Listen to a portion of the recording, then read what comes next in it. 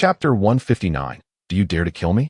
Allow me to introduce my son-in-law, Jiang Ping'an, who currently resides at the realm of spirit sealing. At this moment, Xia Yuanhao displayed none of the dignified demeanor befitting an emperor. Rather, he wore a look of boastfulness and arrogance. The crowd appeared utterly bewildered. Spirit sealing?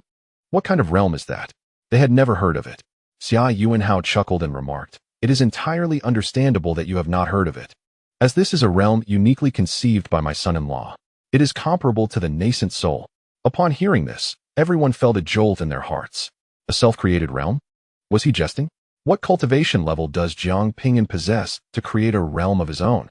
If he had truly managed to forge a new realm, it would undoubtedly send shockwaves throughout the eastern domain. The crown prince paid no heed to whatever realm you claimed to have created. He intended to kill. Chu Yang unleashed a secret technique, igniting his life force, wielding a formidable life-bound artifact as he charged towards Jiang Ping'an. Jiang Ping'an retracted his avatar. Xia Yuanhao was taken aback, shouting, "Why have you withdrawn your avatar? Quickly fuse it.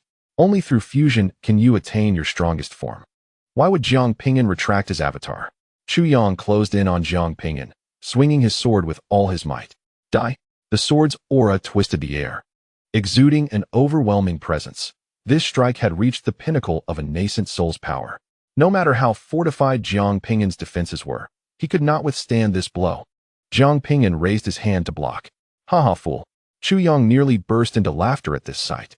Did he truly dare to use his body to block a strike fueled by the burning of life? Boom. The collision unleashed a terrifying force that swept across 30 miles, shattering the clouds in the sky. However, the scene Chu Yang envisioned of Jiang Ping'an being cleaved in two did not materialize. Instead, a shocking spectacle unfolded before him. Jiang Ping'an had caught his life-bound artifact with his bare hands. At this moment, Jiang Ping'an was enveloped in enigmatic black patterns, an aura of strangeness surrounding him. Dark and vast, the totem of the barbarian tribe. The elder who had bestowed the totem stone upon Jiang Ping'an gasped in disbelief upon seeing these patterns, exclaiming that it was impossible. He had studied the totem stone of the barbarian tribe for 3 centuries without unraveling the means to harness its power. Yet, having given the stone to Jiang Ping'an for less than 2 years, the latter had astonishingly mastered this force. The mention of the barbarian tribe's totem sent ripples of shock through the hearts of the assembled powerful figures. Who had not heard of the world's mightiest physical race? Who was unaware of the mysterious totems possessed by the barbarians? Who did not know how exceedingly difficult it was to grasp the power of a totem? Outside of the barbarians, it was rare to hear of anyone mastering totemic power. Yet, before them stood Jiang Ping'an, whose entire being was cloaked in black patterns, exuding an eerie strength as he grasped the sword and squeezed with ferocity. Crack! The sword shattered. Uffed! Chu Yang coughed up blood, which flowed like molten lava. This sword was his life-bound artifact. Its destruction meant a grievous blow to his existence. Before Chu Yang could react, Jiang Ping'an delivered a powerful punch that obliterated his heart, while his other hand clamped tightly around Chu Yang's neck. "Stop!" Zhang Shuo bellowed fiercely. "You dare to kill him? My sun god sect will surely obliterate your great Xia." In that moment, Jiang Ping'an, poised to snap Chu Yang's neck, hesitated. While great Xia may not fear Chu Kingdom, it could not afford to provoke the sun god sect. As Zhang Shuo observed Jiang Ping'an come to a halt, he continued to bellow, "Our solar god sect boasts countless formidable warriors wielding celestial artifacts. Should you dare to kill Chu Yang, I shall ensure that the great Xia vanishes from existence by tomorrow." The expressions of the great Xia people turned grim, for this was their gravest concern. Jiang Ping'an's face revealed a flicker of resentment. With but a mere thought, he could obliterate the solar god body. Yet, he refrained from taking such drastic measures. "Huh, coward. If you possess any courage, then strike me down. Kill me." Chu Yang's heart had vanished. Yet he had not succumbed to death. At this level of cultivation, it became exceedingly difficult to slay a practitioner. Chu Yang sneered with a malevolent grin. "Trash. Useless. Are you afraid? Huh. Once I infiltrate the solar god sect and master their secret arts, I shall ultimately bring ruin upon your great Xia. What can you do to me? Huh." The sky resonated with Chu Yang's maniacal laughter. The assembled powerful figures fell into silence. Despite Jiang Ping'an's unparalleled talent and unmatched combat prowess, he remained merely a nascent soul. Conversely, any random warrior from the solar god sect could effortlessly dispatch him. The annihilation of the great Xia would be but a trifling matter for the solar god sect. Jiang Ping'an's expression remained impassive, the totemic patterns on his body fading, and the power in his hands gradually dissipating. Trash. Chu Yang, cognizant of his opponent's reluctance to act, continued mocking him to preserve his fragile dignity. Eliminate him. My lay family will protect Great Xia. A voice reverberated through the void, shaking the heavens. Soon after, the crowd beheld an aged figure, stepping forth with the force of thunder, traversing the firmament. Upon seeing this individual, Zhang Shua's expression shifted dramatically, the head of the Lei family. He turned to flee. Previously, a clash between the Lei family's warriors and the solar god sect at the emperor's relics had resulted in severe injuries to their kin. In retaliation, the solar god sect had assassinated several of the Lei family's prodigies. Had it not been for the considerable distance between the two factions, a war would have erupted long ago. Now, mutual animosity festered between them. The head of the Lei family had come personally, undoubtedly seeking him. Zhang Shua fled in a frenzy, but before he could escape, a colossal purple thunderbolt descended from the heavens, crashing down upon him with tremendous force. The terrifying essence of the Tao permeated the world, rendering the atmosphere suffocating. Zhang Shua's anguished screams echoed amidst the thunder. Lei Yu, do you seek to wage war against my solar god sect? Assassinating my family's prodigies. What's to prevent war? Lei Yu once more brandished the quasi-celestial artifact, the thunder god's hammer. A second wave of fearsome purple lightning, spanning dozens of miles, descended, engulfing Zhang Shua. After a single scream, all was silent. He was utterly reduced to ashes. The onlookers were left in a state of terror, their skin crawling, too frightened to breathe audibly. Such formidable prowess, complemented by a flawless quasi-celestial weapon, was indeed terrifying. With Zhang Shua's demise, Chu Yang's expression froze. Feeling the grip around his neck tighten once more, he pleaded, Jiang, my friend, spare me, and I shall grant you the entirety of Chu country. If you let me live, I will forever remember this kindness. Jiang Ping'an's hand clenched suddenly. With a chilling crack, Chu Yang's neck was snapped. As his nascent soul erupted from his body, it transformed into a beam of light, endeavoring to flee. The primordial infant of a cultivator represents their second life. If the physical body is destroyed, as long as the primordial infant survives, it can be reborn in a new vessel. Jiang Ping'an fixed his gaze upon Chu Yang's primordial infant, and with a mere thought, he crushed it. No, I am the sun god body. I am of the strongest bloodline. I am favored by the heavenly Tao. I should not die. With a mix of sorrow and indignation, Chu Yang fell silent, extinguished forever.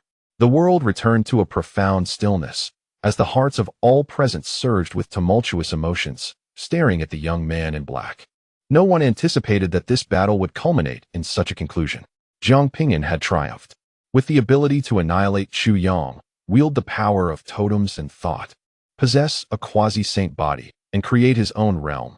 Each of these feats, when attributed to a single individual, would be enough to incite tremendous uproar. Yet now, all these accomplishments converged upon Jiang Ping'an. His name would resonate throughout the Eastern domain, heralding the rise of a prodigy. Chapter 160. The Quest for Vengeance. Thank you, Senior. Jiang Ping'an respectfully stored Chu Yang's remains and saluted the appearing Lei Yuxing. Had it not been for his arrival, Jiang Ping'an would have undoubtedly allowed Chu Yang to escape. At present, Chu Yang was not formidable enough to pose a challenge, but should he enter the Sun God sect for training and acquire stronger techniques, he would become a significant threat in the future. Lei Yu shook his head. There is no need for thanks. Our Lei clan has long-standing conflicts with the Sun God sect. Slaying the Sun God body is beneficial for us. Moreover, this is a consequence of your own Xia's making. He turned his gaze towards Xia Qing. Had you not expended considerable resources to aid Meng Jing in awakening, our Lei family would not have obtained a celestial thunder body. Xia Qing replied respectfully, Senior, Meng Jing's awakening of the celestial thunder body is unrelated to me. I merely assisted in awakening her thunder spirit body. She too was puzzled as to why Meng Jing had transformed into a celestial thunder body, especially since she hadn't consumed the Tianxian pill. Regardless, this is largely thanks to your Xia's assistance. In the future, our Lei clan will ensure that you are not attacked by the Sun God sect, Lei Yu stated with a smile. Thank you, Senior. The people of Xia hurriedly expressed their gratitude. Suddenly, Jiang Ping'an inquired, Senior, how is Meng Jing faring now? It had been 2 years since he last saw her, and he wondered how she was doing. Lei Yu produced a sound transmission jade slip and tossed it toward Jiang Ping'an. Currently, the Sun God sect is covertly targeting our clan's prodigies. Meng Jing cannot venture out easily. This jade slip will allow the two of you to communicate in the future. In truth, he had been quite reluctant for Meng Jing to have any contact with Jiang Ping'an before arriving. What was Jiang Ping'an to be worthy of Meng Jing? His dissatisfaction lessened only upon witnessing Jiang Ping'an slay the Sun God body. This Jiang Ping'an was indeed exceptional. As for whether to permit their interaction in the future, it would depend on how far Jiang Ping'an could progress. Do not be blindly arrogant. You still have a long way to go. The Sun God body was simply not well nurtured. Had the Sun God sect properly cultivated him, overcoming him would not have been so effortless, Lei Yu cautioned, fearing that Jiang Ping'an might become complacent. Thank you for the advice, senior. Jiang Ping'an accepted the sound transmission jade slip, clasped his fists, and bowed respectfully. Ray nodded, acknowledging the humility of the young man who shared a significant piece of news. With diligent cultivation, in a year or two, we shall transform the Emperor's ruins into a place for practice, where, given your capabilities, you may encounter extraordinary opportunities. Jiang Ping'an was momentarily taken aback. Emperor's ruins? The mere mention of these 4 words captured the attention of everyone present. Ray continued, the treasures within the Emperor's ruins have largely been taken, yet some training grounds remain. Their worth still immense. Neither we, nor the celestial Zeal's sacred land, nor the great Qian dynasty can solely govern this place. We have ultimately decided to share it. And once transformed, the ruins shall be open to all. Although they will open the site, it is certain they will charge for access. Nonetheless, the many powerful figures present were filled with exhilaration. After all, this was the Emperor's ruins. They had never before had the privilege to enter. Now, an opportunity awaited them. Given that the 3 great powers were still vying for control, it was evident that numerous chances lay within. The path of cultivation is fraught with challenges, and even a small opportunity can significantly enhance one's practice. The assembly of mighty cultivators began to look forward to the opening of the Emperor's ruins. Anything associated with the Emperor was enough to drive individuals to madness. Ray tossed several jade slips to the warriors of the Great Xia, instructing them to contact him through these slips should the Sun God cult dare to invade. With that, he stepped into the void and vanished. His visit was indeed on someone else's behalf, none other than Meng Jing. Meng Jing had been closely monitoring Jiang Ping'an, and upon learning of the impending battle, feared for his safety and sought the family head's intervention to assist him. The numerous powerful figures of the Great Xia beamed with relief, their burdens lifted. With the ancient Lei family backing them, they need not fear the Sun God cult from the southern region. Furthermore, with the most talented prince of the Chu kingdom deceased, the future posed no threat. The people of Chu had fled at some point, leaving behind the treasured Sun God wheel. The causalities imposed by the judge's pen had indeed come to fruition. The Great Xia had truly acquired a divine artifact. This battle had entirely reversed the fortunes of the Great Xia, and the foremost contributor to this success was Jiang Ping'an. May the heavens bless our Great Xia. A powerful figure from the Great Xia could not contain his joy and laughed heartily. With the Sun God's body laid to rest, and Chu rendered useless, the Sun God cult would surely turn a blind eye to Chu. It could be said that this battle had obliterated millennia of luck for the Chu kingdom. Not long ago, the powerful figures from other nations had avoided the Great Xia, but now they hastened to extend their greetings. Congratulations to the Great Xia for acquiring a divine artifact and for welcoming a prodigy. Although the Great Xia felt a twinge of displeasure at these sycophants approaching, they still greeted them with smiles. Between nations, it was all about interests. Collaborating with these individuals would benefit the Great Xia. Jiang Ping'an did not engage in pleasantries with this crowd, but flew towards Li Yaya. Brother Ping'an is so handsome. Li Yaya clung to Jiang Ping'an once more, her large, sparkling eyes filled with admiration. She always knew Brother Ping'an was the most formidable. Even the master had doubts. Song Hui gazed at the young man before her, filled with regret. Had she taken this young man away back then, he might have become a prodigy of their mysterious sect. Xia Qing floated towards them, her white garments billowing, exuding a delightful fragrance. Prepare yourself. There are battles yet to be fought. Where to? Jiang Ping'an inquired. Lingtai Kingdom. We are currently unable to confront the Chu Kingdom, not with their ancient monstrosities lurking, but we can certainly deal with their lackeys, the Lingtai Kingdom. Upon hearing that they would be targeting Lingtai Kingdom, a fierce killing intent surfaced on Jiang Ping'an's face. It was because of Lingtai Kingdom that his parents were forced to their demise. And it was also due to them that Uncle Meng and Old Li met their untimely ends.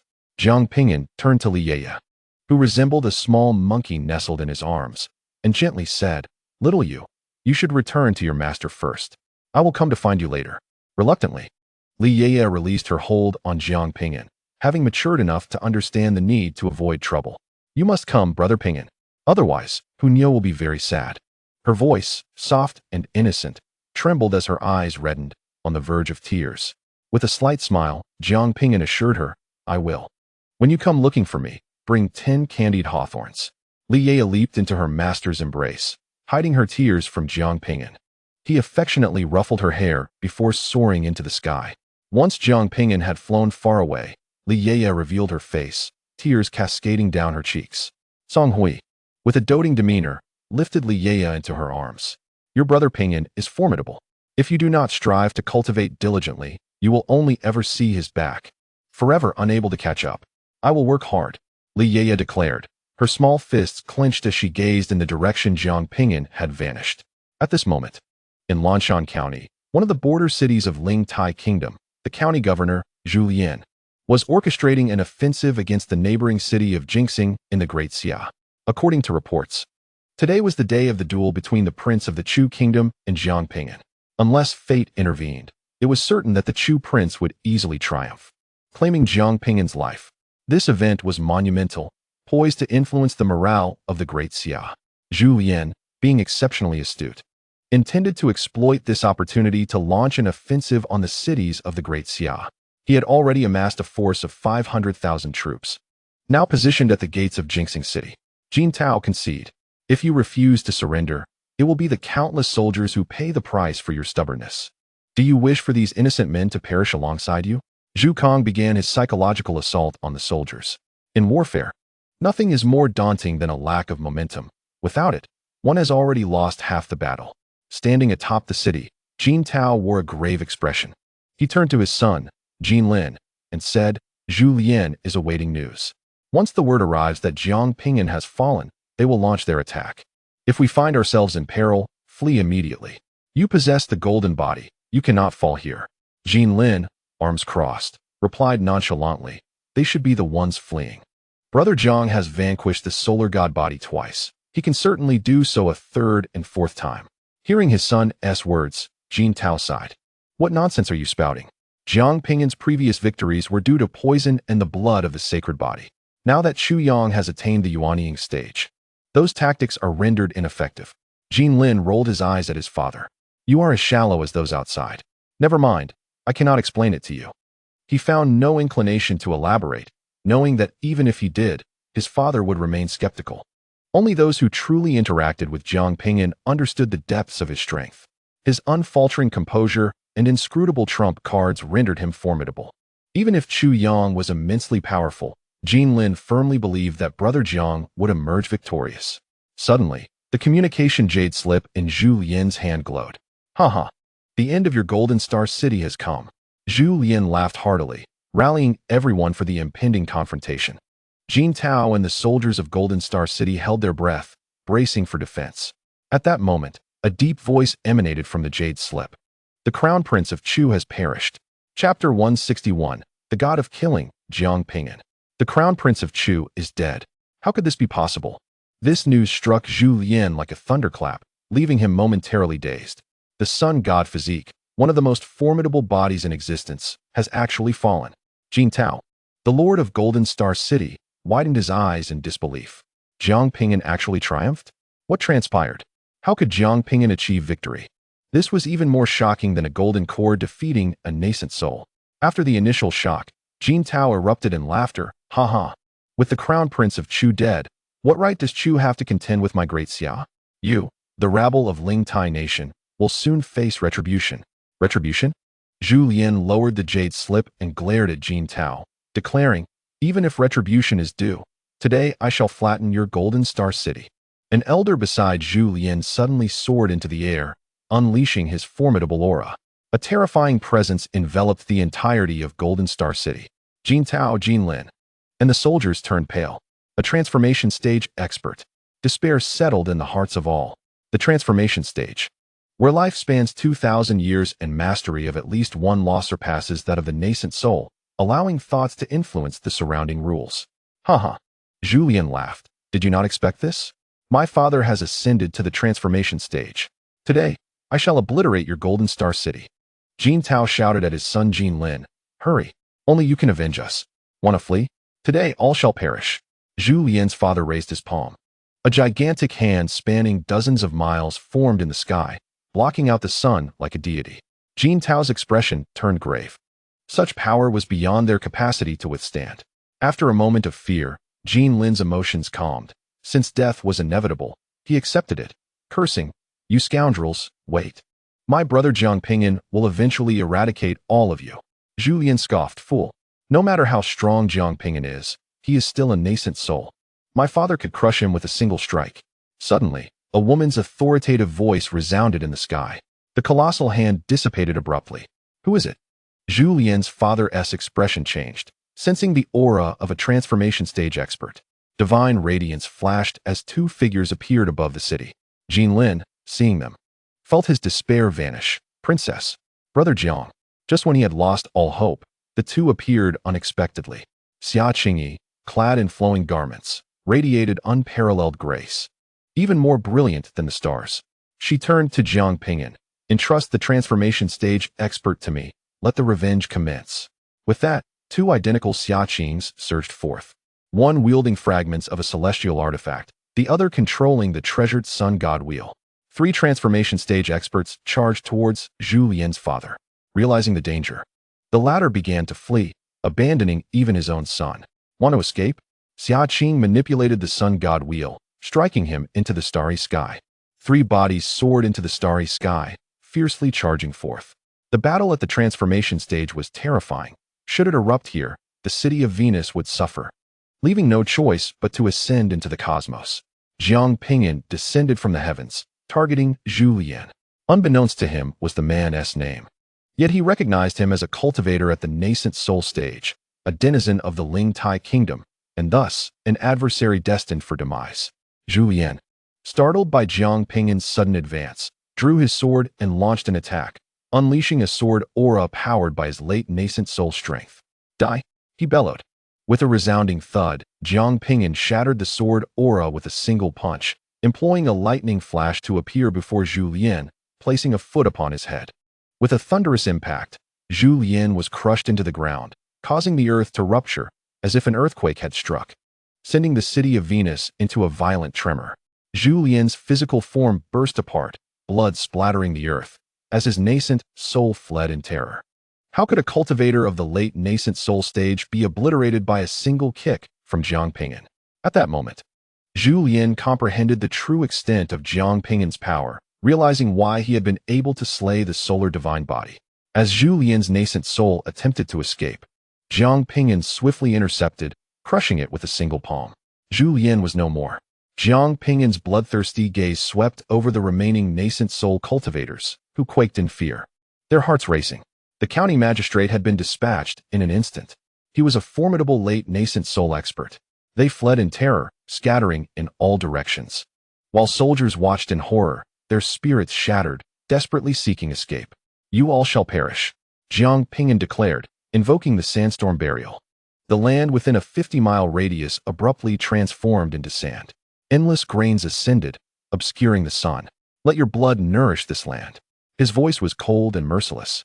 For these were the very individuals who oppressed the common folk, who indulged in martial arrogance, and who had driven countless innocents to their demise. As the sandstorm descended, the vast army of 500,000 vanished without a trace, as if they had never existed. Jiang Ping'an transformed into a bolt of lightning, pursuing the fleeing nascent soul experts. The soldiers of Venus stood in dazed silence, staring at the now desolate expanse beyond the city walls. In a mere instant, 500,000 troops had disappeared without a sound. Such horror was unfathomable. The city lord, Jin Tao, stammered, while his son, Jin Lin, gazed at the departing Jiang Ping'an with a complex expression. He was acutely aware of the widening chasm between himself and Jiang Ping'an. "Brother Jiang, may we meet again at the pinnacle of the great Tao." Jin Lin recognized he could not match Jiang Ping'an's pace of cultivation. Yet he believed he too could reach the summit. Turning to his father, He urged, "What are you waiting for? Command the attack." Jin Tao, recovering from his shock, bellowed an order, "Charge." Flatten the Ling Tai kingdom.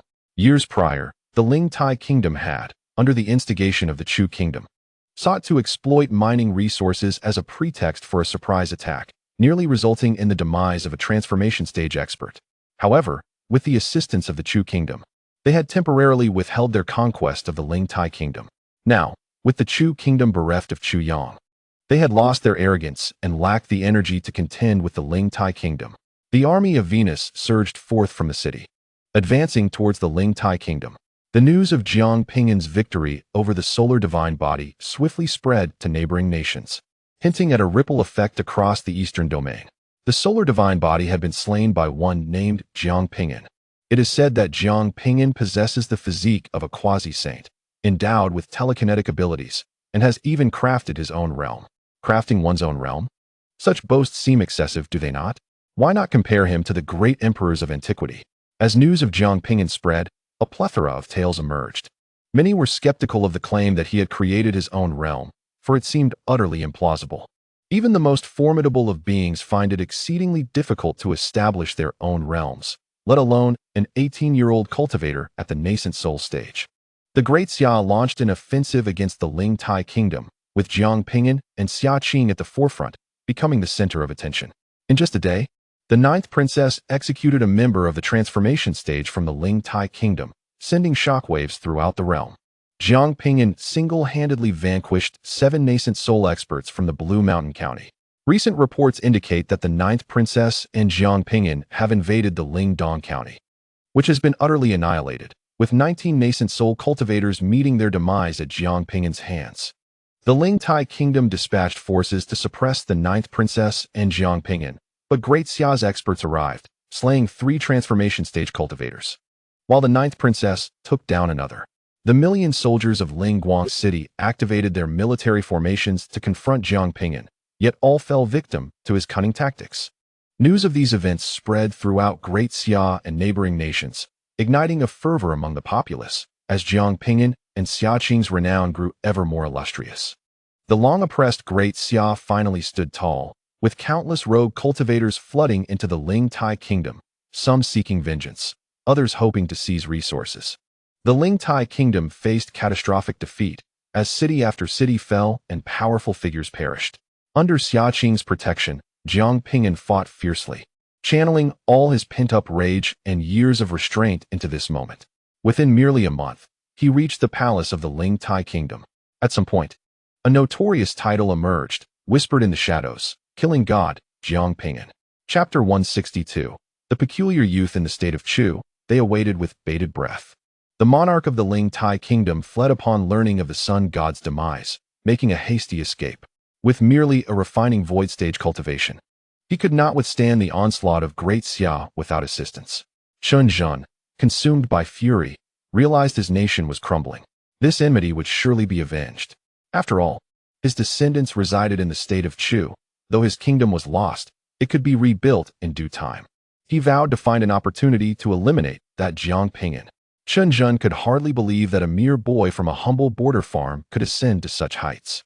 It was this very youth who had instigated the chain of events leading to his downfall. As Chun Zhen contemplated the means to dispose of Jiang Ping'an, he sped toward the state of Chu. Suddenly, the fabric of space tore, slicing through his form, and his body was abruptly severed. Yet, in an instant, Chun Zhen's body mended itself. For a refining void stage cultivator, being cleaved in two was not fatal. Annihilation of the primordial spirit was required. Chun Zhen's expression shifted to one of terror as he fled in desperation. Bang! He collided with an invisible barrier, blocking his path. Do not flee. The space has been sealed. The lord of the underworld, Ming Chun, along with an elder, materialized from the void. Upon seeing the elder beside Ming Chun, Chun Zhen's eyes widened in disbelief. Wang Ren, you are alive and have even advanced to the refining void stage. It was this man who, during the Ling Tai kingdom's surprise attack on Great Xia, had thwarted their initial assault and slain one of their transformation stage experts. Wang Ren should have perished. How is it that he remains unscathed? A faint smile graced his lips, for it was thanks to my exceptional disciple, Jiang Ping'an, who procured the ice crystal grass leaves that healed my wounds. Chun Jun's expression darkened ominously. Once again, it was Jiang Ping'an, that wretched scoundrel. Wang Rin's demeanor grew increasingly frigid. As a master, I must take action against those who threaten my beloved disciple. You wish to take my life? You must be dreaming. A terrifying force of mysterious fire erupted from Chun Jun's being, as if intent on refining the void itself. At this level, it is exceedingly difficult to be slain unless the adversary is exceptionally powerful, wielding profound understanding of the laws or higher principles of the great Tao. The king of the underworld drew forth a bloodied sword, its malevolent aura forcing back the mysterious fire, causing the very fabric of space to tremble. Upon sensing the aura of the sword, Chun Jun's countenance shifted dramatically. Could this possibly be the Underworld King's sword? The Underworld King's sword, a treasured relic forged during the king's conquests, had been nurtured to become a supreme artifact imbued with the power of the void. A cataclysmic battle loomed on the horizon. Meanwhile, within the palace of the Ling Tai kingdom, Jiang Ping'an, drenched in blood, relentlessly pressed the attack against three formidable cultivators of the Nascent Soul stage, forcing them into retreat. "Where's the monarch?" shouted a Nascent Soul practitioner with a broken arm. They remained oblivious to Chun Jun's flight. In an instant, Jiang Ping'an dashed forward, obliterating him with a single strike. Only two Nascent Soul practitioners remained. Just as Jiang Ping'an was about to strike, a figure clad in a tattered gray Taoist robe suddenly lunged forward. "Jiang Taoist, show some mercy." The unexpectedly appearing youth bore an unremarkable visage, yet his warm smile radiated a sense of brightness. Jiang Ping'an halted, his icy gaze fixated upon the newcomer. "Who are you?" He had never before encountered someone whose essence he could not penetrate. Even those at the transformation stage could be gauged in terms of their energy and mastery of laws through his right eye. Yet, this individual was shrouded in a peculiar black mist, rendering him inscrutable. This was the reason Jiang Ping'an refrained from immediate action. The two rescued Nascent Soul practitioners were momentarily taken aback. Who was this person? They did not recognize him at all. The youth in the ancient gray robe clasped his hands together, smiling as he introduced himself. "Allow me to introduce myself. I am Bu Si, hailing from the western regions." "Do you intend to protect them?" Jiang Ping'an gathered his strength, poised to strike. Though he could not see through this individual, he sensed that he was merely a nascent soul. No, don't misunderstand. I merely fear for the integrity of their bodies. The physical forms of these two nascent soul practitioners still hold some value. With that, Bu Si gently waved his hand, and the vitality of the two nascent soul practitioners vanished, their forms plummeting to the ground. Bu Si smiled radiantly, effortlessly collecting the corpses of the two nascent soul practitioners. "Alas, I arrived too late. Jiang Taoist has already destroyed a significant number of bodies." His expression turned pained, as if lamenting the loss of cherished possessions. Jiang Ping'an's pupils constricted, and he instinctively retreated. This individual had effortlessly dispatched two nascent soul practitioners with a mere flick of his wrist. The two practitioners, until their last breath, had not comprehended what had transpired. Jiang Ping'an had just witnessed the emergence of a thread, finer than a hair, which had effortlessly pierced through the brow and dantian of the nascent soul practitioner. This person was extraordinarily powerful. With a smile, Bu Si inquired, "Friend Jiang, do you possess the corpse of the solar divine body? I wish to purchase it." Jiang Ping'an, sensing no immediate hostility from his interlocutor, pondered for a moment before responding. "Name your price." Indeed, he had secured Chu Yang's remains, intending to sell them. "I must first verify the goods. Payment will depend on the condition of the body." Bu Si's face radiated a brilliant smile, exuding warmth. Jiang Ping'an stepped back once more, retrieving the corpse of Chu Yang. The intense aura emanating from it distorted the surrounding space. Even in death, the terrifying presence of Chu Yang lingered, with laws swirling around him. Observing the gaping wound in Chu Yang's heart, the broken neck, and the multitude of injuries, a look of anguish resurfaced on Bu Si's visage. What a waste! What a waste indeed, to have so utterly destroyed this body. This is a divine body. Noticing Bu Si's reaction, Jiang Ping'an furrowed his brow. The man seemed to harbor peculiar inclinations. "Name your price," he reiterated, feeling disinclined to engage with someone whose intentions were shrouded in mystery. "How about a law?" Bu Si proposed. Jiang Ping'an promptly stowed away Chu Yang's remains, declaring, perhaps it is best to proceed with the auction. Previously, Chu Yang's severed arm had fetched a staggering price of several million. That was merely the arm of Chu Yang at the foundation establishment stage.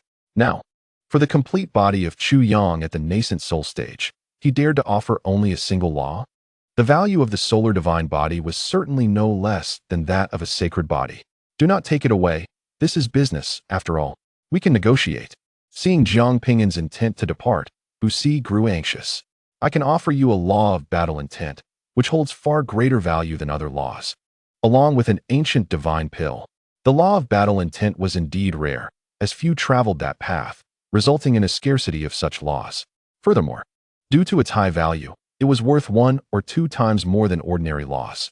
While ordinary laws cost around 1 billion, a law of battle intent could fetch up to 20 billion. Jiang Ping'an found himself in need of a law of battle intent. If he could acquire one, he could replicate it with the treasure-gathering pot, ensuring he would not lack in the future. However, this was still insufficient to procure Chu Yang's remains. What ancient divine pill? Jiang Ping'an queried. The value of this item would determine whether he would sell. This ancient divine pill is of considerable worth. I had intended to auction it. I stumbled upon it in a tomb. It is called the Awakening Pill. Have you heard of it? It has a chance to awaken a divine body. As Busi spoke, he produced a black stone box.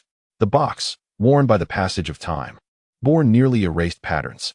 Upon opening it, an extraordinary aura surged forth, surrounded by laws and divine radiance, creating a stunning spectacle. The Awakening Pill is a potion of even greater worth than the Heavenly Profound Pill. The Heavenly Profound Pill enhances talent, while the Awakening Pill can awaken formidable talents, truly capable of defying fate.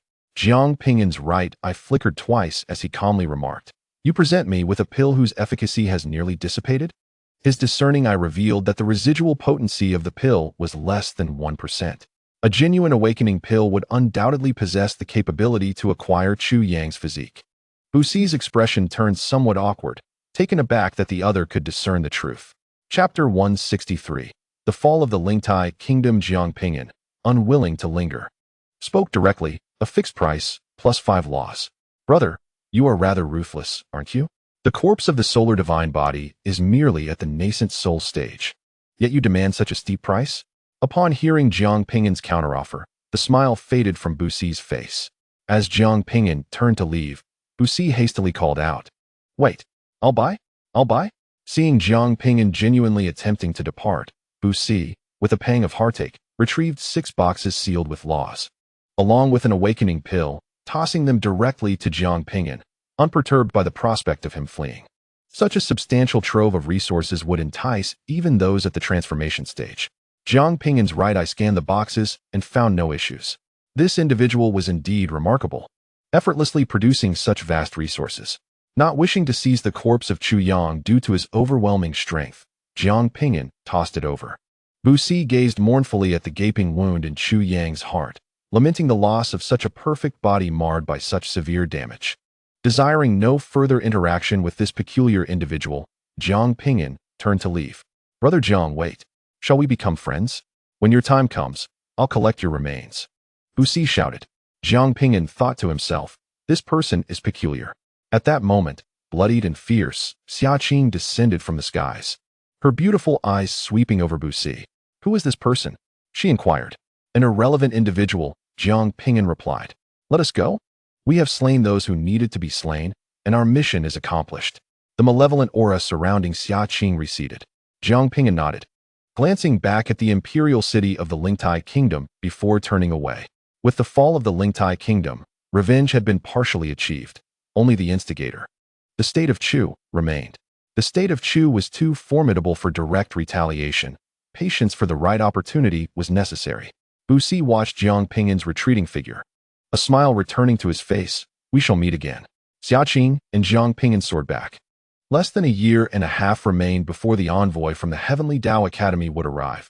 Preparations must be made for their journey there. "When you and Yunhuang return from the Heavenly Tao Academy, it shall be time for our revenge. The Academy is filled with terrifying divine bodies, and the environment is ruthless, with divine bodies often perishing. You must exercise caution.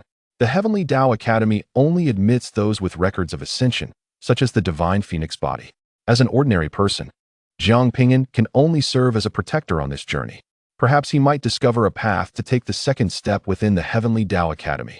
Currently, Jiang Ping'an was at the spirit sealing stage, having yet to conceive a strategy for the next realm. Suddenly, Xia Qing sensed something amiss and halted in midair. "What is it?" Jiang Ping'an inquired. No sooner had the words left his lips than a tear appeared in the fabric of space before them, revealing two familiar figures. Bloodied and battered. One was Ming Qian, the lord of the underworld, and the other was his master, Wang Ren. Upon seeing Wang Ren's formidable aura, Jiang Ping'an's face lit up with joy. Master. Not only had his master restored his body, but had also broken through to the refining void stage. Jiang Ping'an noticed the injuries on Wang Ren's body. "Master, your body. No matter, it will heal in time. I have a gift for you," Wang Ren replied, producing a bloodied head.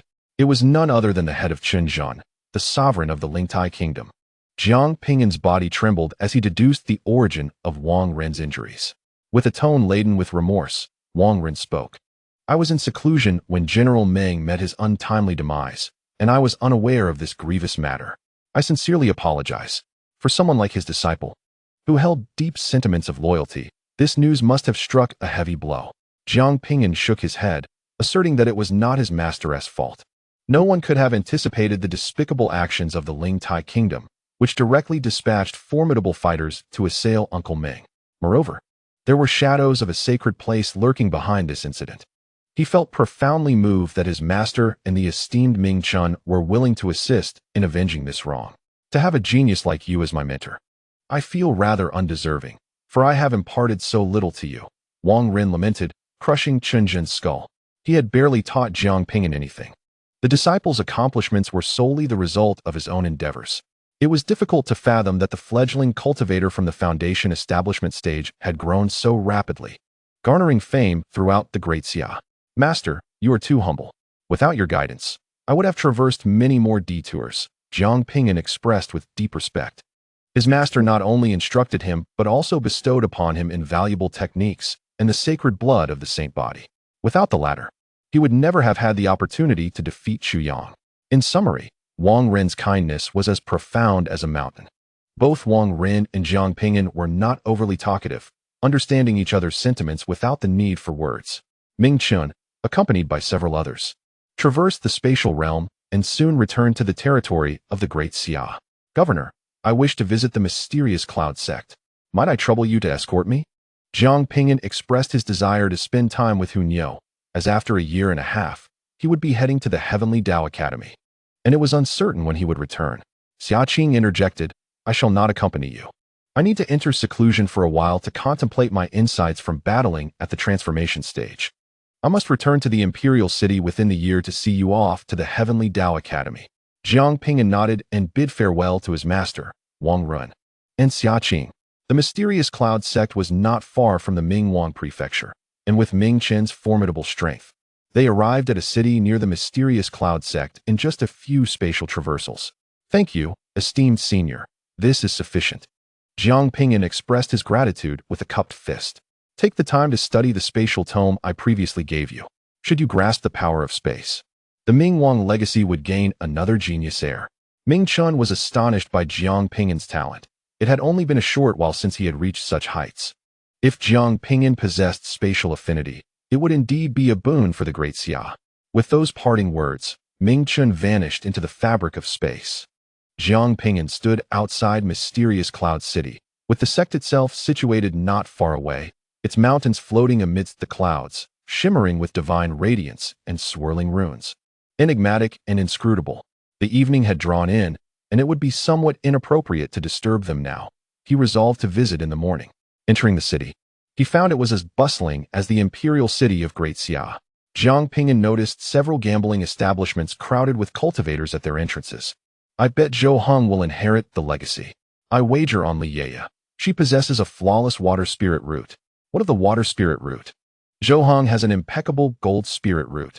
Jiang Ping'an initially disregarded their wagers, but upon hearing Li Yaya's name, he paused.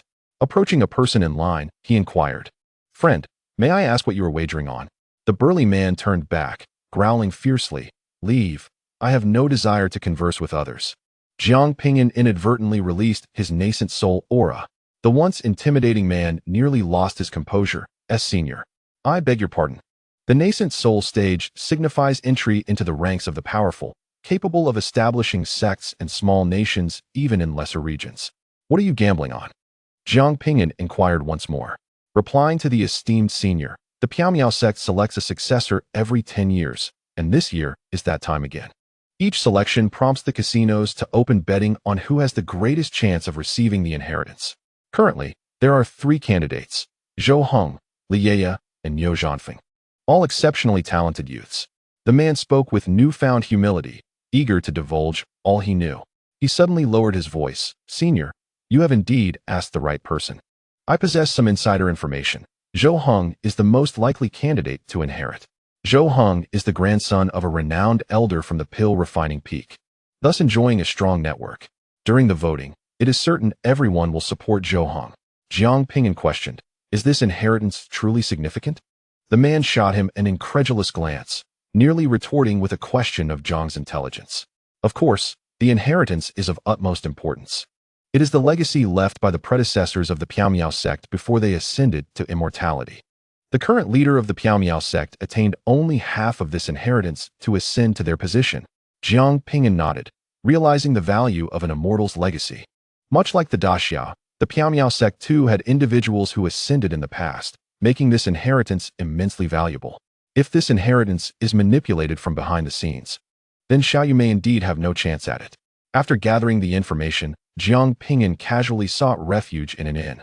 This establishment was commendable, with each room equipped with a separate barrier array, albeit of modest grade. Jiang Ping'an produced the judge's pen, sweeping it with ease to envelop the room in a more advanced barrier. With the judge's pen, he required no knowledge of runes to set up formations. While traveling, external barriers can be perilous. One must remain vigilant. Seated upon the bed, Jiang Ping'an retrieved the communication jade slip bestowed upon him by a senior from the Lei family. This slip contained advanced principles, enabling long-distance information transmission. He attempted to infuse it with spiritual energy. Meanwhile, at the Lei family estate, Meng Jing lay in her mother's embrace, clutching the jade slip in her hand, fuming, "Stupid blockhead, you wretched fool. It's been a month, and you haven't contacted me at all. It seems you don't care about me in the slightest." To communicate with Jiang Ping'an, she had specially procured 2 top-tier communication talismans for the Lei family patriarch to deliver. Yet, a month had passed without any word from him. Humph. When he finally reaches out, I'll scold him, berate him thoroughly. I'll give him the cold shoulder and make him regret it, Meng Jing declared fiercely. Suddenly, the jade slip emitted a radiant light, and Jiang Ping'an's voice resonated from within. Xiao Jing. Meng Jing sprang from her mother's embrace, tears streaming down her face, her voice hoarse. "Blockhead, I miss you so much." Lei Lan chuckled softly, shaking her head at the girl who had just declared her intent to scold him, now completely forgetting those sentiments. Silently, Lei Lan rose and departed, granting the two an opportunity for private conversation.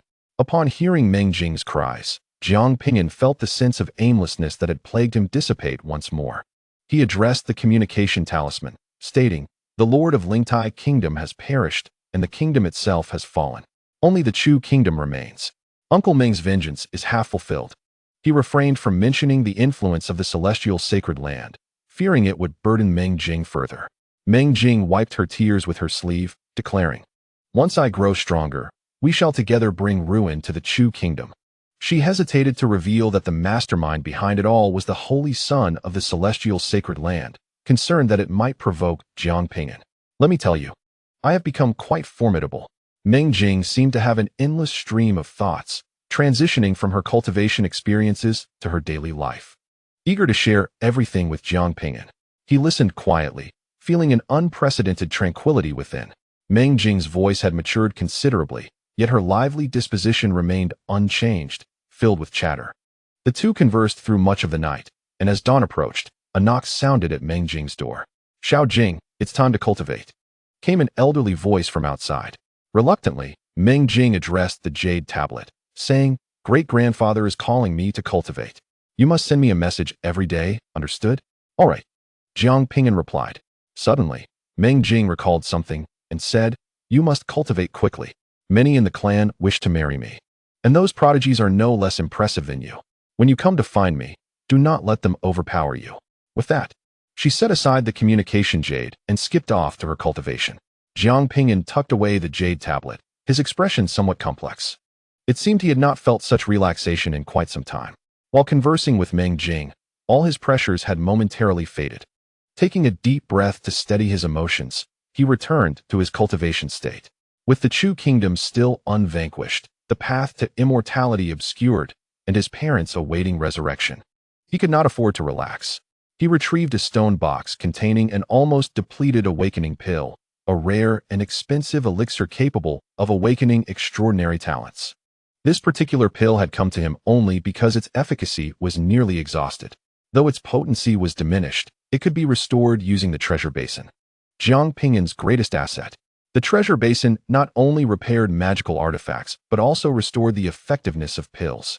He had amassed a considerable quantity of worthless spirit stones, spiritual herbs, and magical treasures over the past month from the remnants of Yuanying stage cultivators.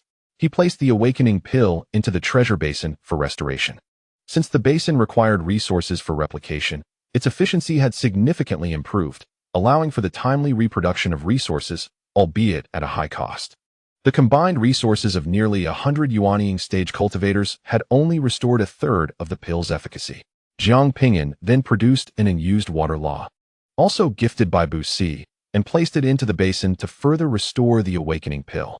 This time, he successfully restored the pill's full potency, with half of the law remaining. Cautiously, he retrieved another law and placed it into the treasure basin, creating an additional awakening pill for future use. Once the replication was complete, Jiang Ping'an consumed the fully restored awakening pill. As soon as Jiang Ping'an entered the realm, he was enveloped by an overwhelming force, causing his blood to surge as if something within him yearned to emerge. With his eyes closed, he endeavored to assimilate the effects of the awakening pill, filled with anticipation regarding the potential talents he might awaken. An hour passed, and as dawn approached, the radiant light surrounding him faded, along with the effects of the pill. Upon opening his eyes, he furrowed his brow in disappointment. He had not succeeded. Consuming the awakening pill did not guarantee the manifestation of a talent, as it was contingent upon probability. Clearly, fortune had not favored him. Suddenly, a brilliant purple light emanated from his heart, leaving Jiang Ping'an momentarily stunned. His expression one of astonishment. The 7-star worm of 10,000 poisons had awakened, since the last time this creature had sacrificed itself to save him. It had resided within his heart. Thanks to this worm, he had gained resistance to toxins, and through it, his spiritual energy could also be imbued with poison. Although he had failed to awaken his own talents after consuming the pill, the worm had transcended.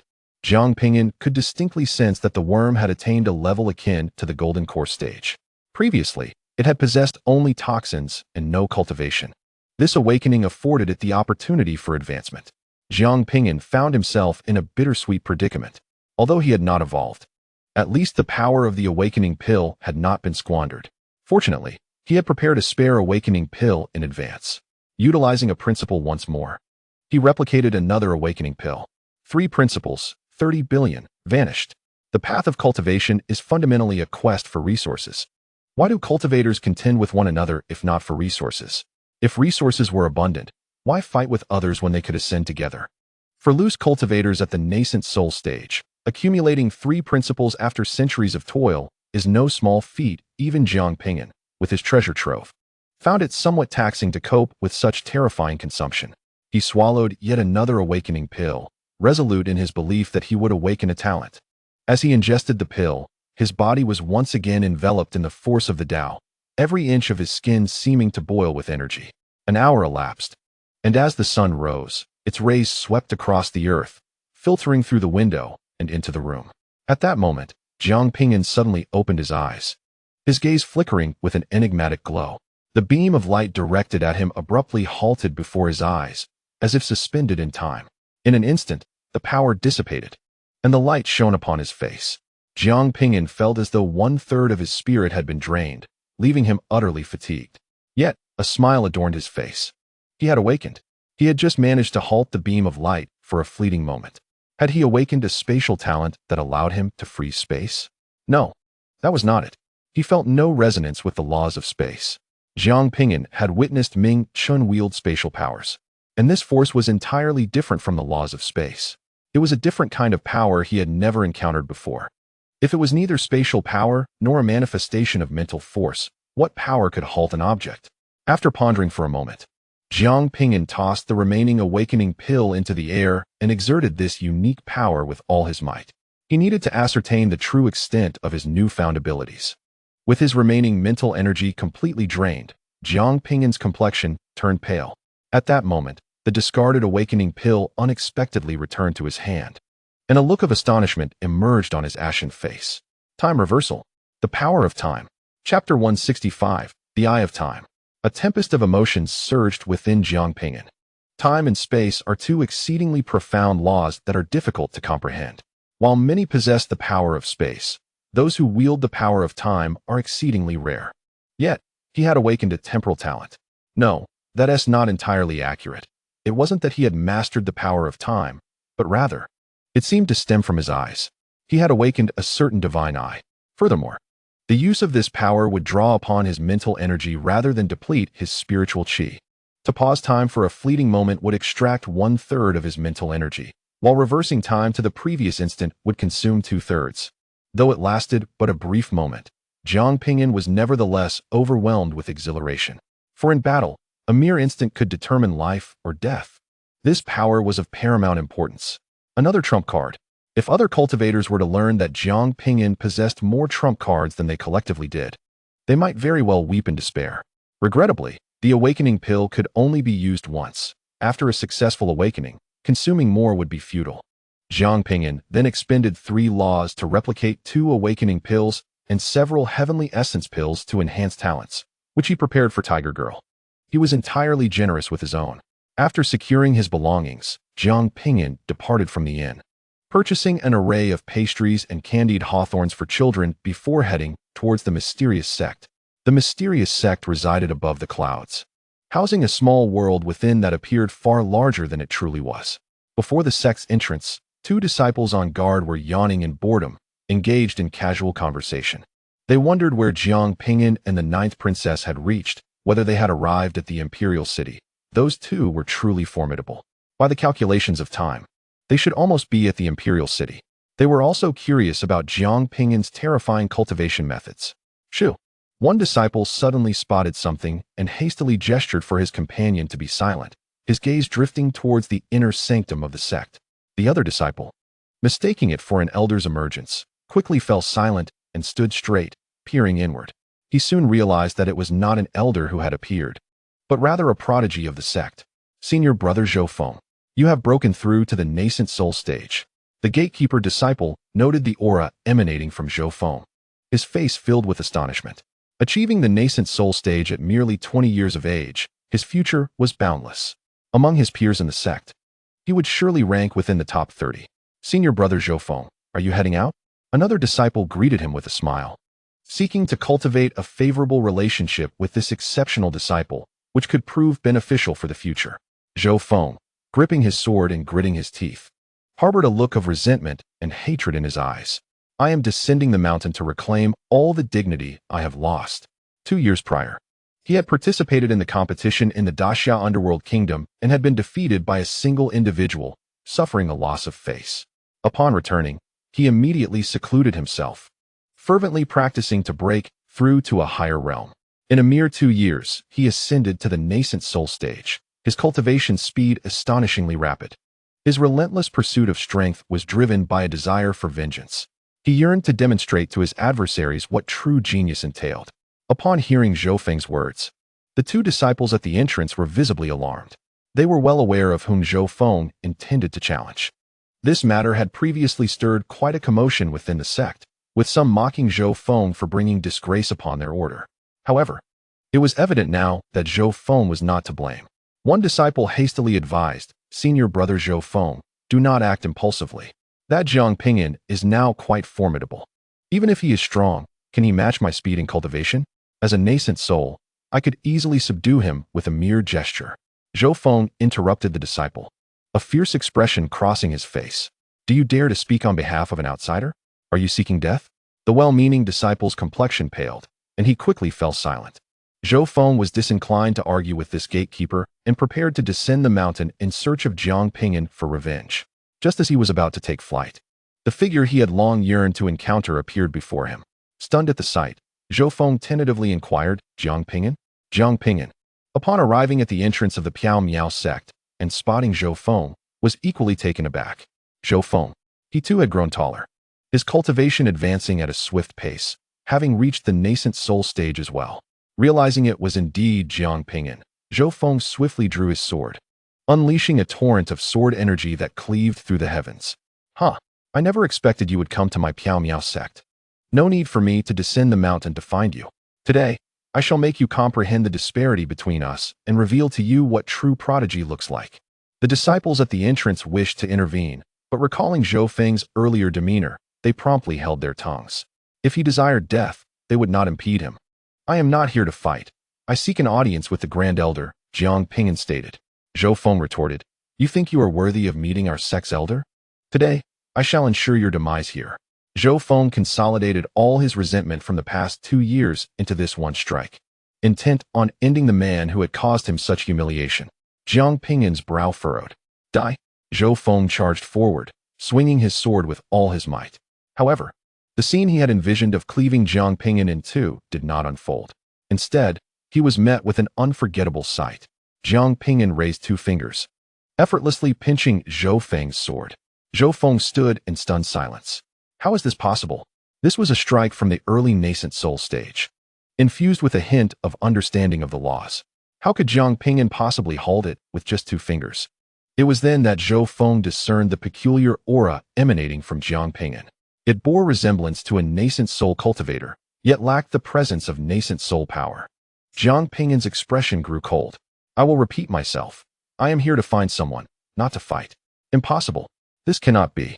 Zhou Feng, appearing deranged, attempted to withdraw his treasured sword, yet found it utterly impossible.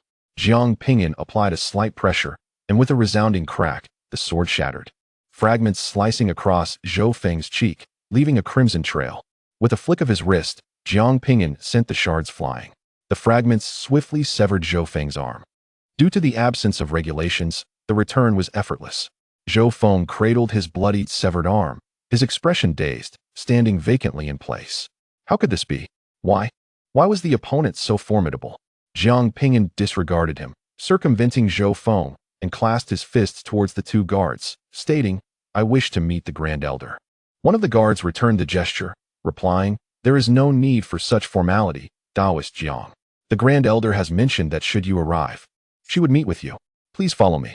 Jiang Ping'an accompanied the disciple into the mysterious Cloud sect. This sect was not like the likes of Zhou Feng, who was arrogant and conceited. There were indeed ordinary cultivators present. It took Zhou Feng quite a while to regain his composure as he shouted at another disciple. What on earth is happening? How could he be so powerful? How does the Grand Elder know him? Were it not for the pain radiating from his arm, he might have doubted his own reality. The remaining disciple, of lower status, dared not remain silent in the face of Zhou Feng's inquiry. He recounted Jiang Ping'an's 2 slayings of Chu Yang and the incident from a month prior where Jiang Ping'an had killed Chu Yang, growing increasingly animated as he spoke. He also mentioned the sweeping defeat of hundreds of nascent soul cultivators and the annihilation of a 1,000,000-strong army. Hearing this, Zhou Feng's face turned ashen, his body swaying precariously. How could this be? Slaying a divine body, sweeping through hundreds of cultivators. How could this be possible? How did he deserve such prowess? 2 years prior, he had been able to injure Jiang Ping'an with 2 strikes. Now, 2 years later, the latter had become renowned across the land, an unattainable figure. The immense disparity and blow to his pride were insufferable for Zhou Feng. Chapter 166. The impossibility of accepting gifts. Song Hui sat in her cultivation chamber, striving to study formations, yet her mind proved restless. In a few days, her disciple would compete for a coveted inheritance spot. But the odds of her disciple securing it were slim. It was not that her disciple lacked talent. Rather, the opponent's grandfather was a renowned alchemist with extensive connections. During the final voting, the rival would undoubtedly hold the advantage. Observing her adorable disciple meditating beside her, Song Hui felt a deep sense of guilt for failing to secure better resources for her. She contemplated selling a few cherished formation flags at a low price to several elders, hoping to garner some favor. At that moment, Song Hui noticed something and addressed Li Yeye. Little you, the person you were waiting for has arrived. Li Yeye, in deep meditation, suddenly opened her wide eyes. Brother Ping'an? Yes. No sooner had Song Hui finished speaking than Li Yeye leapt up and dashed outside. As Jiang Ping'an landed atop the formation peak, Li Yeye came rushing down from above. Brother Ping'an, Li Yeye excitedly sprinted over, tripping clumsily but quickly recovering to continue her run. Brother Ping'an, fearing that the young girl might fall again, Jiang Ping'an swiftly moved aside to catch her, producing 10 candied hawthorns from his hand. Here are the candied hawthorns you wanted. Li Yeye paid little heed to the sweets, instead clinging to Jiang Ping'an like a playful kitten, rubbing her face against him. Jiang Ping'an smiled gently. You're all grown up now, yet still so clingy. Come down. No. Li Yeye held on tightly, unwilling to let go. Jiang Ping'an chuckled and shook his head. The voice of Song Hui resonated within the grand hall. Jiang Xiaoyu, please come in and take a seat. Yes, senior, Jiang Ping'an replied as he swiftly entered the hall. The reason he did not dare to rush in earlier was that he could perceive numerous concealed lethal formations surrounding the vicinity, which posed a considerable danger if approached recklessly. Now, however, these formations had been deactivated. Song Hui wore a snug white Taoist robe that accentuated her mature figure, exuding a charm absent in younger women. Thank you for taking care of Xiaoyu, senior, Jiang Ping'an expressed his gratitude, presenting a series of boxes with both hands. A small token of appreciation, please accept it. Xiaoyu is alone here. A modest gift would ensure she receives proper care. There is no need for such formalities, Song Hui replied. I regard Xiaoyu as my own daughter. It is only natural for me to look after her. Please take your gift back. She declined Jiang Ping'an's offering, as her care for Li Yeye was entirely voluntary, devoid of ulterior motives. If one could argue otherwise, it would merely be her hope for Xiaoyu to inherit her teachings. Furthermore, what treasures could a Yuan-ing stage cultivator like Jiang Ping'an possibly possess? As a distinguished elder of the Piao Miao sect, she had encountered countless wonders. It was improbable that she would accept a gift from a mere Yuan-ing practitioner. Noticing her refusal, Jiang Ping'an gradually opened the box. Inside lay 5 red lotus seeds, each emanating a distinct Taoist energy. Upon seeing the seeds, Song Hui's eyes widened in astonishment. Fire lotus enlightenment seeds. Such treasures, which could significantly enhance one's comprehension speed, were exceedingly rare and seldom found in the marketplace. Only a select few powerful factions cultivated them. Within their sect, there existed only one fire lotus, hidden deep within the volcanic depths of the refining peak. This fire lotus bore fruit once every decade, yielding merely 30 enlightenment seeds, most of which were claimed by the elder cultivators. It was considered fortunate if they could obtain even one seed for their contributions. Now, before her, lay 5 fire lotus enlightenment seeds. With these 5 seeds, she could seize the opportunity to comprehend ancient formations. A joyful expression unexpectedly graced Song Hui's mature visage. She was about to reach for the seeds, but hesitated. Having just claimed she did not want them, extending her hand now would be quite embarrassing. Jiang Ping'an discerned her thoughts. I implore you, senior, accept them. Ahem. These are of great use to me. I possess 2 teleportation jade slips, inscribed with spatial runes, which could prove invaluable in critical moments. Feeling somewhat shy about accepting directly, Song Hui retrieved 2 pristine jade slips and offered them to him. Jiang Ping'an understood that if he did not accept, she would feel too embarrassed to take them. Moreover, the teleportation slips would indeed be beneficial to him. After the exchange of their items, Jiang Ping'an inquired, Senior, I heard that the Piao Miao sect is selecting talented individuals to inherit its legacy. Xiaoyu has a chance, does she not? Hearing Jiang Ping'an mention this matter somewhat dulled Song Hui's joy over the fire lotus enlightenment seeds. There is indeed a chance, but the odds are slim. The talents among the 3 of us are quite similar. What will ultimately determine the outcome is who possesses stronger connections. Song Hui cast a guilt-ridden glance at Li Yeye, nestled in Jiang Ping'an's embrace. Regrettably, my expertise lies solely in the study of formations.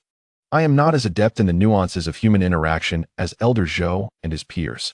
Nevertheless, I shall endeavor to offer some low-priced array flags in hopes of garnering support. This inheritance is pivotal to Li Yeye's future. Jiang Ping'an inquired once more. Does this imply that as long as Xiaoya's talent surpasses theirs, she will surely obtain the inheritance? Song Hui nodded affirmatively, yet lamented that Xiaoya possesses the flawless water spiritual root, while the other 2 also share the same pristine roots, rendering them indistinguishable. With a heavy sigh, she expressed her dismay at the scarcity of potions that could enhance talent. For individuals with such formidable abilities as Xiaoya, ordinary potions yield minimal improvement, and superior ones are unattainable. What about the Tianxian pill? Jiang Ping'an asked. Certainly, it is among the most renowned elixirs. Alas, only Elder Zhou within our sect possesses the skill to refine it, and due to the shortage of materials, he might not be able to produce even a single batch within a decade. Song Hui felt utterly powerless, suspecting that Elder Zhou's grandson, Zhou Hong, must have secretly consumed the Tianxian pill to acquire his current talents. Jiang Ping'an asserted, "There is no need for you to sell the array flags. I shall resolve this matter." "You will resolve it? How so?" Song Hui perceived a hint of arrogance in the youth. He was merely a prodigy from the great Xia, with some renown, yet that did not equate to influence within their Miao Miao sect. Even their weakest elder was at the void refinement stage, rendering a mere nascent soul cultivator without any leverage. Even with the backing of the great Xia, it would not suffice. Supporting Li Ye through such connections would likely incite the sect's displeasure. After all, no one desires to see an outsider propped up within their ranks. Jiang Ping'an raised his hand, revealing a pill radiating with a kaleidoscope of colors. Song Hui's eyes widened in astonishment. The Tianxian pill. Such an elixir is nearly impossible to procure. Where did this youth acquire it? Was it a gift from the great Xia? Song Hui felt a surge of excitement. Jiang Ping'an neither confirmed nor denied it and asked, "Where is Xiaoya's room? I shall take her to absorb the pill." The value of a single Tianxian pill was not enough to provoke ill intentions, but 5 of them could change that. It was imperative to conceal the quantity of pills Xiaoya would consume to minimize complications and unforeseen events. Song Hui was overjoyed. With this pill, perhaps Xiaoya's talent could reach new heights. Jiang Ping'an genuinely cared for Xiaoya, which explained her attachment to him. Chapter 167. The Competition for Inheritance. Xiaoya. You must not speak of today's events to anyone. Upon returning to the room, Jiang Ping'an set up a barrier and earnestly cautioned Li Ye. She nodded her small head, obediently sitting on the bed, declaring, "What Brother Ping'an forbids, who knows shall never do." Although she was still young, she had matured since her father's passing. Jiang Ping'an nodded, producing an awakening pill for Li Ye to consume. Once she awakened her talent, he would present her with the Tianxian pill to further enhance her abilities. While Li Ye digested the elixir, Jiang Ping'an retrieved the secret technique bestowed upon him by his grandmother, Endless Life. Previously, I had not found the time to cultivate, but I have finally carved out some moments for it now. I shall set aside the complete version of the way of the body for the time being, as I remain uncertain about how to cultivate the third avatar and which path to pursue. Endless Life is a healing technique associated with the wood element. Jiang Ping'an's innate talent lies in the earth element, which may render his cultivation speed slower than that of those gifted in wood. Yet he is still capable of practicing it. Mastering the first tier of this technique allows for the seamless reattachment of severed limbs. The second tier involves the laws of the wood element. Upon mastering it, one can heal injuries inflicted by the laws, even enabling the rebirth of lost limbs. Upon achieving the third tier, provided one is not instantaneously vanquished, one can mend damages wrought by profound laws. Even if the body is cleaved in two, as long as there is spiritual energy, it can still be restored. The fourth tier is even more formidable, theoretically rendering one immortal and capable of resurrection through blood.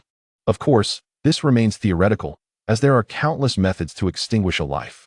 Moreover, to cultivate to this level necessitates the mastery of the grand force of the wood element. The laws can be classified into ordinary laws, profound laws, domains, and grand laws. Cultivators in the nascent soul stage can only comprehend ordinary laws. Mastering grand laws is still a distant aspiration. Achieving the second tier of Endless Life would suffice for him to utilize it during the void refinement stage, with the assistance of the Fire Lotus Enlightenment Master. Mastering the first tier proved to be an uncomplicated task for Jiang Ping'an, who accomplished it in less than a day. The main challenge lies within the second tier, which requires the comprehension of the laws of wood. Presently, he possesses only one law of gravity, one of battle intent, and one of wood. He must consider trading for some cultivation resources, as his current stock is woefully insufficient. Casting a glance at Li Ye, who was still digesting her elixir, Jiang Ping'an immersed himself in the contemplation of the laws. On the fourth day, a knock echoed at the door, accompanied by the melodious and magnetic voice of Song Hui. "Jiang, my young friend, how is Ye faring? The final aptitude test is about to commence." Jiang Ping'an opened his eyes to see Li Ye, seated upon his lap, indulging in candied hawthorn. "You need to wash your face. You've become a little flower cat." "Hee hee, I like little flower cats," she replied. springing up and lightly waving her hand, a stream of water floating over her face, cleansing it, before she bounced out of the room. "Master!" Liea exclaimed, embracing Song Hui's slender waist. Song Hui placed her hand atop Liea's head, assessing her innate talent. What is this energy fluctuation? It was the first time Song Hui had encountered such a phenomenon. It seemed to deviate from the water's spiritual root. Could it be a mutated spiritual root? Mutated roots can vary in strength, but those derived from the flawless water spiritual root should not be weak. Song Hui felt a surge of anxiety, uncertain if this talent could surpass Zhou Hang's. If it could, acquiring the inheritance of the ethereal immortal would greatly benefit her disciple's future. As Song Hui prepared to take Liea for the assessment, she noticed Jiang Ping'an sitting calmly in the room, unmoved. "Jiang, my young friend, you can come along to observe." "There is no need. Xiao Yu will undoubtedly secure the qualification for the inheritance," Jiang Ping'an replied with a serene composure. He had witnessed firsthand the awakening of Liea's talent. Should it fail to measure up to the other two, he would accept that outcome. Song Hui sensed an air of overconfidence in Jiang Ping'an's words. While she too wished for her disciple to obtain the inheritance, she knew it was not so easily attained. A single celestial mystic pill merely increased the odds slightly. Song Hui noticed the law of wood in Jiang Ping'an's hands. "Are you comprehending the law of wood, Jiang? You must be of the earth spirit root, right?" Having assessed Jiang Ping'an's talents, Song Hui was aware of his attributes. "I recognize your genius. Yet you have already grasped the laws of power and battle intent. Do not delve into other laws. It will deplete your energies and hinder your cultivation. As someone who has traversed this path, I earnestly advise you.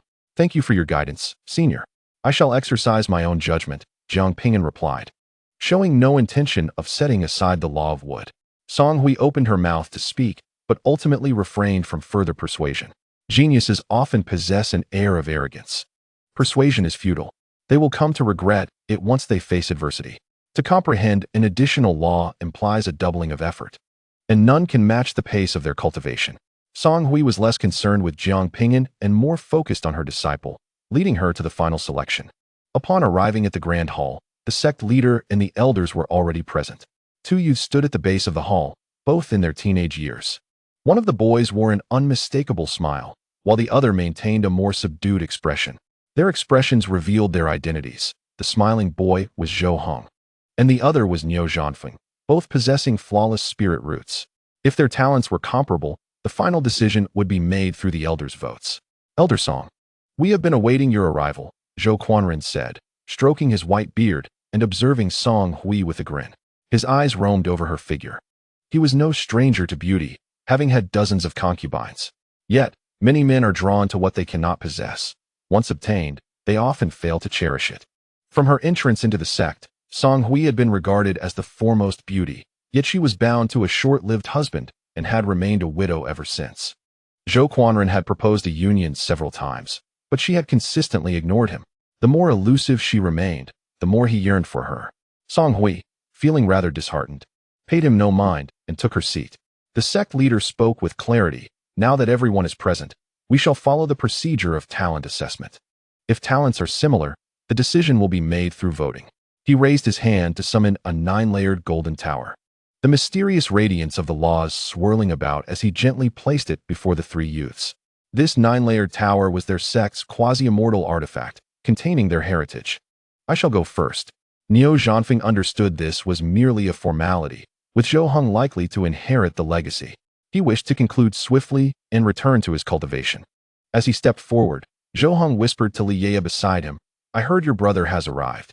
His name is Jiang Ping'an, and he is quite formidable. When I grow up, I will easily make your brother weep." Liea shot Zhou Hong a disdainful glance, ignoring him entirely. She had no interest in conversing with someone so juvenile. No one in this world can defeat Brother Ping'an. Zhou Hong, frustrated by her dismissal, felt his temper flare. This audacious country girl dared to be so insolent. Once he obtained the legacy, he would show her who was truly superior. With a hum, the 9-layered tower emitted a brilliant light, illuminating from the bottom layer upward, until Niu Zhanfeng activated 6 layers. The pure spirit root is a manifestation of extraordinary talent, one that boasts records of ascension. However, only 6 levels of the small tower have been illuminated, revealing a line of text. "Pure Earth Spirit Root. Cultivate diligently." With such a gift, You could one day become an elder, spoke the sect leader. Yes, sect leader, Niu Zhanfeng replied, cupping his fists in respect and retreating to his previous position. Without obtaining the inheritance, there would be no chance to contest for the position of sect leader. Being an elder would suffice. Just as Li Ye was about to step forward, Zhou Heng dashed over, turning back to transmit a message to her. Wait until you see my talent. Don't let your eyes be blinded. With that, Zhou Heng placed his hand upon the 9th level of the small tower. A hum resonated as the base of the tower began to glow, each level brighter than the last. Soon, it reached the 6th level. Just when the onlookers believed it would cease, the 7th level unexpectedly lit up. Song Hui's eyes widened in astonishment, and the sect leader along with the other elders displayed expressions of shock. Zhou Qianren's face broke into a radiant smile. Chapter 168. The water spirit root Zhou Qianren had expended a significant portion of his accumulated resources for his grandson, Zhou Heng. While others might never consume even a single Tianxian pill in their lifetimes, he had secretly given his grandson 5. Stroking his white beard, he looked proudly at the perfectly formed Song Hui beside him. Song Elder, there is no need for your disciple to test her talent, unless she possesses divine bloodline. The outcome cannot be altered. The admission criteria of the Heavenly Path Academy essentially require the illumination of 6 levels of the small tower. Unless Li Ye possesses an exceptionally strong divine body, even should she miraculously activate the 7th level, the subsequent voting will still favor Zhou Heng. Moreover, it is highly improbable that Li Ye possesses such a powerful divine body. The inheritance slot undoubtedly belongs to my grandson, Zhou Heng. Song Hui slumped helplessly in her chair. There was no hope left. Even if little U.S. spirit root mutated and she managed to illuminate the 7th level of the tower, she would ultimately lose in the voting. She regretted not placing complete trust in Jiang Ping'an and should have exchanged some support from the elders with formation flags. The crowd in the hall cast a deep glance at Zhou Qianren. This old fellow was truly relentless for his grandson, leaving no opportunities for others. Zhou Heng stood proudly in the center, his chin raised defiantly. For a teenager, the attention felt exhilarating. Turning back to Li Ye, he declared without any subtleties, "What do you have to contest with me?" Li Ye regarded him as if he were a fool. What nonsense was this immature boy spouting? Approaching Zhou Heng, she said, "Step aside. Do you still wish to test? What is the point? Do you know what it means to illuminate the 7th level of the Jinxian Tower? Since the establishment of the Miao Miao sect, no one has lit the 9th level, and only 3 have managed to illuminate the 8th. Those who can illuminate the 7th are as rare as phoenix feathers or unicorn horns. Apart from Zhou Heng, only one sect leader has ever illuminated the 7th level. Can't you understand human language? Step aside." Li Ye's brows knitted tightly in impatience. She wished to conclude the test quickly and return to spend time with Ping'an. This fellow was wasting her time. Zhou Heng, feeling utterly disregarded once again, seethed with indignation. Never had anyone treated him in such a manner. Others were always respectful. Fearful of inciting his wrath. Still not convinced. "Come, let us see if you can surpass me. I, Zhou Heng, will leave this grand hall." He stepped aside, arms crossed, glaring arrogantly at Li Ye. Li Ye advanced, lifting her small hand only to discover remnants of candied hawthorns still clinging to it, quickly wiping them away on her garment before placing her hand upon the small tower. Song Hui shook her head and closed her eyes. The outcome was already destined, and she could not bear to witness it any longer. The lowest tier illuminated, followed swiftly by the 2nd and 3rd tiers. Soon, they reached the 6th tier. Zhou Heng scoffed, "See? This is the gap between us." His voice trailed off, and his expression froze as he beheld the 7th tier light up. Zhou Heng's eyes widened in disbelief. How could this be? This hillbilly, whom he had brought from the countryside, possessed the same talent as he did. He had consumed 5 Tianxian pills to attain such a level. What right did this woman have? Zhou Qianren's smile vanished, his pupils constricting slightly. This girl had also ignited the 7th tier. Song Hui had evidently invested considerable effort in this little girl. Fortunately, he had prepared in advance, supplying other elders with pills.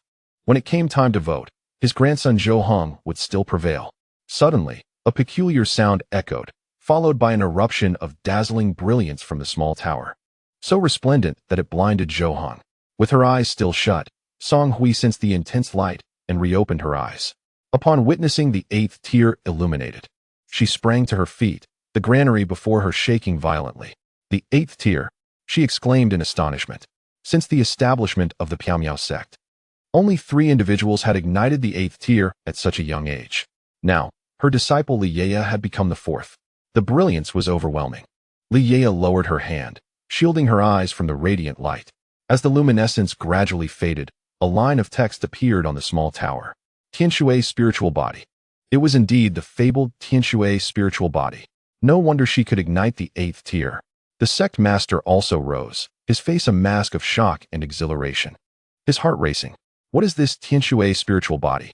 Many powerful physiques exist in the world, yet this name was unfamiliar to most present. The sect master suppressed his astonishment, fixating intently on Liya. I have read in ancient texts that the first daughter of the ancient emperor possessed this divine body. It was a spirit body named by the emperor himself. This spirit body could manipulate any form of water in the world, and anything associated with water could be freely controlled. Water-based techniques could not harm her, and she would effortlessly counteract water-based abilities while simultaneously restraining fire-based techniques, aiding practitioners with wood-based talents in their cultivation. The specificities of its powers were not elaborated upon in the texts, but it was undoubtedly a remarkably rare gift, rarely seen throughout history. Upon hearing the sect master's explanation, the surrounding elders displayed expressions of shock. They did not catch all the details. But one phrase resonated. The daughter of the emperor possesses this talent. Zhou Qianren's face shifted through a spectrum of emotions, from disbelief to resentment, and finally to helplessness. If Liya had only illuminated the 7th layer of the small tower, she could still contend for a spot. However, her opponent had illuminated the 8th layer, achieving a complete victory. Zhou Qianren rose from his seat and addressed Song Hui. Elder Song, you must have wagered your entire fortune on this disciple. I admire your dedication. With those words, he turned and departed. Song Hui found herself in a daze. This matter was not about her. It was about Jiang Ping'an. What had Jiang Ping'an given to Xiaoya that enabled her to possess such extraordinary talent? Zhou Heng's face turned pale. How could this be possible? Was the quasi-immortal artifact malfunctioning? She was merely a girl picked up from the streets, devoid of any bloodline talent. How could she possibly illuminate the 8th layer of the small tower? No one paid her any heed. A malfunctioning quasi-immortal artifact? What a ridiculous notion. The sect master regained his composure and reseated himself. The results were in. Liya had illuminated the 8th layer of the small tower and would receive this inheritance. Is it possible for me to delay the inheritance for some time? Liya timidly inquired. She understood that upon receiving the inheritance, she would enter the small tower for training, and it would be quite a while before she could emerge. She did not wish to part from Ping'an brother so soon after finally meeting him. The sect master hesitated for a moment and replied, "You can only wait for 3 months. After that, the small tower will close and will not reopen for another 10 years. 10 years. Liya gasped in shock. Did this mean she would be unable to see Ping'an brother for an entire decade? No way. Then I will forfeit this inheritance. Before she could finish her thought, Song Hui swiftly rushed over, covered her mouth, and carried her away. It was only when they had flown far enough that Song Hui released her disciple's lips. Are you foolish? Do you not understand what this inheritance signifies? But Ping'an brother is more important. Liya's eyes shimmered with unshed tears. It's not as if we cannot communicate with the outside world. We can still use the communication jade talisman. Song Hui patiently persuaded her. Moreover, if you do not grow stronger, how will you be able to accompany your Ping'an brother in the future? It is merely 10 years, a foundation that will enable you to follow him for thousands or even tens of thousands of years. I understand. Liya wiped her tears, appearing pitiful. That is good to hear. Song Hui affectionately ruffled Liya's hair. By the way, how did you come to possess the heavenly water spiritual body? 1 heavenly Xian pill surely cannot have such a significant effect. Even 5 would not suffice. Jiang Ping'an must have given Liya other medicinal substances. I only took 1 heavenly Xian pill, Liya replied. Just 1? Yes, Liya nodded earnestly. Song Hui fell silent for a moment, refraining from further inquiry. What she had consumed was no longer of consequence. What mattered was that this disciple possessed the heavenly water spiritual body, and the sect would nurture her to the fullest. Song Hui was overjoyed. She had nearly given up hope, yet who could have predicted that her disciple would reverse the outcome? The heavenly water spiritual body, an endowment possessed by the daughters of emperors, its abilities must surely be formidable. Upon returning to the abode at the Array Peak, Jiang Ping'an remained seated as he had been when he left, quietly observing the laws in his hands, which resembled a galaxy. Song Hui noticed something, and her body trembled. A portion of the wooden law was missing. What a terrifying rate of comprehension. An ordinary person would take a year to exhaust such a degree. Jiang Ping'an, despite not possessing an affinity for the wood element, exhibited an astonishingly rapid comprehension of its principles. Ping'an Gu, Li Yeye, her eyes glistening with unshed tears, clung to Jiang Ping'an. What troubles you? Did you not secure a spot? Fear not. I shall find you a more prestigious inheritance. Jiang Ping'an proffered a piece of pastry to her. I did obtain a slot, but I must commence my training in 3 months, and once I enter, it will span a decade. Li Yeye clung tightly to his neck, tears cascading like pearls from her eyes. Jiang Ping'an chuckled softly. A mere decade is but a fleeting moment. You have already established your foundation and possess a lifespan of 200 years. When you reach the Nascent Soul stage, with a millennium ahead of you, 10 years will seem but an instant. But I simply do not wish to part from you. Ping'an Gu, she pouted. A warmth enveloped Jiang Ping'an's heart. Being cherished and missed is indeed a delightful sensation. In the days that followed, Jiang Ping'an devoted himself to playing with Li Yeye, while simultaneously cultivating through his avatar, thus not wasting any time. The young girl was exceptionally clingy, wanting to be near him during meals and sleep, fearful of his departure. During moments of respite, Jiang Ping'an discovered that his insights were progressing even more swiftly than before. It became evident that a balance between work and relaxation held merit. During this period, the news of the fall of the Lingtai kingdom stirred considerable commotion across numerous neighboring nations. The uproar primarily stemmed from the extraordinary talents of Jiang Ping'an and Xia Qing.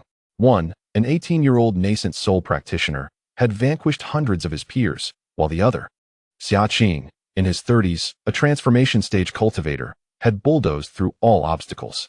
While the populace was aware of Jiang Ping'an's quasi-saintly physique and mastery of totemic power, they remained oblivious to the true nature of Xia Qing's extraordinary gifts. Joyous moments often lead one to perceive time as fleeting. 3 months slipped by in the blink of an eye, and Li Yeye was tearfully ushered into the small tower of the quasi-immortal artifact. No sooner had she entered than Jiang Ping'an's communication jade talisman resonated with her voice. Ping'an Gu, do you miss Hunyu? Hunyu misses you. Jiang Ping'an smiled helplessly, pondering. Do I long for Sister Mengjing more, or Hunyu? Li Yeye queried again, well aware of Jiang Ping'an's frequent conversations with Mengjing, sharing a fondness for culinary delights and plentiful topics of discussion.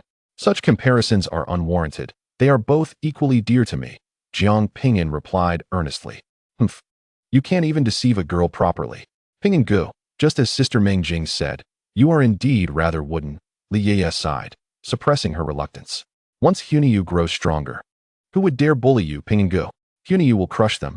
Her final words were tinged with a sob, and she hastily ended the communication. In that moment, Jiang Ping'an comprehended why so many verses of parting exist. Such emotions are truly ineffable and can only be expressed through poetry. Esteemed elder, I take my leave. Jiang Ping'an bowed respectfully to Song Hui, ready to prepare for his entrance into the Tiandao Academy. There are some prodigies from various sects awaiting their chance to challenge you at the foot of the mountain. It would be prudent to impart some lessons to them. Song Hui mused, finding great admiration for the young man, steady, mature, devoid of the arrogance that characterized many other disciples. She contemplated adopting him as her godson. Jiang Ping'an descended the mountain. Upon arriving at the entrance of the sect, he was greeted by a group of over a dozen remarkable youths whose formidable auras captivated the surroundings. The moment he appeared, they all turned in unison to gaze at him. Jiang Ping'an, I challenge you. I arrived first. I shall be the one to challenge you. I am eager to see if you truly possess the prowess spoken of in the rumors. The collective force emanating from these young prodigies stirred the very elements around them. Among the illustrious young talents of the great Xia, none were more renowned than Jiang Ping'an. Everyone aspired to defeat him, to carve their names into history and make their mark upon the world. Some sought merely to engage in a friendly spar. As no one had truly witnessed Jiang Ping'an's strength, skepticism prevailed, for in the realm of martial arts, 9 out of 10 rumors are mere exaggerations. Those who blindly believe such tales are, in fact, the true fools. Step aside. I shall go first. A commanding presence swept across the area, silencing the other practitioners. A striking figure, wielding a golden longsword, descended gracefully from the air, surrounded by swirling laws and radiant light. It was Feng Lan. This fellow was on the brink of a breakthrough to the transformation realm, having reportedly required the comprehension of a second law before advancing. Feng Lan, the foremost prodigy of the Miao Liao sect under the age of 100, had reached the pinnacle of the nascent soul stage at merely 50 years of age. If he desired to break through to the transformation realm, he could have done so long ago. Instead, he was immersed in understanding a second law, preparing for a more formidable ascent. Though he had reached 50, his frequent seclusion in cultivation rendered him emotionally less mature than many mere mortals in their teens. Feng Lan too wished to challenge Jiang Ping'an, eager to witness the true strength of the individual rumored to be the most formidable nascent soul practitioner of recent times. As Feng Lan made his entrance, others stepped back. "You there, Jiang Ping'an, are you ready to duel? Keep your distance, or you may find yourself in grave danger." Jiang Ping'an replied calmly, his demeanor betraying no emotional fluctuation. "What do you mean? Are you threatening us?" The audacity of the young man incited irritation among Feng Lan and his peers, who found his expression infuriatingly arrogant. How presumptuous! To assert there is a threat to our lives without even engaging in a match. Feng Lan narrowed his eyes. "Are you afraid?" Such provocation, though rudimentary, often proved effective against many proud practitioners. Jiang Ping'an, however, remained impassive, disregarding their taunts as he continued to walk outward. Pathetic, truly cowardly. Could he possibly be a mere fabrication? The notion seemed likely. Otherwise, he would not shy away from the challenge. As Jiang Ping'an ignored them, the group of prodigies grew increasingly frustrated, their doubts about the rumors of his prowess intensifying. Perhaps Jiang Ping'an was not as formidable as claimed, which explained his reluctance to accept their challenge. To annihilate over a dozen nascent souls was an impossibility. Bored now, a waste of time, another inflated talent, off I go. Disinterested, the group turned to leave, muttering scornful remarks about Jiang Ping'an's hollow reputation. Unfazed by their jeers, Jiang Ping'an strode forth.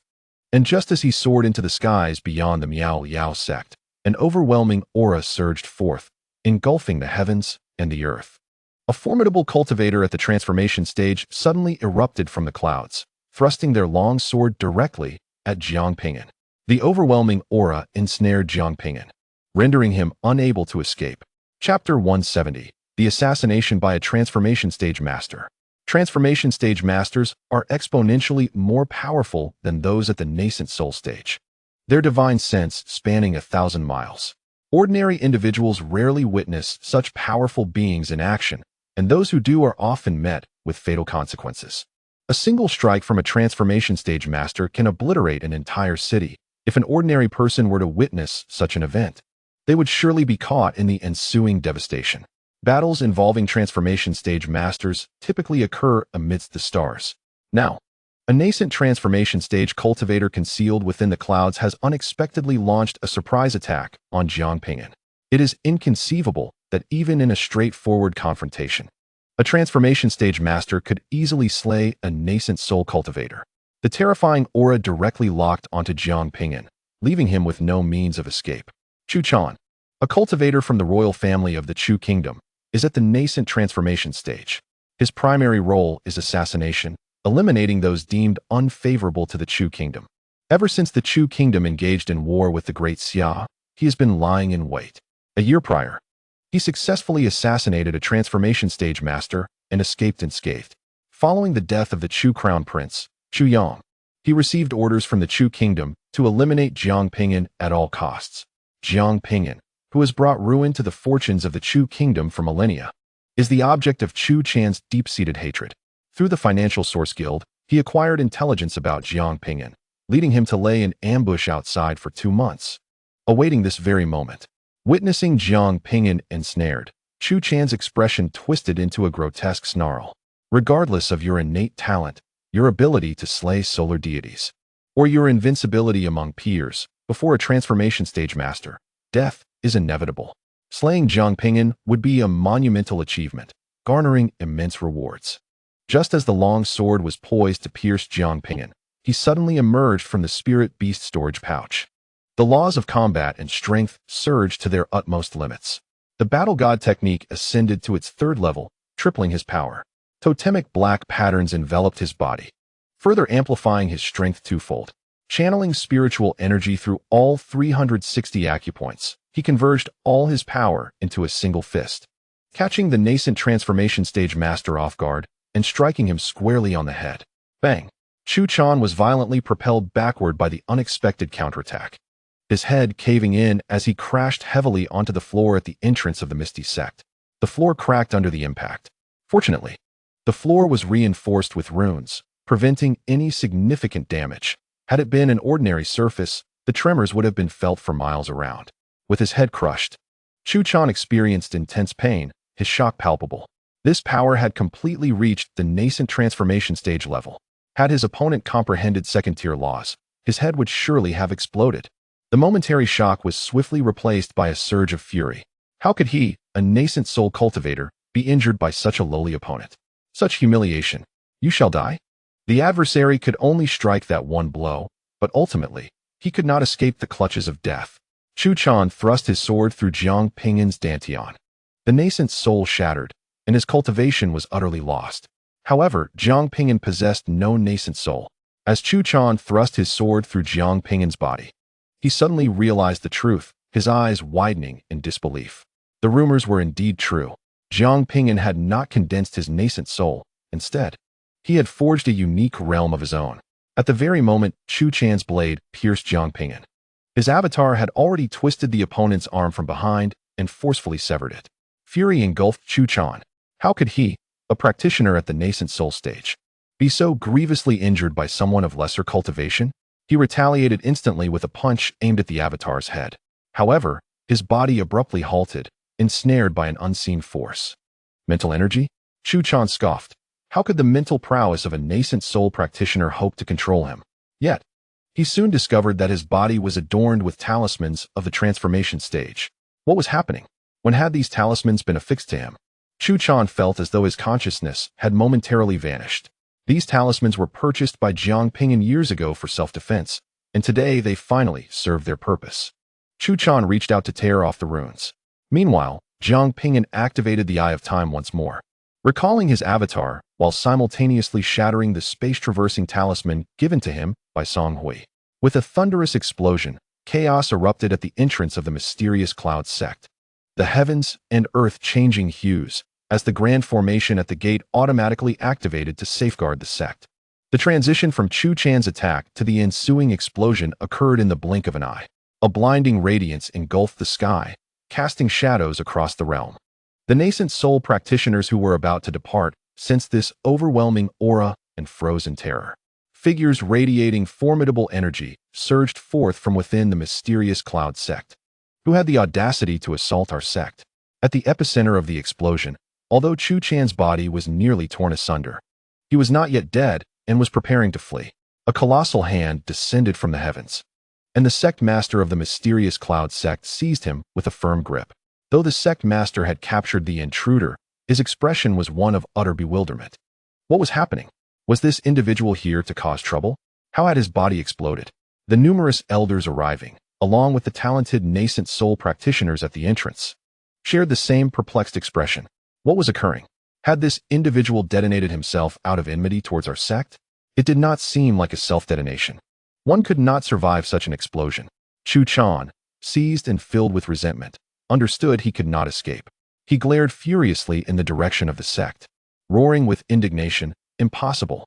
This cannot be. The crowd fell silent, turning in unison to follow his gaze. Perched atop a building, Jiang Ping'an was crouched, blood streaming from his abdomen, clutching a bloody severed arm, a chilling sight.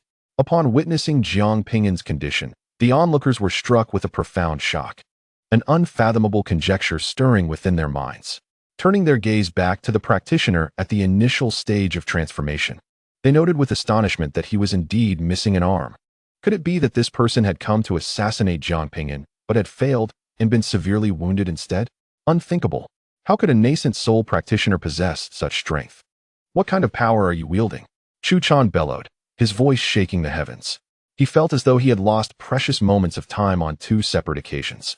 Otherwise, it would have been impossible for him to suffer such grievous injuries and still not escape unscathed. Jiang Ping'an consumed the healing elixir, removed the storage ring from his severed arm, his tone devoid of any emotion. Kill him. but leave the body intact. It can be sold. Jiang Ping'an, just wait. Our Chu kingdom will tear you to shreds.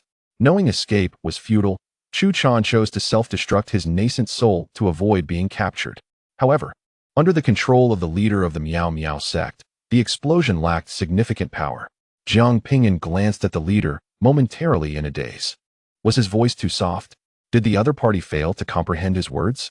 A perfectly good corpse of an early-stage divine transformation practitioner had just vanished. Oh well, dead is dead. At least he obtained a storage ring. Jiang Ping'an stowed away the severed arm and ring, leaped from the building, picked up the sword lying on the ground, and left, clutching his abdomen. His understanding of the laws had reached the second stage during the divine transformation period, resulting in greater damage. Fortunately, having learned endless life, he managed to control the bleeding to some extent. The world fell silent, with not a single sound. As those present stared blankly at the silhouette of the young man, their hearts filled with shock and terror. At that moment, they likely grasped what had transpired. The divine transformation assassin from the Chu kingdom had attempted to kill Jiang Ping'an, but had failed. Moreover, Jiang Ping'an had severed the assassin's arm, inflicting severe injuries. Had they not witnessed it with their own eyes, they would never have believed such an extraordinary event could occur. Those nascent soul practitioners who had previously challenged Jiang Ping'an were now utterly dumbfounded. They finally understood the meaning behind his warning to keep their distance, lest they meet their demise. It turned out he had sensed the presence of an assassin. Feng Lan, the foremost nascent soul practitioner of the Miao Miao sect, trembled uncontrollably, gazing at Jiang Ping'an's retreating figure as though looking at an insurmountable mountain, tall and imposing. In that fleeting moment, no one had reacted to the unfolding events. Had it been him, he would have perished a dozen times over. Yet, Jiang Ping'an not only survived, but also severely wounded the divine transformation practitioner. Even if they suspected Jiang Ping'an had utilized a special talisman to achieve such a feat, it was clear that anyone else would have had no opportunity to activate a talisman. Jiang Ping'an walked step by step towards the exit. At that moment, the members of the Miao Miao sect felt the same pressure that the nascent soul practitioners from the Spirit Platform Kingdom had experienced in the presence of Jiang Ping'an. The rumors surrounding Jiang Ping'an were not mere fabrications. They were even more terrifying than anticipated. Chapter 171. 5-star card Young Friend Jiang. Allow me to escort you to the teleportation array. Song Hui, recovering from her shock, flew to Jiang Ping'an's side to protect him. Having evaded an assassination attempt by a divine transformation practitioner, this young man's performance could hardly be described as merely excellent. No, it was more accurate to say he had orchestrated a trap. Jiang Ping'an had intentionally lured the early-stage divine transformation practitioner out, prompting the Miao Miao sect to act. Such a feat required absolute strength and immense courage. A slight misstep could lead to death. Gazing at Jiang Ping'an's calm demeanor, Song Hui realized just how strikingly handsome he was. If she were younger, she would undoubtedly pursue him. Alas, she was too old, and pursuing younger men would only invite ridicule. Jiang Xiaoyu, the teleportation array is not in this direction, but rather down another street. Song Hui remarked upon noticing Jiang Ping'an's misstep. You need not return to the Great Xia just yet. Jiang Ping'an glanced at the wound on his abdomen, which had seemingly healed on the surface. Where then? For vengeance, he replied with a calm demeanor, leaving his emotions indistinct. A trace of confusion flickered across Song Hui's mature face. Vengeance? Where do you intend to seek it? Are there assassins from the state of Chu lurking nearby? Driven by curiosity, she followed Jiang Ping'an as they made their way to the Fortune Prosperity Chamber of Commerce. Song Hui surmised that the young man intended to exact his revenge through financial means, perhaps by offering a bounty on those from Chu. The chamber could indeed publish such bounties, specifying the items sought and the corresponding rewards, even extending to the lives of individuals. Unlike the secrecy of the Heavenly Kill Pavilion, these bounties were public, clearly indicating who had issued them. Typically, those wishing to take a life would opt for the discretion of the Heavenly Kill Pavilion rather than expose their identity through a bounty. You need not spend money on a bounty. With your financial means, you couldn't afford many lives. It would be far more prudent to inform the royal family of Great Xia and enlist their aid, Song Hui suggested. She believed that even a genius cultivator in the nascent soul stage, one closely monitored by Great Xia, would not possess substantial wealth, perhaps enough to offer 1 or 2 laws. which would only suffice to target a cultivator in the initial stages of transformation or to eliminate a few ordinary royal members. Such an endeavor would yield little significance and squander his resources. Reporting to Great Xia would be far more beneficial. Jiang Ping'an offered no explanation. If the state of Chu sought his life, he would retaliate. His calm demeanor belied the tempest of fury within him. Having escaped this time, who could guarantee his safety in the future? Therefore, he resolved to make his adversaries feel the same agony he had endured. Upon arriving in the Gambling Stone district, Song Hui's expression shifted. Had Jiang Ping'an not come to issue a bounty, but rather to indulge in the games? This boy is insufferable, she thought, feeling exasperated by his lack of clarity, which had prompted her concern. Stay away from gambling stones. Just look at those wretched souls weeping on the ground. They are the ones who have lost everything, their hard-earned savings vanishing in an instant. Assuming the role of a concerned elder, Song Hui began to lecture Jiang Ping'an. I appreciate your concern, esteemed elder, but I am capable of making my own decisions. He replied, not departing from the scene. His resources were dwindling, yet his desire for vengeance against Chu remained strong. Thus, he resolved to earn money here. Having previously restrained his perceptive abilities, he now prepared to unleash them. However, the area was crowded and no attendants were available to assist him. Allow me to summon the manager on your behalf. Just select a few stones and return to your cultivation. We can discuss revenge later, Song Hui gently offered. You are a genius, and there lies a long road ahead. She possessed a 4-star card, which granted her VIP treatment at the Fortune Prosperity Chamber. Producing the card, she placed it on the counter, requesting assistance. Upon sight of the prestigious 4-star card, the surrounding cultivators immediately cleared a path. Recognizing that those who held such cards were not to be trifled with, a busy attendant, upon spotting a 4-star card, promptly remarked, "Esteemed guest, please hold on for a moment. Our supervisor is currently assisting another patron with a 4-star card. Guests of this caliber are beyond the purview of ordinary staff." Song Hui nodded, aware that while the average individual would have to wait amidst a throng of dozens, she merely needed to await the supervisor's attention. Suddenly, Jiang Ping'an inquired, "With a 5-star card, can I request the overall manager of this establishment to assist me?"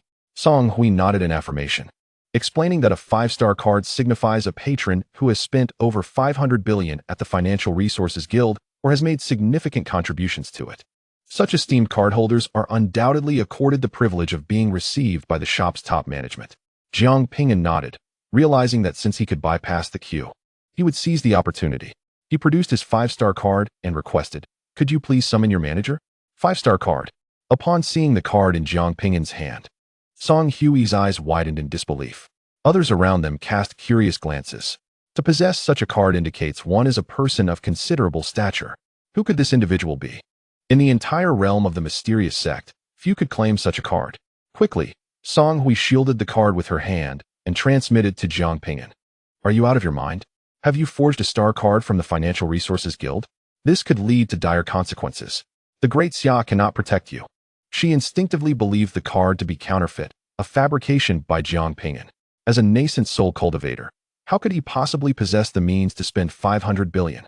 Even she, a senior elder of the mysterious sect, lacked such financial resources. The repercussions of forging a card from the Financial Resources Guild would be catastrophic. Should they pursue the matter, the Great Xia would be unable to shield Jiang Ping'an from the fallout. It is not forged, Jiang Ping'an asserted. Brushing aside Song Hui's hand and raising his voice, "Please summon your shop manager." In truth, he need not have spoken.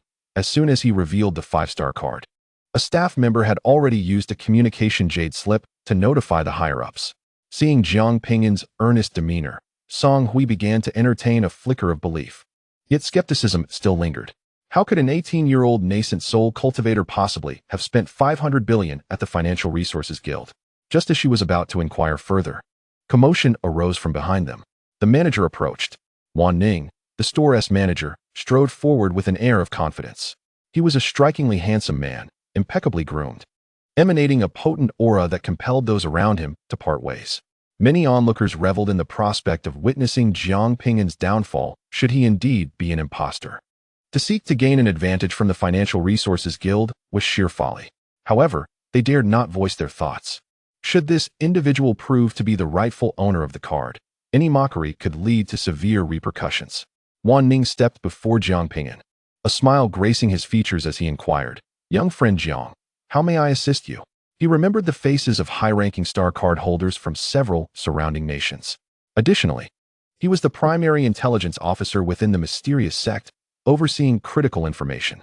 Recent news had prominently featured Jiang Ping'an, particularly tales of his slaying of the sun god body and his partnership with Xia Qing in sweeping through the spirit platform kingdom, events that had undoubtedly caught Wan Ning's attention. He even knew that Jiang Ping'an was at the mysterious sect. Therefore, he addressed him directly.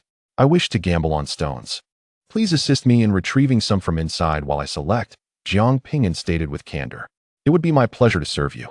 Wan Ning replied with a smile as he entered the area where the gambling stones were arranged. Song Hui appeared as if ensnared by a spell, frozen in place. Wan Ning's demeanor spoke volumes. This 5-star card was indeed authentic. How could a cultivator in the Nascent Soul stage possess the means to spend 500 billion? Could he have made a significant contribution to the Merchant Association? Chapter 172. The Method of Revenge. The onlookers widened their eyes in astonishment. They had not anticipated that this seemingly youthful individual was, in fact, the genuine holder of a 5-star card, with no pretense involved. Fortunately, they had refrained from mockery earlier. This person appeared young, yet perhaps he was an ancient being of 1,000 years. Jiang Ping'an disregarded the reactions of the crowd and directed Wan Ning, "That one. Slightly to the left? Yes, that one, and the one on the right as well." One by one, the stones were placed on the counter, quickly accumulating to 35 pieces. Jiang Ping'an ceased his selection once there was no more room. "A total of 4 million, announced the attendant responsible for the tally. Jiang Ping'an placed the card on the formation on the table, allowing the attendant to deduct the amount. "Why are you purchasing so many stones? What a waste. You could almost buy half a fragment of a law." Song Hui began to nag once more. "Just a casual endeavor, yet such an extravagant expenditure. It's rather reckless and shows a lack of appreciation for resources. 1 million spirit stones could compel a nascent soul cultivator to act desperately. Gambling stones is not wasteful for a destiny master," Wan Ning chuckled. "A destiny master? He is a destiny master," Song Hui exclaimed, completely shedding her elder persona, her voice resonating in disbelief as she gazed at Jiang Ping'an with wide eyes. Had it been anyone else who uttered such words, Song Hui would have certainly dismissed them. However, the speaker was Wan Ning, the head of the Financial Merchant Association in the mysterious sect area, who possessed a wealth of intelligence. If he declared Jiang Ping'an to be a destiny master, it was undoubtedly true. The shock stemmed from Song Hui's recollection of Jiang Ping'an as an ordinary farmer just a few years prior. Now, after several years, this youth had ascended to such heights. He had forged his own realm, vanquished a solar divine body, and faced the assassination of a transformation realm expert, sustaining only minor injuries while severing the assailant's arm. Each of these feats would warrant tremendous upheaval, yet they had all transpired within this young man. And now, to assert that Jiang Ping'an was a destiny master. How many hidden cards did this youth possess? Upon hearing the term destiny master, all eyes turned to him in unison. They were unfamiliar with Jiang Ping'an and did not harbor much shock. However, the profession of destiny master was exceedingly rare in such circles, and many were witnessing it for the first time. It was said that destiny masters excelled in gambling stones. Perhaps today would be an enlightening experience. Jiang Ping'an took the knife prepared by the Merchant Association and made a decisive cut. A purple radiance erupted, and a crystal the size of an eye fell from the mother stone. The crowd was left speechless. The first cut had struck true. Was this what it meant to be a destiny master? Utterly terrifying. Possessing such abilities, it is nearly impossible not to attain wealth. Many gazed upon him with envious eyes. The amethyst, though not particularly large, held a value of 3,000 spirit stones. The supervisor of the gambling stone shop stood nearby, offering an appraisal. Jiang Ping'an did not haggle, calmly stating, "In exchange for spirit stones, I wish to place a bounty on a minor official from a county in the state of Chu." Without specifying an individual, the task can be completed by anyone. Upon hearing this, the crowd around him displayed expressions of bewilderment. Why would this individual seek a minor official from Chu? And without designating a specific target, could it be that the state of Chu had offended this destined master? At that moment, Song Hui finally grasped Jiang Ping'an's intentions. It turned out that his purpose for cutting stones was precisely this. Yet, even as a destined master, his youth suggested that his deductive abilities were likely limited, rendering the probability of success quite small. It would be wiser to return with the spirit stones for cultivation. This child was far too impetuous. Clearly, the assassination attempts from Chu had provoked him, leading him to lose his composure. Wan Ning responded, "For the bounty, we must deduct a 3% commission, but due to your 5-star card, the commission can be reduced to 1%. Jiang Ping'an nodded in agreement and proceeded to cut the second stone. A withered, gray, 4-legged grotesque fish emerged before the crowd. The supervisor examined it closely and declared it to be an ancient 4-legged fish, nearly extinct, which could be integrated into medicinal materials, valued at 300,000. In terms of spirit stones, the bounty would be for an official of the Golden Core stage from Chu. While speaking, Jiang Ping'an continued to wield his knife. Upon cutting the third stone, a blue mineral was revealed. The crowd gasped in astonishment. The likelihood of hitting a treasure was exceedingly high. What level of destined master could this person possibly be? Blue crystal, valued at 30,000, the supervisor estimated. The bounty would be for a foundational stage soldier or official from Chu. Jiang Ping'an continued his stone-cutting endeavor. For the 4th and 5th stones, he established varying degrees of bounties based on the value of the items. If the state of Chu intended to assassinate him, then let them come. Let us see who prevails. Jiang Ping'an elevated his success rate to 80%. Out of 10 raw stones, 8 would yield results. Song Hui, overwhelmed, found her grain store trembling uncontrollably before her. She had not anticipated Jiang Ping'an's accuracy could be so remarkably high. Just what level of destined master was Jiang Ping'an at now? This singular skill of deduction could earn him the veneration of countless formidable powers. When he reached the 30th stone, a terrifying malevolence erupted from within. Had it not been for the surrounding array, even if they managed to contain this aura, many would have perished on the spot. A shard, stained with blood, fell from the stone, inscribed with several strange, ancient runes. It was a fragment of a supreme treasure. The elder responsible for appraising treasures gasped in astonishment, his aged eyes trembling with excitement, as if he had beheld a transcendent beauty. Wan Ning, usually so composed, also displayed a hint of surprise. To have cut out a fragment of a supreme treasure, this young man was indeed fortunate. The elder eagerly approached, utilizing energy to levitate the fragment.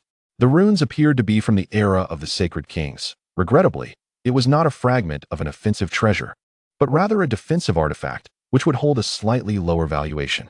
The material seemed to be heavenly mysterious steel, and due to its age and energy depletion, its worth would be estimated between 1 billion and 1.5 billion. Upon hearing the elder's words, many gazed with envy, their teeth nearly grinding to dust. I was just about to purchase that stone, yet I hesitated. Now I deeply regret it. 1 billion. Just like that, it slipped away. A cultivator lamented in despair. An opportunity for sudden wealth had been missed. Even an advanced cultivator at the transformation stage would require considerable effort to amass 1 billion spirit stones, let alone an ordinary practitioner. Converting it into spirit stones and assassinating a direct descendant of the royal family of the Chu kingdom, with no restrictions on cultivation level. Jiang Ping'an remained unfazed. It was merely a fragment of a treasure, and he still possessed a quasi-immortal artifact. Song Hui hastily intervened. Jiang Ping'an, do not let your excitement cloud your judgment. This fragment could be exchanged for a fundamental principle, allowing you to reduce a century of cultivation. As long as I can seek vengeance, I care not. Jiang Ping'an continued to carve the stone. What is his name? Jiang Ping'an. Upon hearing his name, those nearby turned to gaze upon Jiang Ping'an's visage. This senior shares the name with the prodigy who slayed the crown prince of the Chu kingdom. What nonsense! His vendetta against the Chu kingdom clearly indicates a personal grudge. It is unmistakably Jiang Ping'an himself. Upon realizing Jiang Ping'an's identity, the crowd's emotions were tumultuous. Slaying the solar divine body, sweeping through the spirit platform Kingdom's Nascent Soul, these events had stirred considerable attention. Who would have imagined that Jiang Ping'an harbored another identity? That of a destiny master. After carving through 35 stones, Jiang Ping'an urged Wan Ning to assist in retrieving more stones. One by one, the stones were sliced open, revealing exquisite ores and treasures. In less than half a day, Jiang Ping'an had swept through the entire gambling stone venue. He had cut open 830 stones, successfully extracting from 760 of them, with a total value nearing 15 billion. The lowest value among the extracted items was a few dozen spirit stones, while the highest was that fragment of the supreme treasure. All extracted stones were to be used for bounties. Bring in some new, or we shall continue tomorrow. Under the astonished gazes of the onlookers, Jiang Ping'an turned and departed. Wan Ning scrutinized Jiang Ping'an's retreating figure, narrowing his eyes. According to the intelligence, this youth was remarkably composed. Such madness today surely stemmed from some unforeseen event. An elder approached Wan Ning, transmitting in a hushed tone, "Not long ago, an explosion occurred at the entrance of the Misty Sect. According to disciples within, a cultivator at the early transformation stage attempted to assassinate Jiang Ping'an, but failed, instead losing an arm to him and suffering severe injuries from talismans. The assailant was indeed from the Chu kingdom."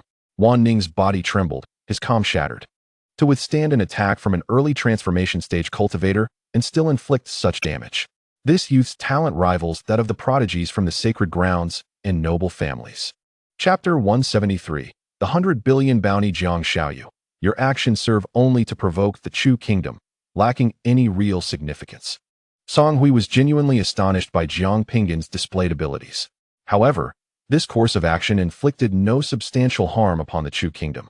Moreover, the Destiny Master's use of prophetic abilities depletes one's life force. Song Hui believed Jiang Ping'an had been blinded by rage, thus attempting to persuade him. Inciting their anger holds intrinsic value. Jiang Ping'an understood that such actions would not cripple the Chu kingdom. He merely wished for them to feel the weight of his emotions. However, should you provoke them, they will undoubtedly dispatch more assassins to pursue you, placing you in grave danger. Song Hui articulated her deepest concern. Jiang Ping'an paused in front of the Kaichuan Commerce Association. Upon witnessing his hesitation, Song Hui's face brightened, realizing her persuasion had borne fruit. Jiang Ping'an nodded. Indeed, they would surely send someone after him, thus he could not depart from the Kaichuan Commerce Association. He turned around and addressed the attendant, requesting a room, stating that he would be residing there for the coming months. There was no place safer than the Kaichuan Commerce Association. Not even the Miao Miao sect or the Grand Xia Imperial Palace could rival its security. Song Hui's smile froze. How could he be so obstinate? If he were her son, she would have given him a sound thrashing. Do as you wish, Song Hui retorted in frustration, turning to leave. As an elder, she had exercised considerable patience, but if the other party refused to heed her advice, there was little more she could do. She had done her utmost. She anticipated the wrath of the state of Chu and hoped Jiang Ping'an would come to regret his decision. Although Song Hui departed, she ensured that upon returning to her sect, she sent word back to the Grand Xia regarding the situation. Meanwhile, the cultivators who had witnessed Jiang Ping'an's stone gambling exhibited extraordinary excitement. I am heading to the state of Chu. If I could slay a member of the royal family, I would earn a fortune of 10 billion. That's more than I could accumulate in 100 years. I shall go as well. Even if I merely kill a couple of ordinary county officials, it would yield a substantial reward. Unfortunately, the distance to the state of Chu was too great, and the travel expenses were exorbitant, far beyond their means. Many cultivators, enticed by the monumental bounty, prepared to embark for the state of Chu, while others hesitated, deeming the journey unworthy of the effort. Regardless, some resolved to make the trip. The bounty from the Kaichuan Commerce Association would be disseminated to all surrounding nations' commerce associations, drawing the attention of many cultivators, including those from the state of Chu. Such a colossal reward of 10 billion would surely capture the interest of even ordinary cultivators at the divine transformation stage. The following day, the Kaichuan Commerce Association received a shipment of new mother stones, and Jiang Ping'an resumed his stone gambling. Within the city, numerous cultivators, having heard the news, gathered to observe. Upon witnessing Jiang Ping'an's performance, envy washed over them. His success rate soared to 80%. He must be a master destined for greatness. Was this the essence of genius? Excelling in every realm. Some speculated his actions were rather foolish, as they would not harm the foundation of the state of Chu, but rather incite their ire. It would be wiser to focus on his cultivation. Just as the crowd buzzed with discussion, a thunderous roar suddenly erupted, startling everyone. The source of the sound emanated from the stone Jiang Ping'an had just cut open. A blood-red spirit stone emerged into view, brimming with a sanguine aura. What is this? Why does it emit a beastly cry? All eyes widened in curiosity, fixated on the peculiar stone. It was a high-grade blood spirit stone. This stone had absorbed the blood of a terrifying ancient spiritual beast, and after millennia of nurturing, it might eventually acquire sentience. The gem appraiser trembled with excitement. The last time he had encountered such a stone was 1,000 years ago during his apprenticeship. 15 billion. Would that suffice? The appraiser inquired, presenting an offer to Jiang Ping'an. This object greatly benefits the cultivation of body refinement, as it harbors the essence of spirit beast blood, allowing one to distinctly sense the power of the laws. Perhaps, through this stone, one could acquire a portion of the innate talents possessed by this formidable spirit beast. Still, he exchanged it for spirit stones, slaying a member of the royal family from the state of Chu. Jiang Ping'an continued to cut the stone. The crowd gazed at him as if he were a fool, questioning why he would sell such a precious item. Would it not be more advantageous to utilize these resources for his cultivation? There was absolutely no need for such actions. However, Jiang Ping'an's fortune did not continue to favor him. After cutting 400 mother stones, the vast majority yielded only ordinary items, at best worth a little over 2 million. It was not a problem to transport good stones at a high price, as long as they could produce valuable treasures. Leaving behind a single remark, Jiang Ping'an turned and headed to the room prepared for him by the financial source chamber for cultivation. While seeking revenge against the state of Chu, he would not neglect his own training. The news of Jiang Ping'an soon spread widely. On the third day, it reached the ears of the state of Chu's ruler, Chu Shujian. This little rascal is actually a fate master. In the grand hall of the royal palace, Chu Shujian's eyes burned with rage, his face twisted in disgust. A minister had just reported Jiang Ping'an's actions. Although Jiang Ping'an's deeds would not inflict severe damage upon their state, they were undeniably repugnant. What was Chu Chan doing? Why had he not dealt with this scoundrel yet? Chu Shujian scolded the eunuch beside him. Notify Chu Chan that if he cannot resolve the issue of Jiang Ping'an within 3 days, he should not return. The eunuch lowered his head, unable to meet the ruler's gaze, and replied in a barely audible voice, "Your Majesty, Chu Chan is dead." Chu Shujian straightened abruptly, his eyes widening in disbelief. Dead? How did he die? The eunuch responded, according to reports. He attempted to ambush Jiang Ping'an at the entrance of the Misty sect but failed, drawing the attention of the sect's master, who subsequently killed Chu Chan useless. Truly useless. Chu Shujian kicked the eunuch off the platform and stood up, roaring in fury. His most talented son, Chu Yang, had perished at Jiang Ping'an's hands, severing their state of Chu's millennia-long fortune. Now, even dispatching a powerful being at the transformation stage to assassinate Jiang Ping'an had ended in failure. Gritting his teeth, Chu Shujian's aura turned dark and menacing as he declared, "Does he not enjoy bounties? Then let us issue a reward. Bring forth 100 billion spirit stones from the treasury." Announced the bounty at the financial source chamber. With such a sum, even his own father would be compelled to hunt him down. The relationships between individuals are fundamentally transactional. As long as the benefits are substantial enough, familial ties become meaningless. In a fit of rage, Chu Shujian announced a colossal bounty.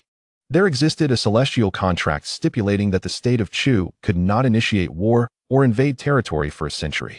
Yet such assassination attempts were not covered by the agreement.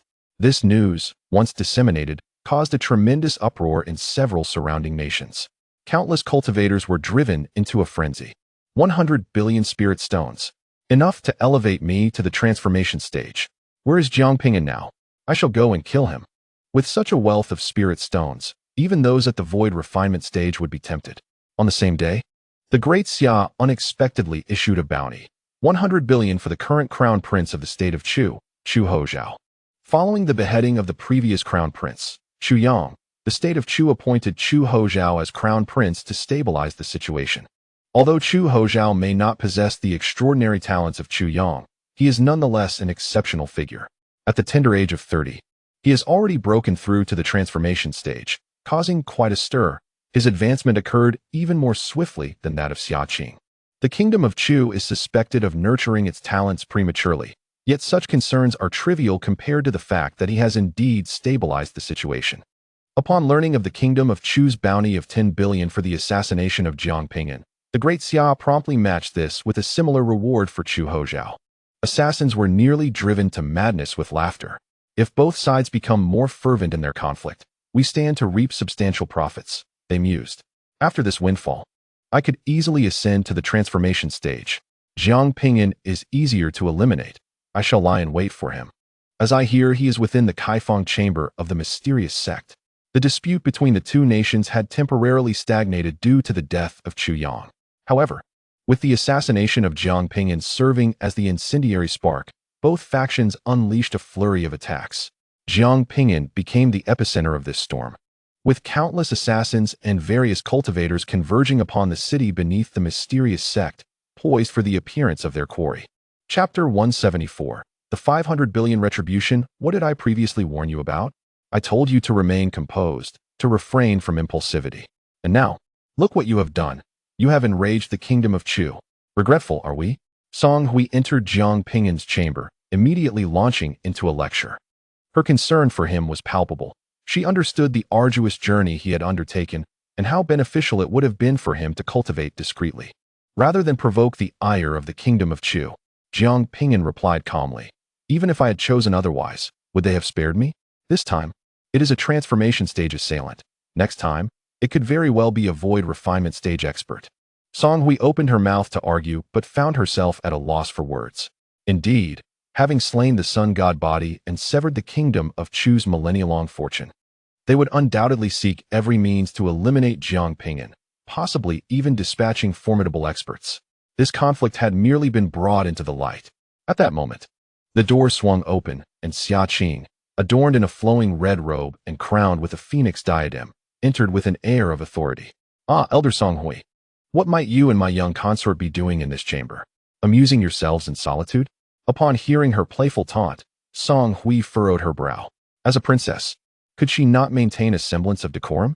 Decorum is for the public eye. When in private, one ought to indulge in joy, Xia Qing replied, gracefully advancing into the room. She turned to Jiang Ping'an with a smile. "You are quite the rebel, aren't you? A throng of transformation stage experts awaits outside, eager to eliminate you. Come, I have brought the elders, let us return." To ensure Jiang Ping'an's safety, she and several formidable figures from the great Xia had come to escort him. Jiang Ping'an shook his head, indicating that the matter was not yet resolved. Xia Qing paused. "You still wish to gamble on stones? Your efficiency is far too low. We will handle the assassination matter. You should focus solely on your cultivation."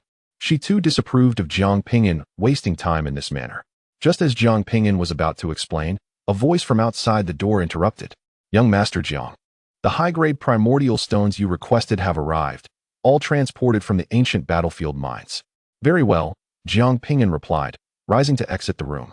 Song Hui turned to Xia Qing. "Has he always been this rebellious? Otherwise, do you think I would remain so unperturbed? I have grown accustomed to his stubbornness. Once he sets his mind on something, it is futile to persuade him otherwise." Xia Qing had long been mentally prepared and was not angered by Jiang Ping'an's refusal. She regained her dignified and imposing demeanor and followed him outside. As soon as Jiang Ping'an appeared, he felt dozens of glances filled with murderous intent and greed upon him. With an expressionless face, he paid no heed to them. No one dared to act against him in the Financial Source Guild. Not only the state of Chu, but even the Holy Land and the ancient clans would not dare to do so. Jiang Ping'an arrived at the stone gambling area, where a unique wave of laws permeated the atmosphere, emanating from the mother stones. These mother stones were extracted from the ancient battlefield's mining area, where countless battles had erupted in ancient times, burying numerous races and powerful beings. The mother stone veins in the ancient battlefield were particularly special.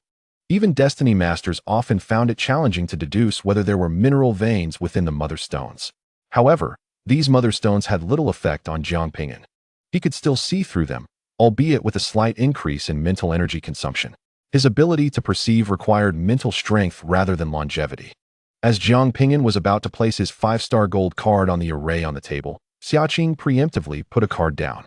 There was no need for restraint with royal funds. They could be spent freely, even on expensive mother stones. Upon hearing this, the powerful figures from the great Xia had a sense of disbelief.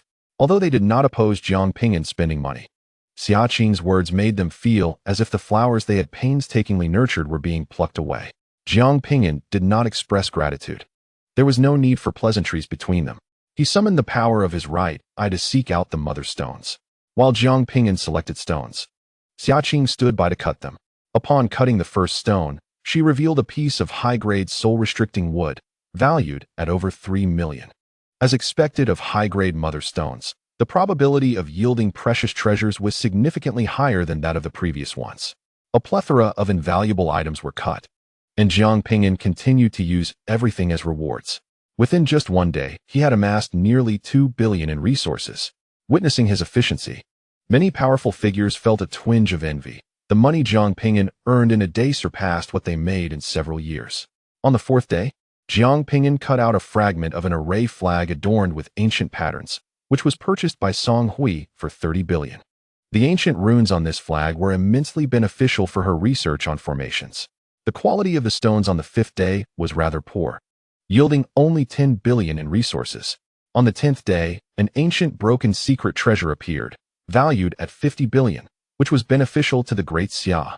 So it was given to them. Initially, the powerful figures accompanying Jiang Ping'an felt somewhat discontent, as high-ranking individuals of the great Xia and super-strong beings. It was impossible for them to remain indifferent while protecting a Yuanhao stage cultivator. However, upon the secret treasure being entrusted to the great Xia, their emotions dissipated. Jiang Ping'an's stone gambling not only allowed him to earn rewards for the people of Chu, but also ensured that any good treasures would be prioritized for the great Xia. These were their treasures. In just 10 short days, the items Jiang Ping'an had cut were valued at over 100 billion, an astonishing feat. All this wealth was reinvested into the rewards. Meanwhile, the hidden cultivators grew anxious. Damn it, with 7 or 8 powerful figures from the great Xia guarding Jiang Ping'an. How could they assassinate him? Departing, the task was insurmountable. To the state of Chu, where the people were easier to slay. It was rumored that there were bounties to be claimed. Jiang Ping'an was indeed formidable, having allocated an immense fortune for these rewards. Those who harbored intentions to assassinate him gradually retreated. A cadre of extraordinary protectors surrounded him, ensconced within the confines of the financial guild, rendering any assassin's attempt futile. In stark contrast, the denizens of Chu proved to be more manageable foes. As a month elapsed, Jiang Ping'an had issued bounties exceeding 300 billion. Countless cultivators and assassins flocked to the state of Chu, seeking to carry out their deadly missions. Reports of officials and soldiers being assassinated permeated the land. Every official in Chu lived in trepidation, fearing for their lives. Within the forests of the imperial city of Chu, Prince Chu Zhan found himself implored by an elderly servant. You cannot leave the city.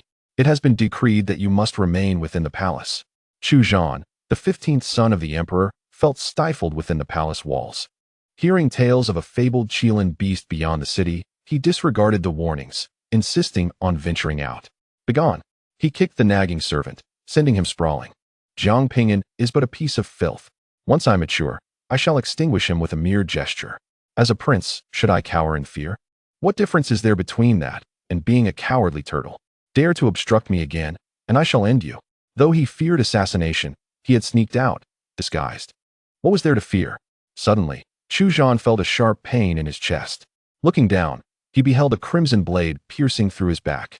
The old servant revealed a greedy smirk. Fool. There is no Qilin beast, it was all a ruse. Your life is worth a staggering 15 billion. Before Chu Zhan could utter another word, the servant severed his life. Swiftly, the old man concealed the prince's lifeless body and the recording stone capturing the assassination, vanishing into the depths of the forest. With that 15 billion, he could easily escape to a remote place, establishing his own power without serving others. Soon, news of Prince Chu Zhan's demise spread across several nations, igniting a frenzy. More individuals flocked to Chu, for while they may not slay the prince, they could certainly capture isolated officials or soldiers. The emperor of Chu, Chu Shujing, learned of this with unbridled fury. Jiang Ping'an, the great Xia, you wretched scoundrels, produce 500 billion spirit stones for bounties on great Xia officials. A minister hastily interjected, Your Majesty, this course of action is utterly futile. Our treasury is depleted from the preceding war. With 500 billion, we could cultivate a formidable cultivator in the void refinement stage. There is no need for such recklessness. In an instant, Chu Shujing lunged at the minister, seizing him by the throat, his eyes ablaze with rage. Do you dare call my son's death mere recklessness? Your Majesty, think carefully. The minister attempted to reason, but before he could finish, he was reduced to a mist of blood by Chu Shujing's wrath. The emperor's menacing gaze swept across the remaining assembly. Confiscate this traitor's estate. All resources shall be surrendered. Now go and issue the bounties. The ministers, once eager to counsel, fell silent. Another son's death has driven Chu Shujing to a state of turmoil. Now, it is a matter of who persuades whom to perish. Who could have anticipated that a mere Jiang Ping'an could be the cause of two princes' demise? Chapter 175. The Qiankuan compass. Upon the announcement of a bounty by the state of Chu, the news swiftly reached the great Xia. A congregation of formidable warriors, assembled to safeguard Jiang Ping'an, gathered for a meeting, their expressions grave. Jiang Ping'an was among them, having ascended to a status that warranted participation in high-level discussions. This 500 billion bounty will inflict a significant blow upon us. Ping'an, do not bear the weight of guilt. Had you not slain Xu Yang, our losses would have been far greater. One of the warriors, anticipating Jiang Ping'an's potential burden, offered words of solace. They urged the others to prepare for potential assassination attempts, striving to minimize the impending losses. The crux of the matter lies in the unpredictability of such threats. There will undoubtedly be those who resort to desperate measures, bringing considerable trouble. The atmosphere was thick with concern, as the bounty would likely incite a wave of assassinations against the people of the great Xia. Yet no viable solution was at hand. While it may be possible to temporarily fend off danger, it is impossible to ward off peril indefinitely. Observing the anxious expressions of the assembled warriors, Jiang Ping'an suddenly spoke. We could make an example of those who dare to act. Anyone who raises a hand against us should be executed without hesitation. This approach could significantly mitigate our losses. Xia Qing sighed and shook her head. It is not as simple as you envision. The issue lies in our inability to capture every assailant. This bounty is directed at all cultivators without any fixed affiliations. As long as they remain discreet, uncovering any leads is exceedingly difficult. One warrior interjected, why not have Ping'an deduce the enemy's movements? Absolutely not. Xia Qing rejected the idea outright. Jiang Ping'an's cultivation level is still immature. Attempting to deduce the movements of cultivators would exact a heavy toll on his life force, impeding his future growth. She was unwilling to jeopardize Jiang Ping'an's well-being. In truth, even if they permitted him to attempt such a feat, he lacked the capability, for he was not a fated master. After a moment of silence, Jiang Ping'an produced a golden compass. This compass, entirely gilded and inscribed with enigmatic symbols, emanated an extraordinary aura. If we seek to locate someone, perhaps we could put this to the test. This artifact was one Jiang Ping'an had acquired on the Divine Island. When he had been ambushed by members of the Lei family and hidden in a cave, they had used this very item to track him down. It should serve as a tool for locating individuals, potentially of great utility. A treasured artifact, the Qiankuan compass. An elder recognized the object and gasped in astonishment. His gaze fixated on the compass, as though it possessed an enchanting allure. At the mention of this treasured artifact, a wave of astonishment rippled through the assembly. Their breaths momentarily suspended. Jiang Ping'an had produced a rare artifact. Though a treasured artifact is a tier below a supreme treasure, certain exceptional treasures can surpass the latter in value. Elder, you recognize this artifact. What purpose does it serve? Xia Qing regarded Jiang Ping'an with newfound respect, astonished that he concealed such a gem, pondering what else he might be hiding. The elder, invigorated by the revelation, exclaimed, 20 years ago, the dwelling of the divine void master was breached, and numerous powerful individuals surged in. I witnessed a formidable member of the ancient Lei family utilize this very artifact to discover numerous treasures. This is the Qiankuan compass crafted by a master of destiny. When one holds this object and harbors a desire in their heart, the needle will point to the past, whether in search of a person or an object. As long as it is not shrouded by special forces, it can be located. Upon hearing the elder's explanation, Xia Qing and the others felt their hearts race and breaths quicken. They all recognized the immense value of this item. With the Qiankuan compass, one could locate any person or treasure they wished to find. A powerful figure suppressed their astonishment, their aged eyes casting a puzzled glance at Jiang Ping'an. Such a rare treasure was exceedingly scarce. There were hardly any in the entire eastern region. Where did you acquire it? Logically, such a treasure should not be in the possession of a low-ranking cultivator like Jiang Ping'an. Others also turned their curious gazes toward him. This young man always managed to accomplish the unexpected. It's from the Lei family, Jiang Ping'an replied. The Lei family? Did the Lei family's goddess, Meng Jing, give this to you? She must think very highly of you. Emperor Xia Yuanhao's words carried an underlying implication. A flicker of displeasure passed through the eyes of the other powerful figures. As the prince consort of their great Xia, Jiang Ping'an's close association with the Lei family's daughter was rather concerning. It was not given by Meng Jing, but rather seized from a Lei family member who attempted to kill me. Jiang Ping'an did not conceal the truth and recounted the incident on the Divine Island. The expressions of those present froze. they suddenly felt it would have been better had it been a gift from Ming Jing. Such a treasure could not possibly be wielded by an ordinary lay family cultivator. This meant that the lay family cultivator Jiang Ping'an had slain likely possessed a significant background. Cough, cough. The elder Xia Qing cleared his throat twice, suggesting that it was not a serious matter. When the head of the lay family visited last time, he did not inquire about this incident. Shaoan, in the future, when dealing with offspring of such grand families, try not to eradicate them entirely. Leave some room for future encounters. The elder's words were veiled, implying that they were not a force to be trifled with. Jiang Ping'an pondered for a moment and replied, I believe it is more prudent to be thorough than to let them go. Indeed, I support this. Otherwise, even if we spare them, they will seek revenge. Xia Qing nodded in agreement. However, upon noticing the questioning gazes of the elders, she quickly altered her tone. Shaoan, please refrain from such actions in the future. Do not provoke these grand family's heirs.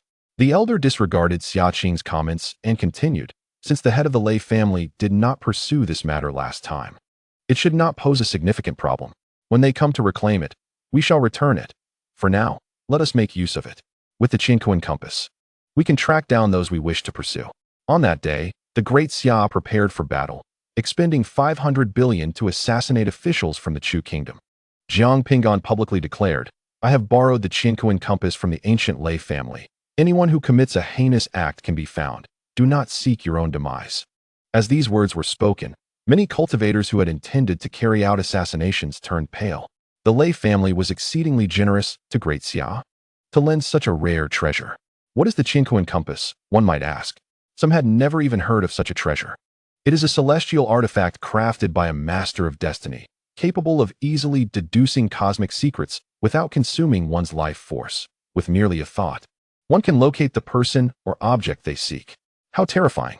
Who would dare to harm the people of the great Xia now? Many cultivators have been frightened into submission, refraining from attacking those of the great Xia. Yet, there remain some audacious bandit cultivators who, undeterred, still choose to strike. In the southernmost region of Qingping County, 3 Golden Core cultivators united to annihilate a small squad from the county town. After claiming tens of thousands of spirit stones from the wealthy Commerce Association, they swiftly retreated into the boundless mountain range. Brother Ming, will there truly be no repercussions for killing them? One of the robbers expressed concern, recalling rumors of a secret treasure in the great Xia royal family that could predict such events. The Golden Core cultivator known as Ming dismissed the worry. We merely eliminated a small squad from a remote county. The royal family would never expend effort to pursue insignificant figures like us. If we continue our endeavors, we will surely break through to the Nascent Soul stage. At that point, they will find it impossible to track us down. Upon hearing Ming's words, the anxious robber felt considerably reassured. Indeed, let us act swiftly and strike again. Tomorrow, we will eradicate the entire county's military. Let us now distribute the spirit stones and celebrate our cultivation endeavors. Just as the 3 bandits prepared to revel in their ill-gotten gains, a terrifying aura enveloped them. Suddenly, they beheld the fabric of space being torn asunder, and a formidable figure emanating immense power descended from the void. The faces of the 3 Golden Core cultivators turned ashen. Could it be that this powerful entity had come to seek them out? Impossible. Such a being would never bother with the likes of them. The ancient ancestor of the great Xia surveyed the golden compass in his hand and declared solemnly, it is them. Leave their corpses intact and display them upon the city walls as a warning. Those who dare to slay the soldiers of great Xia are courting death. Upon hearing these words, the 3 bandits were paralyzed with terror. From the moment these powerful beings appeared, they understood their fate. After painstakingly cultivating for hundreds of years to reach this point, they had never anticipated that by killing merely a dozen individuals, they would attract the attention of such formidable figures. Regret flooded their minds. Had they not provoked the great Xia and instead focused on their cultivation, they could have undoubtedly risen to become nascent soul level powerhouses. Yet, there exists no remedy for regret in this world. Their heads were pierced by a beam of light, and their lives extinguished. Their bodies were taken away and hung upon the city walls. The great Xia ancestor gazed at the compass, his voice low yet resolute. Is there still anyone foolish enough to defy death? Continue the pursuit. For the stability of great Xia, this wave of assassination must be quelled in its infancy. Chapter 176, The Unleashed Fist Goodness. Have you heard? The ancient monsters of the Great Xia have personally intervened, slaughtering hundreds of assassins. And what of it? Are you aware of the notorious Blood Demon Village? Its chieftain is a composite body stage powerhouse who ordered an assassination against the people of Great Xia to reap some profit. Ultimately, the entire village, along with the chieftain, was exterminated. It is said that members of the royal family of Zhaohe have also taken action. The ancient monsters of Great Xia, wielding quasi-immortal artifacts and supreme treasures, have surged forth. The outcome remains uncertain. The ancient monsters of Great Xia, armed with the universe compass, have personally hunted down the assassins, causing a tremendous uproar. Many killers and cultivators, terrified, have fled Great Xia, no longer daring to confront its people. It is unclear how Jiang Ping'an wielded such influence to borrow the universe compass. If it were not for this compass, one could certainly amass great wealth in the Great Xia. The Great Xia is not to be trifled with. They maintain a strong relationship with the ancient Lei family. It is said that the divine woman named Meng Jing awakened due to the Great Xia. According to rumors, Jiang Ping'an is involved with the divine woman of the ancient Lei family. The formidable forces of the Great Xia have struck fiercely, successfully curtailing the ambitions of those dubious cultivators. While the ancient beings of the Great Xia took action, Jiang Ping'an was not idle, engaging fervently in stone gambling. The state of Chu has offered a bounty of 500 billion, then he shall surpass that by even more. Jiang Ping'an is not one for eloquence. He knows only to act. In the second month, he extracted resources worth 400 billion. In the third month, he extracted 300 billion worth of resources. The total resources amassed over these 3 months have already exceeded 1 trillion. It is important to note that a nation of the caliber of the Great Xia has a net annual income of merely 1 trillion. Of course, this figure represents pure profit for the Great Xia. Their normal income is somewhat higher, yet their expenditures are also considerable. Jiang Ping'an has incurred minimal costs while obtaining an amount equivalent to the annual profits of the Great Xia. This is an exceedingly formidable figure, inciting jealousy among countless cultivators. Jiang Ping'an is terrifying. Is he a fool? With such resources, he could easily devote them to his own cultivation. Why expend them on bounties? Does he not fear death? How many lives will be lost if this madness continues? Everyone is astounded by Jiang Ping'an's recklessness. 1 trillion spirit stones. Even an ordinary cultivator in the void refinement stage could not procure such a sum. Yet Jiang Ping'an dedicates it all to bounties. How profound is his desire for vengeance? Those who still contemplate assassinating Jiang Ping'an have been intimidated. If they fail in their assassination attempt and offend him, the consequences would undoubtedly be severe, leaving them no chance to escape. It is well known that fate masters can discern a person's identity and location. Jiang Ping'an could easily bring others to exact revenge. Xia Qing has finally grasped Jiang Ping'an's true purpose in stone gambling. It is to instill fear, to make others aware of the consequences of provoking him, thereby causing those who might act against him to tremble in trepidation. A single blow can deter 100 retaliations. Only by instilling fear can one mitigate trouble. To confront the state of Chu, the Great Xia and Jiang Ping'an have collectively invested over 1,700 billion spirit stones. The entire eastern region has been shaken by this event. The Daqian dynasty, the Tianzi sacred land, and certain members of the ancient Lei family are also watching with keen interest, eager to see how events will unfold. They are also curious as to when this frenzied storm of assassination will cease. In the underworld king state, within the secret realm, Fang Xing is refining his spiritual power when a delightful little girl rushes over. Brother, Jiang Ping'an has unearthed an ancient weapon today and sold it for over 20 billion. Fang Kuer exclaims, her small face flushed with excitement, as if she had earned the 20 billion herself. Fang Xing, who once fought alongside Jiang Ping'an on the Divine Island and nearly shattered his soul seed during a battle against a genius from the state of Chu, was restored by a pill given to him by Jiang Ping'an. Now, Fang Xing has entered the Nascent Soul stage. Upon hearing the news of Jiang Ping'an, Fang Xing's expression is complex. He remembers when Jiang Ping'an was quite unremarkable in Heifeng County. Who would have imagined that he would become the focal point of the entire Great Xia today? The rate of his growth is truly astonishing. Fang Kuer, filled with excitement, inquired, Brother, Jiang Ping'an saved you. When will you repay his life-saving grace and marry me off to him? He is truly remarkable. Go and focus on your cultivation. Fang Xing replied, his annoyance evident, wishing he could simply kick her out if he weren't so reluctant to act against her. Fang Kuter stuck out her tongue and swiftly ran away. Fang Xing gazed at his sister's retreating figure, letting out a silent sigh. It wasn't that he opposed the idea of his sister being with Jiang Ping'an. Rather, he knew that Jiang Ping'an's ambitions far exceeded what was attainable in the Great Xia. The path Jiang Ping'an tread was not one that an ordinary person could follow. His sister, lacking in innate talent, would only encounter tragedy by pursuing such a person. The Great Xia and the state of Chu were embroiled in ever-shifting turmoil and incessant conflict, with numerous officials and soldiers being assassinated daily. The state of Chu sought to eliminate these assassins, yet without the Qinkuan compass, it was exceedingly difficult to curtail the killings. In the grand hall of the state of Chu, today's morning court session was eerily silent, with the breaths of various ministers audibly resonating in the stillness. Plans for retaliation against the Great Xia had faltered, as the Qinkuan compass deterred many from taking action against individuals from the Great Xia. Moreover, Jiang Ping'an's predictive abilities were terrifyingly potent, having already extracted resources worth hundreds of billions, equivalent to an entire year's net income for their nation. While this may not seem substantial, for individual cultivators, such wealth could empower those at the void refinement stage, or even those in the integration stage to act. At present, the entire state of Chu was in disarray. Chu Shujing sat upon the throne, slowly opening his eyes. Was that little rascal still engaged in stone gambling? A cautious official replied, "Your Majesty, he continues to do so." Today, Chu Shujing uncharacteristically refrained from erupting in anger, maintaining a calm demeanor. Has the hired Destiny Master approached him? Your Majesty, he has, but the likelihood of Jiang Ping'an accepting the challenge is exceedingly low. To suppress Jiang Ping'an, they had expended a considerable fortune to hire a highly skilled Destiny Master. Chu Shujing exhaled heavily, instructing that any means to eliminate Jiang Ping'an should be proposed.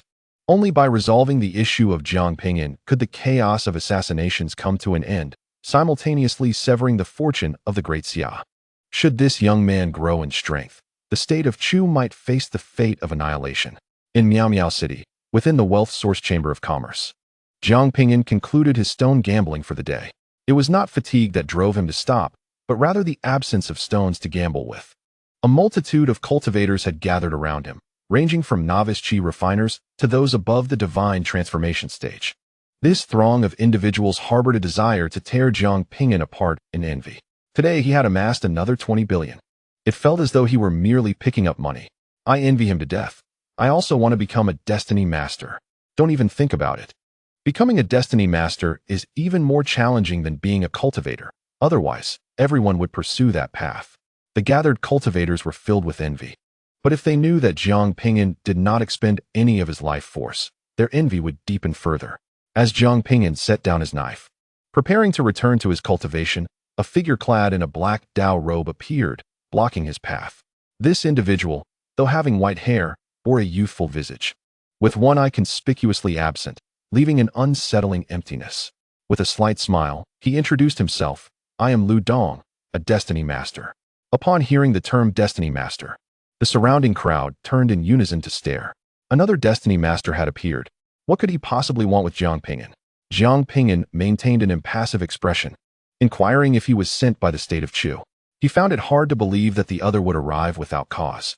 Lu Dong smiled, his remaining eye fixated on Jiang Ping'an, asserting that he had no ties to Chu. His sole intention was to engage in a friendly contest.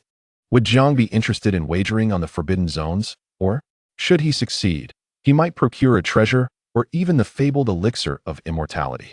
The elixir held immense value, potentially enabling one to obliterate the state of Chu. The elixir could grant a cultivator another cycle of life, a coveted treasure that even ancient beings yearned for. Jiang Ping'an remained skeptical of the man's claims. Turning to the stone gambling shop owner to inquire about the forbidden zone ore, the shop owner explained that the ore was sourced from the forbidden lands, with a certain probability of revealing extraordinary treasures, including the elixir of immortality in historical instances. However, the secrets of the forbidden ore were shrouded by the great Tao, making it impossible for ordinary Destiny Masters to discern the presence of treasures within. Furthermore, attempting to predict the fate of the forbidden ore was far more perilous than interpreting a person's destiny. A moment of carelessness could lead to the depletion of one's lifespan and certain demise. Xia Qing, with her stunning grace, positioned herself before Jiang Ping'an and coolly advised against engaging in such a wager, asserting that the Destiny Master sought to siphon off his life force. This Destiny Master was evidently sent by the state of Chu, attempting to employ such a rudimentary tactic to eliminate Jiang Ping'an. However, Jiang Ping'an was not one to be easily deceived. "All right, I accept the wager," Jiang Ping'an declared. Xia Qing responded. Chapter 177, The Challenge of the Destiny Master. Where can we find the forbidden ore? Jiang Ping'an believed that the current battlefield ore was inadequate, with resources fluctuating and acquisition being slow. He had heard that the treasures within the forbidden ore were of significantly higher value. Thus, it was only natural to choose the forbidden ore. If he could obtain the elixir of immortality and offer it as a reward, he could directly annihilate the state of Chu. The stone gambling shop owner interjected, stating that the shop currently did not possess any forbidden ore and would need to procure it from elsewhere. Moreover, the forbidden ore was of exorbitant value, priced at 50 billion.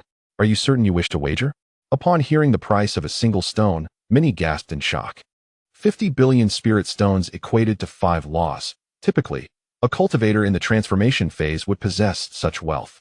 A single stone could render a transformation phase expert bankrupt, erasing centuries of accumulated resources. Who would dare to wager such an amount? Jiang Ping'an was momentarily taken aback. Indeed, it was a gamble beyond the means of the average person. Nevertheless, it mattered little to him, as he was confident he would not lose. To put it selfishly, even in defeat, it would merely be the loss of the great Xia's funds. "Very well, I agree." The one-eyed, white-haired Lu Dong chuckled. "Merely gambling on stones is somewhat lacking in excitement. How about we add a treasure into the mix?" He had accepted a task from the state of Chu to drive Jiang Ping'an to his end. Predicting the forbidden ore would consume a considerable amount of life energy. Without inducing urgency in Jiang Ping'an, it would be impossible to bring about his demise. By leveraging the treasure as a pressure point, Jiang Ping'an would undoubtedly exert every effort. Jiang Ping'an discerned Lu Dong's intentions and, with a sudden smile breaking his previously impassive facade, replied, "Very well." The two exchanged smiles, each harboring ulterior motives. The owner of the stone gambling shop remarked, "Since both of you are certain, I shall arrange for several pieces of ancient Forbidden Zone stones from the Eastern Domain to be delivered, which will take 3 days. The surrounding crowd became electrified with excitement. It was exhilarating. Never did they imagine witnessing a duel between Destiny Masters. These two individuals were indeed audacious, daring to wager even treasures of great worth. For some inexplicable reason, my heart raced. An overwhelming desire to fast forward to the impending duel in 3 days surged within me. Curse it. I shall forego my training and await the moment the forbidden stones are cleaved open. Should I behold the elixir of immortality, my life would be deemed worthwhile. The clashes of Destiny Masters are a rarity, even for ancient beings who have lived for millennia. Moreover, this wager also involves treasures, and one can witness the unveiling of forbidden stones. Such occurrences are seldom seen in a century, and now they were unfolding before our very eyes, igniting the anticipation of many. As Jiang Ping'an returned to his chamber, he was abruptly pressed onto the bed by Xia Qing. "You insufferable brat. What on earth are you doing?" Xia Qing, visibly enraged, questioned him. "Do you have any idea what forbidden stones are? Speculating on a single stone could cost you a millennium of lifespan. You are merely at the nascent soul stage, possessing only 1,000 years. What do you intend to wager?" Seizing the moment before the event began, she resolved to drag him away, even if it meant forcing him against his will. Jiang Ping'an fell silent for a moment and replied, "I never claimed to be a Destiny Master." Xia Qing, poised to forcibly take him away, suddenly paused. "What do you mean? Not a Destiny Master? Then how did you deduce that the Mother Stone contained treasures? Could you kindly get off me first?" Jiang Ping'an requested. The proximity of the woman was quite uncomfortable for him. "No, you must clarify your meaning first." Xia Qing did not relent. Instead, she sat atop him, applying pressure. Jiang Ping'an sighed in resignation, explaining, "I do not possess the ability to deduce. I can perceive the treasures within the stones because I have the gift of X-ray vision." Previously, he had refrained from disclosing this, fearing it would attract trouble. However, after spending considerable time with Xia Qing, he felt assured that she would not wish him harm. Furthermore, if he did not reveal this matter, she would undoubtedly prevent him from participating in the stone betting. X-ray vision? Xia Qing was momentarily taken aback, a cold smile gracing her beautiful face. "Do you truly believe this princess would buy into such a feeble lie? X-ray vision is not uncommon. One could even acquire special techniques to attain such an ability. However, this power is utterly ineffective against mother stones enveloped by the laws of heaven and earth. Otherwise, the industry of stone gambling would not exist. Xia Qing suspected that Jiang Ping'an was merely concocting a flimsy excuse to deceive her. Did she appear foolish? Jiang Ping'an furrowed his brow, pondering how he might prove the authenticity of his claim. After a moment of contemplation, Xia Qing inquired, "If you possess X-ray vision, then tell me where I have a mole on my body." Jiang Ping'an glanced at her and calmly stated, "Above your navel, at a finger's distance." Xia Qing's expression stiffened. "You must have employed deduction powers. It cannot possibly be X-ray vision." She remained unconvinced of Jiang Ping'an's assertions. Suddenly, a glimmer flickered in Jiang Ping'an's eyes. And at that moment, Xia Qing felt an inexplicable tension in her body, as though he could see right through her. Jiang Ping'an averted his gaze and remarked, "Within you lies a peculiar seed, imbued with the power of the great Tao. It has now begun to sprout, and you are nourishing it with your life and energy." Upon hearing this, Xia Qing abruptly rose, instinctively shielding the seed located in her dantian with her hand, her eyes widening in astonishment as if she had encountered a ghost. This seed was known to only 2 individuals within her clan. This was her greatest secret. The revelation was inconceivable. It could not be mere clairvoyance. It must be some form of divine sight. Xia Qing's voice escalated uncontrollably, her breath quickening. Only a special divine eye could possess such terrifying power. Perhaps. Jiang Ping'an refrained from elaborating. Since awakening the eye of time, the power in his right eye had gradually synchronized with his left, endowing both with identical strength. Suddenly, Xia Qing leapt onto Jiang Ping'an, grasping his neck. "Tell me, how many aces do you hold? If you do not speak, this princess shall consume you today." This man seemed to harbor boundless secrets, perpetually elusive. Xia Qing felt an insatiable itch within her to unearth these mysteries. "Enough of this nonsense. I still have to cultivate," Jiang Ping'an stated. Xia Qing felt an immediate sense of boredom. "No wonder Ming Jing called you a blockhead. I shall do so henceforth as well." Here she was, the illustrious 9th princess of the great Xia, endowed with unparalleled talent and stunning beauty. Yet this fellow displayed no reaction whatsoever. Was he not a blockhead? Even if he did not expend his life force, this gamble could not be taken lightly. The opponent dared to challenge him, undoubtedly well prepared. Should he lose, he would forfeit a treasured artifact. Xia Qing's expression turned grave. "Understood." Jiang Ping'an settled onto his bed, commencing his cultivation. "Blockhead." Xia Qing shot a glance at the young man, lamenting his lack of charm. The news of the 2 fated masters wagering a treasured artifact swiftly spread across several nearby nations. Many idle ancient beings flocked to Miao Miao City, not primarily to witness the wager between the fated masters, but rather to observe the Forbidden Zone's ores and discover what they could reveal. The world is home to 3 great Forbidden Zones: the Time Forbidden Zone, the Chaotic Forbidden Zone, and the Dark Demon Zone. These Forbidden Zones, also referred to as sacred grounds, have roots in an ancient era that remains unfathomable. Each zone is steeped in countless legends and perils. Some claim that within these forbidden grounds reside immortals who have yet to enter the celestial realm, while others assert that they harbor numerous divine herbs that grant eternal life. No one has truly ventured deep into these zones, leaving their contents shrouded in mystery. Many ancient beings, having reached the end of their lives, dare to delve into the depths of the forbidden zones, hoping for a stroke of luck to find life-extending elixirs and prolong their existence. However, for those less fortunate, it could mean their demise, as countless formidable beings lie buried there, their deaths nurturing an array of bizarre entities fraught with danger. There have been instances where individuals extracted an elixir of immortality from the Forbidden Zone's ores, sending shockwaves throughout the cultivation realm, prompting numerous ancient clans and sacred places to contend for it. Even powerful beings from other races across the cosmic expanse arrived, nearly igniting a war among the myriad races. All information concerning the Forbidden Zones garners the attention of the world.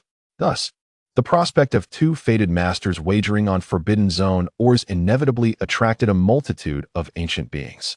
Once a true treasure emerges, they are quick to seize the opportunity to acquire it.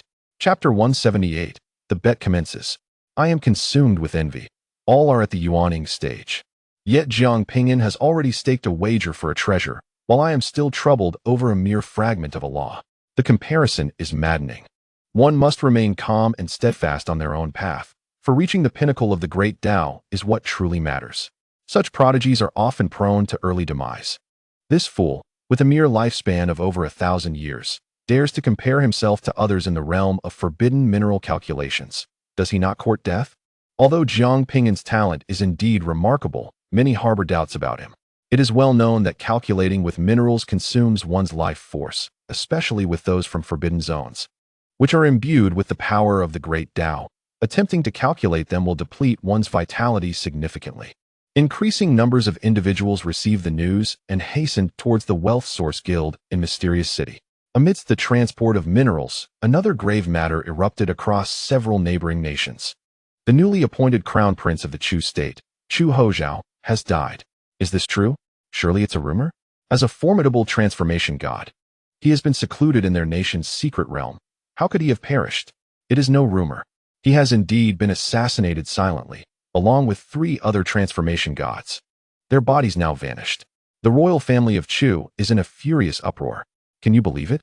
He was assassinated within the secret realm. Could it be the top assassins of the Tiansha Pavilion at work? The truth remains unclear. On the day of the stone gamble, the people of the Great Xia received this news, and rather than feeling joy, they were weighed down with gravity. The ability to stealthily assassinate 3 transformation gods within the Chu state's secret realm is terrifying. This implies that the assassin possesses the capability to eliminate Jiang Ping'an as well. Jiang Ping'an is currently under a bounty of 10 billion, sufficient to attract the attention of that mysterious killer. In Jiang Ping'an's chamber, Xia Yuanhao lectured his daughter, Xia Qing. Little Qing, how can you be so thoughtless? It is understandable for Ping'an, being young and inexperienced, but you too are being reckless. You should never have agreed to this gamble. They had just returned from using the Qinquan compass in battle. And upon hearing that Jiang Ping'an was to wager against a fateful master with stakes involving a treasure, they rushed back in a panic. Enough of your chatter. Did not Mutu previously win you a treasure? In a prior battle against the solar god body, Jiang Ping'an secured the solar god wheel, a treasure now in the possession of the royal family. An elder remarked, it is not merely about the treasure. This wager is clearly a conspiracy. We have investigated Lu Dong. He is a top-tier fateful master frequently invited by elite powers. Do you know the abode of the divine void Taoist? It was he who calculated this outcome. This individual possesses immense capability and evidently seeks to force Jiang Ping'an to his demise to acquire the treasure. It is apparent to all that this is a conspiracy, yet what remains baffling is why Jiang Ping'an consented. Perhaps it is his youth, a yearning for treasures blinding his judgment. Just then, a knock resounded at the door as Xia Qing was about to mention Jiang Ping'an's divine eyes. The voice of Wan Ning, the guild leader, could be heard. Young friend Jiang, the minerals have been delivered. We can commence. The stone gambling is about to begin. The people of the Great Xia sighed. It was too late to voice any concerns now. The Wealth Source Guild had traversed great distances to transport the minerals, and powerful figures from neighboring nations and major forces had gathered. In order to witness the event of stone gambling, Jiang Ping'an felt compelled to participate. Abstaining would alienate him from everyone. He opened his eyes, paused his cultivation, tidied his attire, and walked out with an air of calm. If one must lose, then so be it. Do not squander your life, remarked an elder from the Great Xia with concern. They had deliberately presented a treasure of inferior quality. Although it was not of the highest grade, it remained a treasure difficult to acquire. Nonetheless, none of it held as much significance as Jiang Ping'an. As a fated master, coupled with his formidable innate talent, his potential growth far surpassed the value of any treasure. At that moment, all business within the merchant guild ceased, and everyone converged upon the stone gambling arena, eager to witness the event firsthand. In the front row stood a cadre of ancient beings exuding an aura of terror. Others dared not approach, relegated to watching from a distance. When Jiang Ping'an and Lu Dong made their entrance, all eyes fell upon the two. Truth be told, Jiang Ping'an's decision was rather impulsive. Deducing the Forbidden Zone stones would deplete a significant portion of his vitality, and as a nascent soul practitioner, he possessed merely a millennium of life. Yet, what did it matter? Were it not for his impulsiveness, we would not witness the fated master's gamble. The anticipation of what treasures the Forbidden Zone stones might unveil was exhilarating. Many spectators were indifferent to Jiang Ping'an's fate and even wished for his demise, as his absence would diminish a regional threat. The majority, however, held a neutral stance, simply curious about the treasures that could emerge from the forbidden stones. Lu Dong, with his remaining eye fixed on Jiang Ping'an, smiled and said, "As a newcomer, allow me to explain the rules of our wager. During the contest, the use of special artifacts is prohibited, and the ultimate victor shall claim the treasures extracted by their opponent. Points are awarded for speed in selecting stones, with an additional point for successfully revealing a treasure. Failing to unveil a treasure results in a deduction of 2 points. In the event of a tie, the victor is determined by the value of the treasures. Are there any objections to these rules? They are straightforward and easily comprehensible." Jiang Ping'an replied, "I propose an additional rule. The contest must conclude within half an hour." Upon hearing this, the smile on Lu Dong's face faded considerably. "You are courting your own demise. Reducing the time limit necessitates rapid deduction, which in turn accelerates the depletion of your life force. Are you afraid?" Jiang Ping'an countered. "Huh, what is there to fear? When I made my name, your grandfather was yet to be born. The real question is how much lifespan you have to expend." Lu Dong produced the heavenly contract, drafting the rules upon it. As a transformation stage practitioner with a lifespan of 2 millennia, though half of it spent, he had more than enough to extinguish Jiang Ping'an's life. "Have you brought the treasure?" Lu Dong retrieved an artifact resembling a hammer, exuding powerful energy fluctuations. Many powerful figures gazed in awe. For numerous great nations, possessing a few treasures is considered commendable. Thus, each additional treasure equates to an enhancement in strength. Truly, as a fated master, he could present a treasure despite merely being at the transformation stage. Xia Qing turned to her father, Xia Yuanhao. With a reluctant sigh, Xia Yuanhao produced a painting. The map of rivers and mountains, crafted by the king of the underworld, which contained a miniature world within. This treasure, although possessing a separate space, offers little else in terms of utility, yet remains immensely valuable. The people of the Great Xia have mentally prepared themselves for the potential loss of this treasure. Both parties entrusted the artifact to the head of the Merchant Association, Wan Ning, and signed a celestial contract, ensuring that neither side could renege without facing divine retribution. After finalizing the celestial agreement, the two challengers approached the gambling stone area, enveloped by an energy barrier that obscured its contents. "Are you both ready?" Wan Ning asked, holding a funnel to time the event. The onlookers held their breath, their gazes fixated on the two participants, uncertain of who would emerge victorious. Jiang Ping'an wore a grave expression, while Lu Dong also restrained his usual mirth, treating the situation with utmost seriousness. Wan Ning lifted the barrier, unleashing a chilling wave of dark energy that struck the onlookers, causing many weaker cultivators to recoil in fear, struggling to breathe. 10 colossal stones, each 3 meters high, stood before them, each one shrouded in a terrifying aura, resembling formidable demons. Wan Ning set down the funnel and explained, "These stones were excavated from the forbidden zone of the dark demon region. To clarify, we do not know if any items lie within. It is possible that they contain nothing, and you bear the risk of loss." Neither Jiang Ping'an nor Lu Dong responded, their focus unwavering on the 10 stones ahead. A mysterious force surged within Lu Dong, and an enigmatic 8-trigram illusion emanated from him, enveloping the rightmost stone as he began his calculations without hesitation.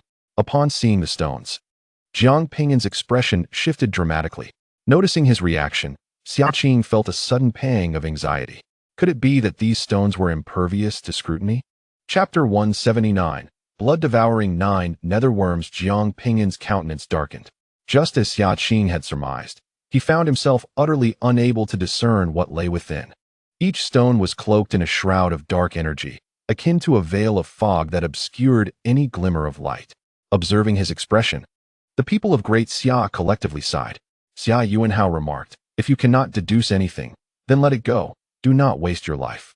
Fortunately, we were mentally prepared in advance. Losing this treasured item could be reluctantly accepted." Jiang Ping'an took a deep breath to steady his emotions. He was unwilling to concede defeat. Channeling his mental energy into his gaze as he fixed his attention on the leftmost stone. The mist enveloping the stone gradually dissipated, although his mental energy was rapidly depleting. Time flew by, and as 2/3 of his mental energy was consumed, he finally pierced through the stone's veil. However, it revealed nothing within. He swallowed a pill to replenish his mental energy and turned his gaze to the second stone. The pill's restorative effects were clearly insufficient to keep pace with his consumption. Yet, in his urgency, Jiang Ping'an began to overdraw his mental reserves. As his mental energy waned further, two streams of blood trickled from his eyes, contorting his expression into one of agony. When his mental energy was entirely spent, he staggered, collapsing toward the ground. Jiang Ping'an. Witnessing this scene, Xia Qing's face turned pale with alarm, and she rushed to support him. "How are you feeling?" The surrounding crowd, witnessing Jiang Ping'an's woeful state, could not help but shake their heads in sympathy. How can one possibly contend with Ludong? He appears unfazed by any circumstance. Is Jiang Ping'an also engaged in divination? Why is the power of divination so imperceptible? An esteemed figure from the great Xia approached Jiang Ping'an, advising him to concede, asserting that there is no shame in surrendering. At merely 18 years of age, he faces an opponent who has lived for over 1,000 years. Such accomplishments at a young age are already commendable, placing him just shy of the elite prodigies from the sacred grounds and renowned families. After taking a considerable moment to recuperate, Jiang Ping'an wiped the blood from his eyes, reopened them, and declared, "The second stone is available for purchase." At his words, the crowd held their breath. Could there be treasures within the second stone? Ludong slowly turned his head, smiling as he asked, "Are you certain?" Divination can indeed lead one astray, particularly with the ores from restricted areas. Even if the success rate is 100% under normal circumstances. When it comes to divining such ores, the accuracy plummets to 50%. Should you choose incorrectly and find nothing inside, 2 points will be deducted from your score. He was intent on pressuring Jiang Ping'an, hoping to prevent him from claiming that point. According to the betting rules, the first to select a stone would earn 1 point. But this opportunity was singular. Xia Qing had unwavering faith in Jiang Ping'an. She stepped forward, placing the gold card upon the formation. "We shall purchase the second stone. Please deduct the funds." "Very well," Wan Ning replied with a smile, activating the Merchant Association's special formation to deduct 50 billion spirit stones. Wan Ning then personally approached, retrieving the stone imbued with a terrifying malevolent aura. Though doubts lingered regarding Jiang Ping'an's abilities, a palpable tension enveloped the crowd as they fixated on the stone. If a treasure truly existed, what could it possibly be? Ludong shook his head, dismissing the youthful impetuosity. Although a third of the time had elapsed, he remained unperturbed. As long as he could strike a suitable stone, victory would be his. Despite the opponent's early selection granting a point, failing to choose correctly would result in a deduction of 2 points. Xia Qing handed a knife to Jiang Ping'an, encouraging him to make the cut. "I need to recover," he replied, shaking his head. "You do it." With that, he settled into a chair nearby to regain his composure. 2/3 of the time remained, allowing for the examination of up to 2 more stones. Xia Qing approached the towering stone, her hand trembling involuntarily. This was a 50 billion spirit stone. Failing to extract anything could mean losing a priceless treasure. The pressure was immense. Taking a deep breath to steady her nerves, she reminded herself of her aspirations to become an empress. She could not allow such trivial circumstances to intimidate her. Raising the knife, she began to slice along the edge of the massive stone. Chunks of stone fell to the ground as she worked meticulously, fearing the loss of a treasure. The onlookers held their breath, their focus unwavering on the restricted area, or, as Xia Qing cut through 1/3 of the stone, she distinctly sensed an obstruction, and a wave of bloody malevolence surged forth. Yet, almost immediately, this terrifying aura, along with the surrounding spiritual energy, was absorbed back. Something is there. The hearts of those present jolted in unison. The nonchalance on Ludong's face vanished, replaced by a look of alarm. Astonishingly, something had indeed manifested. As she caught sight of something, Xia Qing's beautiful eyes widened slightly, her heart racing. She held her breath and gradually delineated the object surrounding her. Eventually, a blood-red sphere emerged. As this sphere absorbed spiritual energy, it began to pulsate like a heart. The onlookers gasped in astonishment. It was a living creature. What could it possibly be? The ominous aura it exuded was terrifying, resembling that of a demonic entity. The crowd was eager to lean in closer, desperate to discern its nature. At that moment, 2 sharp blades pierced through the sphere, rupturing it, and a blood-colored worm, the size of an eye, wriggled out. It flapped its wings and bared its razor-sharp fangs, lunging at Xia Qing as if intent on devouring her. Xia Qing raised her hand to form an energy shield, restraining the worm, and regarded it with curiosity. This creature bore a resemblance to an ant, yet possessed formidable teeth and a ferocious temperament, frantically gnawing at the energy shield. Initially anticipated as a priceless treasure, It turned out to be merely a worm, a staggering loss of 50 billion. Nevertheless, she had managed to uncover something, earning a modicum of satisfaction. What kind of worm was this, capable of surviving within stone for so long? The previously elated cultivators of the great Xia could not hide their disappointment. Just a worm, and they had squandered 50 billion. The crowd turned their gaze to the elderly appraiser, eager to hear his evaluation. At that moment, the appraiser was frantically rifling through an ancient tome, visibly anxious, as if searching for something. Soon, his eyes fixed upon a particular page. There, he found an illustration of a worm. The appraiser quickly compared the image to the creature before Xia Qing, his body trembling, terror etched upon his face. Indeed, it was the bloodthirsty Nine Netherworm, one of the ancient 9 great worm clans. It had once annihilated a sacred land. The old man's shock rendered his voice unsteady. Upon hearing this, the crowd recoiled instinctively, their faces as pale as spirit stones. Although they had never heard of the bloodthirsty Nine Netherworm, they understood the significance of the latter statement. This worm had obliterated a sacred land. What caliber of existence was a sacred land? It was a realm that housed immortal artifacts and had birthed countless ascendants. The revelation that this worm had destroyed such a place sent the previously disappointed cultivators of the great Xia into a frenzy of excitement. This was far more powerful than a treasure. It could even be deemed an immortal artifact. Jiang Ping'an had inadvertently unearthed this divine being. All present were struck with a mixture of awe and trepidation. However, the appraisers swiftly doused their fervor with a sobering reality check. The tome stated that only the entire bloodthirsty 9 netherworm species possessed the capability to annihilate a sacred land. This was merely a singular specimen. Although it reproduced asexually and could give rise to offspring, evolving into a full-fledged species could take billions of years. The text noted that there had been mighty factions that attempted to cultivate it. The worm species had an insatiable thirst for blood and an exceedingly prolonged growth cycle. By the time it attained the strength to slay a transformation realm cultivator, the resources consumed would be 100-fold greater than what was typically required for a transformation realm practitioner. Later, it was auctioned off, fetching a modest price, with the buyer ultimately dismissing the insects as excessively consuming, leading to their demise. The smile on the face of the great Xia's powerful figure had vanished. Could you not have conveyed all of that in one breath? They were left elated for nothing. The lengthy cycle and great consumption meant that with the time and resources at hand, it would be better to cultivate practitioners directly. Chapter 180. The little rod, the blood-devouring 9 netherworms, though they sound impressive, are merely a financial liability. Whether they could be sold at a high price is entirely a matter of luck. Nonetheless, a treasure had been unearthed, and Jiang Ping'an secured a third of it. The people of Great Xia felt a slight solace. Selecting stones first, he earned 1 point.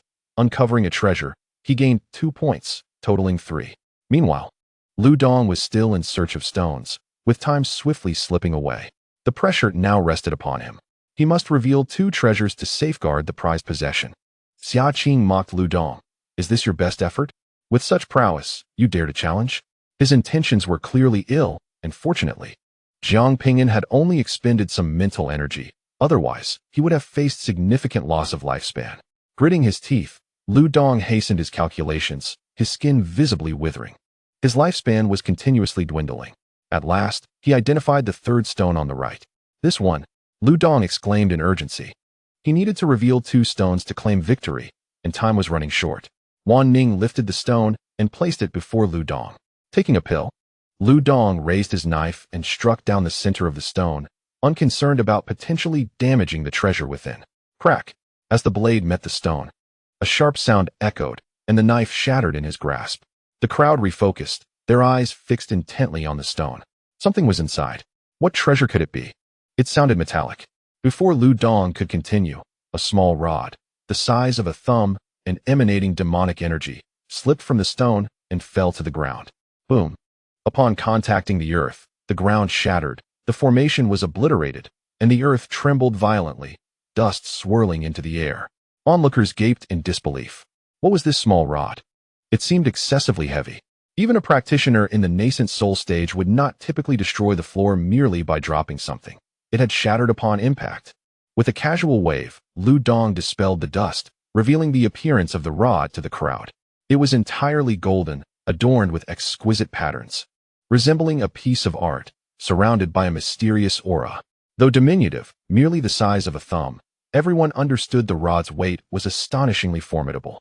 Lu Dong bent down to pick it up, and on the first attempt, he failed, exerting considerable effort before finally lifting the rod. His feet sank into the ground. As a transformation stage powerhouse, he found the rod incredibly heavy. If relying solely on his physique, he might not endure for long. What was this object? Why was it so heavy? The crowd was filled with astonishment and curiosity.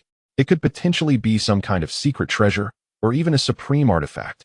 It is advisable to refrain from utilizing items imbued with demonic energy, for a moment's carelessness may lead one astray into the path of darkness. The venerable treasure seeker scrutinized the small ruffian for an extended period before ultimately shaking his head. The nature of the object remained unclear. It could perhaps be a weapon once wielded by a practitioner of the demonic sect. Judging by the fluctuations of the laws, it likely belonged to the category of secret treasures, if not more. Upon hearing that this staff was at least a secret treasure, the hearts of Lu Dong and the members of the great Xia instantly sank, with two treasures wagered against one another. Alongside the bloodthirsty nine-nether insect and this enigmatic little staff, the stakes of this gamble were exceedingly high. The fate of these four treasures had yet to be determined. The surrounding cultivators held their breath, acutely aware that the victor would claim all these treasures. Would it be Jiang Ping'an or Lu Dong? Jiang Ping'an had a slight edge. Yet should Lu Dong uncover another treasure, victory would be his. There remained half the time. The overseer, Wan Ning, approached to take possession of the little staff and the bloodthirsty nine-nether insect. The expressions of Lu Dong and Jiang Ping'an grew exceptionally grave as they redirected their gaze towards the stones in the betting arena. It was a final gamble. Should they lose, all four treasures would have to be surrendered. You must win. I've staked the fragment of the celestial weapon with the fortune source chamber. And I've bet all the spirit stones I received on your victory. Xia Qing said anxiously, beads of sweat forming on her forehead. What? You wagered the fragment of a celestial weapon? Xia Yuanhao exclaimed in disbelief, his vision darkening as he nearly fainted. This prodigal daughter. She dares to gamble even a fragment of a celestial weapon. Xia Yuanhao was on the verge of drawing the judge's pen, imposing causality to ensure Jiang Ping'an's triumph. Yet, such a matter involving multiple treasures would undoubtedly lead to his demise if forced. The ancient figures of the great Xia began to feel a swell of anxiety. It had been many years since they had experienced such exhilaration. Should they win, the fortunes of the great Xia would ascend to new heights. Conversely, a loss would truncate their fortunes significantly. As Lu Dong delved deeper into the secrets of the heavens, his skin grew increasingly gaunt, his youthful visage transitioning into that of middle age, inching ever closer to the appearance of an old man.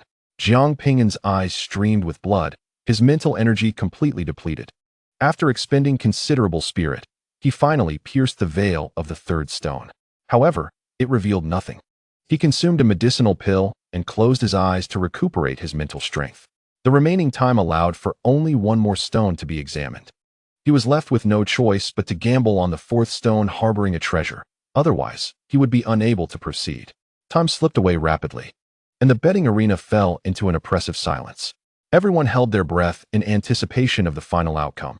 Though not participants, they could all feel the palpable tension.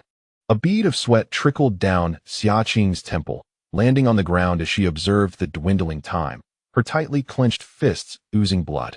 Jiang Ping'an, utterly drained of mental energy, scrutinized the fourth stone, only to find it devoid of any treasure. The remaining time was insufficient for him to recover enough mental strength to continue. Jiang Ping'an wiped the blood from his eyes and glanced at Lu Dong, who had entirely transformed into an elderly figure, stooped and frail. I shall divulge a secret to you, Jiang Ping'an whispered. I am not a fate master.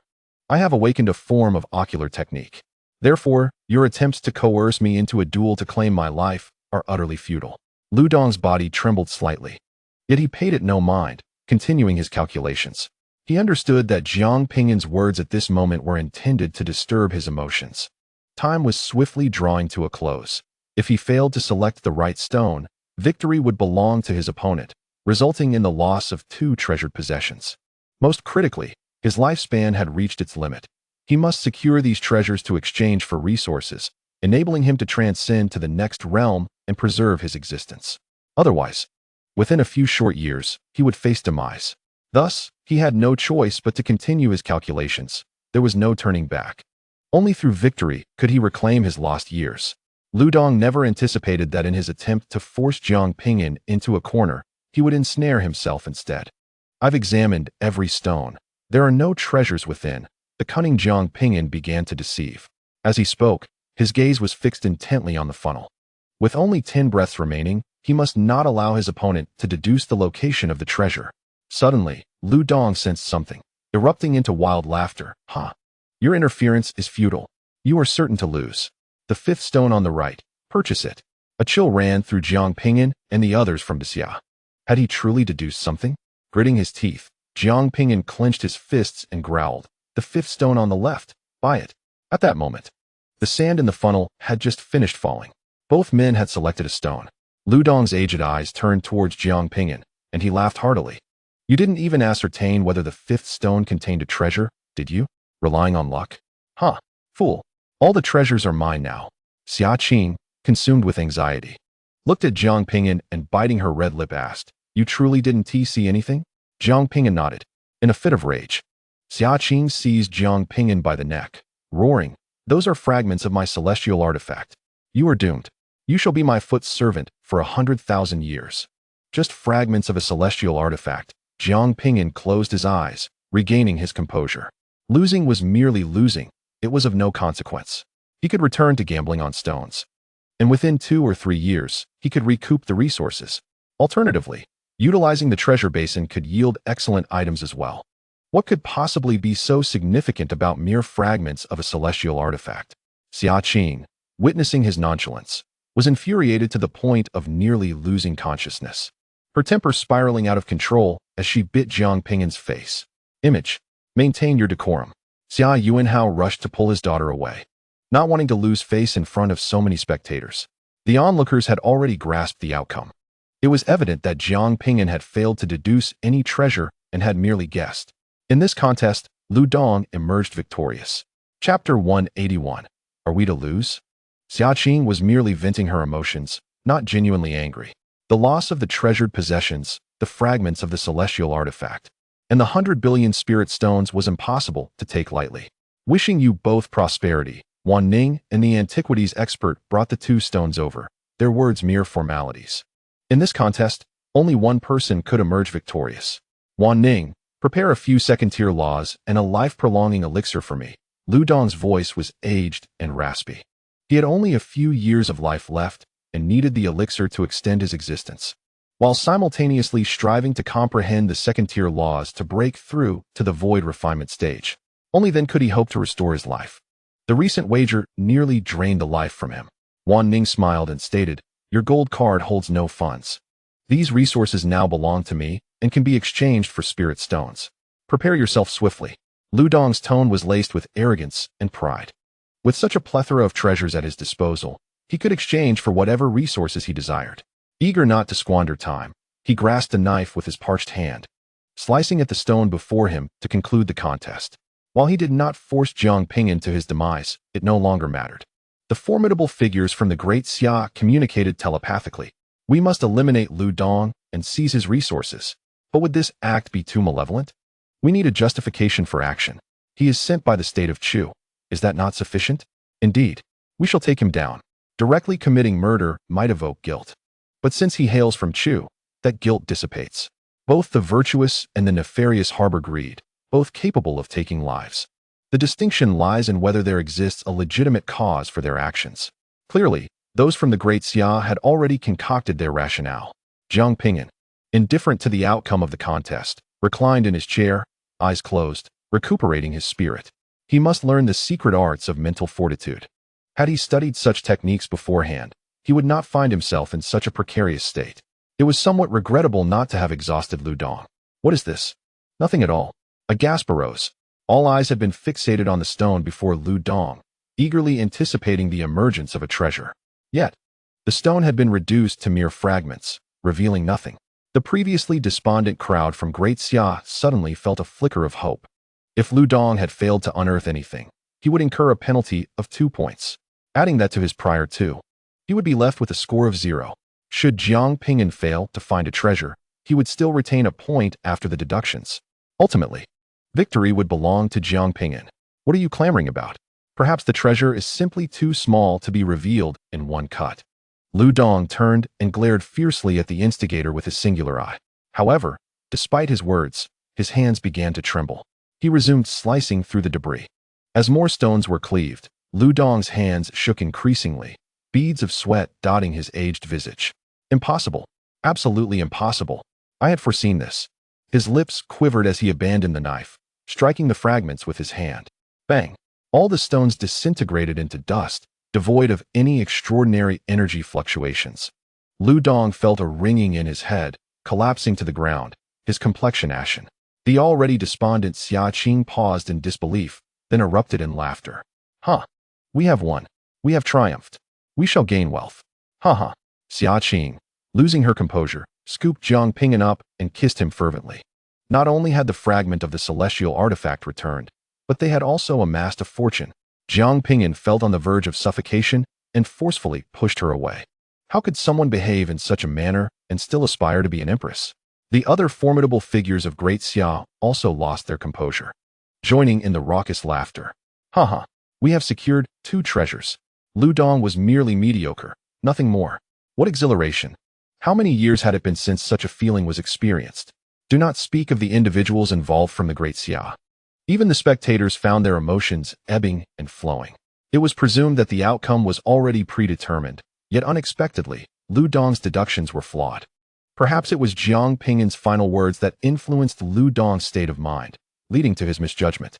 Regardless, the outcome was now sealed. Congratulations. Wan Ning approached Jiang Ping'an, smiling as he handed over the Jiangshan map, the conical treasure, the bloodthirsty 9 netherworm, and a curious golden rod. Xia Yuanhao reached out to take them, but was preemptively halted by Xia Qing. The Jiangshan map and the conical treasure belong to you. The remainder is to be handled by Mu Tu, as he has won them. Xia Yuanhao's smile faltered. Ping'an was still young and ill-equipped to manage such treasures. Away with you. Xia Qing showed no regard for her father's authority, tossing the Jiangshan map and the conical treasure towards Jiang Ping'an while assisting in storing the other items in a spatial treasure. Xia Yuanhao's expression twitched. Was this truly his daughter? Before even marrying, she was already dividing their possessions? Jiang Ping'an was momentarily stunned. He had not anticipated this outcome. Had he known, he would not have casually chosen a stone and squandered 50 billion, rendering it a waste. The stone he had ultimately selected was merely a desperate gamble. To his astonishment, Lu Dong's deductions had been incorrect, and he had utterly missed the mark. Jiang Ping'an exhaled deeply.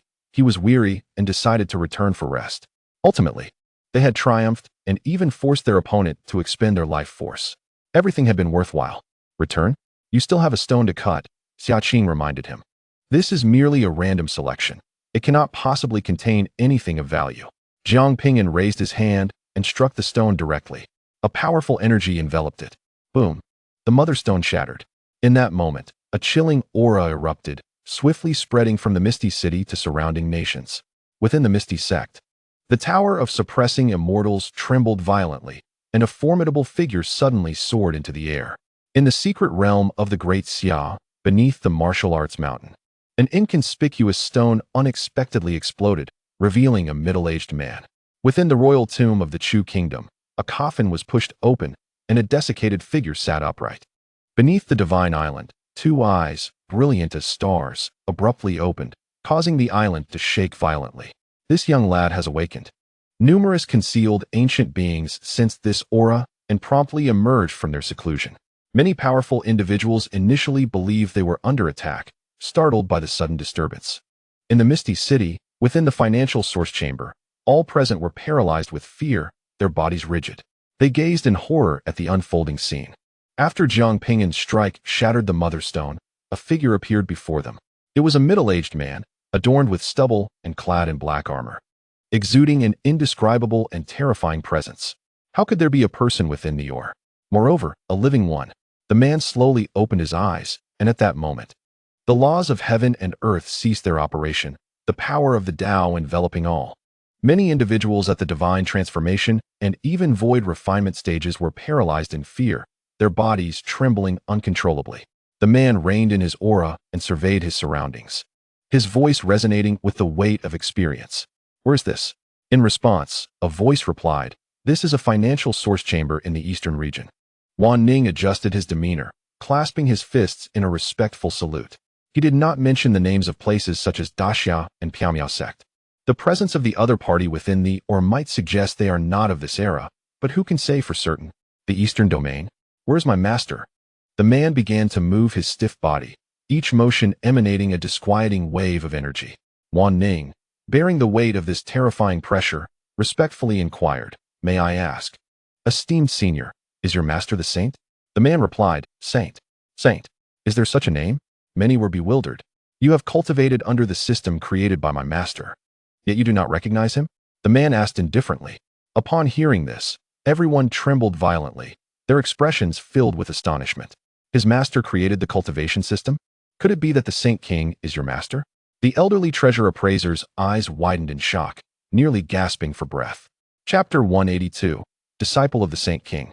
Divine seal. Upon hearing the man's response, all present seemed to be ensnared by a spell, frozen in place, their faces a mask of disbelief. This individual is, in fact, a disciple of the Saint King. Is this true? Wan Ning, suppressing his inner astonishment, respectfully replied, in response to the esteemed senior. The Saint King ascended to the celestial realm 500,000 years ago. The man's expression faltered momentarily, a complex look crossing his face. He had not anticipated such a long slumber. It is time for me to seek my master. The man summoned the energy within him, preparing to invoke the thunder to transcend into the celestial realm. Esteemed senior, the path to immortality is severed. You cannot become an immortal. Wan Ning hastily reminded him. The path to immortality is severed? The man's brow furrowed. Indeed, he discovered that the tribulation for ascension had not manifested. What is happening? How could the path to immortality be blocked? Has something gone awry? The man began to realize something, a weighty and somber expression emerging on his previously calm face. At that moment, a voice echoed in his ear. "Little one, come to me." "Who are you?" The man paused for a moment, suddenly recalling the voice's owner, his expression changing drastically. "Esteemed senior, how are you still in the mortal realm?" He raised his hand to tear through the void, preparing to approach. Suddenly, a thought struck him, and he turned back to the crowd. "Who set me free?" Due to unforeseen circumstances, he had slumbered for 500,000 years. Had he not been released, who knows how much longer he would have slept. Everyone's gaze turned in unison toward Jiang Ping'an. No one had anticipated that Jiang Ping'an, through his stone cutting, could unearth such a formidable being. The man looked at Jiang Ping'an, a curious energy emanating from him. "Are you forging your own path?" "While commendable, it would be best to abandon it early. It is merely a waste of time. In your current realm, you cannot create your own path. The cultivation system crafted by my master is already the most perfect system." The man casually imparted this advice, indifferent to whether Jiang Ping'an wished to heed it. And he pointed his finger at Jiang Ping'an's brow. "In my previous ennui, I created a few talismans. Consider this a token of gratitude for your assistance in my release." With that, he tore through the void and departed. Jiang Ping'an felt a torrent of profound information surge into his mind, overwhelming him due to his prior mental exhaustion from battle, causing him to faint. Xia Qing, quick-witted and agile, caught him. The eyes of all present were filled with envy and jealousy. Jiang Ping'an had unexpectedly been granted talismans by a formidable being. This was truly a stroke of extraordinary fortune. Who could have anticipated that within the forbidden or lay the seal of such a remarkable figure? The identity of this esteemed elder has been unveiled. Through the information network of the Wealth Source Commerce Association, the Antiquities Appraiser has discerned the identity of that man. His name is Xinfeng, the foremost disciple of the Holy King, who wields the powers of life and death. In the days of the Oceanic Tribe's ambush, the elder single-handedly defended the stellar barrier, thwarting the entire Sea Clan's assault, only to later vanish. It was said that he had perished, yet he remains alive. The three great life talismans of the world, the Death Substitute Talisman, the Shared Fate Talisman, and the Life Exchange Talisman, were all conceived by this venerable figure. Overcome with excitement, the Antiquities Appraiser trembles uncontrollably. The crowd, as if struck by lightning, stands in stunned silence. It turns out that the enigmatic Death Substitute Talisman was indeed crafted by this elder. They have encountered a figure of legend. A tumult of emotions swells within all, their breaths quickening. This matter will undoubtedly send ripples throughout the entire cultivation realm. It is even more astonishing than the relics of the emperors. Xia Qing hastily carries Jiang Ping'an away, as numerous formidable warriors of the great Xia escort him, each clutching a precious artifact. Jiang Ping'an's fortune signifies the fortune of the great Xia. They must ensure that no harm befalls him. Observing Jiang Ping'an's departure, Lu Dong collapses to the ground, his life force waning, his expression dazed, etched with regret and hatred. He had intended to force Jiang Ping'an to his demise, thereby claiming the precious artifact and securing rewards from the state of Chu. Yet, he never imagined that this would be the outcome. Not only has he lost the precious artifact, but his life now hangs by a thread. He laments his greed and resents Jiang Ping'an for surpassing him. In this gamble, he has forfeited the majority of his wealth and his future. However, no one extends sympathy, nor does anyone pay him heed. All eyes are fixated on the affairs of the Holy King's disciple. This news swiftly reverberates throughout the cultivation realm, inciting a profound upheaval, a monumental revelation. The disciple of the Holy King, the venerable Xinfeng, is still in the human realm. Who is Xinfeng? Wasn't the Holy King's disciple long since ascended to the celestial domain? Perhaps you have not heard this name, but you must have heard of the death substitute talisman. It was created by this elder. Incredible! Such a mythical figure still resides in the human realm. It is said that Xinfeng was extracted from the forbidden ore, which is truly hard to believe. In the Eastern Domain, Western Domain, Southern Domain, Northern Domain, and the Central Continent, the top powers of various factions are emerging, eager to seek out this legendary figure. The path to immortality has been severed. Perhaps this elder holds some knowledge. Even if he does not, his presence could still bestow them with a semblance of life. The ancient texts of these great factions contain accounts of Xinfeng, who traverses the path of life and death, possessing numerous methods to prolong life. For these ancient beings, the pursuit of immortality and eternal life is their deepest yearning. The emergence of Xinfeng offers them a glimmer of hope.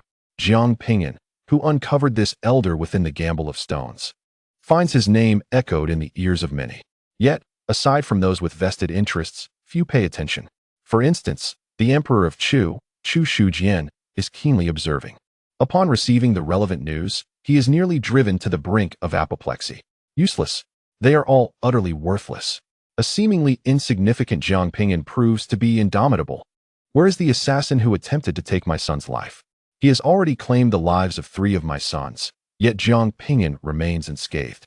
Furthermore, due to the bounty placed on Jiang Ping'an, the state of Chu is now rife with assassination attempts. Because of him, they have even acquired the Qinquan compass, rendering their plots against the great Xia utterly futile. A single Jiang Ping'an has elevated the fortunes of great Xia. The millennia-long fortunes of the state of Chu lie in ruins because of him. How could Chu Shujing not harbor a deep-seated hatred for Jiang Ping'an? However, Chu Shujing now finds himself unable to openly continue the bounty on Jiang Ping'an. If Jiang Ping'an were to gamble for several months or even years, the consequences would be unimaginable. At this moment, Chu Shujing desperately hopes that the top assassin who targeted his son will swiftly eliminate Jiang Ping'an, not one to remain idle. Chu Shujing, aware that Jiang Ping'an and Yun Huang are headed to the Tiandao Academy, invests heavily once more, reaching out to the prodigies of the academy and offering a handsome reward to have them eliminate Jiang Ping'an and Yun Huang. The prodigies within possess formidable strength and undoubtedly have the capability to assassinate Jiang Ping'an and Yun Huang. A day later, Jiang Ping'an awakens, his mind overwhelmed with an influx of information. 3 types of talismans, embodying the communication of celestial rules, appear in his consciousness: the substitute death talisman, the shared fate talisman, and the life exchange talisman. Despite Jiang Ping'an's composed demeanor, the sight of these talismanic messages quickens his heartbeat. The substitute death talisman allows for one to die in place of another. The shared fate talisman can save a person and share life. Yet if one perishes, so too does the other. The life exchange talisman enables one to swap their life for that of their assailant upon being slain. How astonishingly extraordinary! Such divine talismans are indeed the creation of a venerable predecessor. Is this what figures of myth are like? However, when Jiang Ping'an examines the requirements for crafting these runes, he swiftly regains his composure. To draw such a rune necessitates the sacrifice of a century of lifespan. Moreover, the complexity of the rune is more intricate than the constellations strung together in the heavens. Constructing a single rune would require several years, with immense consumption and prolonged cycles, far beyond Jiang Ping'an's current capabilities. Nonetheless, They are still valuable artifacts that may prove useful in the future. Setting the talismans aside, Jiang Ping'an turns his gaze towards Xia Qing. Your Highness, is it truly appropriate to share a bed with a man? Xia Qing lies beside him, propping her head up, her hair cascading down as she gazes at him with a smile. You are my consort. What is there to be concerned about? We are merely acting, and have yet to inform His Majesty about dissolving our marriage. Jiang Ping'an attempts to rise, but finds himself immobilized by her exquisitely beautiful leg. I find that I truly like you. From now on, consider yourself my consort. I will handle Meng Jing, so you can enjoy your meals in peace. Xia Qing pinches Jiang Ping'an's chin, admiring this remarkable young man. In all my years, I have never encountered a man more exceptional than you. Jiang Ping'an employs a swift movement to leap from the bed. He opens the door to the room, only to discover that he has returned to the royal secret realm. Xia Qing shoots him an annoyed glance, exclaiming, You foolish blockhead! How many men would wish to share a bed with me? Yet you shy away as if I were a venomous serpent. Jiang Ping'an chose not to pursue the topic further. How could he possibly return when he had yet to exact his revenge on the state of Chu? He yearned to continue honing his skills, dispatching more assassins to Chu. Xia Qing rose, donned her garments, and said, Calm down. The state of Chu has truly incurred your wrath. They must have exhausted their luck across 8 lifetimes. Chu won't be obliterated anytime soon, and with one more prince dead, we have already gained much. In a few months, the envoy from Tiandao Academy will arrive. Prepare yourself. Refrain from venturing anywhere to avoid being targeted by assassins aiming for the Chu prince. Upon being reminded, Jiang Ping'an recalled the matter concerning Tiandao Academy. With its ancient lineage, the academy attracted countless prodigies and formidable beings. Perhaps only by arriving there could he discover the means to take his next step. He took a different path.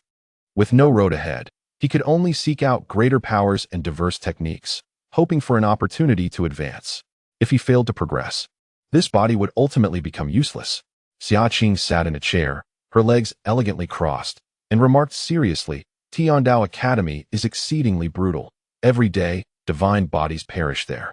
Do not presume yourself formidable. There are countless divine bodies, and many can easily overpower you. When you arrive at Tiandao Academy, maintain a low profile. Furthermore, the envoy will conduct assessments. Failure to meet the standards will prevent entry into the academy. As she spoke, Xia Qing noticed that Jiang Ping'an was not paying attention. He had already seated himself on the training platform, extracting the wooden artifact for contemplation. This wooden item exasperated Xia Qing, her frustration evident as she wished to shove her foot into his mouth. Did he possess no thoughts beyond cultivation? With such long legs and a flawless figure, why did he not take a moment to appreciate her? In Chapter 183, The Demon Staff, Jiang Ping'an engaged in comprehending the laws with his true body while his doppelganger delved into the 2 treasures he had recently acquired within the spirit beast storage pouch, a blood-devouring 9 nether insect and a golden staff the size of a finger. He clasped his hands together, exerting all his strength to lift the staff, which felt extraordinarily heavy. What kind of treasure was this? Jiang Ping'an silently marveled while imprinting his consciousness onto the staff. Suddenly, violent, murderous, and greedy emotions surged from within him. For an ordinary person, such overwhelming negative emotions could lead to madness or fall into the demonic path. Fortunately, Jiang Ping'an had tempered his mind in the demon rock cave, allowing him to control these feelings temporarily. With his consciousness successfully imprinted, he established a connection with the golden staff. He finally understood its utility. With a thought, the staff enlarged rapidly, crashing heavily onto the ground, causing the spirit beast storage pouch to tremble and nearly puncture. The staff, entirely golden, was intricately carved with exquisite runes and radiated dark demonic energy, its domineering and ferocious power palpable. Jiang Ping'an surmised that he could wield the staff only 2 or 3 times at most. Moreover, prolonged contact could expose him to the staff's demonic aura. With a mental command, he stored the staff away. It was not an artifact to be used lightly. In times of crisis, it could serve as a trump card. Jiang Ping'an turned his gaze toward the blood-devouring 9 nether insect within the energy shield. The diminutive creature is exceedingly irritable, voraciously gnawing at the energy shield, and has indeed managed to consume a significant amount of energy, its teeth remarkably sharp. This bloodthirsty 9 nether insect belongs to a rather terrifying species. According to the antiquities expert, this insect has laid waste to sacred grounds. Its drawbacks, however, include excessive consumption and a prolonged cultivation period. Most individuals who acquire such a creature would opt to sell it, for resources dedicated to nurturing insects could be far more profitably invested in oneself. Yet, Jiang Ping'an possesses the power of the bronze basin and the pupil, making the accumulation of spirit stones a rather effortless endeavor. He is not lacking in resources. However, the lengthy cultivation time poses a slight inconvenience, as it does not immediately translate into combat prowess, rendering its maintenance somewhat futile. Jiang Ping'an resolved to retain it for a time, to observe developments before deciding whether to sell or nurture it. Employing the secret technique to control the 10,000 poisons 7-star insect, he sought to dominate the bloodthirsty 9-nether insect, which proved to be far more challenging than the rather simple-minded 7-star insect. Even with his current spiritual strength at the Nascent Soul stage, it took him a considerable half-hour to establish control over it. The once rampant, bloodthirsty 9-nether insect gradually calmed, resting quietly upon the ground. At that moment, the insect unexpectedly laid a blood-red egg, which swiftly began to absorb the surrounding spiritual energy. Observing this phenomenon from the side was Xiaobai, a peculiar creature he had discovered in Lianshan County, resembling a horse but infinitely more exquisite, surrounded by a shimmering aura of white starlight. This extraordinary beast, possessing remarkable speed, had been nurtured within Jiang Ping'an's spiritual beast storage pouch. Xiaobai had never lacked for resources and had now reached the late golden core stage, exhibiting a higher level of intelligence than most beings. Since acquiring the ability to read, Xiaobai often indulged in various storybooks, all of which Jiang Ping'an had seized and preserved, recognizing the creature's fondness for them. With curious eyes, Xiaobai gazed down at the egg, puzzled by what entity might be siphoning off spiritual energy from its vicinity. "Xiaobai, it is time for you to return to nature," Jiang Ping'an remarked. Given his current pace, Xiaobai had become less useful to him. Keeping it confined must surely be uncomfortable for the creature. Upon hearing that it would be sent away, Xiaobai shook its head vigorously, its pristine mane swaying, sparkling with starlight. "Leave. Here is safer than the wild." With abundant resources and stories to read, only a fool would depart. In a flash, it transformed into a beam of white light, retreating into its storybook. Fearing that it might be sent away, witnessing Xiaobai's instantaneous retreat, Jiang Ping'an's pupils constricted sharply, his disbelief evident as he stared at Xiaobai. Such astonishing speed. How could there be fluctuations of law? Xiaobai was merely at the late golden core stage. How could it possess such a phenomenon? Moreover, it was a type of law he had never encountered before, so rapid that he could scarcely perceive it. Xiaobai's speed had already surpassed that of Foundation establishment during its qi refining stage, and now it was even swifter. What manner of extraordinary creature is Xiaobai? Nestled within its storybook, Xiaobai occasionally nibbled on spirit stones and consumed a few pills while leisurely perusing the tales before it. Since Xiaobai was reluctant to depart, Jiang Ping'an saw no reason to expel it. He resolved to find time to test Xiaobai's speed, eager to ascertain just how swift this little creature truly was. The gaze once again shifted to the bloodthirsty 9-nether worm. This creature reproduces asexually, capable of laying eggs as long as it possesses energy. For the time being, it shall be set aside. Should resources become scarce in the future, it may be sold. A severed arm from a powerful transcendent being who had attempted to assassinate him was placed before the bloodthirsty 9-nether worm. This dismembered limb harbors an unfathomable amount of energy, sufficient to sustain the worm for a considerable duration. From now on, you shall be called Little 9. In due course, I shall introduce you to Little 7, the wand-poisoned 7-star worm. Once Little 9 was settled, Jiang Ping'an began to comprehend the laws of gravity. Thus far, he had only grasped one law of power and needed to understand the laws of battle intent, gravity, and wood. The more laws one comprehends during the nascent soul stage, the stronger one becomes upon breaking through to the transcendent stage. At that point, the laws would advance to the second tier. Should one attempt to comprehend additional laws after reaching transcendence, they would have to restart their understanding from the first-tier laws, equivalent to the current level of the nascent soul stage. Hence, those endowed with talent strive to grasp multiple laws during the nascent soul stage, allowing them to ascend directly to the second tier upon reaching transcendence. Nevertheless, merely comprehending a single law and advancing to transcendence already places one among the elite. In lesser regions, a single nascent soul cultivator can establish a sect or even found a nation. Only those with both talent and resources can comprehend two, or even multiple laws. Jiang Ping'an, however, aims to grasp for laws. His greatest assets are the power of his divine eye and the assistance of the Fire Lotus Enlightenment Child. He has already comprehended one law of power and must now fathom three more. This endeavor will require an extended period. The matter of avenging the Chu kingdom must wait until he has grown sufficiently powerful. As Xia Qing stated, the downfall of the Chu kingdom cannot be achieved overnight. The Chu kingdom, after all, has once harbored immortal powerhouses and possesses profound foundations. Striving to strengthen himself, understanding the laws, and seeking a path to the next stage is his current focus. With the path to immortality severed, to become an immortal, one must reach a level akin to that of the divine void Taoist, forcibly carving out a path to immortality. This journey is far more arduous than cultivating to the pinnacle. While Jiang Ping'an was engrossed in his training, news of the sacred king's disciple, Xin Feng, spread swiftly.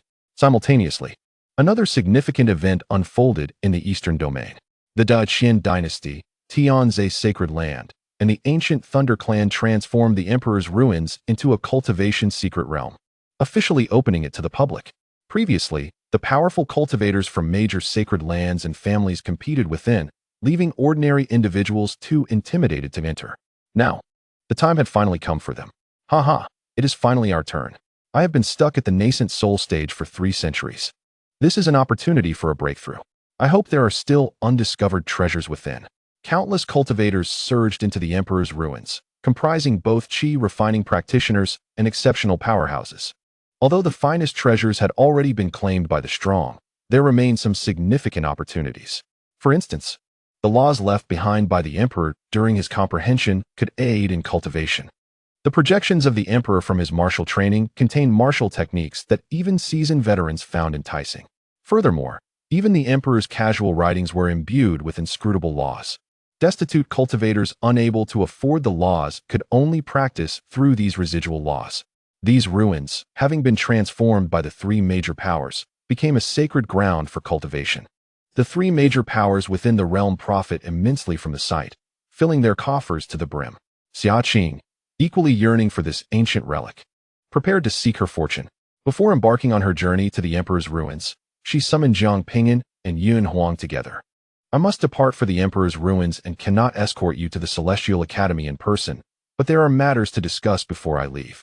First, upon your return, strive to bring back a child, or even 2 or 3. We, the great Xia, can certainly provide for a young princess. Yuanhao, blushing, shyly gazed at Xia Qing, realizing her sister's jest had taken a more mature turn. Instinctively, she cast a glance at Jiang Ping'an, uncertain of his thoughts. However, she found him expressionless, intently focused on the wooden law in his hand, wholly indifferent to the conversation. Chapter 184. The Celestial Academy's envoy, just a jest, Xia Qing remarked. While she maintained a serious demeanor in front of others, she appeared more like a friend in their presence, often indulging in light-hearted banter. She bestowed upon each of them a storage ring. I procured these resources from those old geezers. They should suffice for a century of use. The Celestial Academy is a ruthless place, where the weak are devoured by the strong. In the early stages, do not let your brilliance overshadow the rest. When you return, it will be the day of my ascension, and the time for our counteroffensive against the Chu kingdom. At this moment, Xia Qing adopted a more solemn demeanor, exuding an air of authority and gravity. She retrieved another storage ring and handed it to Yuanhao. The envoy will conduct a trial assessment, ostensibly to evaluate strength and talent, but in truth, it hinges on the resources you can provide. There are 2 envoys, and 1 law per person will suffice. Remember, do not provoke the envoys. If they refuse to take you, you will never enter the Celestial Academy. Xia Qing imparted numerous cautions, acutely aware that after this parting, it was uncertain when they might meet again. Although they could communicate via sound transmission talismans, it lacked the convenience of face-to-face dialogue. Upon concluding her words, Xia Qing embraced the 2 of them.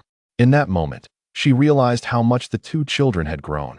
Yuanhao had blossomed into a striking beauty, capable of rivaling her, while Jiang Ping'an stood a head taller, requiring her to look up during their embrace. A wave of nostalgia washed over Xia Qing.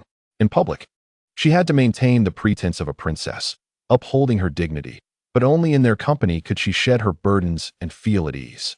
Xia Qing departed with some of the great Xia's formidable warriors and prodigies, setting forth for the emperor's ruins in search of opportunity. Yun Huang, having quelled her feelings of sorrow from the farewell, turned to Jiang Ping'an. Jiang, shall we engage in a match? This man, averse to conversation, communicated best through the language of combat. Very well. Jiang Ping'an summoned his clone. Only through battle could they better harmonize their techniques. You possess quite the confidence. Relying solely on your clone, Yun Huang remarked, knowing full well that Jiang Ping'an's true self was the mightiest. They ascended to the battlefield, and a cataclysmic clash ensued. Although Yun Huang had only grasped a singular law, she was able to contend evenly with Jiang Ping'an's clone. Mastery of a single law did not equate to weakness. Rather, her focused dedication might render her even stronger. Within the depths of the secret realm, many prodigies witnessed Jiang Ping'an's merciless fist striking Yun Huang, their hearts aching to the point of expletives. This scoundrel, utterly devoid of compassion, unleashed such ferocity upon a lady of beauty. Naturally, their rebukes remained confined to their thoughts. None dared to voice their discontent openly. The collective prowess of all the nascent soul-level geniuses in the secret realm could scarcely withstand a few of Jiang Ping'an's blows. Previously, some had aspired to pursue Jiang Ping'an, only to ultimately reconcile with reality and abandon such notions. In the days that followed, Yun Huang and Jiang Ping'an engaged in fierce battles almost daily. Yet, Yun Huang had yet to emerge victorious even once. Nevertheless, her progress was astonishing. Within just over a month, she had reached a level where she could contend evenly with Jiang Ping'an's avatar. Following yet another bout, Yun Huang dried her sweat and adjusted her attire. I can hardly believe who among us truly embodies the divine physique. Yun Huang felt quite vexed. She had not even bested Jiang Ping'an's avatar, let alone his true form or the even more formidable fusion incarnation. You are already quite formidable, Jiang Ping'an remarked earnestly. His avatar was akin to a quasi-holy body, wielding the divine battle arts, manifesting the laws of strength and combat intent, augmented by the boundless fist and totemic power. For her to hold her ground was indeed impressive. Yun Huang shot him a glance. While he complimented her, she could only match his avatar's strength, making it seem as though he was merely extolling his own capabilities. I wonder how you will perform upon entering the Celestial Path Academy, Yun Huang mused, her anticipation growing. Most of the renowned divine physique prodigies in the cultivation world resided there. Making a name for oneself in such a prestigious place would be the true measure of fame. Jiang Ping'an was exceptionally talented. He would undoubtedly achieve great renown. Let us go. Today marks the arrival of the emissary, Yun Huang declared. Jiang Ping'an nodded in agreement, both bowing deeply to the secret realm before turning to depart. The great Xia had treated them well, a kindness they would hold dear and repay in the future. Upon exiting the secret realm, the two arrived at the grand square of the imperial palace. At that moment, an enormous and enigmatic rune adorned the ground. This was the summoning rune. The Celestial Path Academy lay far beyond, and they would utilize this rune for spatial leap to arrive here. Prince Consort. Xia Yuanhao approached Jiang Ping'an with a beaming smile, exuding warmth. Previously, Xia Yuanhao had been quite imposing, yet now he greeted Jiang Ping'an with a cheerful demeanor. Prince Consort, that magical artifact is beyond your current capabilities. It shall remain with your father-in-law until you grow stronger. For now, allow me to present you with a few treasures suitable for your use. Xia Yuanhao maintained a friendly smile, yet his ulterior motives were transparent to anyone who listened. By the time Jiang Ping'an could wield the supreme treasure, it would likely be centuries or even millennia hence, as he would need to reach at least the void refinement stage. Thank you for your kind offer, Your Majesty, but it is unnecessary for the time being. Jiang Ping'an politely declined. Xia Yuanhao continued. That item is evidently of demonic origin. With your current cultivation, you may find it difficult to control, risking descent into madness, a perilous endeavor. He did not speak falsely. Frequent exposure could indeed lead to such influences. However, as long as one maintained distance, there would be little cause for concern. Come, my dear son-in-law, allow me to bestow upon you a few treasures and resources. Do not hesitate. That magical artifact shall be entrusted to your care. What, do you fear that I might covet it? With a bold demeanor, Xia Yuanhao pressed a storage ring into Jiang Ping'an's hand. Jiang Ping'an fell into contemplation. Indeed, the supreme treasure was of no immediate use. Perchance it would be best to temporarily entrust it to His Majesty? At that moment, the The guiding runes in the square suddenly erupted with a brilliant white light. This radiance shot skyward, and if it had been night, it would have appeared even more luminous. The space trembled, and two figures emerged within sight. Although these two bore the cultivation of the Nascent Soul stage, they were enveloped in extraordinary phenomena. One of them possessed a pair of black wings.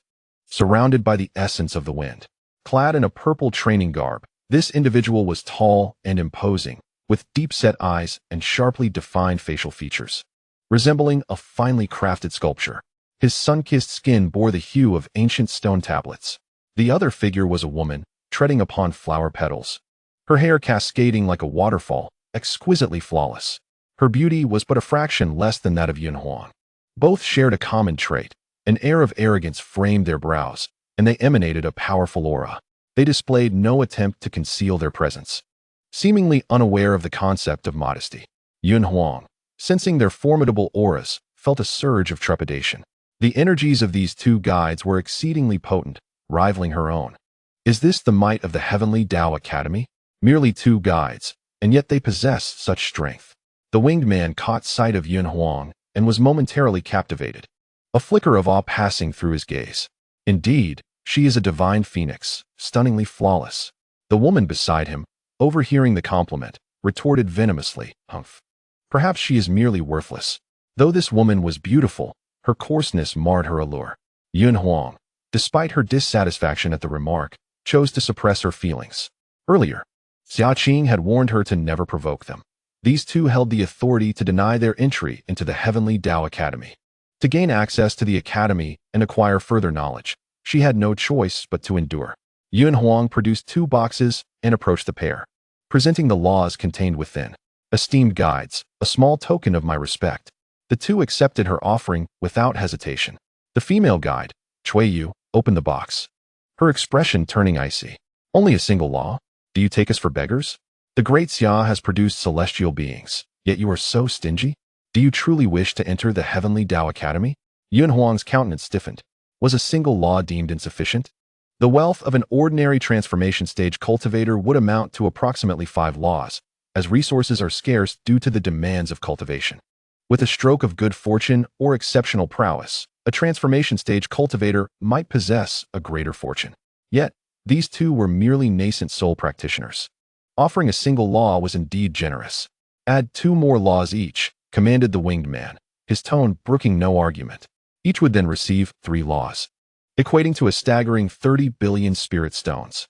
Xia Yuanhao retrieved 4 boxes sealed with laws, handing them to Jiang Ping'an.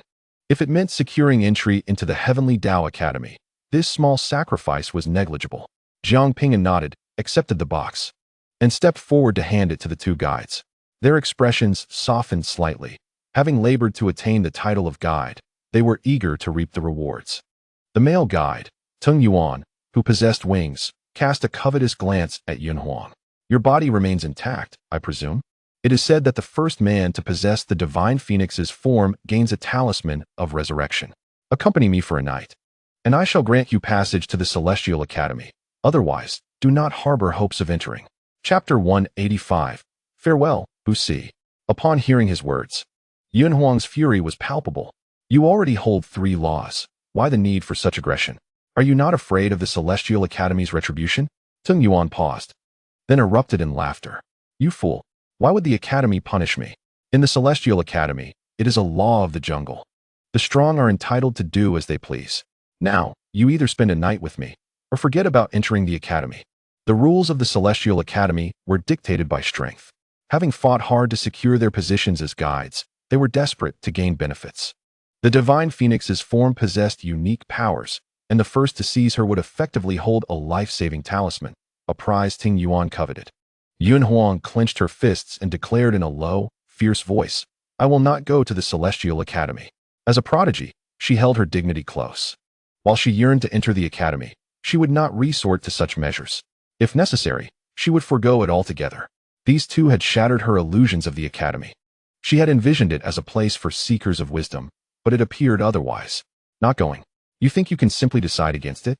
You summoned us here, and now you wish for us to leave empty-handed?" Tung Yuan sneered. "Then give each of us 2 more laws." or the great Xia shall forever lose its opportunity to enter the Celestial Academy. He cared little for Yuanhuang's intentions regarding the academy. They simply sought to benefit themselves. Observing Tung Yuan's arrogance, Xia Yuanhao furrowed his brow. Was this a guide or a bandit? Yuanhuang was about to respond when she felt a hand on her shoulder. Jiang Ping'an stepped forward, calmly regarding the two guides. I recall that the Celestial Academy has entrance assessments, which entail a contest between you two, correct? Who are you? Step aside. Tung Yuan's gaze was icy, dismissing Jiang Ping'an entirely, neglecting even the sovereign of Great Xia, Xia Yuanhao. It was customary that battles among peers or those of the same rank remain untouched by the elders or the powerful.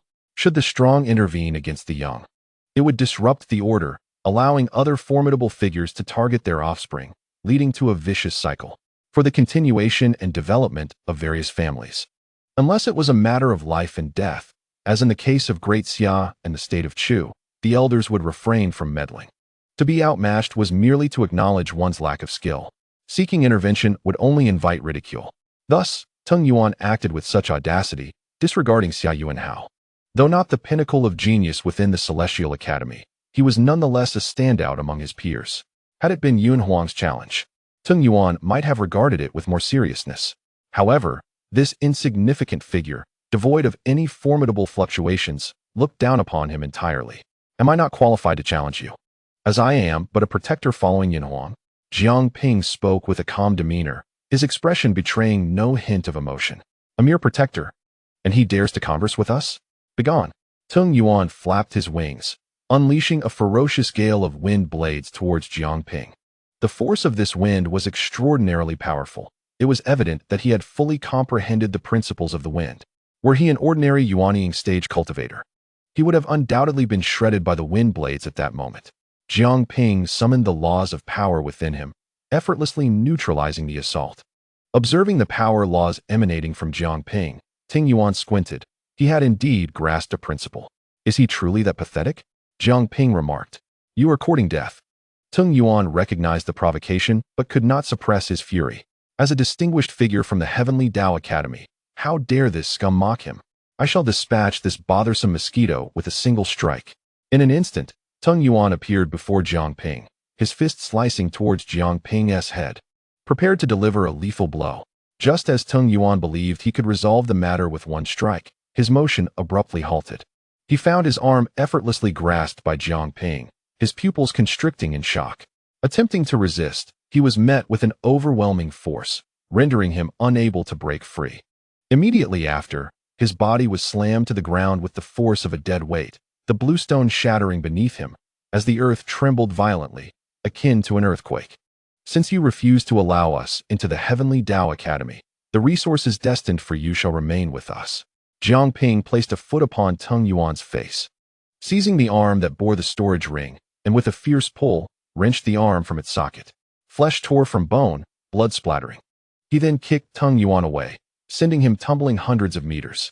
Jiang Ping disposed of the severed limb into the spirit beast storage bag, offering it as sustenance for the bloodthirsty nether worm.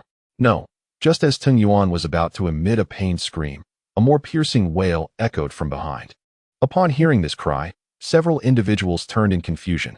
They beheld a young man clad in gray, who had appeared nearby without notice. Witnessing Tung Yuan's broken arm, the gray-robed youth displayed a visage of profound sorrow. This is the body of a four-winged avian, a rarity amongst their kind. Jiang, how could you not show mercy? Xia Yuanhao and Yuanhuang stood in stunned silence. Who is this person? When did he arrive? They had failed to notice. He seemed to possess an acquaintance with Jiang Ping. Xia Yuanhao's brow furrowed.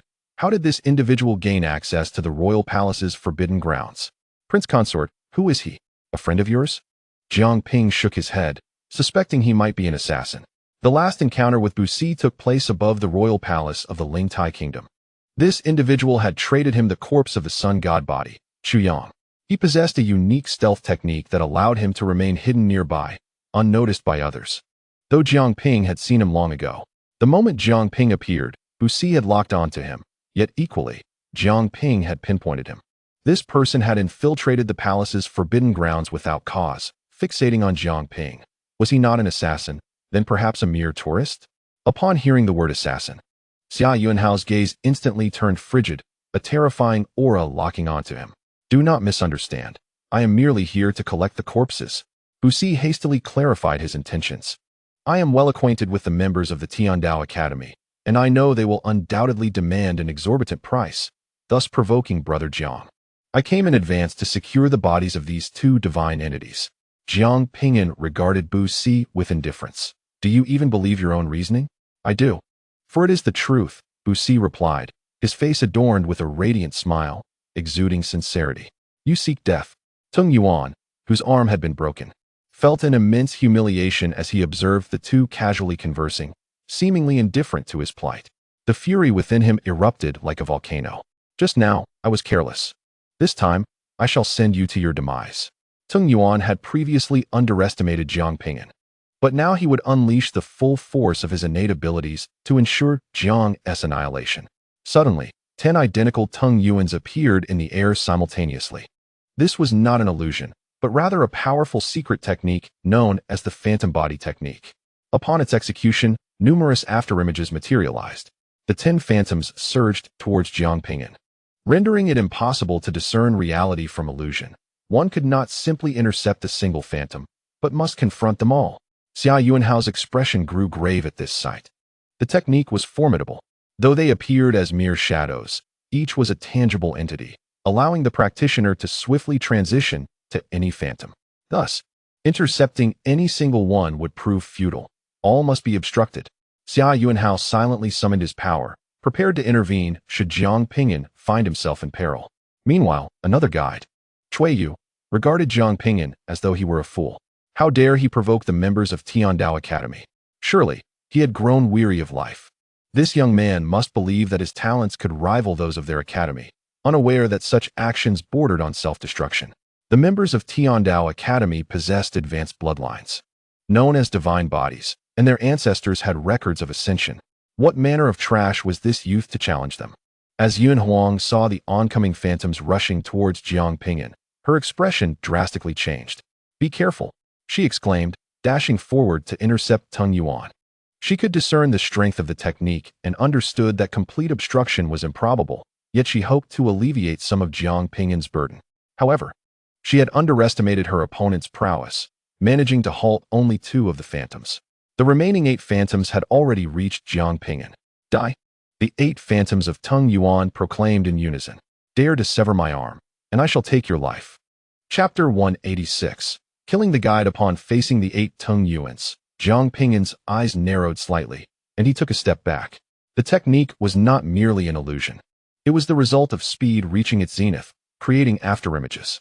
Intercepting any single afterimage proved futile, as the opponent could swiftly move to another. A moment's inattention could lead to calamity. This technique was indeed powerful, but unfortunately for Tung Yuan, he was up against Jiang Ping'an. Tung Yuan's speed, in Jiang Ping'an's eyes, resembled that of a mere child frolicking about. Jiang Ping'an extended his hand and grasped Tung Yuan's neck as if he were capturing a chick. Yun Huang, who had been worried about Jiang Ping'an, suddenly froze in astonishment. The mocking expression on Cui Yu's face vanished in an instant, her pupils trembling violently as if she had seen a ghost. Tung Yuan, who had been captured, also turned pale, his face a mask of horror. How could this be possible? He had been caught. His speed ranked among the top 50 of all cultivators at the same level in the Celestial Path Academy. Yet, such swiftness proved utterly ineffective against this individual. In one swift motion, he was seized, leaving no room for resistance. Jiang Ping'an grasped Tung Yuan's neck, feeling no sense of accomplishment, and calmly turned to Buxi, inquiring, They are from the Celestial Path Academy. Do you dare to claim this corpse? Why would I not dare? Buxi replied with a smile. As long as it's not a powerful person taking action against them, even if they are killed, the Celestial Path Academy will not intervene. So, it truly is of no concern. Jiang Ping'an's anxiety dissipated. You cannot kill me. I can lead you to the Celestial Path Academy. If you slay me, you will never enter without the secret incantation. Tung Yuan shouted in a panic, fear evident in his voice. He had not anticipated that this protector would be so formidable. How powerful must that divine phoenix body be? Jiang Ping'an paused briefly.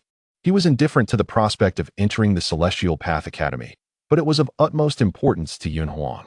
Just as he contemplated this, A glint of cold light flashed in Tung Yuan's eyes, and his wings behind him sliced toward Jiang Ping'an like blades. Die! Tung Yuan's expression twisted in rage.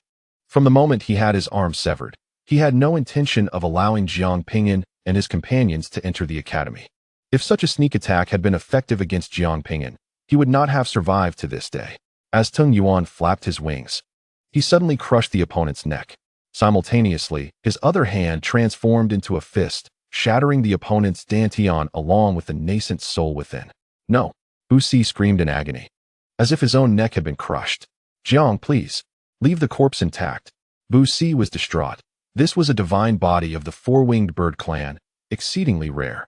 Such a fine corpse, now with a shattered neck, broken arms, and a destroyed dantian, had become utterly worthless. Jiang Ping'an released Tung Yuan, tossing him aside like refuse. His gaze shifting to the remaining female guide. Should I retrieve the 3 laws myself, or leave them with you? Since they refuse to allow entry into the Celestial Path Academy, those resources collected earlier must be returned.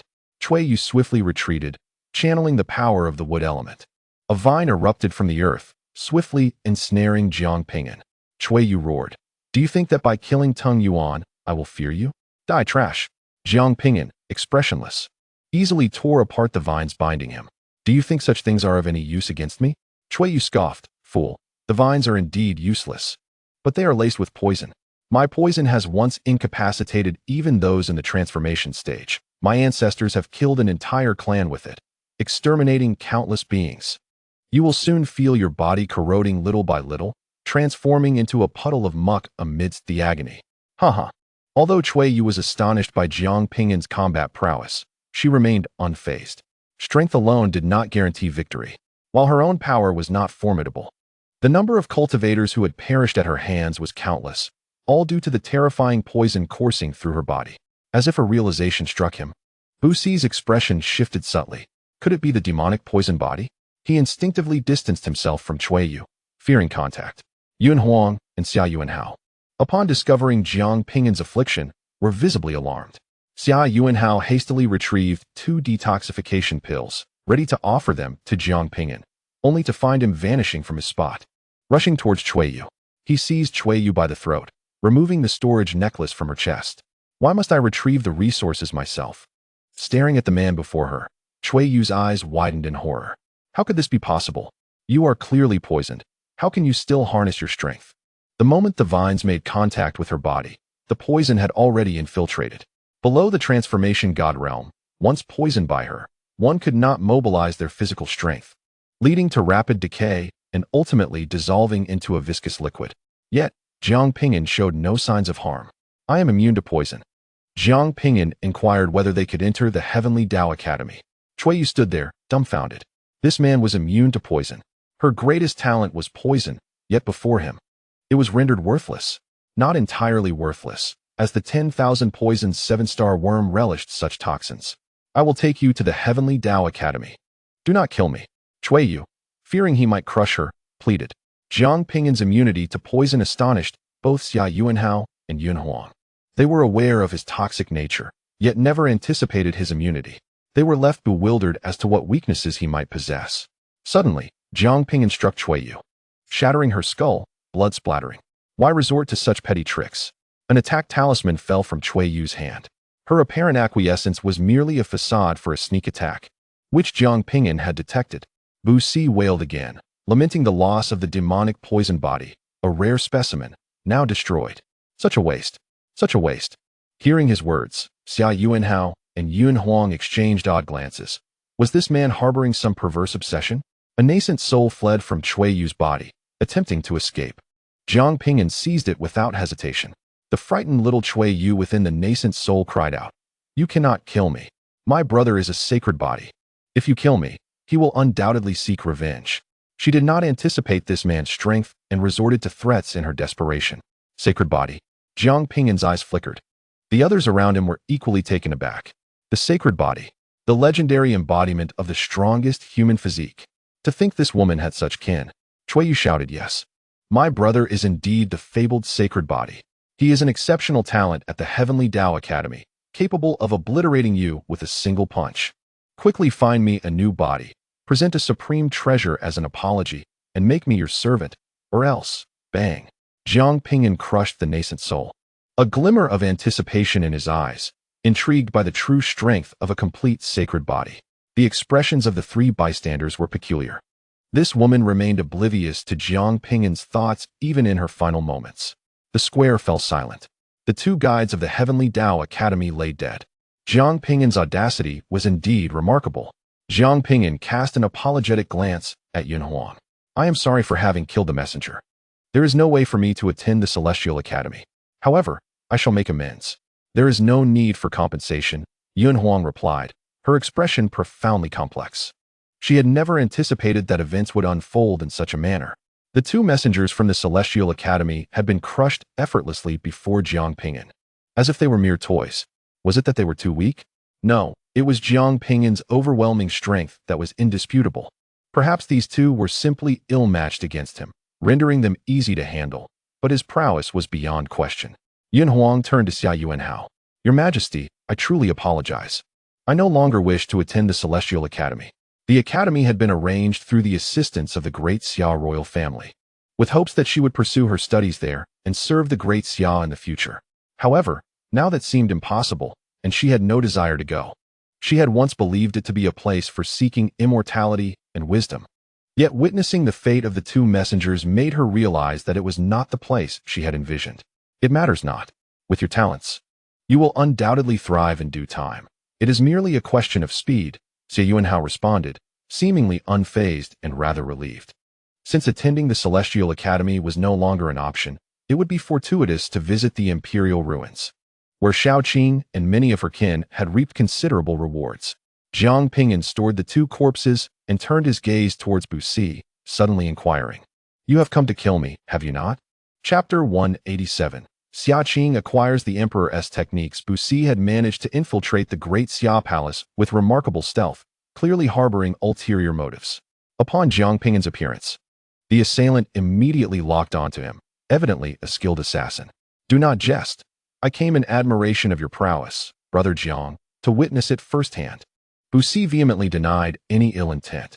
Xia Yuanhao's expression turned frigid. You have trespassed into my royal palace. Thus, you shall be executed. Regardless of whether Busi was indeed an assassin at that moment, the mere act of infiltrating the great Xia palace was a capital offense. Just as he prepared to act, Busi interjected with a smile. I hail from the corpse transport sect of the western regions. I advise your majesty not to act hastily. Xia Yuanhao paused, his face shifting dramatically. The corpse transport sect possessed strength comparable to that of sacred grounds and noble families, standing in a class of its own. It was said that the elders of their sect, upon passing, would be transformed into puppets to guard the sect, their legacy enduring through the ages, rendering their power unfathomable, far beyond the capabilities of the great Xia. Busi then turned his gaze back to Jiang Ping'an. Brother Jiang, I, too, am headed to the imperial ruins. We could travel together. I prefer to avoid the presence of danger, Jiang Ping'an replied, though he was unaware of the full extent of the corpse transport sect's nature. However, he could discern from Xia Yuanhao's expression that it was not to be taken lightly. Disappointed by the rejection, Busi sighed. Very well, I shall proceed alone. Brother Jiang, next time you encounter a divine body, leave it intact. I would be willing to purchase it at a high price. With that, Busi took a step back and vanished instantaneously. Spatial contraction. Yuanhao exclaimed in astonishment. The individual possessed mastery over such spatial secret techniques. The ability to traverse vast distances in a single step was indeed a remarkable feat, reserved for those of exceptional talent. Isn't he supposed to control corpses? How could he also wield such techniques? Jiang Ping'an narrowed his eyes, pondering the implications of Busi's parting words, which seemed to suggest that they would meet again. From the moment this individual first appeared, he exuded an air of enigma. Despite the vast distance of the western regions, he had made a deliberate journey there, seemingly with the intent of seeking someone out. This person undoubtedly harbored some ulterior motive. At that moment, a eunuch rushed over, clearly anxious about wasting precious time. Your Majesty, the sacred land of Tianzi has once again come to propose to the 9th princess. Xia Yuanhao looked on in confusion. Hadn't they been refused last time? Why were they returning? The previous occasion had caused quite a stir when Xiaqing broke through to the transformation god stage. prompting the sacred land of Tianzi, the Daqian dynasty, and the ancient Thunder clan to send envoys with marriage proposals. However, since Xia Qing had declined, the matter had been put to rest. What had changed now? This time is different. The holy son of the sacred land of Tianzi wishes to marry the 9th princess. The old eunuch exclaimed excitedly. They have brought 100 laws, an awakening pill, 5 heavenly profound pills, 5 fire lotus enlightenment seeds, and a significant quantity of spirit stones. They even promised to gift a mine. The holy son of the sacred land of Tianzi is a potential heir to its legacy. The last time they had come to propose, it had not been the holy son who made the offer, and no gifts had been presented then. The sheer volume of gifts this time was astonishing. Xia Yuanhao was taken aback.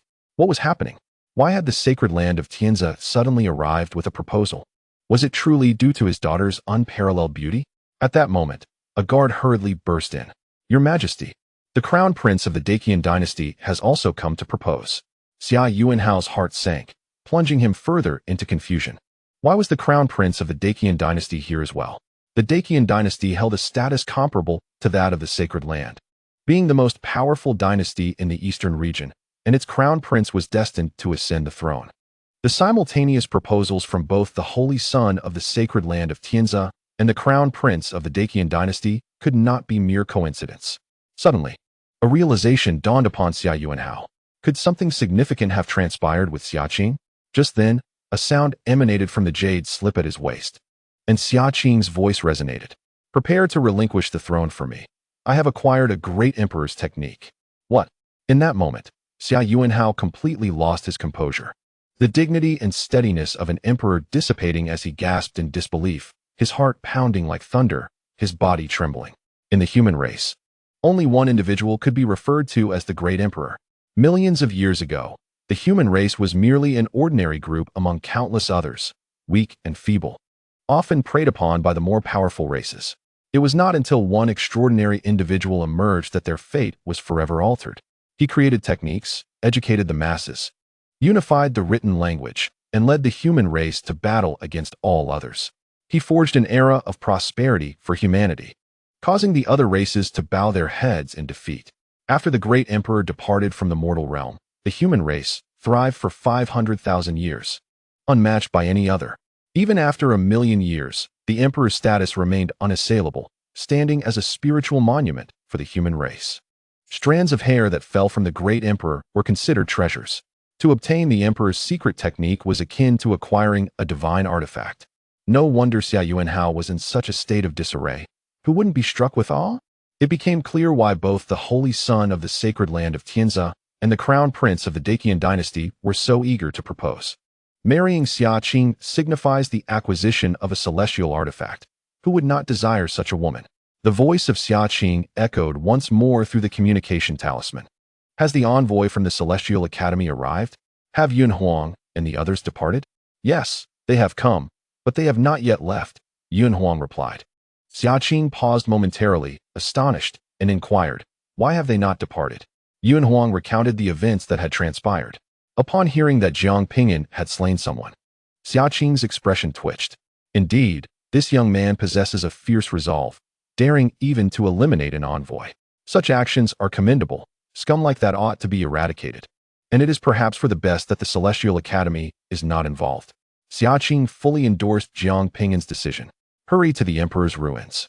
It is fortuitous that you have not departed yet. The group of prodigies from the state of Chu is overwhelming our talents in Great Xia. It is a source of great embarrassment. I had intended to summon other prodigies, but since you are still here, let us vanquish those individuals from Chu. Not only had talents from Great Xia ventured to the emperor's ruins, but also individuals from the state of Chu, as well as representatives from hundreds of nations and various sects, all vying for opportunities within. Seeing that Xia Qing did not express disapproval, Yun Huang breathed a sigh of relief and cheerfully declared, Sister Princess, we shall proceed immediately. The emperor's ruins lie within the Linghai Kingdom, not far from Great Xia, allowing them to remain close to home. Jiang Ping'an harbored a keen interest in the emperor's ruins, eager to uncover how the emperor had forged his own path to greatness prior to the establishment of the cultivation system. This knowledge would serve as invaluable guidance for his own journey. Naturally, the foremost desire was to seize opportunities. Exchanging glances with Yun Huang, Jiang Ping'an stepped outside, en route to the emperor's ruins. Haha, at long last, Xia Yuanhao has recovered from his astonishment and burst into hearty laughter. The emperor blesses great Xia. Haha, with my daughter acquiring the emperor's secret techniques, her potential is boundless. Our great Xia shall usher in a new era. Suddenly, Xia Yuanhao's laughter ceased. As a thought struck him, wait, the magical artifact has yet to be given to me. He had bestowed several treasures upon Jiang Ping'an, intending to exchange them for the magical item. However, he had just handed over the treasures, yet the other party had not reciprocated. Recently, Jiang Ping'an's hearing had been impaired. He had flickered away in an instant, vanishing completely. In the state of Chu, within the imperial study of Emperor Chu Shujing, he inquired, "What news? Have arrangements been made?" Seated at his desk, he gazed at the elderly eunuch beside him. "Reporting to your majesty, everything has been arranged. Through the Financial Source Merchant Guild, we have contacted the top talents from the Celestial Academy. We await Jiang Ping'an and Yun Huang's arrival. They will surely be eliminated." The eunuch spoke with enthusiasm. Chu Shujing's visage grew increasingly sinister as he snapped the pen in his hand. "You dare to steal my near-celestial artifact, slay my son, and ruin the fortunes of the state of Chu? Let us see how you survive this time." To ensure Jiang Ping'an's demise, he had expended a fortune worth billions, enlisting several of the Celestial Academy's most elite prodigies. This time, Jiang Ping'an's death was inevitable. Although the cost was tremendous and caused him pain, the elimination of Jiang Ping'an would render it all worthwhile. With this thought, Chu Shujing grinned malevolently, eagerly anticipating the news of Jiang Ping'an's demise at the hands of the prodigies. Chapter 188, The Speed of Little White. "Your Majesty seemed to be calling for you just now." Outside the imperial city, Yun Huang spoke. "Is that so? I didn't hear it." "It must not be a significant matter," Jiang Ping'an replied with an unwavering demeanor. Yun Huang chuckled quietly, realizing that Jiang Ping'an was not as dull as he appeared, but rather shrewd and cunning, daring even to covet the emperor's resources. Jiang Ping'an then produced 3 laws and handed them to Yun Huang. "These are the laws I retrieved from the envoy earlier. Since the emperor has not reclaimed them, let us each take 3. He continued, "Additionally, you should proceed to the emperor's relics on your own. It is unsafe for you to accompany me as I currently have a bounty of 100 million. Many wish to see me dead." Without hesitation, Yun Huang accepted the laws. "Let us journey together. I possess a technique that can alter appearances, which I can share with you." She understood that Jiang Ping'an wished to protect her from danger. However, Jiang Ping'an shook his head. While changing one's appearance might offer some utility, it would not suffice against those skilled in divination or wielding particular treasures. For the sake of safety, they should part ways. After a moment of contemplation, Yun Huang did not press further and took out a tome bound in green leather. "This is the technique for altering appearances. Mastering it will aid in concealing your identity to some extent. I shall take my leave now. We can connect later via sound transmission, Jade." She handed the technique to Jiang Ping'an and transformed into a streak of red light, heading towards the emperor's relics, leaving only a faint fragrance in the air. Jiang Ping'an gazed down at the green leather book in his hands. The title disguise technique was inscribed on the cover. As he enveloped the tome with his mental energy, a wealth of information swiftly imprinted itself in his mind. This was the advantage of possessing a strong mental capacity. One could memorize things with remarkable speed.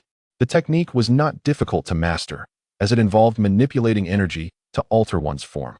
Once acquainted with the basics, one could change their facial features, and upon full mastery, they could alter their physique at will and even conceal their aura. Given Jiang Ping'an's current cultivation level, learning this technique posed little challenge. As he flew through the air, he shifted his appearance, rendering himself unremarkable, donned a new set of attire, and suppressed his aura. Upon reaching the wilderness, Jiang Ping'an tapped his spirit beast storage pouch, and a white light burst forth. A magnificent beast appeared before him. Xiaobai, entirely pristine and flawless, bore long, flowing white mane that danced gently, adorned with peculiar glimmers. It was evidently an extraordinary creature. Xiaobai wore an expression of impatience, still engrossed in a storybook, wondering why it was being summoned for such tasks. Jiang Ping'an mounted the creature and said, "Xiaobai, sprint at full speed. I wish to see how fast you can go." Xiaobai, lacking enthusiasm, reluctantly began to run. In an instant, it covered several hundred meters, with the trees behind it rapidly receding. "You're not trying hard enough." Previously, Jiang Ping'an had sensed the fluctuations of laws emanating from Xiaobai. Yet this time he felt none, and it seemed to run slower than before it entered the qi refinement stage. Xiaobai raised its head. Its large eyes filled with innocence, as if to say, I am trying my best. Jiang Ping'an pondered briefly before producing a celestial enhancement pill. If your speed satisfies me, this pill shall be yours. The multicolored radiance illuminated Xiaobai's eyes. After merely a few breaths, Xiaobai felt a tremendous transformation within its body and leaped with excitement. Though unaware of the nature of this medicine, one could certainly deduce its exceptional quality. Suddenly, the specks of white light surrounding Xiaobai became blindingly bright. Jiang Ping'an once again sensed the fluctuations of the laws. In an instant, Xiaobai transformed into a streak of light, covering an astonishing distance of 10,000 meters in the blink of an eye. Jiang Ping'an's heart surged with tumultuous waves. His own lightning speed had only reached such a distance in an instant at the third tier. Xiaobai, merely a late-stage golden core beast, astonishingly achieved this velocity. What manner of extraordinary creature was Xiaobai? What terrifying capabilities did it possess? Did it bear some unique lineage? Amidst his astonishment, he suddenly sensed something. Raising his gaze towards the sky, a beam of crimson light appeared above him. Yun Huang, soaring through the air, was taken aback by the sudden emergence of a white streak below. There, a magnificent and pristine beast raced at great speed, carrying a man upon its back. Recognizing the aura of the beast, Yun Huang was profoundly astonished. A late-stage golden core beast, moving with such swiftness. In this vast world, there existed countless wonders. Powerful beasts and cultivators abounded, and one must tread carefully in such a realm. Yun Huang silently admonished herself and swiftly altered her flight path, choosing not to accompany the radiant white light. If the beast was so formidable, the individual upon it must surely be extraordinary as well. Before long, Xiaobai came to rest atop a mountain peak, panting heavily. Its relentless sprint had drained its energy rapidly, and after a while, it found itself depleted. It despised running. It was exhausting. Reading storybooks was far more enjoyable. Were it not for the elixir, it would not have exerted itself so fiercely. Xiaobai lifted its head. Its large eyes fixated on the Tianxian pill in Jiang Ping'an's hand, filled with longing. Jiang Ping'an steadied the tumult within his heart and placed the Tianxian pill into Xiaobai's mouth. Xiaobai proved to be even more formidable than he had anticipated. Even back in Lian County, he had sensed Xiaobai's uniqueness. However, he had not foreseen just how exceptional Xiaobai truly was. Jiang Ping'an finally discerned the law that Xiaobai had mastered, the law of light. Light, the embodiment of extreme speed, represented the pinnacle of velocity within the realms of spatial traversal. Xiaobai was indeed worthy of consuming such an expensive elixir as the Tianxian pill. Not only should he provide it with one, but he must continue to do so in the future, enabling it to grow even stronger. If a late-stage golden core beast could attain such speed, what might it accomplish in the future? Upon consuming the Tianxian pill, Xiaobai felt as though its body were undergoing a sacred baptism. An overwhelming sense of comfort washing over it as radiant colors erupted forth, dazzlingly bright. Jiang Ping'an was taken aback. The brilliance was so striking that it was unmistakably visible in the wilderness. He hurriedly tucked Xiaobai away to avoid drawing attention and inciting trouble. There exists a peculiar rule in the world. The more one fears certain events, the more likely they are to materialize. 3 streaks of blinding light swept by, converging upon the mountaintop and encircling Jiang Ping'an. What had happened to that brilliant 7-colored light? He had yet to discern its nature. Undoubtedly, it was a treasure. A man with a scruffy beard, wielding an axe, coldly fixed his gaze upon Jiang Ping'an. Kid, we just lost a treasure emitting 7-colored light in this vicinity. Did you happen to take it? Jiang Ping'an cast a glance at the 3 individuals, all of whom were golden core cultivators. Jiang Ping'an exuded the aura of the Nascent Soul. Upon sensing this formidable presence, the expressions of the 3 individuals drastically altered. We were mistaken, esteemed senior. They hastily exclaimed before fleeing with a swiftness that surpassed their initial arrival. Jiang Ping'an, indifferent to such individuals, thought that had they chosen to act decisively earlier, they would have already fed the blood-devouring 9 netherworm. He continued his journey towards the Linghai Kingdom, harboring hopes of discovering a means to take the next step at the Emperor's relics. His 360 acupoints had been fully developed, leaving no room for further energy storage. Only by advancing could he continue to accumulate energy and comprehend higher-level laws. It was a daunting challenge, devoid of any clear direction. He pondered how the ancient emperors had pioneered a path for humanity without any precedents. Only those who tread this path could grasp the true greatness of the ancient emperors. As Jiang Ping'an soared through the skies, he suddenly halted mid-air, a frown crossing his brow. Glancing back, he noticed a diminutive flying vessel rapidly approaching him. This vessel, approximately 20 meters in length, was entirely black and adorned with formidable array runes. Elder Wu, it's him. He possesses treasures. Came the urgent shouts from the vessel. Chapter 189. Do not damage my vessel. Jiang Ping'an had seen and even boarded flying vessels before, but he had never encountered one with such speed. Although his own flying speed was not particularly swift, being a nascent soul level cultivator, catching up was not an insurmountable task. Yet, the vessel had closed the distance.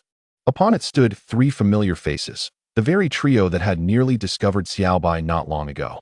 Jiang Ping'an reflected on his earlier actions, realizing that he should have withheld his aura, allowing them to strike first. This would have provided him with a justification to eliminate them without inviting further complications. Youthful naivety and a lack of experience were his shortcomings. He vowed to learn from this. The three stood behind a man clad in extravagant attire.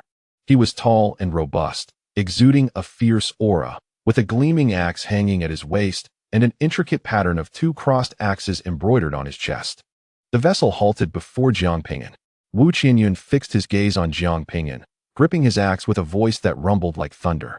Our Tianfu sect has lost a precious item, which you have taken. Surrender it now, and we shall grant you a chance at survival.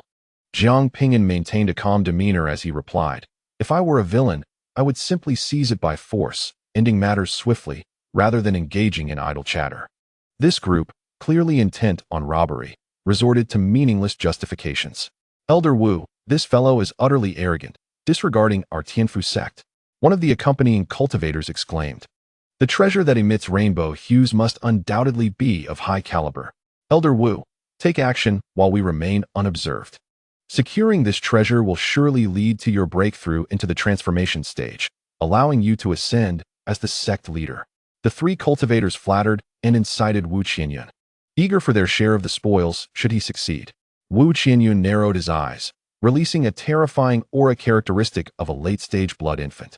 The clouds above dispersed under the force of his presence, and the light of the laws flickered ominously. I grant you one final opportunity. Return the treasure of our Tianfu sect. Wu Qianyun also desired to take immediate action, yet he remained uncertain of his opponent's background and precise cultivation level. Acting rashly could lead to dire consequences, and his idle chatter was merely an attempt to extract information regarding the other's sect and skills. Upon sensing the formidable aura emanating from his adversary, Jiang Ping'an's expression shifted dramatically, prompting him to turn and flee. Damn, it turns out he is a coward, wasting this elder's time for so long. He must die? Observing his opponent's retreat, Wu Qianyun seized the opportunity, brandishing his axe as a violent energy surged toward Jiang Ping'an. Just as Wu Qianyun believed he was about to cleave Jiang Ping'an in two, a sudden pain surged through his abdomen. Looking down, he was horrified to see a hand piercing through his dantian, clutching a crimson blood infant. No, this is impossible. As a late-stage practitioner of the blood infant realm, his physique was robust. Even a treasured sword would struggle to harm him. Yet, he had been effortlessly pierced through. His body felt as fragile as paper. This individual was undoubtedly a prodigy of a great power. Wu Qianyun finally comprehended that this person had been feigning his escape. Alas, it was too late. Wu Qianyun, filled with resentment, could not accept that after laboriously cultivating for hundreds of years and enduring countless battles, he would meet his end in such a trivial manner. Together to death, Wu Qianyun roared with ferocity, channeling energy to prepare for self-detonation. Jiang Ping'an, however, crushed his skull with a single slap, interrupting the self-detonation. Do not damage my flying vessel. At the moment Wu Qianyun intended to strike, Jiang Ping'an had already claimed the vessel as his own. Witnessing this scene, the three golden core cultivators nearby were left dumbfounded, frozen in disbelief. Their sect's most formidable elder had been dispatched as if he were a mere watermelon. This must be a dream. How could there be such a disparity in perception at the same cultivation level? One golden core cultivator gathered all his strength, seizing an axe to launch a surprise attack against Jiang Ping'an. However, with a mere thought, Jiang Ping'an enveloped him in mental energy, snapping his neck. The other two, terrified, fell to their knees, overwhelmed with regret for having troubled this individual. "Senior, spare us. We were coerced by the elder. Indeed, we had no intention of provoking you. It was that fellow who incited us. Please let us go." Jiang Ping'an regarded the two with a steely gaze, and with another flicker of his mental energy. He twisted their heads around. Did they think he was a naive novice in the cultivation world? After dealing with them, he collected their storage treasures and discarded their corpses to the bloodthirsty nether worm. The worm fluttered its wings in delight. "How wonderful, Master! More food has arrived." The corpse of the early-stage transformation god expert, along with the two guides, had already vanished. The initial nether worm had grown larger than even a fledgling. This creature continuously laid eggs, which grew increasingly larger, demanding more sustenance. Jiang Ping'an finally grasped the terrifying consumption capability of this worm. It was simply unsustainable. He would need to find time to sell this creature. Shifting his focus away from the spirit beast storage pouch, Jiang Ping'an turned his attention to the flying vessel. Such vessels were equipped with control artifacts. Jiang Ping'an removed the spiritual imprint from Elder Wu's storage treasure and inscribed his own consciousness upon it. As consciousness entered the storage artifact, it discovered a wooden tablet inscribed with peculiar runes. The tablet bore symbols linked to the flying vessel, along with Elder Wu's spiritual imprint. Jiang Ping'an, imprinting his own consciousness, immediately sensed the connection to the vessel. With a mere thought, the formation of the flying vessel activated, reigniting its propulsion as it soared forward. Jiang Ping'an felt elated. With this artifact, his journey became considerably easier, allowing him to focus on his cultivation. He diligently cleaned the blood from the vessel, as it now belonged to him and should not appear unkempt. After surveying the vessel's interior, he noted that the central area was an energy chamber, requiring spirit stones for the formation to function. The entire vessel could accommodate over 100 individuals, and with some crowding, even more. In addition to a separate meeting room and dining area, each chamber contained a small cultivation formation. Although compact, it was well equipped. Jiang Ping'an was thoroughly pleased with the vessel. Meng Jing's previous dream had been to possess such a flying vessel, and he resolved to gift it to her upon his return. Entering the most luxurious room, he found a formation capable of gathering spiritual energy, aiding in cultivation. Seated at the cultivation platform, he retrieved a collection of storage artifacts to organize and uncover their treasures. A thorough examination of Elder Wu's storage revealed its most valuable items, a treasured axe and several shards of loss. Additionally, there was a rudimentary manual on axe techniques, which Jiang Ping'an found beneath his notice. Even a sect elder seemed to lack wealth, as ordinary cultivators could scarcely accumulate substantial resources. He then glanced at the storage artifacts belonging to the two guides. The male guide's storage ring contained only half of a wind law, which was the most valuable item. Conversely, the female guide's artifact held an array of poisons and 2 shards of wood laws. Jiang Ping'an consumed the poisons, knowing they were favored by his companion, Shao Qi. The stronger Shao Qi became through the poisons, the mightier he himself would grow.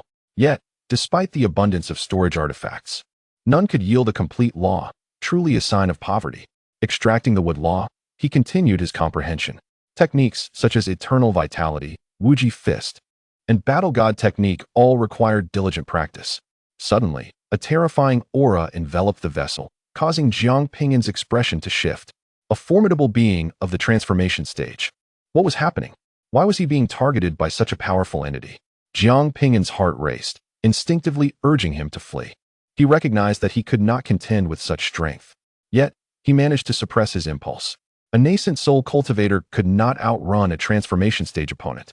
Recklessly fleeing could lead to death. He needed to remain calm, for the adversary had not fixated on him without reason. Raising his gaze, Jiang Ping'an peered through the vessel towards the source of the ominous presence. A throng of cultivators approached, numbering in the hundreds. At the forefront stood a formidable transformation stage expert. Simultaneously, Jiang Ping'an observed that the garments of this group bore a similar design, 2 crossed axes emblazoned on their chests, identical to the emblem on Elder Wu's attire. They belonged to the same sect. Jiang Ping'an's mood grew increasingly solemn. He had slain the elder of their sect, and this group would undoubtedly seek retribution. However, escape was no longer an option.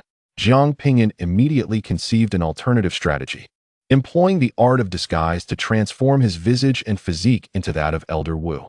He then retrieved a set of elder robes from Wu's storage artifact and donned them.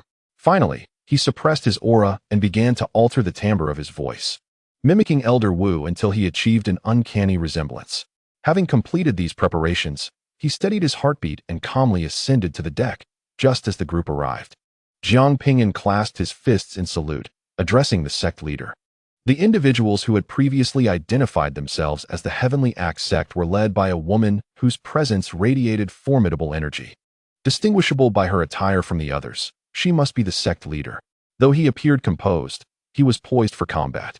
Nangying descended onto the deck, her expression frosty, emanating an aura of palpable menace. Why had she piloted the flying vessel away? Was she contemplating defection from the Heavenly Axe sect? Adorned with a small blue dot between her brows, her figure was striking, clad in a tiger skin wrap on top and a leopard skin skirt below, exposing ample skin to the sun. A small axe tattoo adorned her abdomen, exuding a wild and fervent essence. In response to the inquiries directed at him, Jiang Ping'an feigned indignation. Just moments ago, unknown assailants had slain 3 disciples of the sect, and he had been piloting the vessel in pursuit, yet the assassins had vanished.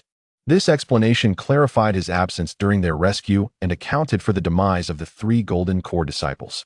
It must have been the ruffians from Black Tiger Valley. An elder exclaimed in fury.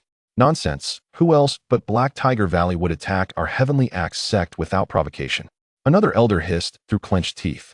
A flicker of intrigue passed through Jiang Ping'an's eyes. These individuals were quite adept at weaving their own narratives. It was evident that Black Tiger Valley harbored a profound enmity toward the Heavenly Axe sect.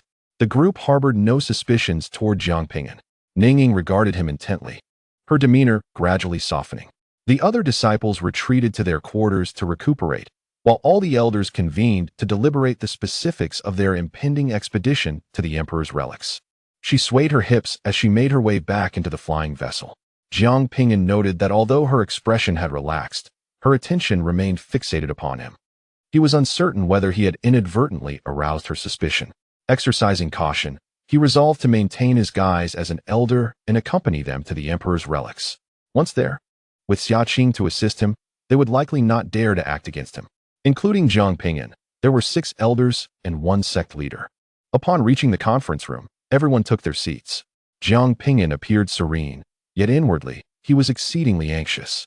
He was unaware of Elder Wu's true name or temperament. Any misstep could lead to exposure.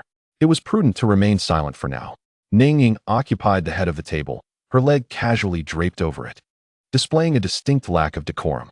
Our Heavenly Axe sect is feeble. We should not aspire to grand opportunities, but rather seek to profit from smaller ventures. Previously, it was mentioned that the current objective is to venture into the marshland located to the west of the Emperor's ruins. This area is rumored to house crystal mines, and there have been whispers of high-grade crystals being unearthed. Upon hearing the term high-grade crystals, the numerous elders present trembled with excitement. Jiang Ping'an quickly mirrored their enthusiasm, yet he remained composed within. A low-grade crystal is valued at 10,000 spirit stones, a mid-grade crystal at 100,000, and a high-grade crystal at 1 million spirit stones. Typically, a common crystal vein might yield around 100 high-grade crystals, amounting to a modest sum of 100 million spirit stones. Even when factoring in other crystals, managing to gather enough for a law would be considered fortunate. In the case of a high-grade vein, the value might be somewhat greater. However, the extraction process requires time, and Jiang Ping'an held little interest in it. An elder with white brows, filled with excitement, exclaimed, "If we mine there for a few years, each of us might accumulate enough for a law." Another elder joyfully concurred. Even 10 years of work could earn us the necessary resources for a law. The eyes of several Yuanhao period elders sparkled with longing and exhilaration. Observing the fervor of the crowd, Jiang Ping'an sighed inwardly.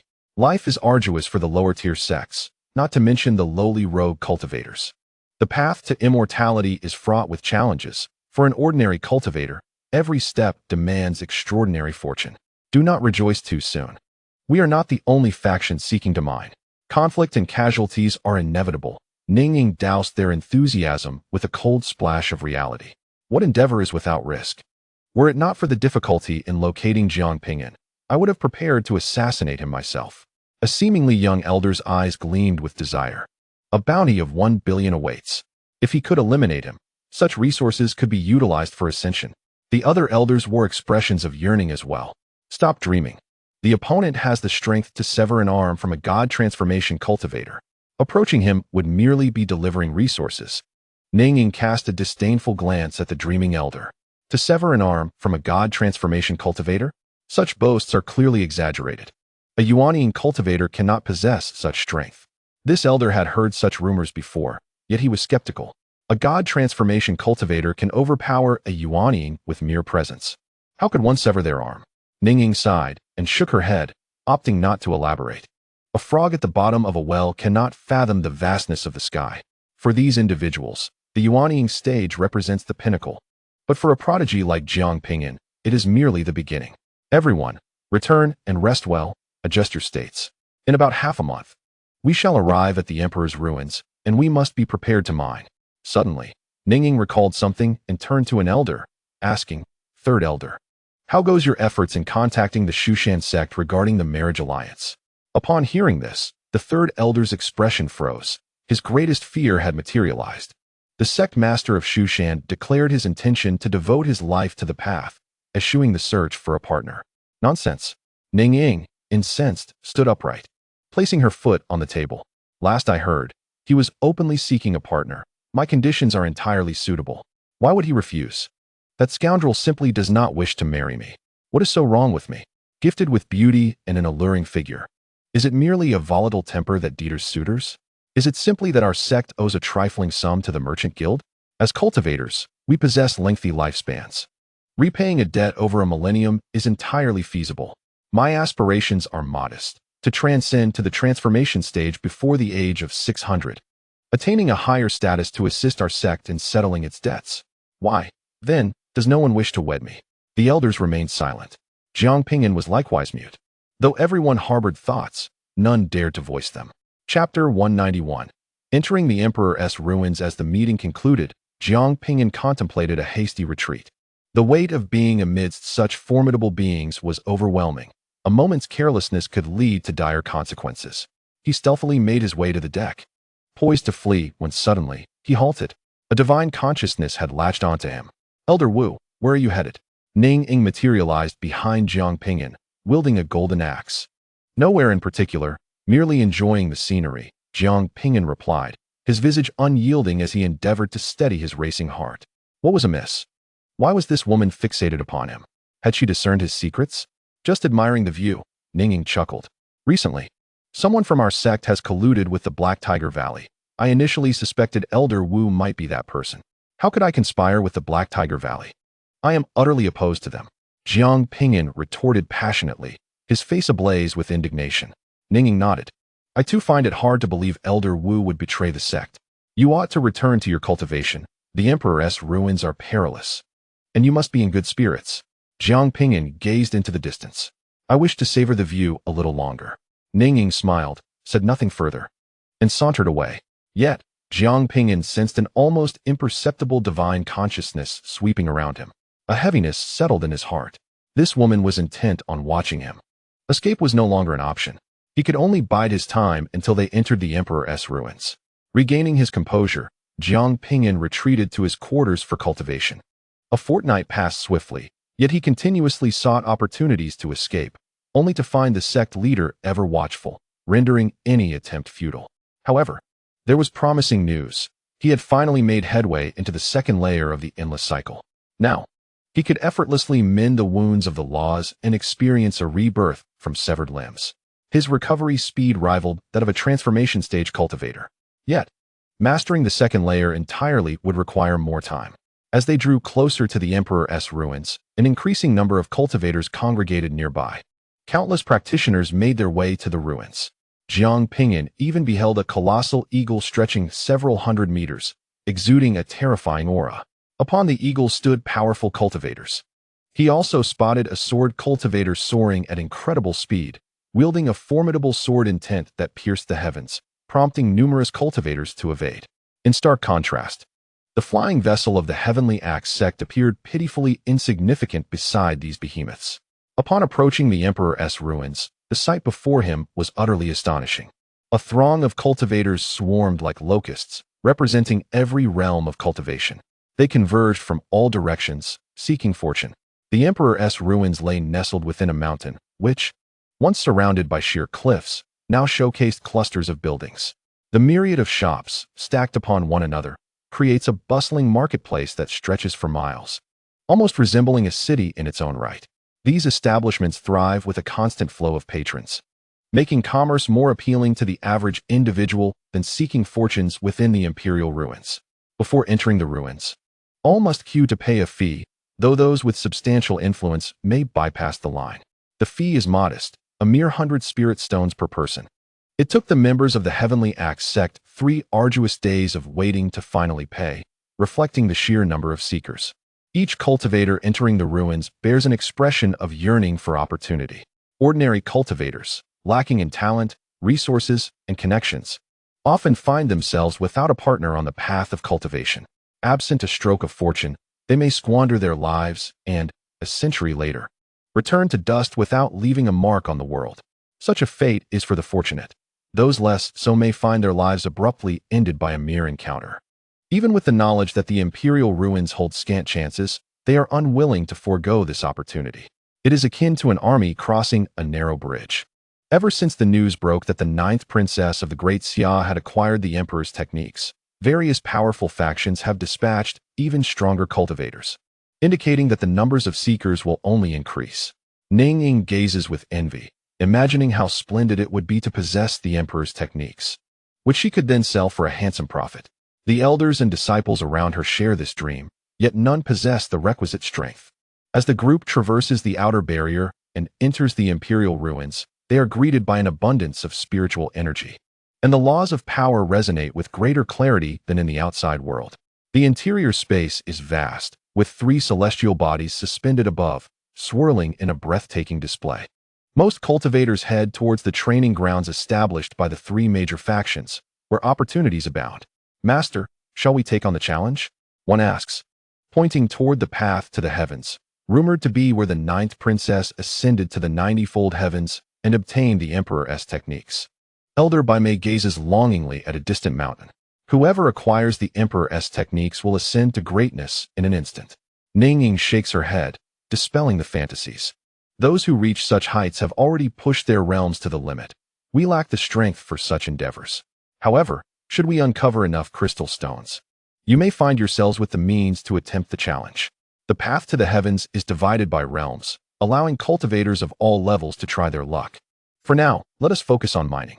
The grand opportunities may not pertain to us, but securing enough crystal stones to sustain our lives and striving to gather a law within the next decade would be a significant fortune for us.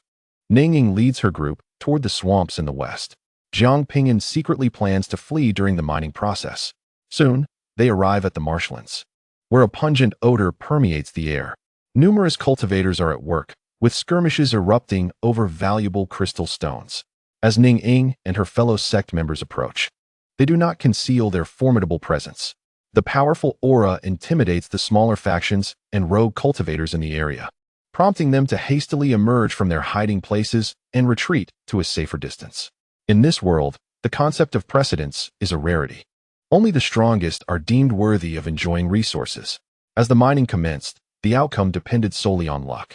Just as Ning Yong spoke, an array of resplendent runes illuminated the surroundings, enveloping a radius of 100 miles and forming a barrier. Immediately, formidable auras surged forth from the marsh. "Haha, the Skyax sect. I have awaited your arrival for quite some time." A man clad in black, exuding the aura of a transformation stage practitioner, descended from the air, followed by hundreds of disciples in identical attire. This group emanated a fierce, beastly presence, each bearing a black tiger tattoo on their arms. Upon sighting them, the faces of Ning Yong and her companions from the Skyax sect turned ashen. "What are the Black Tiger Valley people doing here? Who leaked our whereabouts? There must be a traitor among us." It was evident to anyone with sense that they had fallen into a trap.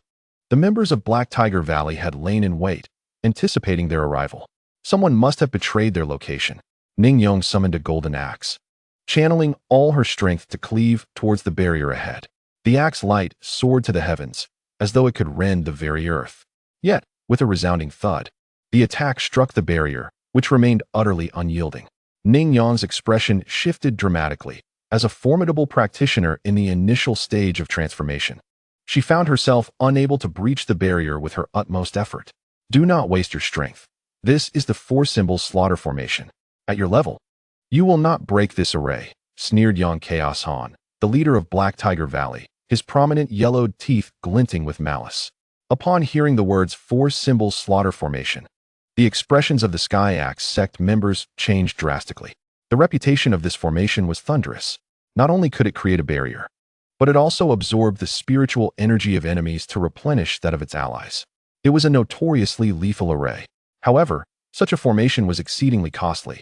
Had Black Tiger Valley truly exhausted their resources to acquire it? This signified their intent to annihilate the Sky Axe sect in this decisive battle. Despair and fury welled within the hearts of the Sky Axe sect members. They never anticipated encountering a trap laid by Black Tiger Valley here. Ning Yong gripped her golden axe tightly, her body trembling with rage as she fixed a fierce gaze upon Yang Chaos-Han. Who has betrayed us? Someone must have warned them. Setting this ambush. That person must die? Yang Chaos-Han was in no hurry to make a move. The longer they remained within the formation, the more advantageous it became for them. He turned to Jiang Ping'an with a smile, saying, Elder Wu, why have you not yet arrived?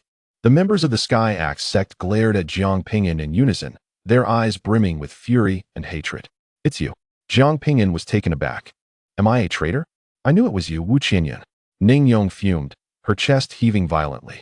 It was because of Wu Qianyuan that the Sky Axe sect found itself in such dire straits. She regretted not having eliminated him at the first hint of suspicion. Lifting her golden axe, she prepared to strike Wu Qianyuan. Wait, I am not a traitor. I am not Wu Qianyuan. Jiang Ping'an shouted in haste, swiftly altering his appearance to an ordinary guise, though it was still not his true face. If one were to reveal their true face, the other party would likely wish to strike them down.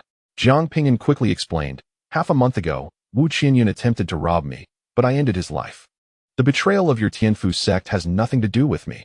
One might even say I have aided in your house cleaning. Nonsense. Fabricating such a clumsy excuse. Do you take us for fools? Elder Bai Mei, unable to contain his anger, seized an axe and swung it toward Jiang Ping'an. With a furrowed brow, Jiang Ping'an swiftly evaded, retreating to the edge of the barrier. He glanced at the people from Black Tiger Valley and declared, this matter does not concern me. Let me go? Oh. Yang Chaoming, taken aback by the news of Wu Qianyuan's demise, found a certain relief in the fact that there would be no need to compensate him. He waved his hand, commanding, advance. Leave no one from Tianfu sect alive within the barrier. Kill. The disciples of Black Tiger Valley roared as they charged toward the cultivators of Tianfu sect. A fierce battle was imminent.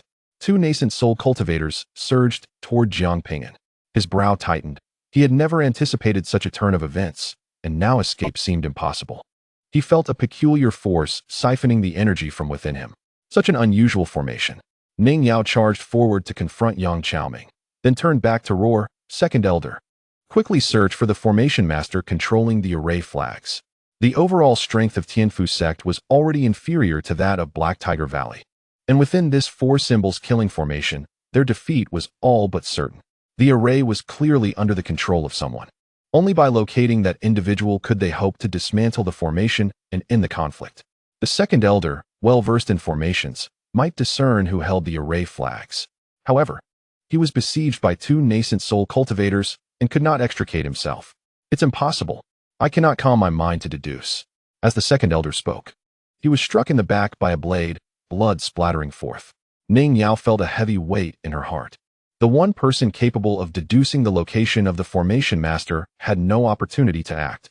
This rendered them utterly incapable of identifying the individual controlling the formation, leaving them powerless against the four symbols killing formation. Yang Chaoming's lips curled into a smug smile. You wish to find the formation master? Not a chance. I've long anticipated this Second Elder. By ensnaring him, the Tianfu sect would lack anyone capable of locating the formation master.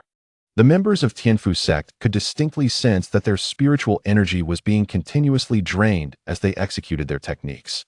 While the individuals from Black Tiger Valley appeared to be accumulating more energy, this was the formidable nature of the four symbols killing formation. The longer the battle persisted, the more advantageous it became for the side controlling it.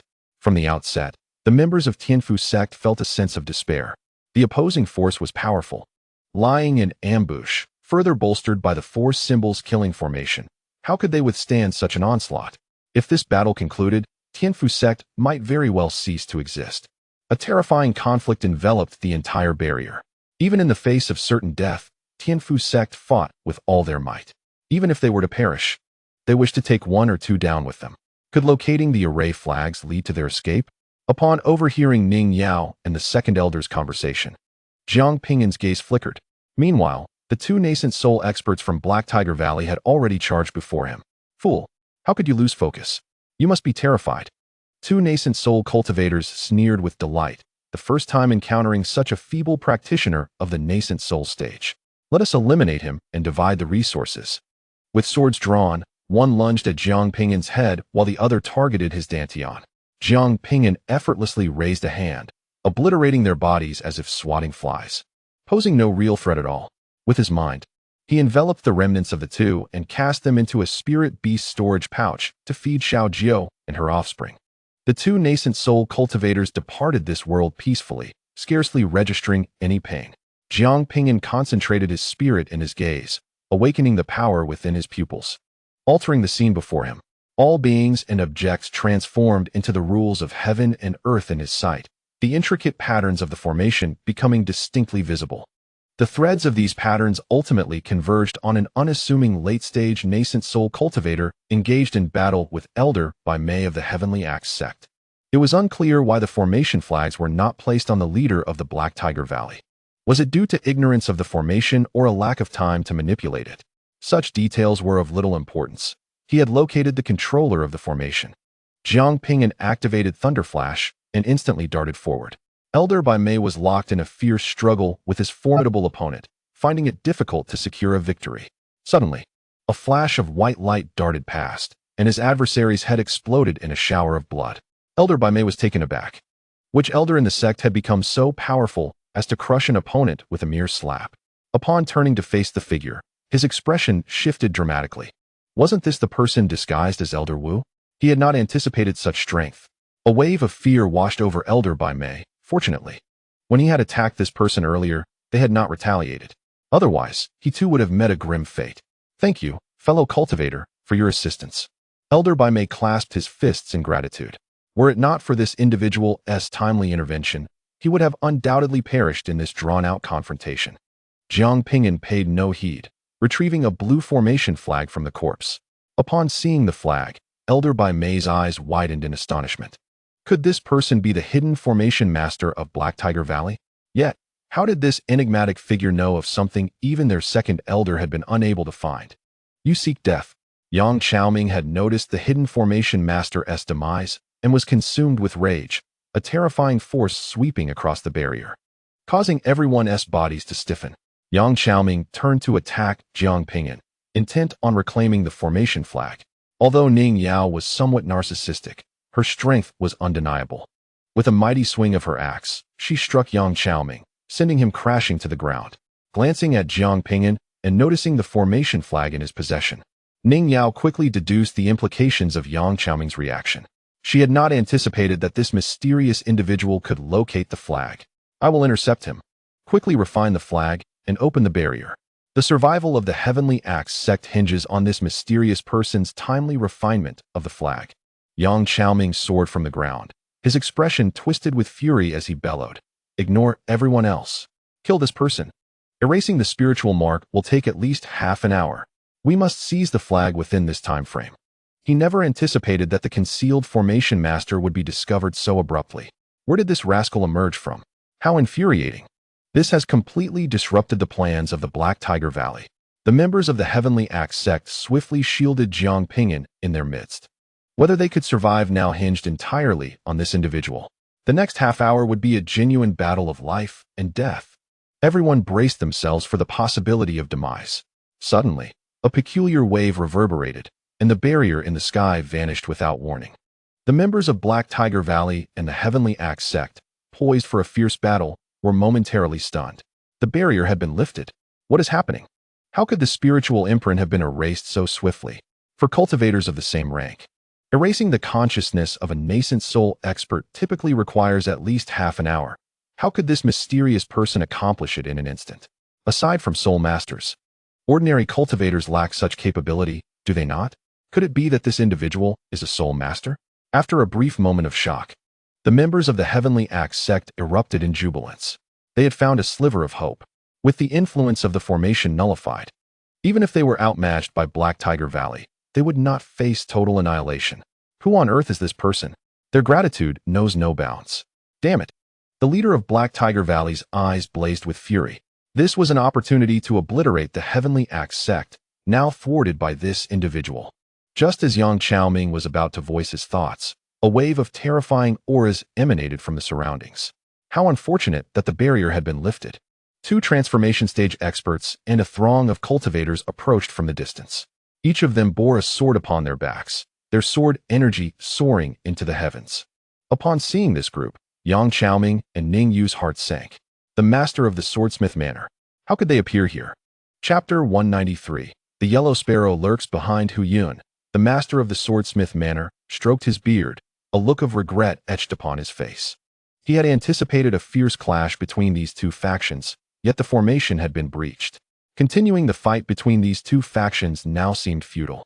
To prevent the formation flags from being taken, they had no choice but to appear early.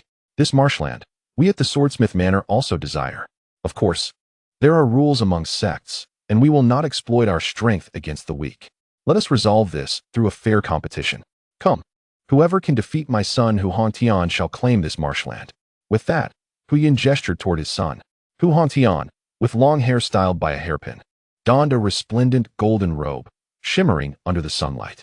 He did not conceal his aura. His overwhelming sword intent left many gasping for breath. Upon hearing Hu Yun's proposition, the expressions of the members of Black Tiger Valley and the Heavenly Axe sect shifted dramatically. They all intended to mine here. They had not anticipated that the Swordsmith Manor would also seek to intervene. They were well aware of Hu Hongtian's prowess.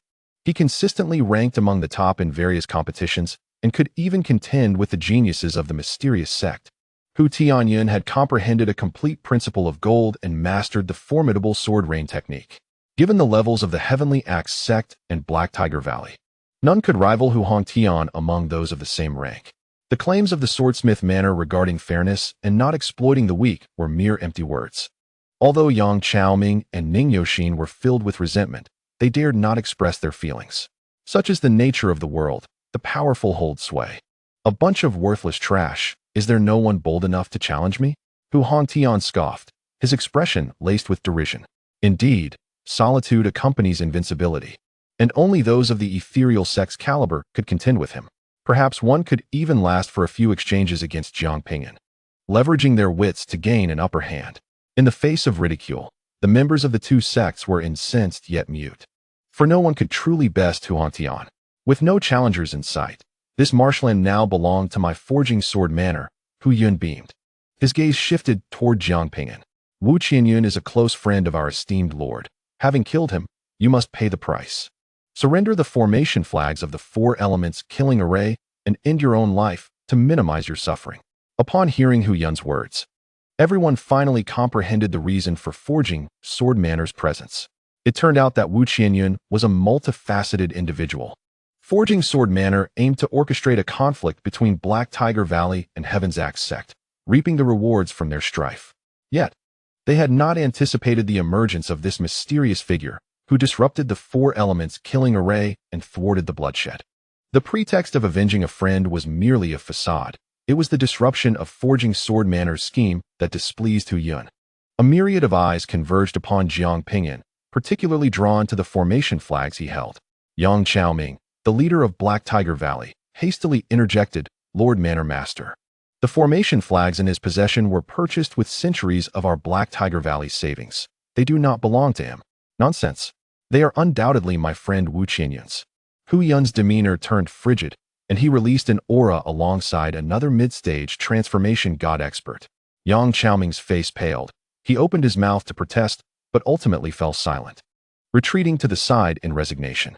Faced with 2 transformation god experts, particularly one of mid-stage prowess, Black Tiger Valley lacked the capacity for resistance. This was outright theft. Yang Chaoming dared not speak further.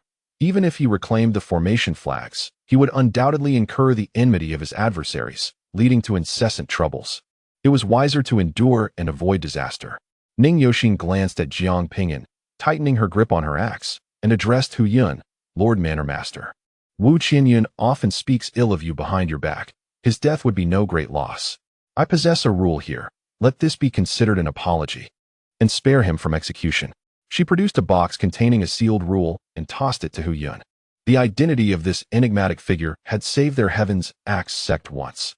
Ning Yoxin sought to preserve him as a gesture of gratitude. Hu Yun's countenance remained stern. Is my friend worth merely one rule? Ning Yoxin clenched her teeth, producing another rule along with 10 high-grade crystal stones. Lord, this is all I have. I implore you to show mercy. Hu Yun accepted the offerings, his expression softening. Indeed, Heaven's Axe sect had become increasingly inept. Their leader possessed such meager resources. Ning Yoxin's expression shifted, yet she refrained from voicing her thoughts. The Tianfu sect is indeed in a state of decline, primarily due to the complexity of its techniques, which few can master, leading to its inevitable downfall. Hu Yun cast a disdainful glance at Jiang Ping'an and, out of consideration for the sect leader's reputation, offered to retrieve the array flag by forfeiting his cultivation, sparing Jiang's life. However, Jiang Ping'an remained unmoved, asserting that he wished to challenge Hu Yun's son, proposing that should the son defeat him, the flag could be rightfully taken, thereby preserving honor. You, a mere low-level cultivator, dare to negotiate conditions with the sect leader? Hu Yun unleashed a terrifying aura that swept towards Jiang Ping'an, causing the nearby members of the Tianfu sect to stagger back in retreat. Ning Ying scolded Jiang Ping'an vehemently. Are you an idiot? Quickly hand over the array flag to the sect leader. She was exasperated by his folly, believing that as a Yuanhao cultivator, he could withstand a god transformation expert. It was clear that if the latter's patience wore thin, a single strike could easily extinguish Jiang's life. Seeing someone challenge him, Hu Hongtian's face lit up with a brilliant smile. At last, it was his turn to shine. He turned to Hu Yun and said, Father, do not be angry. We are a legitimate sect, and according to the rules of the martial world, we shall engage in a duel. Hu Yun reined in his aura and smiled at his son, exclaiming, Ah, my son, indeed carries the spirit of a hero. Hu Hongtian held his head high, looking down at Jiang Ping'an as he declared, I thrive on life and death battles. Otherwise, combat lacks meaning. Do not even think about refusing. You have lost that opportunity. He had no intention of sparing Jiang Ping'an, wishing to end his life directly. Very well, Jiang Ping'an replied, stowing away the array flag, accepting the challenge of a life and death duel. Fool! Ning Ying seethed with anger. She had provided resources to the sword-forging manor solely to preserve Jiang's life. Yet he was intent on courting death. Hu Hongtian had comprehended a complete law. What was Jiang Ping'an in comparison? Even if he were to win, would his opponent adhere to the rules and spare him? Without a formidable backing, rules were merely worthless. Yang Xiaoming, the leader of Black Tiger Valley, harbored a deep-seated hatred for Jiang Ping'an. He instructed Hu Hongtian, young master, do not kill him outright. Instead, sever his body piece by piece, torment him until his demise. This man has robbed me of my 4 symbols killing formation. He deserves to die. Yet Yang Xiaoming completely overlooked the fact that had Jiang Ping'an not intervened, both parties would have been left vulnerable and ultimately annihilated by the sword-forging manor. Hu Hongtian drew his precious sword, causing the heavens to darken and thunder to rumble. Today, let me demonstrate what it means to be a top-tier genius. The onlookers hastily retreated, distancing themselves from the battlefield. The members of Black Tiger Valley and Tianfu sect watched in stunned silence, astonished by the extraordinary spectacle. To what realm had Hu Hongtian advanced his sword rain technique? It was utterly terrifying. The cultivator who had sought to challenge Hu Hongtian now stood frozen in fear, paralyzed by the overwhelming aura. Chapter 194. Hostage taking with a single stroke, the winds and clouds shifted, and rain fell in torrents. The pride radiating from Hu Hongtian was unmistakable. Within the Yuanhao realm, he was an invincible force. Observing Jiang Ping'an's unmoving state only fueled Hu Hongtian's arrogance. This fool had been so frightened, he could hardly move. Could he truly contend with him? With a swift thrust of his sword, Hu Hongtian aimed directly at Jiang Ping'an's head. Everyone present was acutely aware that the mysterious figure was on the brink of death. Ning Yao sighed. Even if this enigmatic individual was a fool and had offended the sword-casting manor, she felt compelled to save him. After all, this simpleton had rescued their Tianfu sect. Just as Ning Yao was preparing to intervene, her movements abruptly halted, her eyes widening in astonishment. In the instant that Hu Hongtian charged forward, Jiang Ping'an vanished from his original position, reappearing behind Hu Hongtian, his claw gripping the latter's neck. Bold move. Hu Yun's complexion shifted dramatically upon witnessing this scene, a tempestuous aura surging from him. He discerned Jiang Ping'an's extraordinary prowess and prepared to spring into action to save his son. The rules of the duel were rendered irrelevant. His son's life was paramount. Jiang Ping'an instantly retreated, exclaiming, "Dare to approach, and I will crush your son's skull." He was cognizant that even if he overcame Hu Hongtian, the latter would not adhere to the rules and would likely retaliate with lethal force. Jiang Ping'an's true objective was to take a hostage. Faced with the imminent threat to his son's life, Hu Yun froze in terror. Jiang Ping'an yanked Hu Hongtian's arm, turning toward another approaching god transformation expert, and bellowed, "I shall repeat myself. Dare to come near, and I will obliterate his head." The elder god transformation expert, poised for ambush, abruptly halted, incredulous. How had this young man noticed him? A piercing scream from Hu Hongtian echoed throughout the marshland, his arm wrenched off. Flesh tearing from bone, the agony unbearable. The sudden turn of events left everyone stunned, expressions of disbelief etched on their faces. It was too swift. Many had not even registered what had transpired. This audacious individual dared to abduct the heir of the sword-casting manor. He was courting death. He had subdued Hu Hongtian in a single move. Who was he truly? All present were aware of Hu Hongtian's formidable strength, with few rivals of his caliber. Yet, this powerful figure had been effortlessly restrained by the mysterious man.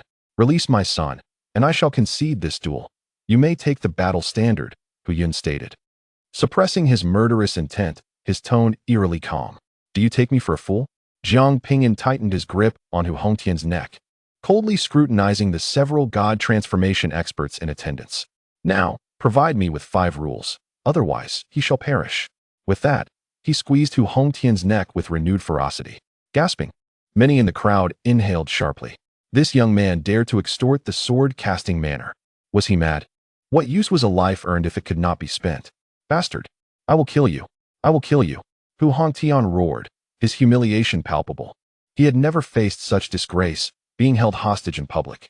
Jiang Ping'an seized Hu Hongtian's other arm and wrenched it violently. Blood stained the sky. A piercing scream shattered the air, sending chills down the spines of those surrounding them. This young man was merciless, tearing the air of the sword-casting manor apart before their very eyes. Yang Xiaoming, the leader of Black Tiger Valley, was stunned but inwardly reveling. Kill him! Kill him! Should Hu Hongtian perish, it would indeed be advantageous for the Heihu Valley, as it would eliminate a formidable rival. Jiang Ping'an turned his gaze towards another powerful figure of the Forging Sword Villa, a cultivator at the transformation stage. "I advise you to cease mobilizing your inner energy. I can eliminate him before you act." With that, he delivered a fierce kick to Hu Hongtian's right leg, shattering it completely. At this moment, Hu Hongtian was left with but one leg, and the scent of blood permeated the air. "Do not harm my son. If you seek the laws, I shall grant them to you." Hu Yun suppressed the fury boiling within him, his voice low and grave. His son was a rare talent within their sect, and should he meet his demise, all the years of investment would be in vain. Hu Yun tossed 5 boxes to Jiang Ping'an. "This man cannot escape. The laws will return. We must stabilize the situation now to prevent harm to my son." Jiang Ping'an collected the laws. "The laws have been bestowed upon you. Release my son," Hu Yun stated solemnly. "I shall indeed release your son, but not here," Jiang Ping'an retorted, grasping Hu Hongtian by the neck and retreating swiftly. "Where do you intend to go?" Hu Yun pursued, with others from the Forging Sword Villa following closely behind. Elder by May of the Heavenly Axe sect glanced at Sect Master Ningying, who decided to follow. Ningying, having regained her composure, had not anticipated that this individual would brazenly abduct Hu Yun's son. She sensed that this person was not a product of any ordinary faction. Whether it was the swift activation of barriers or the confrontation with a transformation stage threat, this peculiar nascent soul cultivator maintained an unwavering demeanor throughout. Such composure and combat prowess were beyond the capabilities of ordinary cultivators. If this individual hailed from a great power, Ningying resolved to align herself with him. Otherwise, the Forging Sword Villa would undoubtedly retaliate against the Heavenly Axe sect, which they could not withstand. Yang Xiaoming of Heihu Valley, after a moment of contemplation, also led his people to follow, eager to seize an opportunity to reclaim the four symbols killing formation. This formation had cost Heihu Valley centuries of accumulated resources, and he was loath to see it taken away. Jiang Ping'an continued to retreat towards a gathering of people. Upon his arrival, the sect master of the Heavenly Axe had mentioned a training ground ahead known as the Ascending Heaven Path, where cultivation was divided by realms. Those who posed a threat to Jiang Ping'an were transformation stage cultivators. As long as he reached an area accessible only to Nascent Soul cultivators, he would be safe. In truth, Jiang Ping'an could easily use a sound transmission talisman to contact Xia Qing, yet his nature was such that he preferred not to trouble others unless absolutely necessary. At present, he felt he had not yet reached a dire predicament and still had room for resistance. Soon, Jiang Ping'an beheld a colossal mountain radiating with the brilliance of laws. An indescribable pressure emanated from the mountain, compelling respect from all who approached. As if a supreme being stood sentinel there, exuding an imposing aura, countless cultivators ascended the mountain like ants. This mountain was once a place of cultivation for a great emperor, and it was imbued with the essence of the Tao, creating an overwhelming pressure that intensified with elevation. The great Qin dynasty had transformed this area, dividing it into 99 levels. To entice individuals to participate, they established a reward mechanism. For every level a cultivator ascended, a certain reward would be bestowed, alongside a challenge fee being collected. Previously, few dared to venture here due to the arduous nature of the trials, which offered limited significance for cultivation. The pace of profit was far inferior to that of the realms controlled by the Lei family and the Tianzi sacred land. However, not long ago, Xia Qing acquired the emperor's technique here, transforming this place into the most sought-after cultivation site. Countless cultivators aspired to ascend, yearning for the emperor's method, which consequently filled the coffers of the Daqian dynasty. The pressure is overwhelming. My cultivation level is too low to ascend, lamented a novice cultivator. Stop making excuses. This place does not primarily test cultivation, but rather willpower. Your resolve is simply lacking, retorted another. The previously mentioned Yuanian cultivator, who practiced the emotionless Tao, had ascended 50 levels in succession, surpassing many in the transformation stage. It was rumored that anyone who could reach the summit would possess the same will as an emperor. Yet, even ancient powerhouses struggled to attain the peak. There were only 99 levels, not 100. A large group is approaching from behind. It seems they are in pursuit. What is happening? Someone observed as a throng of individuals flew in. Leading this group was a Yuanian cultivator, gripping a fellow cultivator who had suffered grievous injuries, having lost both arms and a leg. Chapter 195. The road to ascendancy. Upon the arrival of Jiang Ping'an and his companions, they became the center of attention among the onlookers. Curiosity enveloped the crowd. Who is this person? Why are they being chased by so many? Can't you see he is holding someone? He must have offended them. The fate of the captured individuals seemed dire, as several transformation stage cultivators followed closely behind. Such conflicts had become commonplace. The crowd refrained from intervening, retreating to a safe distance to observe, lest they become collateral damage.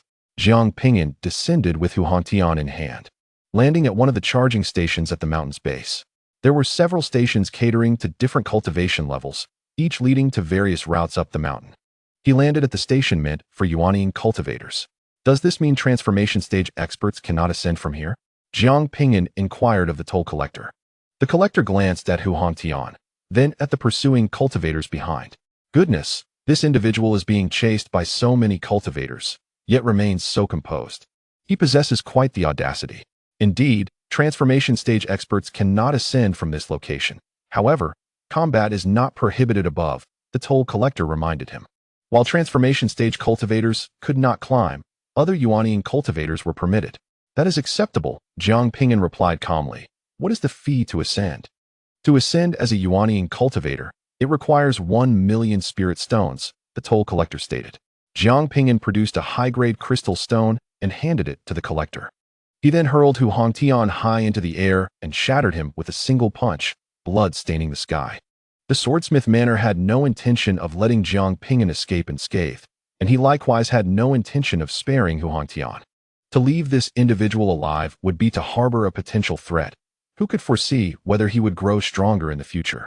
Thus, it was better to eliminate him directly. With Huangtian dealt with, Jiang Ping'an swiftly ascended the road to ascendancy. Not my son. Upon witnessing his son transformed into a mist of blood, Hu Yun's anguished cries resonated through the heavens and the earth. "You scoundrel! I shall have you torn to shreds." The very concerns Hu Yun had dreaded had come to pass. The hopes of the sword-forging manor lay in ruins, and the resources expended had amounted to naught. With his eyes ablaze with fury, Hu Yun yearned to pursue Jiang Ping'an, yet he found himself ensnared by an overwhelming aura. An elderly man at the entrance slowly opened his eyes, his demeanor apathetic as he declared, "Cultivators of the transformation stage are forbidden from ascending the mountain." Recognizing the elder as a representative of the Daiqian dynasty, Hu Yun dared not act recklessly and promptly fell to his knees. "Senior, this man is despicable and unscrupulous, betraying our manor, and he has slain my son. He is more vile than the demonic clans. Such a person deserves to be executed." The elder remained unmoved, lifting his eyelids to reiterate, "Here, cultivators of the transformation stage are not permitted to enter." The glances of several administrators nearby were rife with disdain as they regarded Hu Yun. A number of transformation stage experts dealing with a mere nascent soul cultivator was indeed contemptible. In the Daiqian dynasty, it was customary for the younger generation to engage in combat, while the elders refrained from intervening, thereby truly cultivating the combat prowess of the new generation. This was one of the reasons for the dynasty's strength. The sight of higher-level cultivators assaulting those of lower ranks was particularly detestable. Hu Yun perceived the scorn etched on their faces, but dared not reveal his feelings. Even a mere gatekeeper here could obliterate the sword-forging manor. He refrained from expressing his ire towards them and turned to the nascent soul cultivators of his sect, bellowing, "What are you staring at? Go forth and slay that man." Unable to ascend himself, he could only command the other nascent soul cultivators to act. "Lord, ascending the mountain requires a fee of 1 million. One of the nascent soul cultivators cautiously ventured. For them, 1 million was equivalent to a month's worth of cultivation expenses. If their sect did not reimburse them, it would cause them some distress. A bunch of useless fools. Hu Yun produced a shard of law and handed it to the fee collector. A shard of law was worth 10 million, sufficient for 10 individuals to traverse the path to the heavens. 10 would surely capture that scoundrel. After paying the fee, 10 nascent soul cultivators immediately brandished their swords and charged upwards. "You killed our young lord. Die, scoundrel. Prepare to pay with your life. Today, you shall learn the consequences of offending the sword-forging manor." As the 10 entered the path to the heavens, they were met with an overwhelming pressure that subdued their momentum considerably. This mysterious force did not target their bodies, but rather their mental fortitude. The further they ascended, the greater the pressure became. Jiang Ping'an paused at the 5th level, where fewer individuals congregated, making it convenient to act. At that moment, he received a transmission from Ningyu, the leader of the Tian sect. "Which faction do you belong to? If you are from a significant power, we can assist you." "No need," Jiang Ping'an replied indifferently. Down below, upon hearing Jiang Ping'an's response, Ningyu continued to transmit, "There are 10 nascent soul experts. If you are besieged, you will undoubtedly perish. Quickly, reveal your faction, and I can help you." If this individual belonged to a formidable faction, she could forge a beneficial relationship, yet he had audaciously declined her offer. Jiang Ping'an chose to disregard Ningyu, fixating instead on the 10 formidable Yuanying stage cultivators advancing towards him. Ningyu's chest heaved in frustration. Was this man a fool? Surrounded by 10 Yuanying stage experts, did he truly believe he could survive? It is exceedingly difficult for a high-level cultivator to fend off multiple opponents, let alone 10. Even if he were exceptionally strong, it was improbable that he could contend with 10 Yuanying cultivators. This arrogance could lead to his certain demise. Kill him. Tear his body to shreds. Hu Yun, having collected her son's remnants, bellowed at Jiang Ping'an with reddened eyes. Were it not for this man's presence on the path to ascension, she would have captured him and tormented him for a millennium. Though the onlookers were unaware of the specifics, they understood that the cultivator besieged by 10 was doomed. 10 against 1, the outcome was evident to even the simplest mind. The 10 wielded their swords, unleashing a torrent of formidable sword energy that stirred the winds and darkened the skies, prompting nearby cultivators to hastily retreat. Jiang Ping'an, undeterred by the soaring sword intent, activated the Wuzhigong, countering their assaults. The sword energy rebounded along its original trajectory. The cultivators were utterly unprepared for such a turn of events. Those slow to react were struck by the backlash, suffering grievous injuries. Among them, one mid-stage Yuanying cultivator met the worst fate. His body, along with his Yuanying, cleaved apart by the overwhelming sword intent, resulting in his death. The onlookers were taken aback by this display of power. What kind of strength was this? How could he retaliate against their attacks? The Wujigong was rumored to possess such capabilities. It was said that mastering the Wujigong required immense effort and consumed considerable internal energy. How could this individual wield such an advanced technique? As a martial art of significant renown, Wujigong was famous for its principle of using strength against strength, making it particularly formidable. However, learning this technique was no simple task. First, it required immense patience, as the rhythm of the technique was slow and could not be rushed. Second, one needed a vast reservoir of internal power to sustain its execution, otherwise, one could only perform it a few times. Third, the technique necessitated an understanding of the laws of strength in its early stages, followed by the laws of yin and yang in its later stages, requiring comprehension of three distinct laws, which was tremendously taxing. The Wujigong was difficult to cultivate, yet undeniably powerful. In the face of the 10 attackers, Jiang Ping'an countered all their assaults, even claiming 1 life. The remaining 9 were left in shock. What are you dawdling for? Attack! Hu Yuan urged fervently from below. Regaining their composure, the remaining 9 charged at Jiang Ping'an once more. This time, with caution, they would not be caught off guard as before. A fierce battle erupted, with sword shadows intertwining as the young man faced 9 Yuanying stage cultivators on the path to ascension. Amidst the chaos, Jiang Ping'an stood resolute, determined to refine the 3rd level of the Wujigong to perfection through this battle. Chapter 196, 1 against 10 Goodness. This man is holding his own against 9 Yuanying experts. The power of the Wujigong was astonishing. All their attacks were rendered ineffective and even returned to them. Which faction does this individual belong to? If he lacks an affiliation, he must be recruited. Observing the battle on the path to ascension, many were left utterly astounded. Amidst the rising smoke and dust, Jiang Ping'an, with a fist and a palm, transformed the overwhelming sword intent into his own formidable assault, rendering him untouchable. He appeared as if he were the sole being in the universe, his raven hair billowing and his noble demeanor striking. Ning Yao, her mouth agape, was astounded that he could indeed fend off 9 Nascent Soul experts. How astonishingly powerful! On the 61st heaven of the ascending path, Yi Wuqing sat in meditation beneath a tree, refining his will. Perceiving movement below, he slowly opened his eyes. Observing the one who battled 9, his gaze narrowed slightly. This individual, employing the supreme limit fist, reminded him of someone he despised deeply, a person who had once saved his life on the Divine Island, causing his path of indifference to waver. The practitioner of the supreme limit fist exhibited mastery that was scarcely inferior to Jiang Ping'an's. After a brief glance at the combat, Yi Wuqing closed his eyes once more, choosing to disregard it. Such a skirmish was devoid of interest. Were it him, a single sword would suffice to conclude the encounter. While others were astonished by Jiang Ping'an's prowess, Hu Yun's eyes brimmed with hatred. A pack of useless fools. Use your full strength. Whoever can slay him shall receive 10 fragments of the law. If Hu Yun had previously been consumed by hatred, now he was also gripped by fear.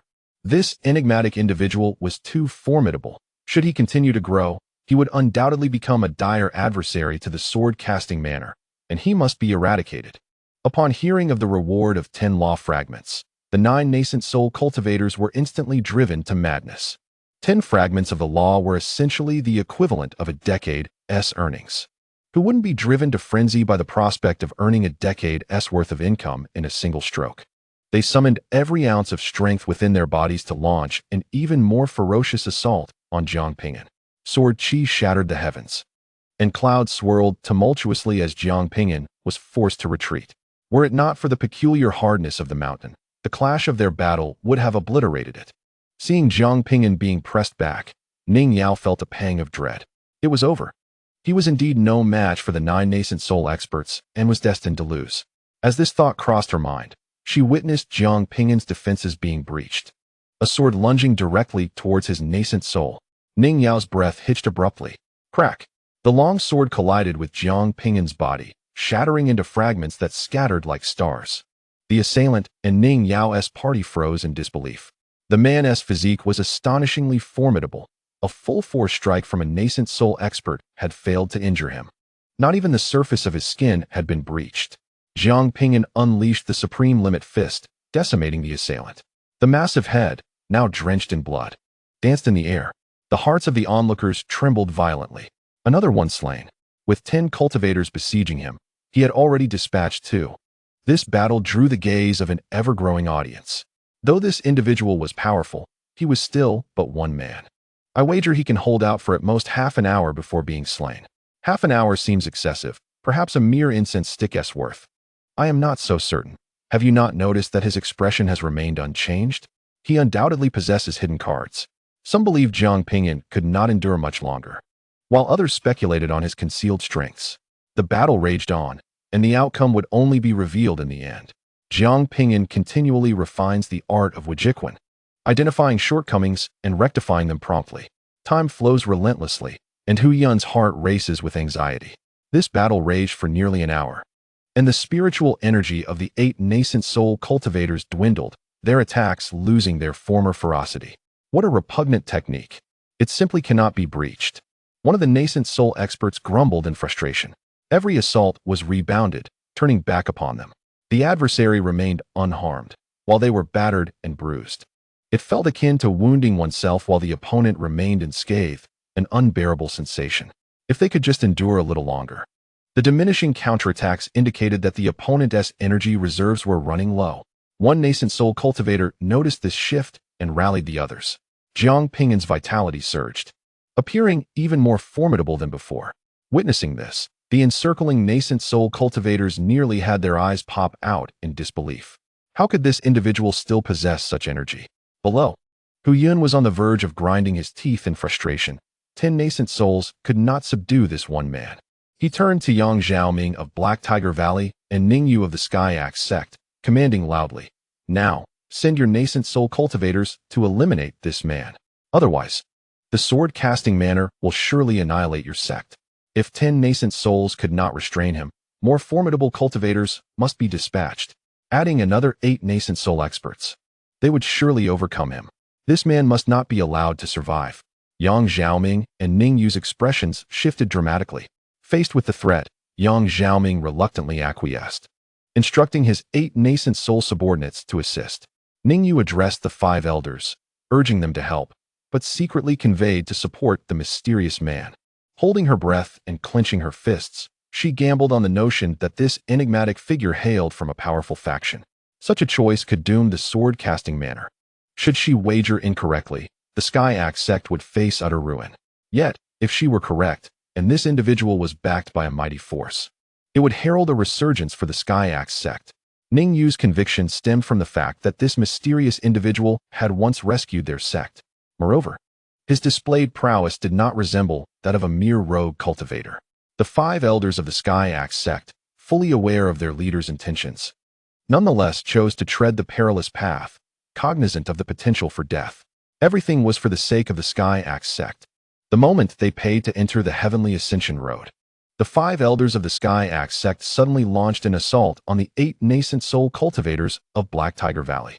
A terrifying energy surged forth, enveloping the 8. The ambush yielded favorable results, severely wounding 2. "How dare you seek death?" The ambushed cultivators of Black Tiger Valley roared in fury, retaliating against the 5 Nascent Souls. Yang Xiaoming glared at Ning Yu, seething, "You wretched woman. You are courting death." Hu Yun's expression twisted with rage. The Sky Axe sect will not survive this year. Little did he expect that this woman would choose the path closest to destruction. Ning Yu gritted her teeth, gripping her axe tightly. Once this path was chosen, there would be no turning back. If the gamble goes awry, the only recourse is to relocate with the sect. Although Jiang Ping'an was engaged in battle, he remained acutely aware of the events unfolding below. Regardless of the true intentions of the Tianfu sect, they were undeniably aiding him. It was nearly the moment. Jiang Ping'an could no longer discern any flaws in the Wujikwan. Perhaps there were some, but they were imperceptible at this level of mastery. Given this, the 8 individuals before him were rendered irrelevant. A golden radiance erupted from within him, his hair billowing as the first layer of the battle god technique activated. Doubling his strength, he transitioned from defense to offense. Grasping the sword aimed at him, he crushed it effortlessly, delivering a devastating punch. With a resounding boom, his fist unleashed a tempest, and under the force of his blow, 5 Yuaning cultivators exploded into a mist of blood, creating a deep gash in the clouds above. A swift kick sent 3 Yuan practitioners colliding into one another, their bodies bursting apart in a shower of crimson. The sudden turn of events startled everyone, their eyes widening in disbelief. My goodness, he just obliterated 5 Yuan practitioners with a single punch. What terrifying power! Is he from the Body Clan? This individual is not merely a defender. The hearts of all present were shaken to the core. The Yuan cultivators engaged in battle between the Tianfu sect and the Black Tiger Valley felt the overwhelming force and were left in a stupor. Yang Qiaoming, the leader of the Black Tiger Valley, paled as he shouted at his 8 elders, "Get out here, quickly!" But it was too late. Jiang Ping'an flashed before the 8 Yuan cultivators, their bodies bursting apart without a chance to flee. "Valley Master, save Bang!" The last one's plea was cut short as Jiang Ping'an's foot crushed his skull, obliterating his body. The world fell into silence. In the blink of an eye, 16 Yuan powerhouses had been reduced to ashes. Amidst the blood mist, Jiang Ping'an radiated golden light, resembling a war deity. His expression stern and his terrifying aura emanating waves of brilliance that were both dazzling and soul-stirring. Chapter 197. Bounty on Jiang Ping'an observing the tragic fate of his subordinates. Hu Yun, the master of the sword-casting manner, momentarily forgot his rage, beginning to question his very existence. They had dispatched a total of 18 Yuan experts. And yet, they had all perished. Could this individual be a transformation stage powerhouse? Ning Yang's lips parted in shock, as if ensnared by a paralysis spell, frozen in place. So many Yuan practitioners had besieged a single man, only to be utterly annihilated. Had she not witnessed it with her own eyes, she would have deemed it impossible. This person was undeniably formidable. Why had he not showcased his power from the outset? Of course, it must have been intentional. He deliberately lured them in to annihilate them all at once. It had to be so. His cunning was too profound, too terrifying. Yang Qiaoming of the Black Tiger Valley was utterly dumbfounded, his face ashen. Their sect's Yuan powerhouses had all been slain. This meant that the Black Tiger Valley would be unable to recover for a millennium, possibly even facing inevitable decline. And all of this was orchestrated by a single individual. "You scoundrel! I will tear you to pieces." Hu Yang's eyes burned with rage. With his son dead and the Yuan experts of their sect nearly obliterated, the nearly 10,000-year legacy of the sword-casting manner turned to ashes in that moment. This enmity could not be forgiven. Jiang Ping'an ignored him, focusing on clearing the ground of storage treasures and corpses. Upon witnessing Jiang Ping'an's disregard, Hu Yun was infuriated. As a powerful figure in the transformation stage, when had he ever endured such humiliation? Yet, he found himself powerless to confront Jiang directly, especially since the Yuan stage experts from the sword-forging manner had nearly all perished. Gritting his teeth, Hu Yun called out to those around him, "Whoever can slay this man shall be rewarded with the law." At this moment, his only recourse was to offer a bounty to find someone else to eliminate Jiang Ping'an. A law was worth 10 billion. Even a transformation stage expert could not afford to ignore such an offer. Many Yuan stage cultivators were tempted, yet none dared to act. They had witnessed Jiang Ping'an's formidable strength and understood that approaching him would be tantamount to seeking death. Only a fool would attempt such a thing. "Two laws, and I shall assist you in dealing with him." At that moment, an unexpected voice resonated through the air, drawing the attention of the crowd. They turned to see a man adorned in an exquisite purple robe. His countenance bore a hint of coldness, akin to the frigid winds atop the northern snow-capped mountains, clear and profound.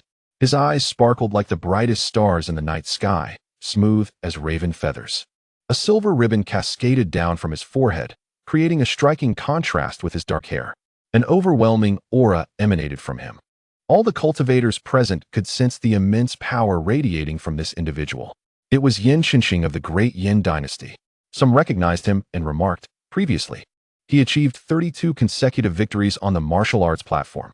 Had it not been for the emergence of the divine phoenix body, he would have continued his winning streak." 32 consecutive victories. Many felt a chill run down their spines. No wonder his presence was so imposing. To achieve 32 victories on the martial arts platform was no small feat. The Emperor's ruins had gathered numerous prodigies from the eastern region. To win 10 matches in a row was already remarkable, let alone 32. Ning Ying had yet to savor Jiang Ping'an's victory when she learned of this man's identity, causing her spirits to plummet once more. The Great Yin dynasty was one of the mightiest forces beneath the three great powers, even surpassing the Great Xia dynasty to which she belonged.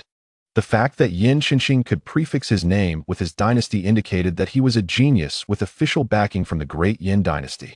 He must be extraordinarily powerful, otherwise he would not dare to challenge. The mysterious figure on the mountain was in peril. In contrast, Hu Yun felt a surge of elation. He was well aware of the Great Yin dynasty.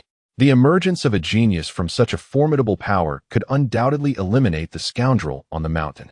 However, the price of 2 laws was somewhat steep.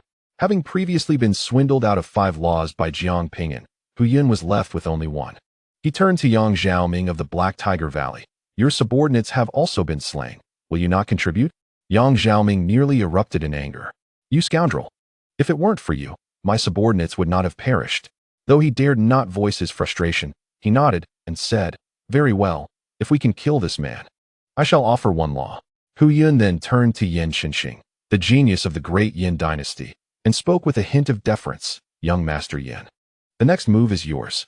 Please take care of the payment. With that, Yin Qinxing strode confidently toward the ascending path, exuding assurance. The mysterious figure's combat prowess was formidable, yet not to be feared. Moreover, the bounty of 2 laws was a compelling reason to take action. Hu Yun, with great fervor, handed over a high-grade crystal and bellowed at Jiang Ping'an, who stood on the path to the heavens. You wretch, your demise is imminent. He was eager to witness the downfall of this imbecile firsthand. Ning Yao, feeling anxious yet uncertain of how to proceed, shouted, which faction do you belong to? If you do not reveal your identity now, it will be too late. Could it be that this man truly lacked any backing? In a dim corner, an elder from the Great Qian dynasty murmured to himself, this young man wields the infinite fist, the combat god technique, and possesses the thunder flash skill. He bears an uncanny resemblance to Jiang Ping'an of the Great Xia. While others failed to recognize Jiang Ping'an's use of the combat god technique and thunder flash, this elder, with his vast experience, discerned the truth. The attention of the crowd was captivated by Jiang Ping'an and Yin Qinxing, leaving the elder's words unheard. However, Yin Qinxing, trained in the art of listening to the wind, caught the elder's remarks, causing him to halt abruptly, his expression frozen in shock. Jiang Ping'an? Good heavens! Beads of sweat trickled down Yin Qinxing's forehead, and the arrogance on his face vanished without a trace. The name Jiang Ping'an was not unfamiliar to many. They knew him to be formidable, but failed to grasp the extent of his terror. Only those truly enlightened understood the monstrosity that Jiang Ping'an embodied, master of the world's foremost offensive technique, the combat god technique. Bearer of the totem of the mightiest corporeal lineage, possessor of a quasi-saint body, adept in the imitation of one of the 3 great arts, the Yin-Yang Heart Sutra. Through the infinite fist, and wielder of the Thunder family's supreme speed secret art, Thunder Flash. This was indeed a behemoth. How could I possibly entertain thoughts of slaying such a being? This would be courting death. Sweat dripped from Yin Qinxing's chin onto his feet as he gazed up at Jiang Ping'an on the mountain. The cold, indifferent gaze of Jiang Ping'an sent shivers through Yin Qinxing's core. If the crown prince were to discover that he had crossed paths with this prodigious talent, he would surely face dire consequences. Who was unaware that Jiang Ping'an had slain the sun god body, ruthlessly dominating the Ling Tai kingdom? Who did not know that in a fit of rage, Jiang Ping'an had gambled on stones to win billions, sending the formidable Chu kingdom into chaos? This individual was known as the god of slaughter, Jiang Ping'an. Yin Qinxing swallowed hard. It suddenly dawned on him that the crown prince had summoned him to the arena. I must take my leave, he declared, invoking an advanced secret technique to swiftly retreat, his speed astonishing as he vanished in an instant. Hu Yun, who had been grinning sinisterly with Yang Xiaoming, was left stunned. What just transpired? Ning Yao was equally bewildered, unable to comprehend the unfolding events. The crowd bore expressions of confusion. Why had this super genius from the Great Yin dynasty departed so abruptly? His swift exit suggested urgent matters awaited him. Hu Yun's face turned a shade of green with fury. He felt mocked. What a waste of a high-grade crystal, worth a fortune of 1,000,000 spirit stones. Ning Yao sighed in relief, grateful that this genius from the Great Yin dynasty had departed. Otherwise, the mysterious figure above would have been in peril. Once more, Hu Yun shouted to those around him, 2 mandates, a bounty for the assassination of this man. Yet, no one responded. Such a person was beyond the reach of any ordinary force. He was a paragon of the great powers. Jiang Ping'an cast a dispassionate glance at Hu Yun, disregarding him entirely, and stowed away the acquired storage artifact as he ascended the mountain. Xia Qing had reached the 90-fold heavens and obtained the Emperor's technique. However, there were others who ascended to the 90 levels without receiving similar rewards. There must be something extraordinary about Xia Qing, which accounts for his remarkable fortune. Yet, this is of little consequence. Jiang Ping'an was determined to test the limits of his own willpower. This place served as a crucible for one's resolve. Hu Yun glared at Jiang Ping'an, who disregarded him and steadily ascended the mountain, his fury boiling to the point of nearly shattering his teeth. "You scoundrel! I refuse to believe you will not descend. I am determined to uncover your identity and obliterate your entire lineage." Chapter 198. Ascending the path to heaven. Jiang Ping'an shattered the millennia-old foundation of the swordsmith manor, causing Hu Yun to lose his composure. His mind was consumed by a singular thought: to slay this nascent soul cultivator. No one could remain calm in such a situation. The once thriving swordsmith manor had suffered catastrophic losses among its mid-level and upper echelons, and its restoration would require at least a millennium. Furthermore, numerous factions would be watching him, poised to strike at any opportunity. A moment's carelessness could lead to the complete destruction of the swordsmith manor. With bloodshot eyes, Hu Yun stood guard at the mountain's base alongside another transformation god strongman, convinced that Jiang Ping'an could not remain atop forever. Jiang Ping'an, however, was indifferent to the presence of these two transformation god cultivators. He possessed ample resources and could easily remain aloft for centuries. He gazed up at the towering mountain, the summit not far off. Yet, this path was fraught with greater difficulties than many others. Numerous transformation god strongmen found themselves stuck between the 50 and 60 levels. Currently, only one individual occupied the 93rd level, while all others languished below. In times past, the Emperor had stood here, reflecting upon his shortcomings and contemplating his will. Under the influence of the great Tao, this place gradually evolved into a unique trial of one's inner resolve. The formidable beings of the Dacian dynasty transformed this location into the path to heaven. The higher one ascended, the more resolute their will was proven to be. Willpower bore little relation to cultivation level or innate talent. It was intrinsically linked to the spirit. Those with unwavering resolve, even if lacking in innate gifts, would achieve remarkable heights in the future. Jiang Ping'an ascended step by step. Hu Yun, filled with resentment, glared at him and cursed vehemently, convinced that such a worthless individual was unworthy of the path to heaven and would soon be driven mad by the rules of the great Tao. Meanwhile, the cultivators who had previously observed Jiang Ping'an began to depart, though a handful of bored spectators lingered, curious to see how far he could climb. Ning Yao did not leave. Having thoroughly offended both the Black Tiger Valley and the Swordsmith Manor, she was now bound to the mysterious figure atop the mountain. She worried that the mysterious individual might suffer persecution from the Swordsmith Manor upon descending, so she chose to wait for his descent. This individual had remained remarkably composed throughout. His willpower seemed formidable, perhaps allowing him to reach around the 50 levels. Ning Yao speculated quietly. The 50 levels had even stymied many transformation god cultivators. To reach such heights was already an extraordinary feat. An elder from the Dacian dynasty, seated in a corner, observed Jiang Ping'an and murmured, "This young man will undoubtedly surpass the 50 levels. He may very well reach 70. The elder recognized Jiang Ping'an and offered high praise. As Jiang Ping'an continued to ascend, the influence of the special rules stirred questions within his mind about his true essence. Why pursue cultivation? In pursuit of immortality, the resurrection of his parents, the prevention of further tragedies, the alleviation of his loved one's suffering, and the attainment of happiness. Jiang Ping'an's resolve remained unwavering, his steps relentless and unyielding. What is perseverance?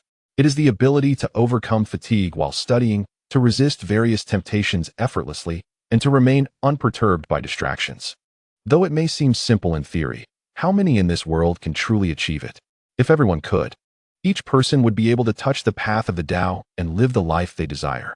Only those of great perseverance can achieve true success. Jiang Ping'an ascended effortlessly, scaling the 50 layers of heaven without pause. The other cultivators on the path to heaven gazed in astonishment. Was he merely out for a stroll?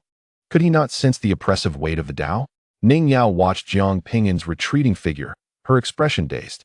if not for the several elder Yuan-ing cultivators from their Heavenly Axe sect struggling at the 20th layer, appearing tormented and pained. She might have believed that this ascent was quite simple. She had thought this enigmatic figure could at most reach the 50 layers. Yet he effortlessly surpassed that limitation and continued to climb. Yang Xiaoming from Black Tiger Valley and Hu Yunyan from the sword-casting manor were nearly grinding their teeth in jealousy and resentment. Nothing is more agonizing than witnessing one's rival excel. What is so remarkable about this? Show us you can reach the 70 layers. Some Yuan-ing cultivators can reach 50 layers, but those who can surpass 60 are few and far between, let alone those who can achieve 70 layers. Jiang Ping'an was not oblivious to the pressure.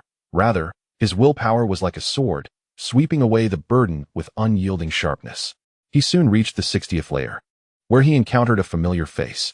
Casting a glance at Yi Wuqing, Jiang Ping'an did not halt, continuing his ascent. Yi Wuqing clenched his fists, fixating on Jiang Ping'an's retreating silhouette, his once beautiful expression now twisted with resentment and discontent. Through Jiang Ping'an's displayed techniques and gaze, he recognized him. Why is his perseverance so formidable? Where do I fall short?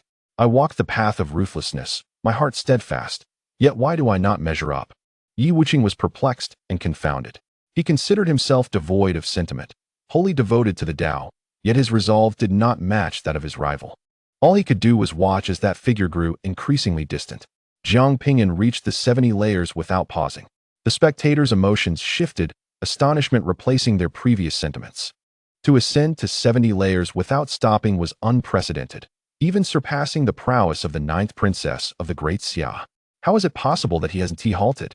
Does he possess some treasure that alleviates the pressure? At this moment, many cultivators found their gaze drawn to Jiang Ping'an. Only those who have traversed the path to heaven can comprehend the magnitude of the pressure. Each step is a profound challenge to one's will. The 70 layers have already stymied many formidable cultivators of the transformation stage and beyond. The most terrifying aspect was not merely Jiang Ping'an reaching the 70 layers, but the fact that he had not paused even once. He continued to ascend. With each step he took, Jiang Ping'an felt his parents beckoning to him. His heart was as unyielding as iron. Even if he were to be shattered into 1,000 pieces, he would relentlessly seek the Tao and pursue immortality. The 71st and 72nd heavens, where formidable figures on other paths sensed something extraordinary and cast their gazes upon Jiang Ping'an, their eyes brimming with astonishment. Under the influence of the great Tao, each step they took was fraught with various desires and distractions, leaving them unable to maintain control. Could this young man truly be devoid of such longings and distractions? Yi Wuqing fixated on Jiang Ping'an's retreating figure, his teeth grinding audibly, as he witnessed the latter ascend to the 80th heaven. With each step taken by Jiang, the vast disparity in their willpower became increasingly evident. At the foot of the mountain, countless cultivators turned their attention to Jiang Ping'an. Some seized transmission jade slips to relay this shocking news to their companions. Hurry to the path of ascension. A nascent soul cultivator has unceasingly reached the 80th heaven. Nonsense. I too am a nascent soul. Yet I was stuck at the 23rd level and could ascend no further. Nascent soul cultivators simply do not possess such fortitude. Whoever deceives you is a fool. Come and see. I have a feeling this person might reach the 90th heaven. As many received the news and gathered at the base of the mountain, all eyes were riveted on Jiang Ping'an. Observing his resolute silhouette, they felt a sense of suffocation. What trials had he endured to forge such unwavering resolve? What kind of tenacity could allow him to advance without pause? He was the first nascent soul cultivator to reach the 80th heaven. Who was this individual? Which great power had nurtured such a prodigy? He has not ceased his ascent. Is he a monster?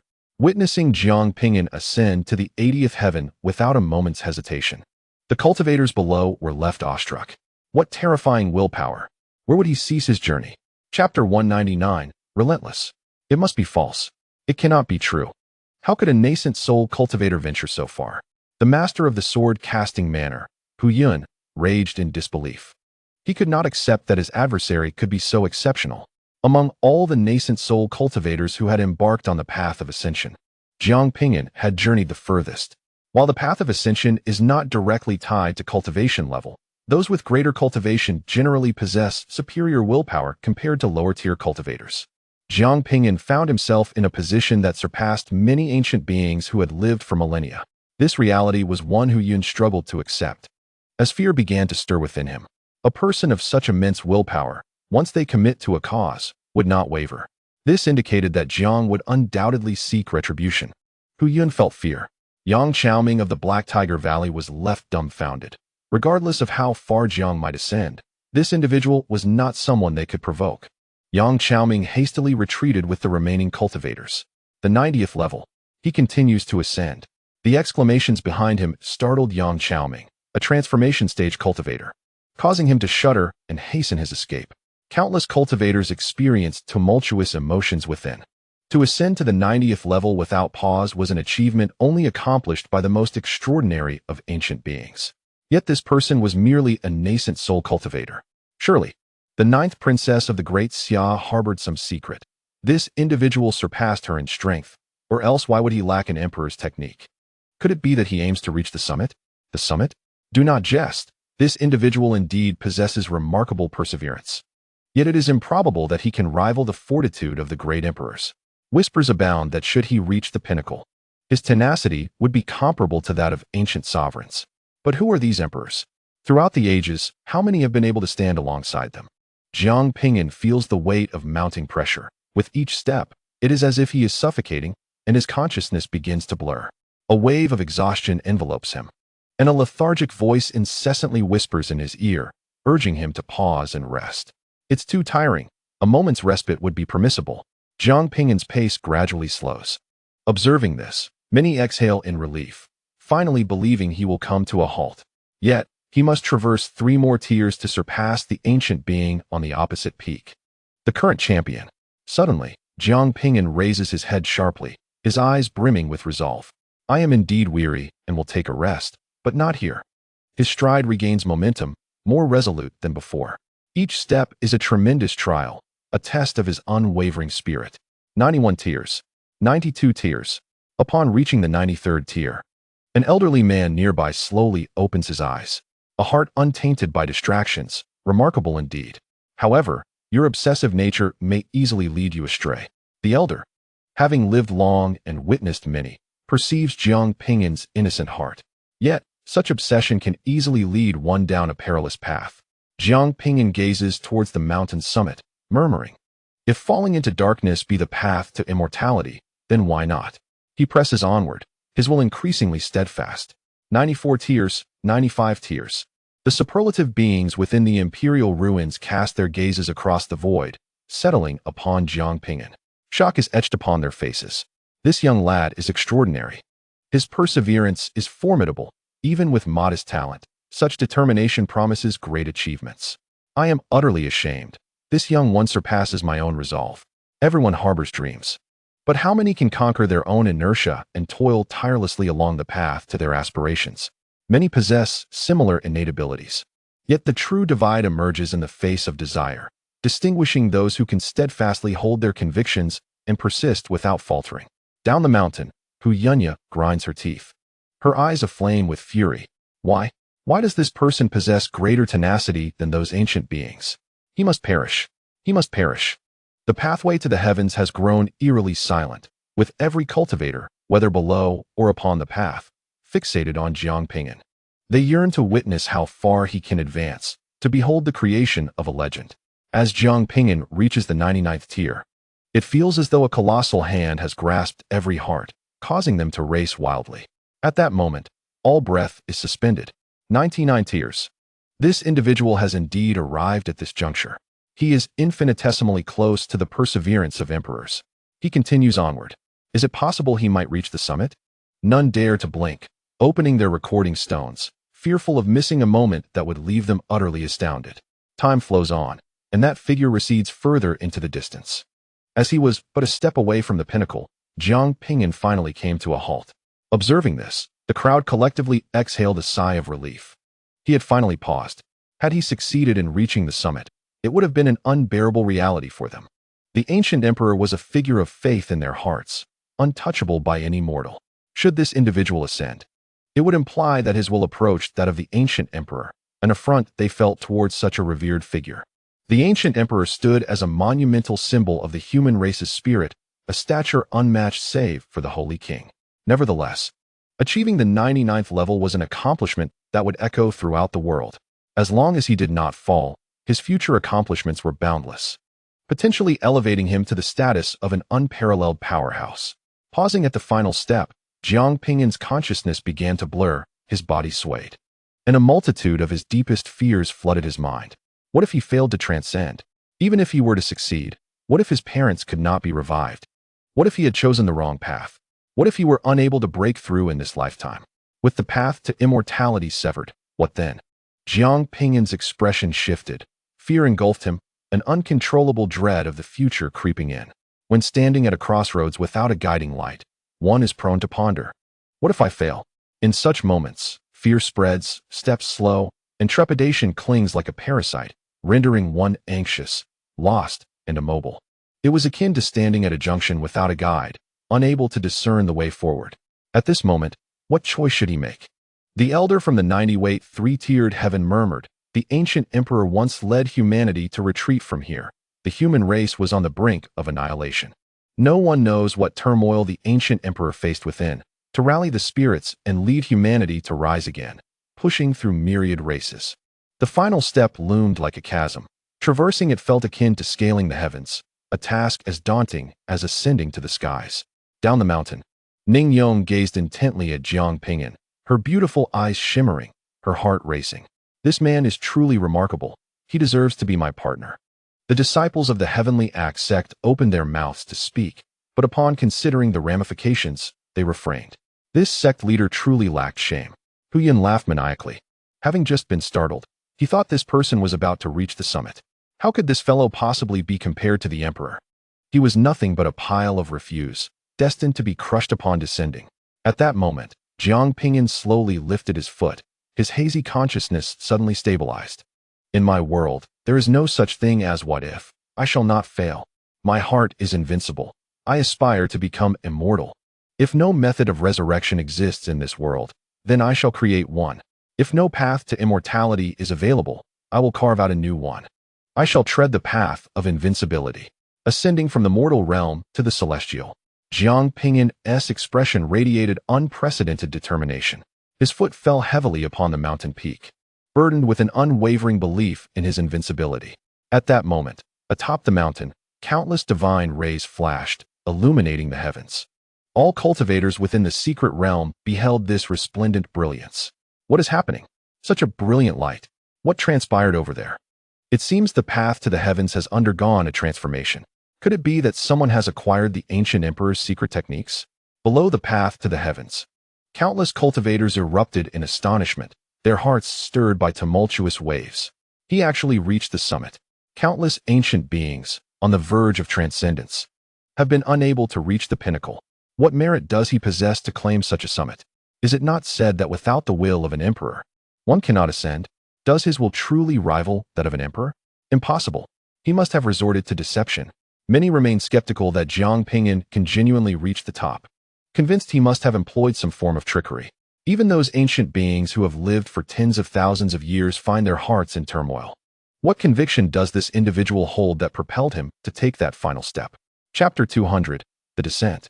Ambushed by godly beings, Ning Yao gazed at the figure atop the mountain, lost in a daze, feeling unworthy of him. The numerous cultivators of the Heaven's Axe sect nodded in agreement. Their sect leader had finally come to terms with reality.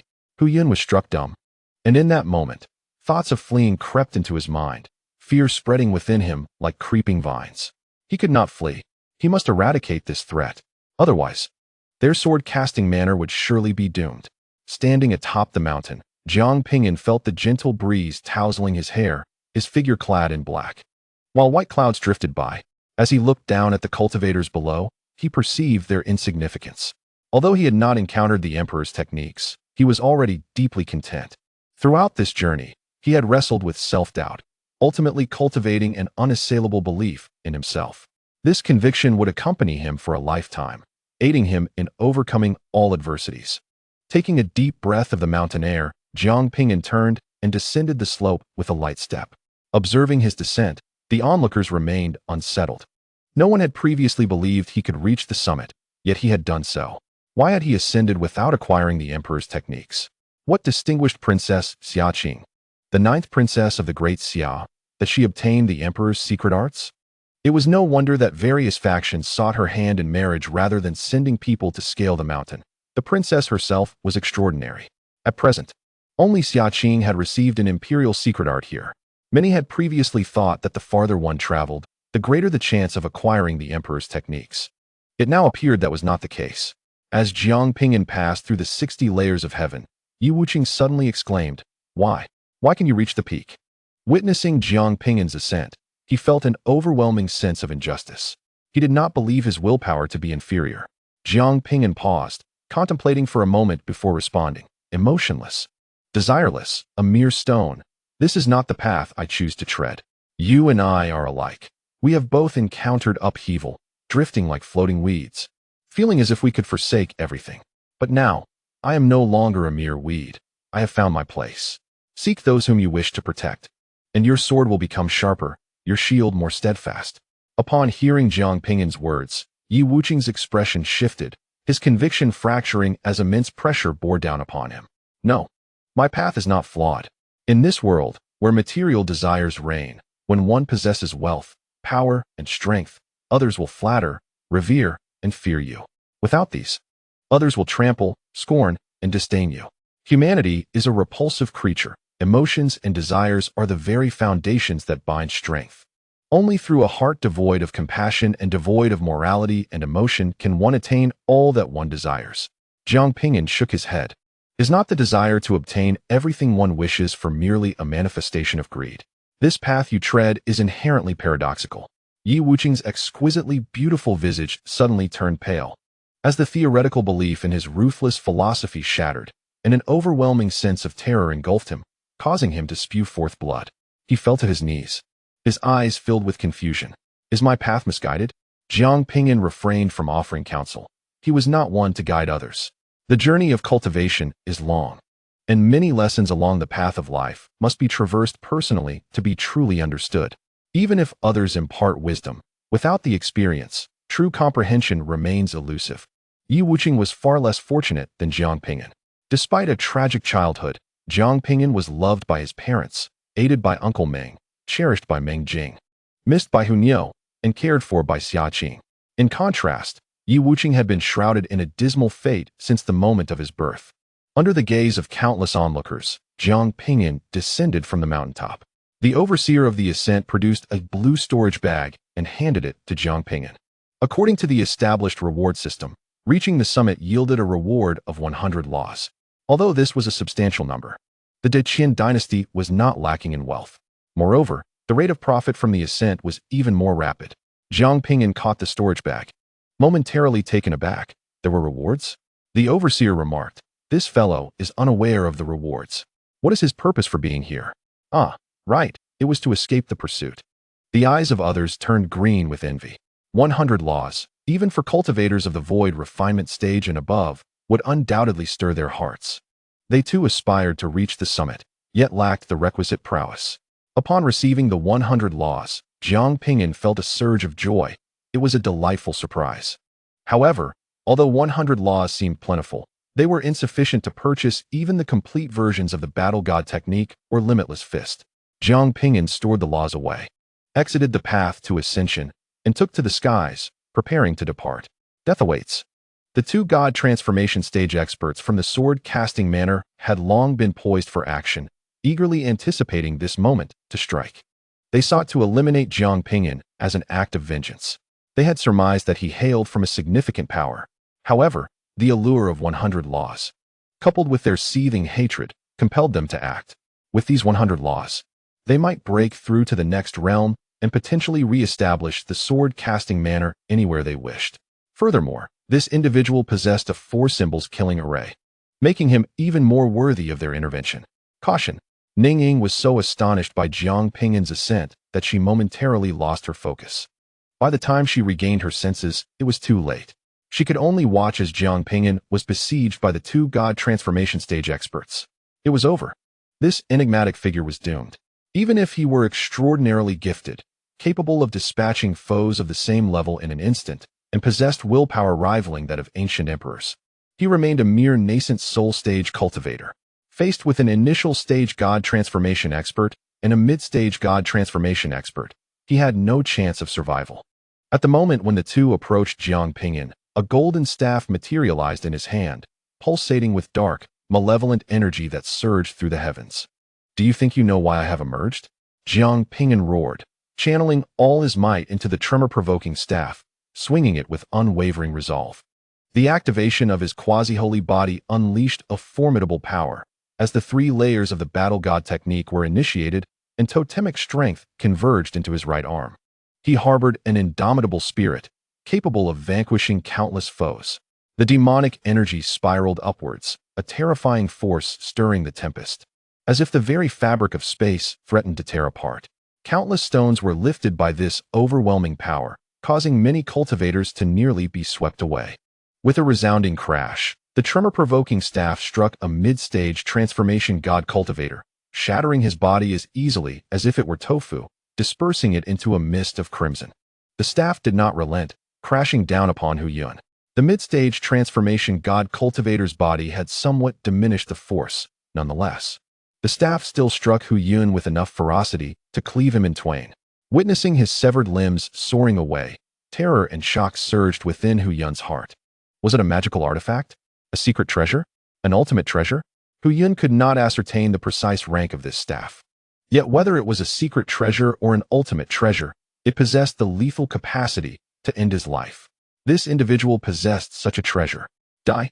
Hu Yun howled in a grotesque frenzy, raising his sword once more, the sword chi slicing through the heavens.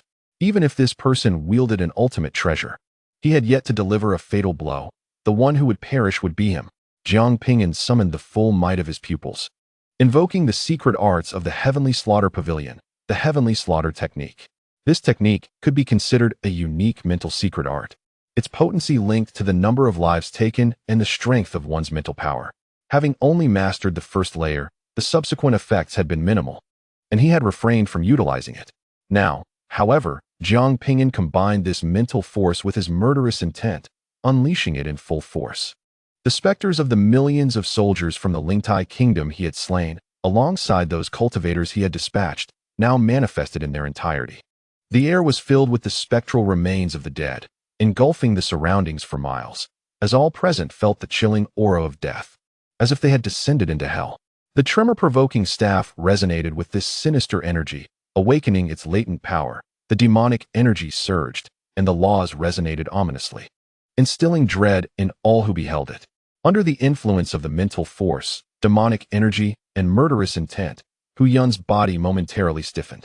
In that fleeting instant, the tremor-provoking staff descended upon him. With a thunderous impact, blood stained the void.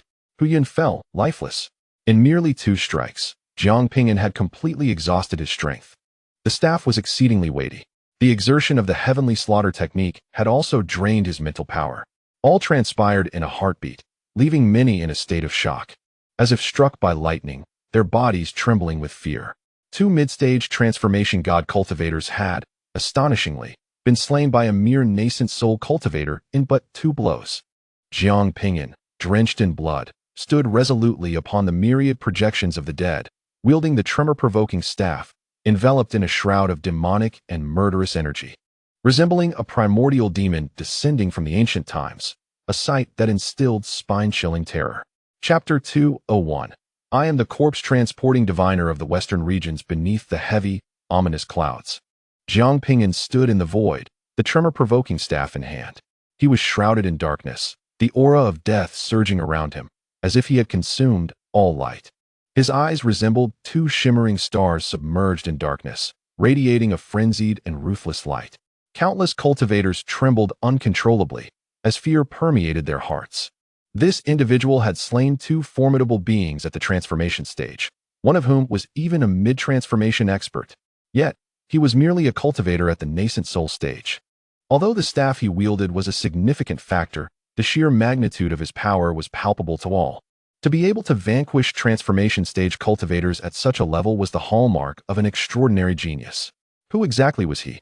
After the initial shock, a multitude of greedy gazes converged upon Jiang Ping'an. 100 laws and a singular supreme treasure were enough to drive those ancient beings into a frenzy. Jiang Ping'an sheathed his heaven-shattering demon staff, proclaiming with conviction, "I am the diviner of the corpse transport sect in the western regions. Do not seek your demise."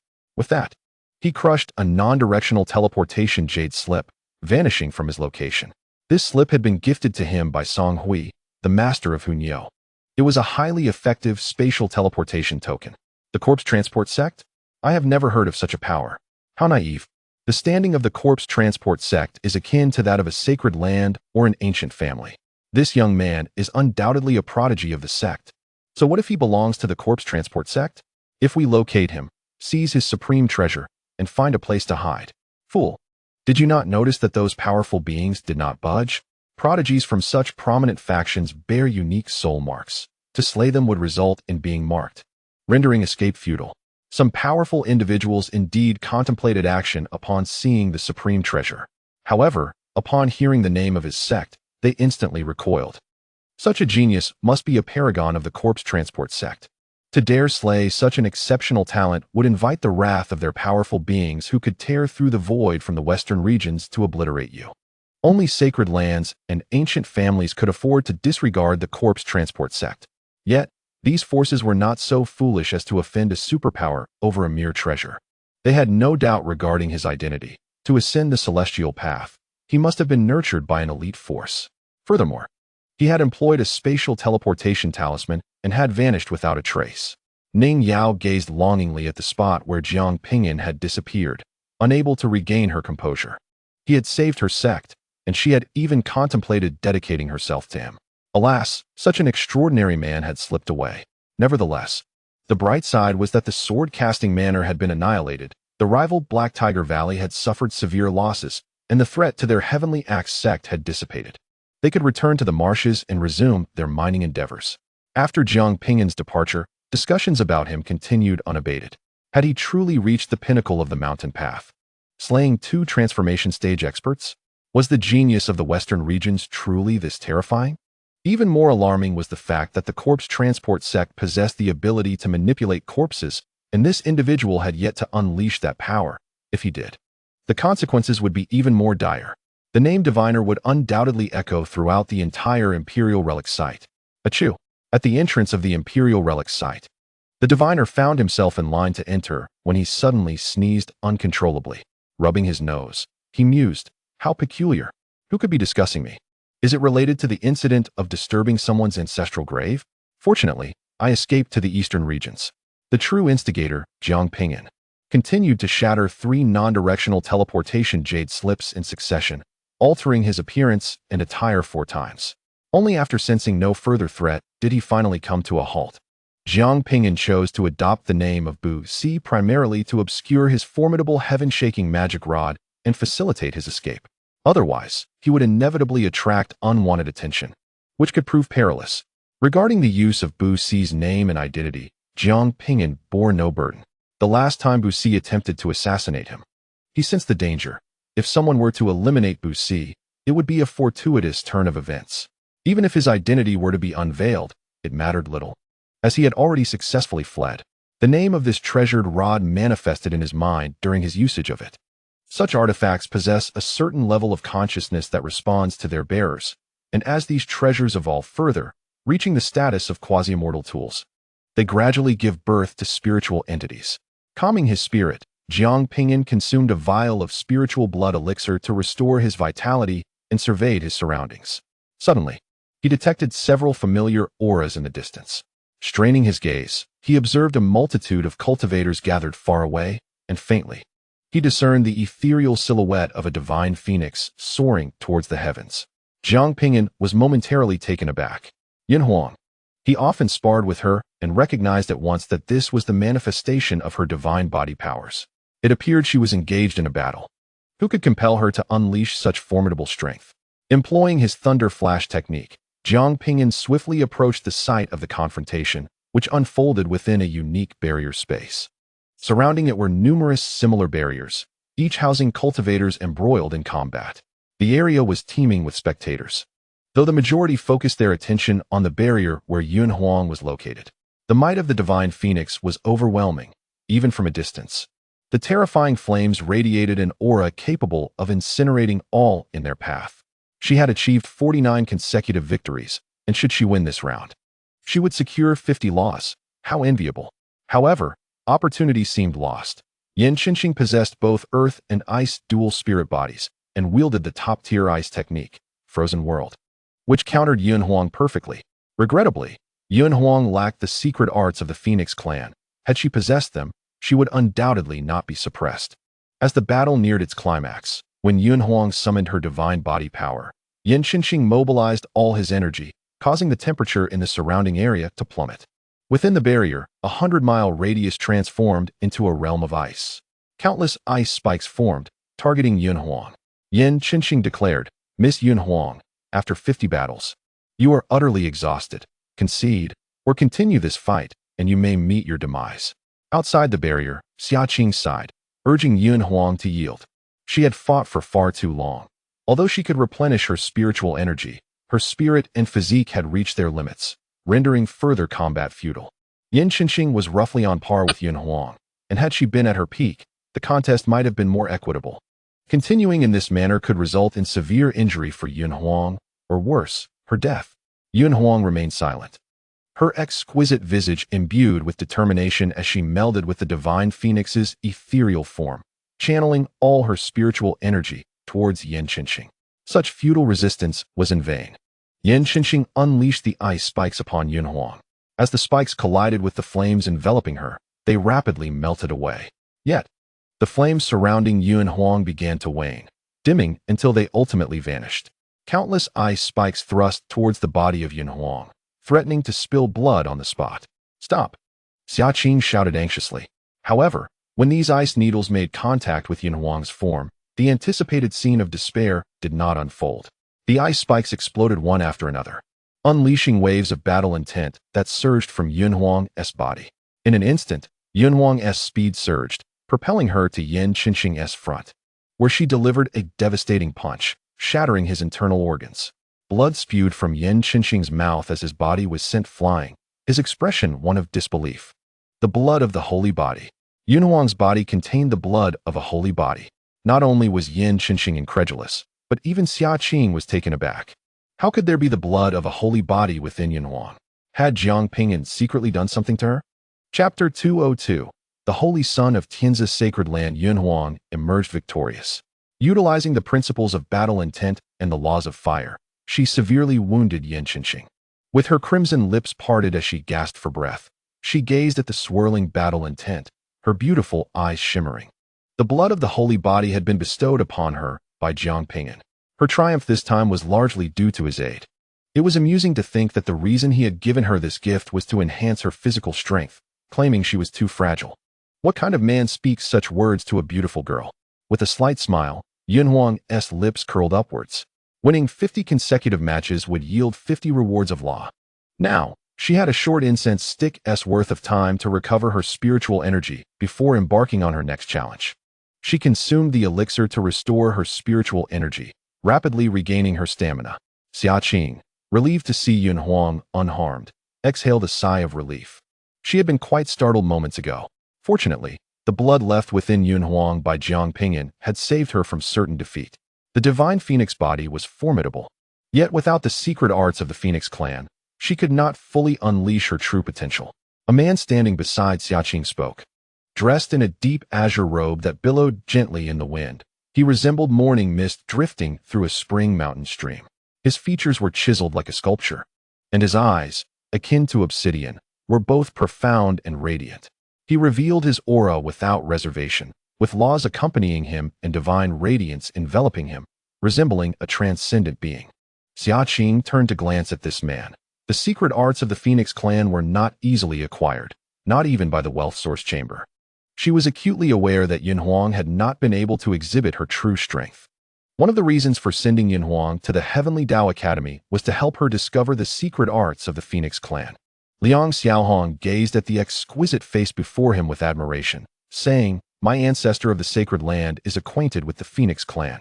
If you marry me, I could earnestly request my ancestor to seek the secret arts from them." Xia Qing smiled slightly, declining, "There is no need to trouble the Holy Sun. The Phoenix secret arts are not so easily obtained." Liang Xiaohong replied, "That is not the crux of the matter. What truly matters is that I wish to marry you. Xia Qing tucked her hair behind her ear, her lips slightly parted. Holy son, I have already mentioned that I am betrothed. A look of disdain crossed Liang Xiaohong's face, which he did not bother to conceal. That Jiang Ping'an was merely somewhat talented. What was he truly worth?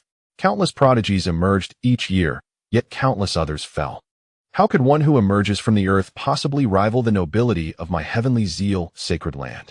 Our union as Tao partners represents a formidable alliance. When I ascend as the lord of the sacred land, you shall be the esteemed lady of the realm, revered by all. Liang Xiaohong exuded confidence and strength, never concealing his aspirations and ambitions.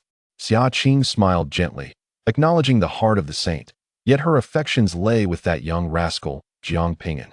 Liang Xiaohong shook his head, declaring, "You lie. You possess ambition and could never truly regard Jiang Ping'an as worthy of your affection." At that moment, a figure approached Xia Qing. "Your Highness." Jiang Ping'an reverted to his original appearance, clasping his fists in a salute. Upon seeing him, Xia Qing's face brightened. "You rascal! Why did you take so long to arrive?" Ignoring the gazes of those around, she directly embraced Jiang Ping'an's arm. As a wave of warmth enveloped him, Jiang Ping'an attempted to withdraw his hand, but her grip was unyielding, rendering him unable to escape. Observing their intimacy, Liang Xiaohong's expression grew cold as he fixed his gaze on Jiang Ping'an. One must possess self-awareness and understand their own station. Otherwise, a fall from grace will lead to utter ruin. Jiang Ping'an's eyes met his, and through the exchange between Xia Qing and this individual, he discerned the latter's identity, the saint of the heavenly zeal sacred land, one of the three great powers of the eastern domain. He felt an urge to draw forth his heaven-shattering demon rod, but restrained himself. Previously, when he inquired about the pursuer from the Lei family, a Nascent Soul expert had revealed that it was the saint who orchestrated the attack on Uncle Meng through the Chu and Lingtai kingdoms. This individual was the reason for Uncle Meng's demise. Jiang Ping'an yearned for vengeance, yet this man was a late-stage transformation expert. Moreover, Jiang Ping'an could see that within the man's body were sealed two death replacement talismans, a spatial teleportation talisman, a soul imprint for tracking, and a fragment of a supreme treasure. At his current level of strength, he could not hope to vanquish him. What kind of contemptible gaze is that? Noticing Jiang Ping'an's expression, Liang Xiaohong scoffed disdainfully and said, "That Meng Kuo was eliminated at my behest. What can you do about it?" He spoke bluntly, showing no signs of concealment. Jiang Ping'an's body trembled uncontrollably, not from fear, but from fury. The image of Uncle Meng's eyes before his death surged forth, and his wrath threatened to boil over. Xia Qing's expression shifted, and she tightened her embrace. Fearful of his impulsiveness, she turned to Liang Xiaohong and coldly stated, "Saint, please take your leave. I have no interest in you and will not marry you." "Ha ha. Splendid, splendid," Liang Xiaohong laughed, though the fury on his face was palpable. As the esteemed saint of the heavenly zeal sacred land, he had personally approached a mere princess from an ordinary nation to propose, extending a significant gesture. Yet, she remained ungrateful. Did she truly believe Liang Xiaohong would debase himself? Had it not been for his desire for the emperor's arcane arts, would he have come in person? Since this woman refused to acknowledge his courtesy, he saw no reason to extend her any respect. Liang Xiaohong turned to a nearby young cultivator, Liang Shi, and commanded, "You shall challenge the divine phoenix body. If you wish to continue claiming rewards from our heavenly zeal sacred lands arena, you may as well forget it. According to the rules, a winning streak of 10 matches will yield 10 corresponding principles, increasing by 10 with every subsequent set of 10 matches." Liang Xiaohong harbors discontent towards Yuanhao profiting from their Tianzi sacred land, which indirectly reflects his dissatisfaction. Upon hearing Liang Xiaohong's command, Liang Shi helplessly shrugged, expressing his fondness for Yuanhao and his intent to confess his feelings. Nevertheless, since his elder brother has urged him to challenge her, he resolved to proceed. To what extent should he defeat her, merely incapacitate her, render her utterly powerless, or eliminate her entirely? Even upon learning that Yuanhao possessed the divine phoenix physique, Liang Shi remained unperturbed, dismissing her entirely. Xia Qing's brow furrowed in concern. This individual referred to Liang Xiaohong as elder brother and also shared the surname Liang. Could he possibly be Liang Xiaohong's biological sibling? Observing Liang Shi's nonchalance, Xia Qing felt an ominous premonition. She called out to Yuanhao within the barrier, urging her to withdraw from the competition. That is out of the question. I have finally emerged from seclusion, ready to establish my reputation. Liangxi swiftly entered the space barrier where Yunhuang resided. The arena had once been a training ground for the great emperor and had undergone transformations under the influence of the power of the Great Path. Battling in this locale would expedite one's comprehension of techniques and principles.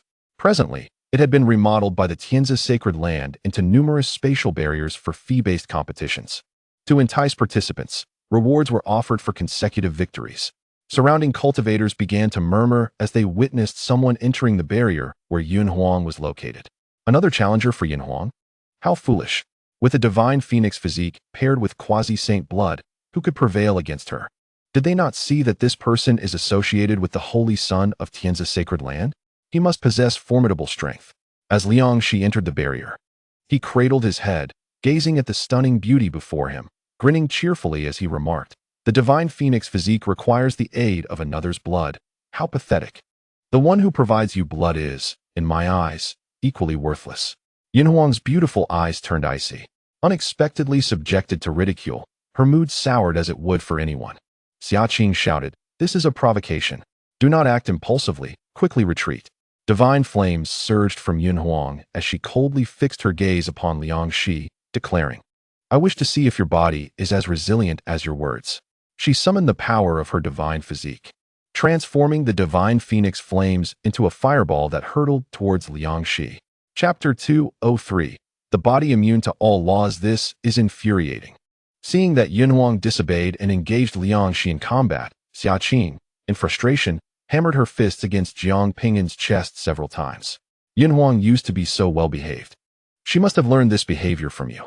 Xia Qing shifted the blame onto Jiang Ping'an, failing to reflect on her own temperament. Jiang Ping'an furrowed his brow, fixating intently on Liangxi. There was an unusually peculiar force within his opponent, something he had never encountered before. Liangxi stood unfazed as the divine phoenix flames surged toward him, smiling with abandon. Observing his actions, the onlookers were filled with confusion. Is this fellow a fool? The divine phoenix flames are terrifying. No one dares to touch them, lest they turn to ash. Is he unafraid of death? Does he possess some extraordinary defensive technique that renders him immune to flames? Yet, to receive the flames head-on would be immensely taxing. Evading would be far more advantageous. Observing Liangxi's actions, Yunhuang was engulfed by the same perplexity. Why does this individual not evade? The terrifying flames engulfed Liangxi entirely, and he collapsed to the ground, his anguished cries resonating throughout the barrier. The onlookers were left in bewilderment. Was this person merely a source of amusement? Moments ago, they had presumed he possessed some extraordinary form of defense. Now, he was on the brink of being reduced to ashes. His wails more excruciating than the cries of a slaughtered pig. Outside the arena, Liang Xiaohong wore a smirk. Today, his brother would emerge from the mountains and surely achieve renown across the world. Jiang Ping'an's eyes widened in shock as he witnessed something extraordinary. Liangxi, on the verge of being charred, suddenly emanated a brilliant light, his singed skin and hair rapidly regenerating, energy coalescing into garments that enveloped his entire being. The once feeble Liangxi now stood robustly, brimming with vitality. What an astonishing regenerative ability. A grave expression crossed Xia Qing's exquisitely beautiful face. Liangxi's recuperative prowess rivaled the great Xia's secret technique, endless vitality. Yet, this was not the limit of it. Jiang Ping'an's demeanor became exceedingly solemn. What could this signify? Xia Qing cast a bewildered glance at Jiang Ping'an, questioning if the young man had discerned something crucial. As Liangxi regained his composure, a look of trepidation adorned his features. Indeed, the divine phoenix flames nearly claimed his life. Yunhuang furrowed her brows. How could such a terrifying fire leave the opponent unscathed? Channeling all her energy, she launched another assault against Liangxi. The searing flames swept across the heavens, once more directed at him. However, a bizarre scene unfolded. Liangxi stood unfazed amidst the inferno. Yunhuang's expression changed drastically. Disbelief etched across her face. All present were taken aback. How could this be? The opponent had not unleashed any technique, yet he seemed to disregard the divine phoenix flames entirely. Yunhuang intensified her fiery onslaught. Nevertheless, Liangxi remained unscathed. He brandished a sword and charged toward Yunhuang with astonishing speed. She retreated swiftly, attempting to manipulate the flames for another strike. Liang Shi, however, made no effort to evade, laughing heartily. Do not waste your energy. I am impervious to all techniques. Any power that has harmed me shall hold no sway over me henceforth. He lunged before Yuanhao, the terrifying sword aura sweeping toward her. Her complexion paled, prompting a hasty retreat. Upon hearing the phrase impervious to all techniques, the crowd gasped in astonishment. Such a formidable divine physique existed in the world. How infuriating! This divine body was akin to a cheat. If the laws had no impact on him, who could possibly defeat him? Was he not invincible among his peers? Higher-level cultivators should be able to inflict harm upon him. One of the primary reasons for the strength of cultivators above the nascent soul stage is the influence of the laws. Yet, for this individual, the laws of his peers were ineffective. This implied that all techniques of the same rank were fundamentally useless against him. Xia Qing, equally astonished, exclaimed, Yuanhao, concede. There is no way to contend with such a being. Yuanhao felt an overwhelming sense of reluctance, yet she truly found herself at a loss against him. If she could acquire the secret techniques of the Phoenix clan, perhaps she could mount a defense. However, she did not possess such means. Just as Yuanhao was about to concede, Liang Shi suddenly surged forward. Her expression shifted as she swiftly raised her arm to shield herself. With a sickening thud, blood splattered as her arm was severed. I concede. Yuanhuang's complexion was ashen, her expression twisted in pain. How disappointing. The divine phoenix body is merely this. Upon witnessing her opponent concede, Liang Shi felt little interest. The spectators were profoundly shaken.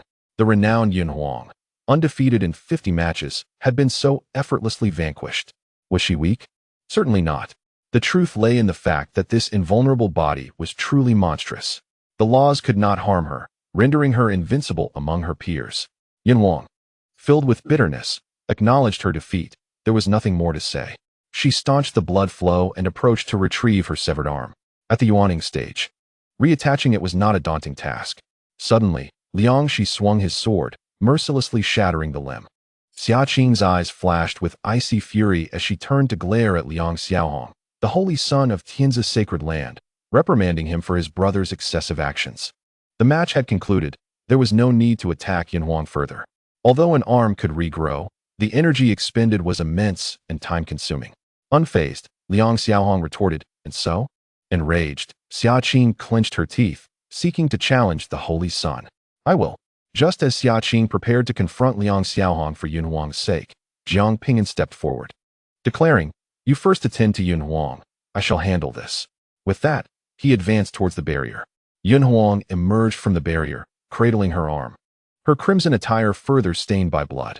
Her exquisite face was slick with cold sweat and appeared pallid. Upon seeing Jiang Ping'an, she paused momentarily, struggling to say, He is formidable. The laws have no effect on him. You should have focused on refining your body. Your physique is too weak, Jiang Ping'an replied. Yuanhuang offered a bitter smile. Her physique was indeed strong enough, yet her opponent's sword was sharper. Do not seek vengeance for me. If danger arises, flee swiftly. Touched by Jiang Ping'an's intervention, Yuanhuang felt a swell of gratitude. It is not revenge I seek. It is simply that he is the brother of the holy son of Tianza, and I wish to crush him. With that, Jiang Ping'an stepped into the barrier. Yuanhuang was speechless. This insufferable man had no idea how to comfort a woman. Due to Liang Shi's overwhelming strength, the crowd remained in stunned disbelief. As they observed Jiang Ping'an entering the barrier, their expressions turned peculiar. Who is he? What does he intend to do? Is he challenging him? Is he out of his mind? After witnessing the divine phoenix body fall so easily, does he not fear for his life? The laws are ineffective against Liang Shi, which means all attacks will be significantly diminished. To defeat him is akin to climbing the heavens. Not everyone can stand against Liang Shi. Liang Shi smirked as he watched Jiang Ping'an enter. Jiang Ping'an, I have awaited your arrival. You shall serve as my stepping stone to fame across the eastern domain. Upon hearing the name Jiang Ping'an, the onlooker's eyes widened in astonishment. Wait, did I hear correctly? Is this the Jiang Ping'an? Jiang Ping'an? That name sounds familiar. He is the one who slaughtered the sun god body and possesses a quasi-saint body. It is rumored he has even created a unique realm. The one responsible for the demise of millions of soldiers from the Ling Tai kingdom, plunging the Chu state into chaos, is none other than him. Jiang Ping'an's appearance incited a commotion, and all eyes were fixated upon him, eager to discern the features of this extraordinarily renowned genius. Many are unfamiliar with the name Jiang Ping'an, yet upon hearing of his exploits, labeled as the god of death, one can grasp the terror he embodies. Witnessing the immense commotion surrounding Jiang Ping'an, Liang Shi chuckled. Indeed, it is quite commendable. Should he triumph over Jiang Ping'an, his own fame would ascend to new heights. Chapter 204. Liang Shi, invulnerable to all laws even though Jiang Ping'an is formidable. Liang Shi, impervious to all techniques, seems an insurmountable opponent. While it is common knowledge that Jiang Ping'an is powerful, how can one hope to conquer Liang Shi, who restrains all laws? Tianzi's sacred land scion, Liang Xiaohong, glanced at Xia Qing with a smirk. Dear ninth princess, it seems you are destined to become a widow. That insufferable woman dares to defy him. He shall ensure she regrets it. Perhaps you should prepare for your brother's funeral instead? Xia Qing retorted with a smile. Liang Xiaohong remained unfazed, still wearing a grin. Soon, his brother would rectify this obstinate woman's tongue. Xia Qing employed the secret art Eternal Life to heal Yuanhuang's severed arm. Though she appeared at ease, she was, in fact, quite anxious. With Liang Shi being impervious to all techniques, it was uncertain if Jiang Ping'an could prevail. Standing within the spatial barrier, Jiang Ping'an calmly regarded his opponent. You have the time of one incense stick to recover. Begin your restoration. There had been little expenditure of energy previously, so recovery was unnecessary. Come now, let me witness if you truly possess the prowess as rumored. Liang Shi raised a hand, beckoning provocatively. True to his honest nature, Jiang Ping'an wasted no time. He launched into action. With a powerful push, the ground beneath him cracked, propelling him forward at astonishing speed. The fierce gust of his punch resembled falling stars, crashing heavily against Liang Shi's chest. Boom! The collision of their formidable forces generated a violent gust, uprooting the grass beneath their feet and sending rocks flying. Yet, Liang Shi stood resolute, unmoved. Trash! Liang Shi scoffed disdainfully, raising his fist to retaliate. Jiang Ping'an's expression shifted as he executed Thunder Flash, appearing behind Liang Shi to strike again. Boom! Liang Shi effortlessly intercepted the punch and delivered a kick to Jiang Ping'an's abdomen, sending him flying for over 10 kilometers, crashing into a mountain and causing it to shatter. Xia Qing and Yuanhuang's expressions darkened. Liang Shi's speed and strength were exceptionally formidable. Liang Shi smiled at Jiang Ping'an. Did you think your strength alone could vanquish me, without the need for laws? Huh, you are gravely mistaken. Have you ever heard of the supreme body cultivation technique forging divine weapons? I have mastered this art to its utmost limit, flawless. While all laws may be impervious, one must fear the assault of pure strength. However, forging divine weapons has remedied this vulnerability, rendering it perfect in execution. Jiang Ping'an emerged from the mountain, his expression grave. He was indeed aware of forging divine weapons. Previously, when he was poisoned and on the brink of death, Hua Qingyu had offered him compensation, presenting 3 techniques to choose from. Aside from Battle God techniques and Sun Heart Sutra, the third was forging divine weapons. This indicated that this technique was not inferior to Battle God techniques. At that time, Xia Qing had introduced it as a technique primarily focused on physical training, capable of rivaling celestial artifacts when mastered to its peak. Observing the shock of Jiang Ping'an and those around him, Liang Shi could no longer restrain the arrogance and hubris swelling within him. His smile grew ever more brazen. I, Liang Shi, have remained invulnerable to all laws for 25 years, living in obscurity. Today, I shall astonish the entire eastern domain. In an instant, Liang Shi surged before Jiang Ping'an, raising his fist as the winds and clouds shifted, divine light radiating, and struck down toward Jiang Ping'an. Jiang Ping'an activated the Battle God technique, doubling his combat power, and raised his fist to block. Bang! Bang! Their clash reverberated like thunder, shaking the heavens, and nearby stones shattered from the shockwave. The laws of power are ineffective against me, and the foundational laws of the 5 elements hold no sway. I am still not immune to the laws of battle intent. Let me witness this law and allow it to aid my growth. Liang Shi's attacks were wild and frenzied. Pain surged through Jiang Ping'an's fist, as if he were striking an indestructible treasure. Unleashing the law of battle intent, Liang Shi intensified his assault. He resembled a human weapon, disregarding all laws, with a physique unmatched. Jiang Ping'an found himself retreating under the relentless onslaught.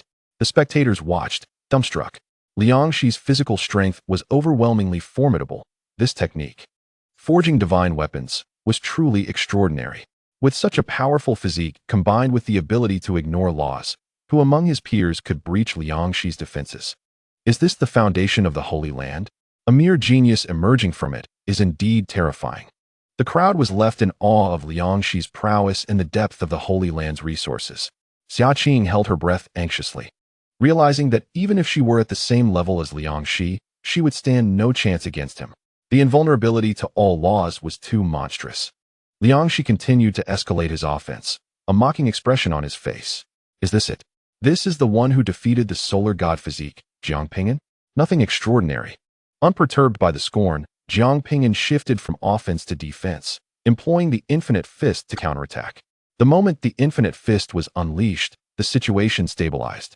He resolved to endure until his opponent's energy was depleted. I know what you intend to do. You wish to drag this out until my energy is exhausted, correct? Liang Shi discerned Jiang Ping'an's objective, but remained unconcerned. Fool, do you know what the foundation of my Tianzi Holy Land is? It is the Oceanic Sea Codex. Cultivating this technique grants energy within me hundreds of times greater than that of ordinary cultivators. It is one of the most powerful energy storage techniques in existence. Liang Shi paid no heed to Jiang Ping'an's delay, conversing casually as he retaliated. Have you heard of the Concealed Universe technique by the Void Taoist?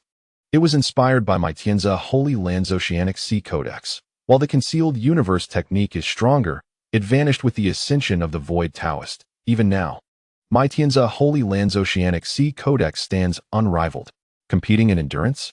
Then I shall exhaust you to the very end.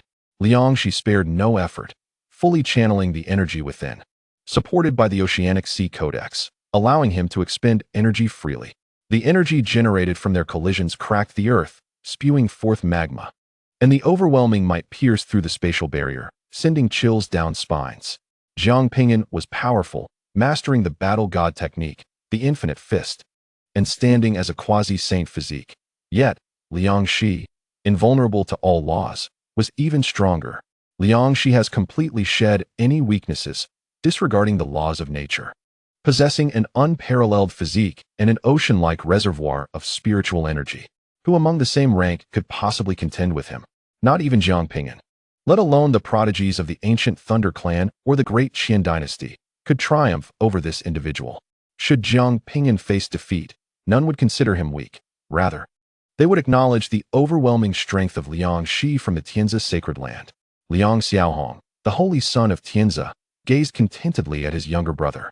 While he may not surpass me, he is certainly no mere commoner. It is laughable to believe that one could compare with the elites of the Tianzi sacred land simply by chance encounters with fortune. Liang Xiaohong turned his attention to Xia Qing, remarking that the man she chose is rather unimpressive. Should she wish to reconsider her choice, she still has the opportunity. Xia Qing smiled, remarking that it is no wonder Sister Lei Lan would prefer an ordinary man as her husband rather than choosing him. His arrogance and pride, having gained a slight advantage, have led him to be insufferably boastful.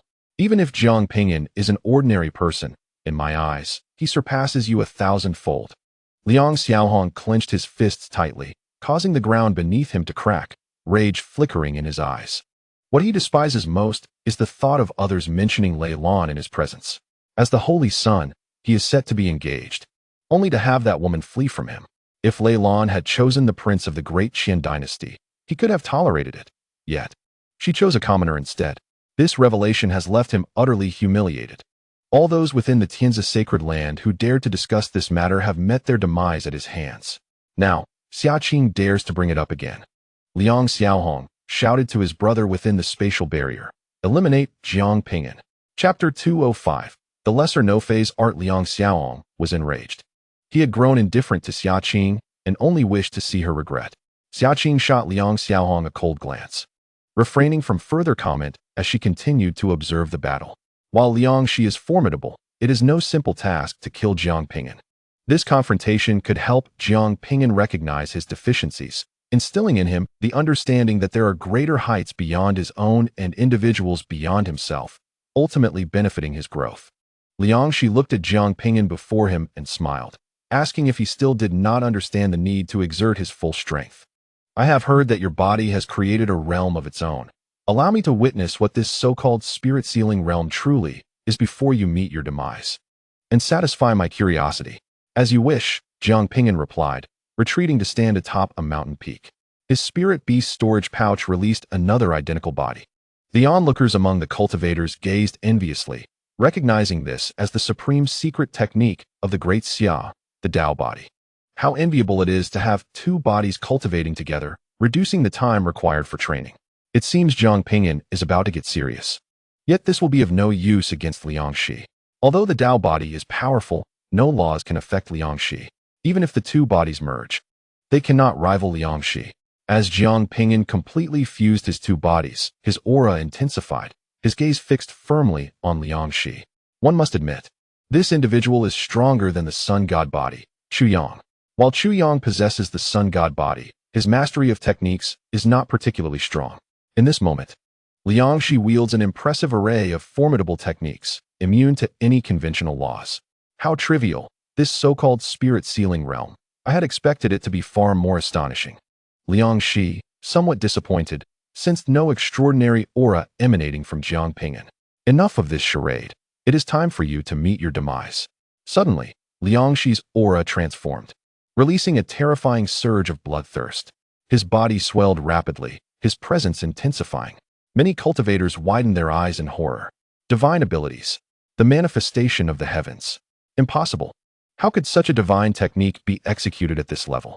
The manifestation of the heavens, a powerful divine ability, when cultivated to its zenith, allows one's form to rival that of celestial bodies. Not even a Yuan stage cultivator, let alone a Huashun or Liansu master, could possibly unleash such a technique. This is not the manifestation of the heavens. It is the adapted form known as the minor formless art. Some recognize the technique. Liang Xiaohong glanced again at Xia Qing. Although the minor formless art pales in comparison to the divine ability of the manifestation of the heavens, it can exponentially enhance battle prowess. Prepare to collect Jiang Ping'an's remains. In a mere moment, Liangxi's stature reached 1,000 meters, resembling a towering mountain. With clouds drifting past his brow, the overwhelming pressure was suffocating, as if an ancient demon had emerged. The spectators outside were rendered speechless. Is this the terror of the Holy Land? Liangxi's every technique is of the highest caliber. Who could possibly contend with him? I am Liangxi. Today, my name shall resound throughout the eastern domain. His voice thundered, proclaiming his emergence. Yun Huang, neglecting her injuries, stood and shouted anxiously, Muko, surrender quickly.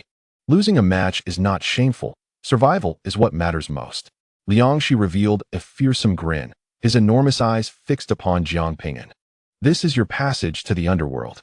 He raised his hand to strike, his speed undiminished by his enlarged form. Indeed, it only quickened. Within the barrier, fierce winds howled as mountains crumbled. Jiang Ping'an's hair and dark attire billowed wildly.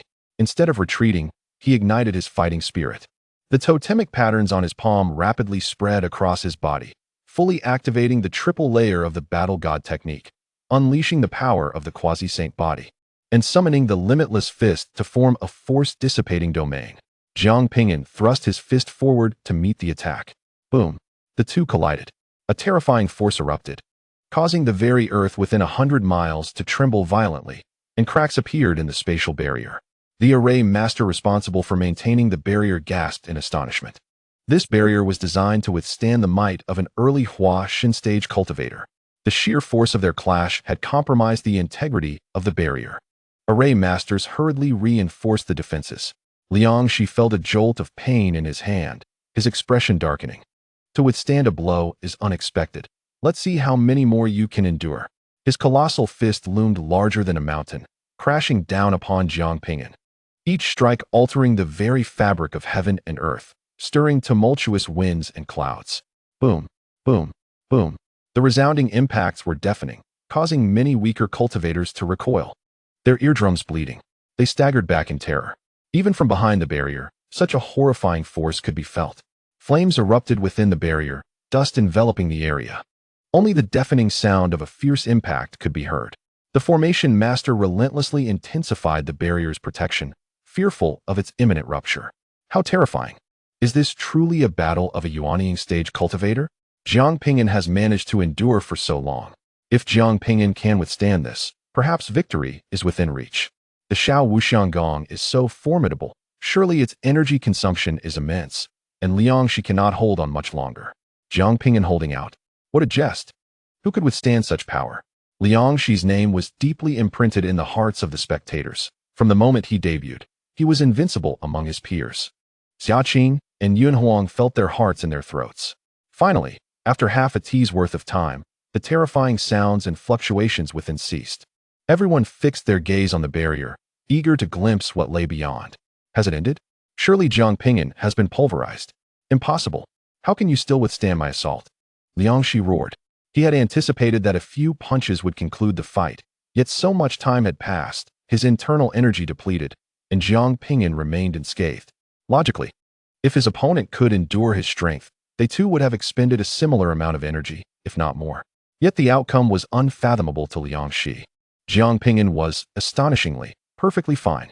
You must have cultivated a superior energy storage technique.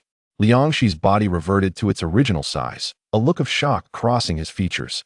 The might of Shao Wuxianggong was born of an immense reservoir of spiritual energy. Liang Shi had believed the battle would conclude swiftly, which prompted him to unleash such powerful techniques. However, events did not unfold as he had envisioned. Jiang Ping'an, expressionless, executed a thunder flash and surged forward in an instant. It was now his turn to strike. Liang Shi raised his hand to retaliate, incredulous that Jiang Ping'an could still possess energy, even without Shao Wuxianggong. You cannot overcome me. The battle erupted once more, yet this time, it was Liang Shi who found himself suppressed. His fists pounded relentlessly against his opponent's face, blood gushing forth. As the dust settled, the onlookers beheld Liang Shi, battered like a lifeless dog. Liang Xiaohong stood frozen, momentarily unable to comprehend the scene before him. Yun Huang and Xia Qing also gazed in astonishment, their lips slightly parted, their beautiful eyes filled with shock and disbelief. The other observing cultivators were utterly dumbfounded. Liang Shi was impervious to all techniques, mastering the ultimate body techniques Duan Shenbing and Fa Xiang Tian Di, and wielding the sacred art Han Hai Bao Dian from the Tianzi sacred land. Any one of these would make a person an unparalleled prodigy. Yet Liang Shi, possessing all four, was being subdued. Why? Why could Jiang Ping'an withstand the onslaught of Shao Wuxianggong? Why did Jiang Ping'an still have energy to fight? Chapter 206, Planet. Eye of the Storm. Jiang Ping'an did not invoke any laws. He simply relied on his fists. The power of the saintly body, the might of the battle god technique, the strength of the totem, coupled with the ceaseless flow of spiritual energy within him. Each punch was delivered with full force, shaking the earth. Liang Shi was left bruised and battered. His internal energy had been depleted, rendering him incapable of executing formidable techniques. Impossible. How could you possibly possess more energy than I? Liang Shi, unwilling to concede, raised his fist, intent on striking Jiang Ping'an. At this moment, Jiang Ping'an finally summoned the essence of battle. His fist imbued with unparalleled combat intent, akin to a meteor plummeting toward Liang Shi's head. The reason he refrained from utilizing the battle intent earlier was due to concerns about his opponent's potential immunity. He had reserved this full-force strike for this very moment. Liang Shi sensed the looming threat of death, his countenance shifting abruptly. In a swift motion, he bit down on his tongue, invoking a forbidden technique that transformed him into a cloud of blood mist, causing his form to vanish from the spot. Bang! Jiang Ping'an's fist struck nothing but air. The terrifying force erupted forth, resembling a colossal dragon, roaring at an incredible speed, sweeping across dozens of kilometers, obliterating mountains, and ultimately crashing heavily against the barrier. Crack! The barrier appeared to fracture once again. Witnessing this spectacle, the audience outside trembled uncontrollably, their mouths agape, their eyes filled with fear and trepidation. What kind of power is this? This punch undoubtedly reached the initial stages of the transformation realm in terms of strength.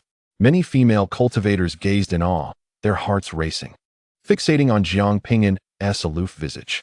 What woman could remain unmoved by such an exceptional man? Yun Huang clenched her fists, her delicate nose flaring with heightened breaths. An invincible force, this was the partner she envisioned in her heart. Alas, this man was already entangled with Meng Jing. Liang Shi executed the blood escape technique, fleeing the barrier to the side of his elder brother, Liang Xiaohong. At this moment, having resorted to a forbidden technique to escape, he appeared feeble, his complexion pale. He had lost. Impossible, this cannot be. How could Jiang Ping'an possess more energy within him than I, who have cultivated the Haohai Classic? She had endured 25 years of obscurity, waiting for this moment to shine, to make his name resonate throughout the world. Yet, just as he emerged, he faced such a setback, forced to resort to forbidden techniques. This inflicted a tremendous blow upon him. Liang Xiaohong, the saint's son of the Tianzi sacred land, found it equally hard to believe. With his brother's talents and formidable techniques, sweeping through opponents of the same tier should have been a trivial matter. Even within the De Qian dynasty, few could rival his brother's excellence. Yet, he had been defeated by Jiang Ping'an, this muddy-legged figure emerging from the corners of obscurity. A maelstrom of humiliation, anger, and shock surged within Liang Xiaohong. At that moment, a mocking voice reached his ears. Not bad, indeed worthy of being the saint's brother. To have forced my Jiang Ping'an to such an extent. Liang Xiaohong cast a furious glare at Xia Qing, wishing to tear her lips apart, clenching his fists. Liang Xiaohong sneered. The reason he possesses so much spiritual energy is likely related to the realm he created himself. However, if he cannot take a second step, he will forever remain nothing more than a mere yuaning trash, easily crushed beneath my hand. True to his genius, Liang Xiaohong quickly deduced the reason for Jiang Ping'an's abundant spiritual energy and discerned its flaws. To create a realm is a testament to one's arrogant potential. Yet to take a second step is an insurmountable challenge. Liang Xiaohong's words were not intended as mere disdain. Historically, cultivators capable of creating realms have been exceedingly rare. Merely taking a single step is already remarkable. To advance further is as difficult as ascending to the heavens. Even if Jiang Ping'an were to miraculously take that second step, it would amount to nothing more than the level of the transformation realm. Liang Xiaohong remained unperturbed. Nevertheless, he harbored a profound desire to eliminate Jiang Ping'an, to eradicate future troubles. Yet, to offend the great Xia for the sake of one life seemed unwarranted. Moreover, the great Xia was backed by the formidable Huanggu Lei family. At that moment, Liang Xiaohong's communication jade talisman illuminated, signaling the arrival of a message. Upon reading the contents, Liang Xiaohong abruptly gazed at a distant celestial body, his face alight with excitement. He cast a stern look at his younger brother, rebuking him. Incompetent fool. Return home and seclude yourself for 10 years before re-emerging. With that, Liang Xiaohong transformed into a streak of light, soaring towards the leftmost star with remarkable speed. Simultaneously, numerous cultivators received messages through their communication jade talismans. Astonishment flickered in their eyes as they ascended into the sky, heading towards the same celestial body Liang Xiaohong had just pursued. What's happening? One observer queried, bewildered by the unusual spectacle. Why are they in such a rush? Have they discovered some treasure? An excited cultivator shouted. I just received word that the leftmost star harbors the eye of a formidable creature from the sky-swallowing crocodile clan. It contains their legacy. Upon hearing this revelation, the hearts of the cultivators surged with tumultuous waves of shock. What manner of race was the sky-swallowing crocodile? Its eye was comparable to a star. Someone gasped in disbelief. If an eye possessed such colossal size, what might its body be like? The notion was utterly terrifying. The sky-swallowing crocodile clan was a powerful entity among the demon races, akin to sacred lands or noble families among humankind. Legends spoke of the ancient sky-swallowing crocodiles as formidable beings, devouring dragons and phoenixes, dominating an entire era, only to be suppressed by an emperor. Who would have thought that here lay an eye from the sky-swallowing crocodile clan? The legacy is mine. With this news, a throng of cultivators surged into the sky, racing towards the leftmost celestial body, their faces etched with greed for the legacy. Millions of cultivators traversed the path to immortality. Any opportunity could defy fate and alter their destinies, and they were unwilling to miss out. Even aware of potential dangers, they would exert every ounce of their strength. Conversely, some cultivators, gripped by fear or possessing a sense of self-awareness, refrained from competing for such opportunities. For them, merely living steadily was sufficient. Jiang Ping'an fixated on the direction of Liang Xiaohong, his fists clenched tightly. Regrettably, he had failed to slay Liang Shi, denying Liang Xiaohong the chance to experience the anguish of losing a loved one. This Liang Xiaohong harbored an immensely terrifying power. Even a quasi-holy body incarnate stepping into the transformation realm might not conquer him. Unless the incarnation became a true holy body, it would only possess a fighting chance. Yet, that would merely be a chance to contend.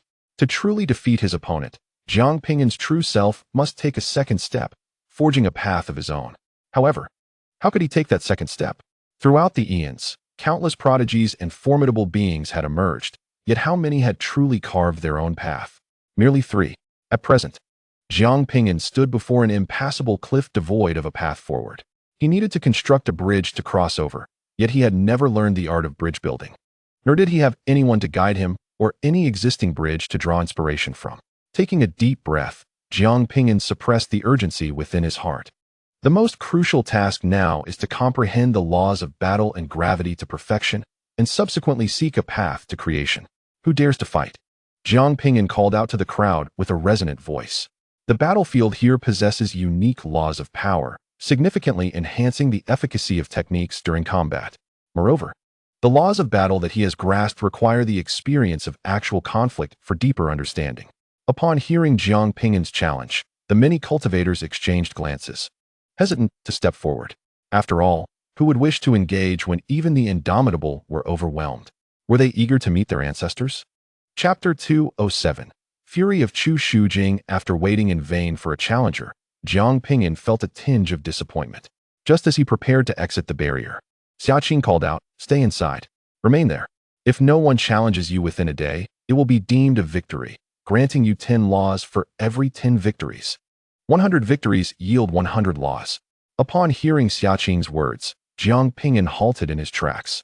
Is such wealth so easily acquired? Jiang Ping'an mused that aside from the Saint Sun, the Tianzi's sacred land was indeed generous. This resembled a gift of laws. The expressions of those outside the barrier were peculiar, nearly on the verge of cursing. Easily earned. The emperor's ruins attract countless prodigies seeking fortune, and this arena gathers a multitude of geniuses, with dual elemental bodies, divine phoenix forms, and even the likes of you present. How can you claim that wealth is easily obtained? They wished to voice their frustrations, but held their tongues. For Jiang Ping'an, the prospect of earning such riches seemed quite feasible.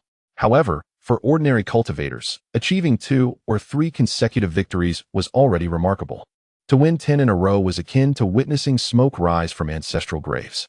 Xia Yuanhao observed countless cultivators heading towards the Crocodile Clan planet and felt a surge of excitement.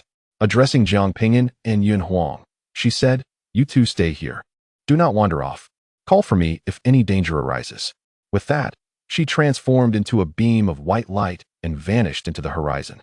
In the sky, 3 stars glimmered. The first on the left belonged to the Crocodile Clan, rumored to harbor a legacy. This news had caused a seismic stir, prompting innumerable cultivators to flock there. Primarily, it was the powerful at the Nascent Soul stage and above who ventured forth, while others would merely serve as fodder. Simultaneously, several pieces of news triggered a ripple of excitement. The corpse reanimation sect from the western regions had ascended to the peak of the path to heaven, acquiring hundreds of laws.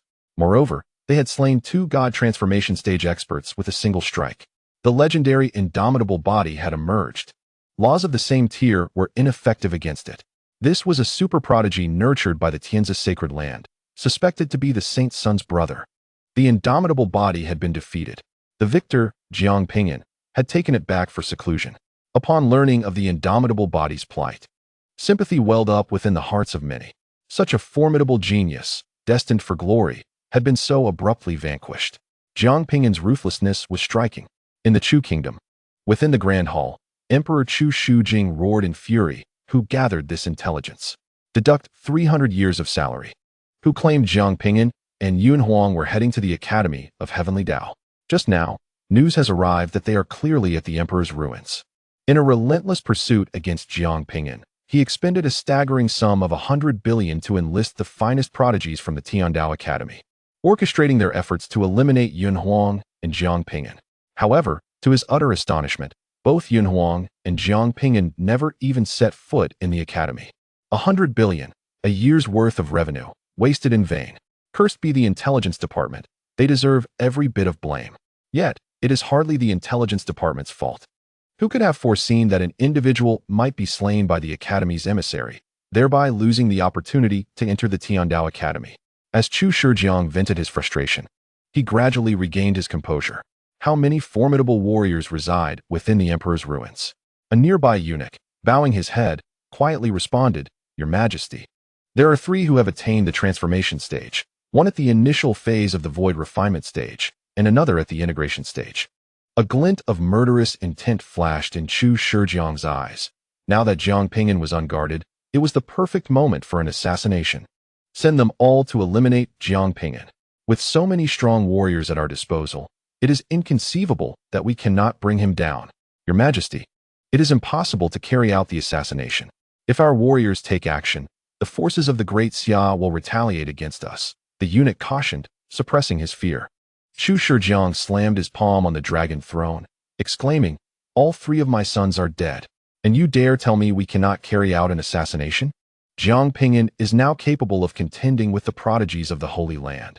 If we allow him to continue to grow, who knows what the future may hold? Contact them immediately. Jiang Ping'an must be eliminated, and this generation of great Xia prodigies must be extinguished. Seeing the emperor's fury, the eunuch trembled in terror. Fearing to utter another word, he hastily retrieved a jade slip to contact several powerful individuals en route to the emperor's ruins. He first reached out to the integration stage warrior, requesting him to command the others. Senior Zhao, Jiang Ping'an is currently in the emperor's ruins. His Majesty commands you to assassinate him. We are preoccupied with vying for the inheritance and have no time. The integration stage warrior bluntly refused, showing no concern for concealing his thoughts. But His Majesty said that if you do not go, you need not return, the eunuch stammered, faced with such a powerful figure. Even with the emperor's backing, he felt trepidation. After a brief silence, the other party suddenly cursed, "This wretched Chu kingdom. I have long desired to leave. The prospects grow ever dimmer, and resources dwindle. I shall return to the central thoroughfare." With that, he crushed the jade slip, severing the connection. The palace fell into a stunned silence. Chu Shijiang's complexion turned a deep shade of liver, his expression exceedingly grim. The departure of an integration stage warrior dealt a significant blow to their Chu kingdom. All of this turmoil was instigated by Jiang Ping'an, leading to such heavy losses. Contact the others. Chu Shijiang's voice was low and strained. He was resolute in his intent to assassinate Jiang Ping'an. The other void refinement stage warrior and the 3 transformation stage warriors were not as volatile as the integration stage warrior, and despite some discontent, they ultimately acquiesced. Chu Shijiang grit his teeth, filled with hatred. He could not believe that Jiang Ping'an would escape death this time. He was acutely aware of the consequences of such actions, which would invite fierce retaliation from the great Xia. However, at this moment, it was the only course of action to suppress the fortune of the great Xia. Fortune is a peculiar force. Their Chu kingdom had been flourishing ever since the birth of Chu Yang, continuously yielding news of breakthroughs among the strong and the discovery of vast mineral resources. As Chu Yang met his demise, the fortunes of his lineage began to wane.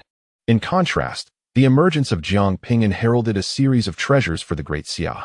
Thus, to sever the great Xia's destiny, it is imperative to extinguish Jiang Ping'an and obliterate the talents of this generation.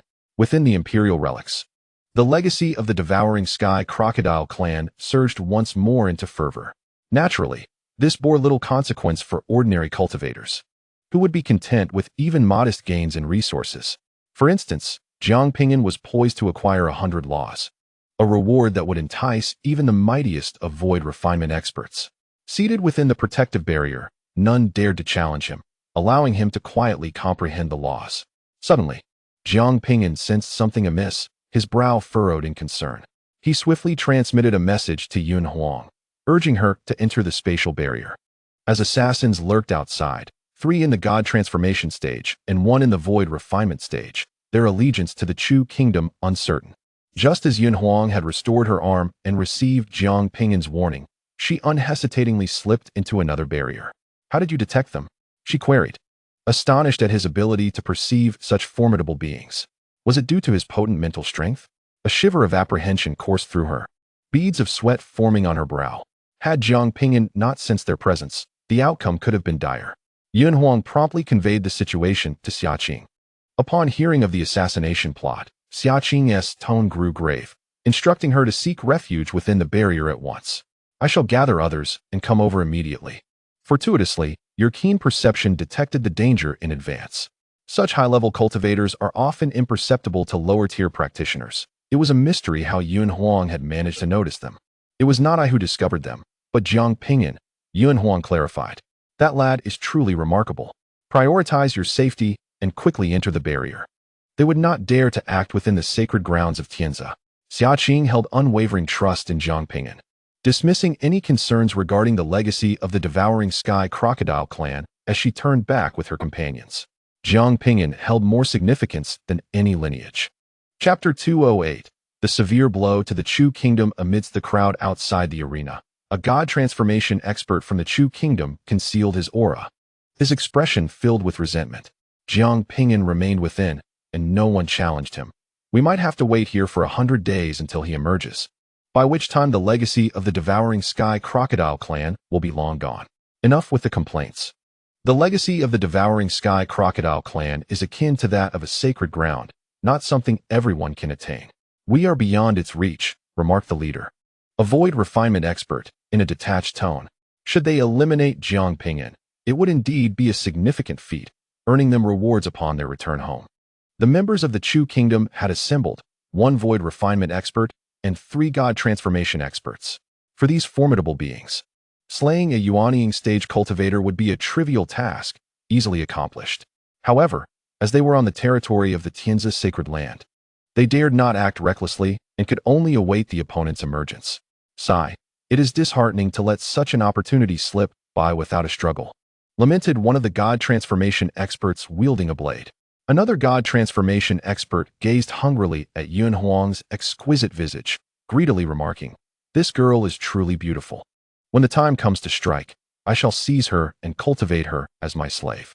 The cultivator in the void refinement stage cast a cold glance at him and stated indifferently, "It is not your turn." It had long been rumored that the first union with the divine phoenix body could bestow a power akin to a life-saving talisman, granting one an additional life. Yin Wang. This woman clearly retained her purity. Such an opportunity was one that even a cultivator in the void refinement stage would not wish to miss. The god transformation stage cultivators, witnessing the old man attempting to seize this opportunity, cursed him silently within their hearts, though they dared not express their disdain. With a higher cultivation level, one could easily overpower another. Suddenly, the void refinement cultivator felt his heart race, his eyelids twitching, as a sense of impending doom washed over him. At this juncture, their perception of danger had become extraordinarily acute. Although the source of this threat remained unknown, it was undeniably present. To his astonishment, he discovered that Jiang Ping'an's gaze was piercing through the barrier, fixated upon them. The expression of the void refinement cultivator changed drastically. They had been detected. How could this be? They had altered their appearances and concealed their auras. How could the other party possibly uncover them?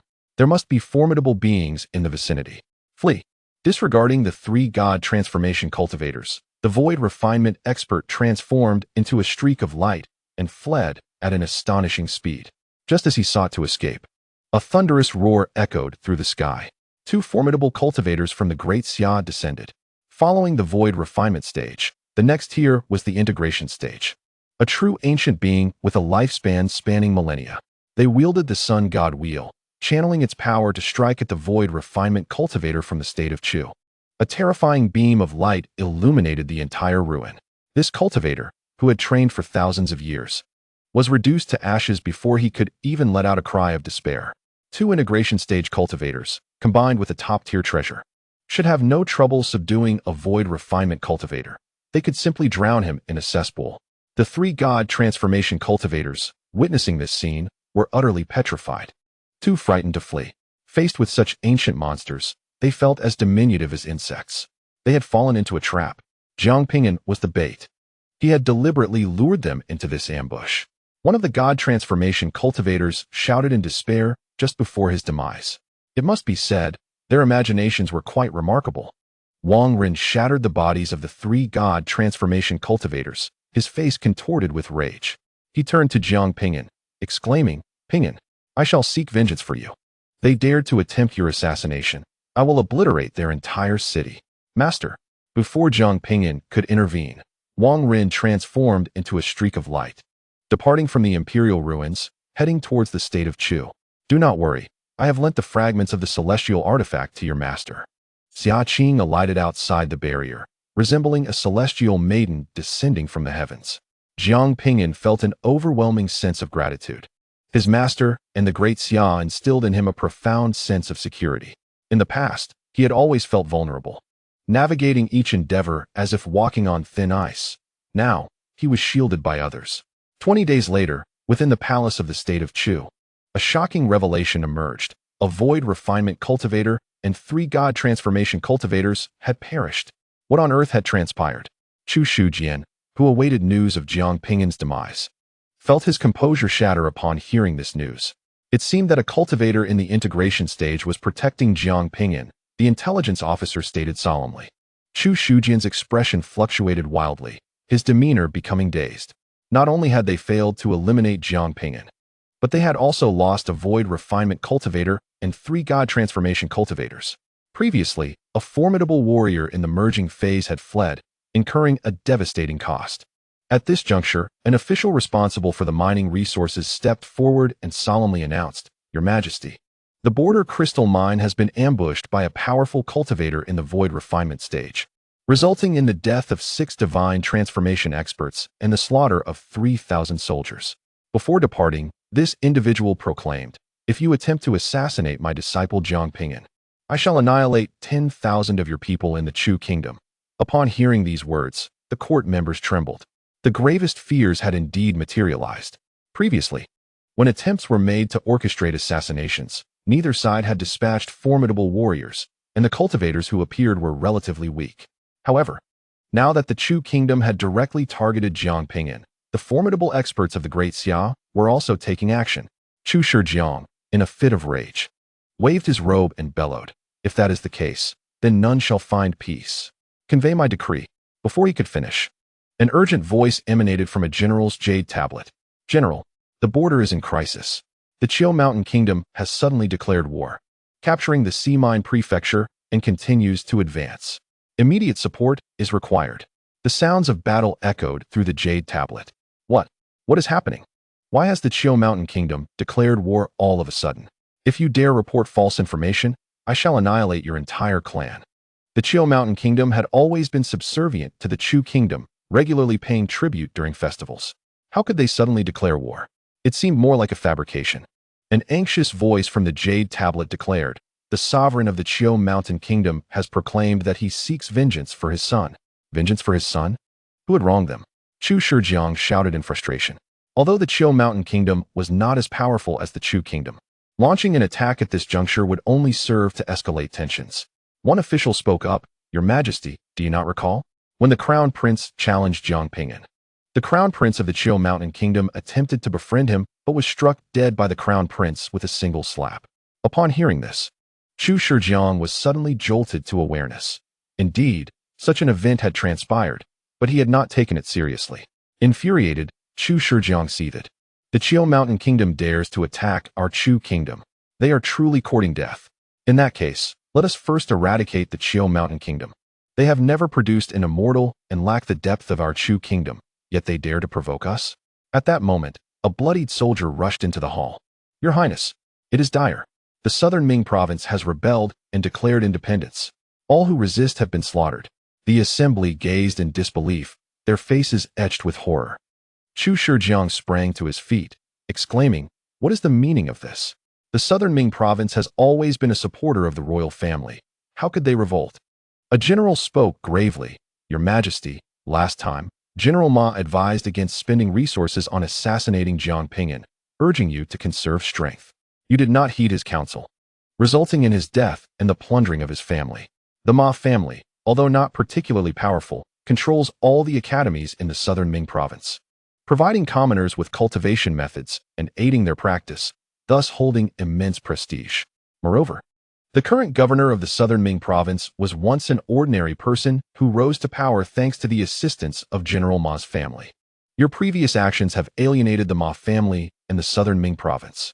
Upon hearing this, Chu Shijiang was left utterly stupefied, collapsing into his seat.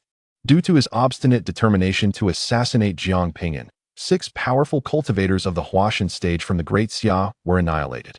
His slaying of a virtuous minister precipitated a rebellion in southern Mingzhou. The reckless murder of a royal heir by his son instigated a war with Qiushan Kingdom. Now, with incessant assassinations, chaos reigns in the kingdom of Chu. In merely a few years, what was once a flourishing nation has descended into its current state, all because of the emergence of one individual. Chapter 209. The Swallowing Heaven Crocodile Clan Rebellion. It's all rebellion. These audacious individuals dare to provoke our kingdom of Chu. They shall all pay the price. Chu Shuliang raged, calling forth his attendants. Proclaim my decree. At that moment, an aged figure appeared, interrupting Chu Shuliang's fervent outburst. Grandfather. Upon seeing this figure, Chu Shuliang hurriedly rose from his throne. His grandfather had long been in seclusion, indifferent to worldly affairs. The mere presence of his grandfather signaled the gravity of the situation. The others promptly knelt in reverence. Supreme Emperor. The elder, stooped and with hands clasped behind his back, announced, as for the bounty on Jiang Ping'an, retrieve what can be reclaimed and suspend all pursuits against the great Xia. Surrender southern Mingzhou and the lands invaded by Qiushan Kingdom. For the next 3,000 years, war is forbidden. We shall recuperate and rejuvenate. Upon hearing this, Chu Shuliang grew anxious. Grandfather, what are you intending to do? Such actions would strip our kingdom of its dignity. The elder raised his weathered hand and struck Chu Shuliang across the face, sending him sprawling to the ground. Still clinging to dignity? You are an emperor, not a solitary cultivator. You must consider the entirety of the nation rather than act on impulse. A son can be born anew.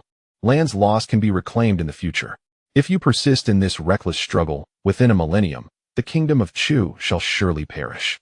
You need not occupy this throne any longer. Let your brother take your place, for he is far more prudent. Hearing this, Chu Shuliang's countenance changed dramatically. Losing the throne would greatly diminish the resources at his disposal.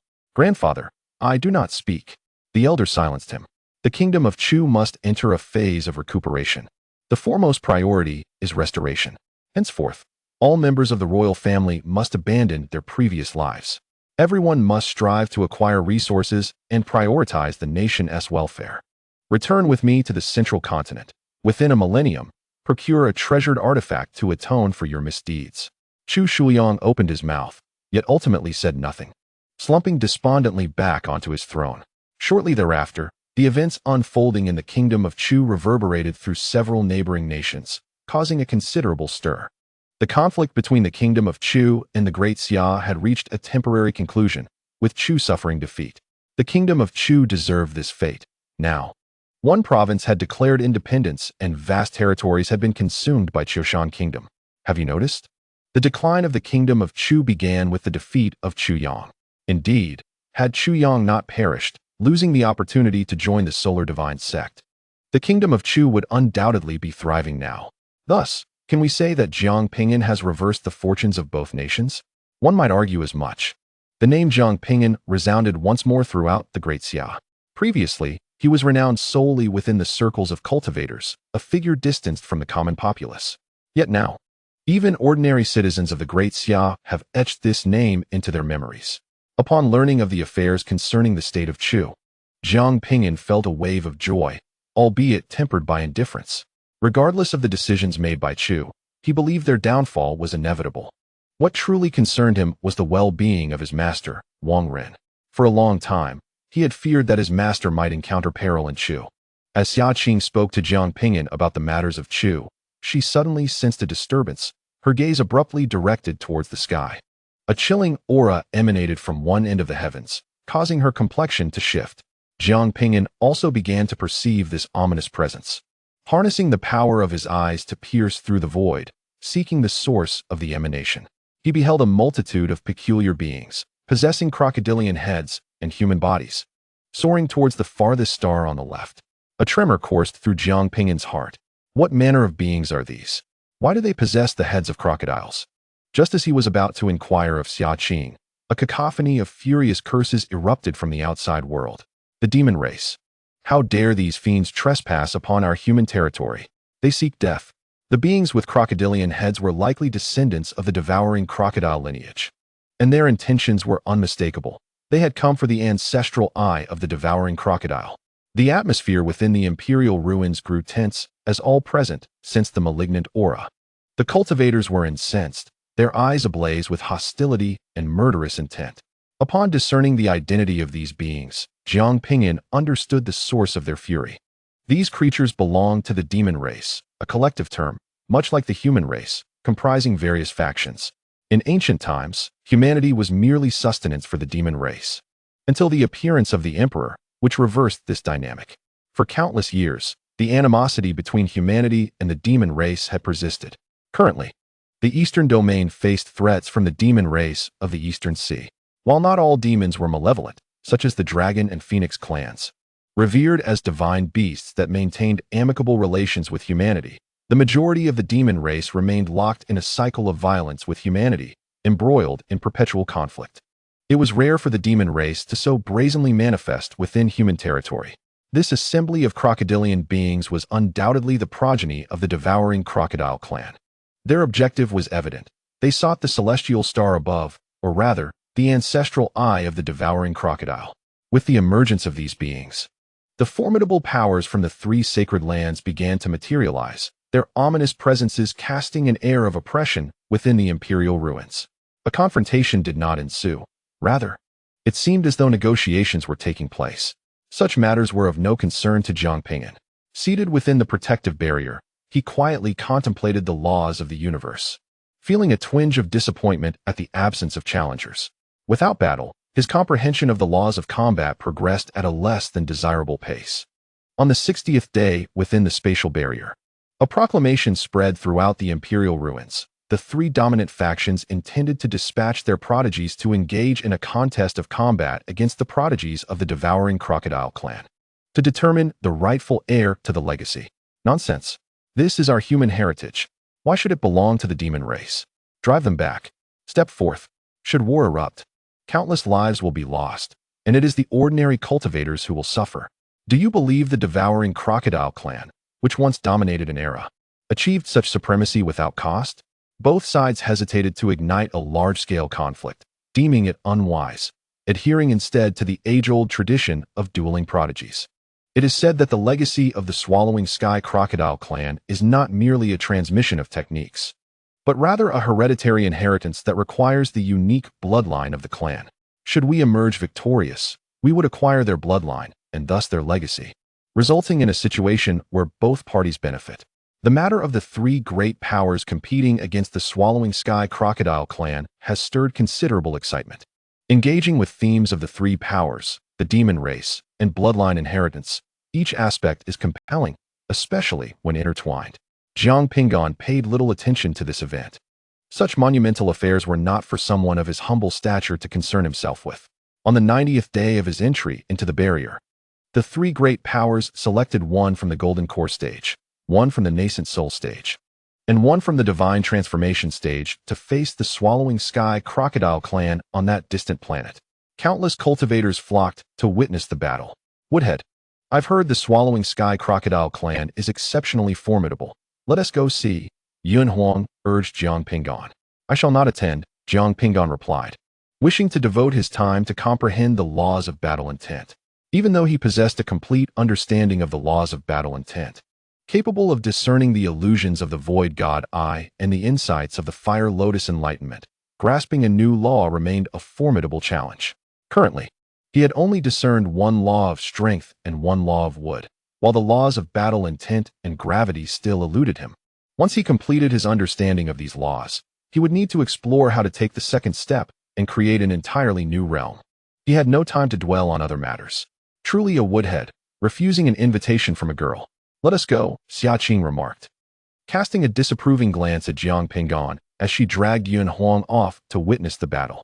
Chapter 210. If you dare. Challenge Jiang Ping'an. The battle raged on for 3 days. Even from another planet, Jiang Ping'an sensed the overwhelming fluctuations caused by the conflict. Yuanhao and Xia Qing returned with grim expressions, clearly displeased. The battle at the Nascent Soul level was so lackluster that even a woodhead could have won. They would have been obliterated. Yuanhao exclaimed in frustration. Worry flickered across Xia Qing's exquisite face, with the Swallowing Sky Crocodile clan gaining the ancestral bloodline inheritance. They would undoubtedly become even more formidable. Soon enough, the clan might reclaim their peak from ancient times, posing a grave threat to humanity. The resurgence of the demon race bodes ill for humankind. As each time they grow powerful, it heralds an era of turmoil, resulting in countless casualties. Yuanhao clenched her teeth, lamenting that the three great powers should have refrained from greed at the outset. It would have been better to forego the inheritance than to agree to this competition. Sure, We must not speak of this, Xia Qing quickly interjected, halting Yun Huang from pursuing the topic further. The battles with the Swallowing Sky Crocodile clan had resulted in 2 consecutive defeats. Were it not for the intervention of Liang Xiaohong, the holy son of the heavenly zeal sacred land, in the final match, humanity would have faced a trifecta of failures. The talents dispatched from the ancient Thunder clan and the great Qian dynasty were not weak, yet in lower realms, the demon race held a distinct advantage. The Swallowing Sky Crocodile clan, possessing immense physical strength and innate talents, could manipulate laws even at the Golden Core stage, coupled with the cultivation of human techniques, leaving few challengers in the lower realms. Currently, the 3 Crocodile clan geniuses who participated in the battle were undergoing their bloodline inheritance. Once they acquired this inheritance, the Swallowing Sky Crocodile clan would grow even stronger. The mood among humanity residing within the Emperor's relics was notably bleak due to these developments. Within the ruins of the Great Emperor, the human race faced defeat at the hands of the devouring crocodiles, rendering them unable to confront the legacy of the Emperor. At that moment, several beings of the devouring crocodile tribe appeared above the arena. Such an exceptional place for cultivation ought to belong to us, the devouring crocodiles. The humans are unworthy of possessing it. These entities, with crocodile heads and human bodies, included a few who had fully transformed into human form. Since the great emperor swept through the myriad races, various tribes took pride in evolving into human forms, naming themselves after the human lineage. The beings of the devouring crocodile tribe sensed the unique aura of the arena's special laws, realizing that cultivating here would yield considerable benefits, their enormous eyes glinting with greed. Why don't we challenge the humans to another contest? Let these insects relinquish the great emperor's ruins to us. They are unworthy of this place. One of the crocodile-headed beings emitted a harsh, mocking laugh, its elongated jaws appearing terrifying. An irate female cultivator overheard their conversation and shouted furiously, "You monsters! Get out of human territory!" The crocodilian beings paid her no heed, continuing their laughter and chatter. "Let us capture a few more humans to take back. I devoured those hundreds from before. Fool, nurture them slowly. Their offspring are the most delectable. I've tasted a few before, not my preference. I favor the talented ones, as they aid my evolution." Hearing this, the human cultivators were seething with rage. In their society, consuming children was a heinous crime, punishable by death. "You scoundrels! Do you dare accept a challenge?" The sword-wielding female cultivator bellowed. "Huh, I happen to be hungry." Kong Hongwang revealed a row of menacing, blood-stained teeth, his crocodilian visage filled with greed. The female sword cultivator entered the barrier alongside Kong Hongwang. Enraged, she poured all her energy into her sword, invoking the power of the laws to sweep forward. The strike tore through the heavens and the earth, rending the soil and clouds with overwhelming force. However, Kong Hongwang merely scoffed, his arms instantly covered in scales as he raised them to block. The clash echoed with a resounding boom, yet Kong Hongwang was merely pushed back, his scales unbroken. "Is that a mere tickle to me?" With a powerful thrust of his legs, he lunged toward the female sword cultivator. Before she could evade, Kong Hongwang opened his massive jaws, and with a sickening crunch, she was decapitated. He consumed her entire body, the sound of his chewing chilling to the bone. "The flavor is mediocre," he mused, eyeing the cultivators outside the barrier, his bloodied mouth curling into a sinister grin. "Not enough to satiate me. Continue to send me offerings, and I seek more formidable cultivators. You humans pride yourselves on being a race of geniuses. Surely, there are many prodigies among you. Let me taste them." Upon hearing such provocations, the human cultivators felt their chests nearly explode with fury, itching to strike him down. Yet they were powerless to do so. Yun Huang, ablaze with rage, prepared to enter, but Xia Qing halted her. Though this devouring crocodile is not as formidable as the genius who participated in the contest, it is still quite powerful, and its entire lineage excels in water-based abilities, which would counter your strengths. You would be at a disadvantage. Despite this, Yun Huang clenched her fists, her heart brimming with unwillingness. Is it permissible for this group of monstrous beings to act with such arrogance before her? A furious cultivator shouted. "If you have the guts, challenge Jiang Ping'an." Kong Hongwang's reptilian eyes lifted slightly. What is Jiang Ping'an but refuse? He is within another barrier. Also at the Nascent Soul stage. If you dare, challenge him. Indeed, if you have the courage, challenge Jiang Ping'an. He will undoubtedly obliterate you.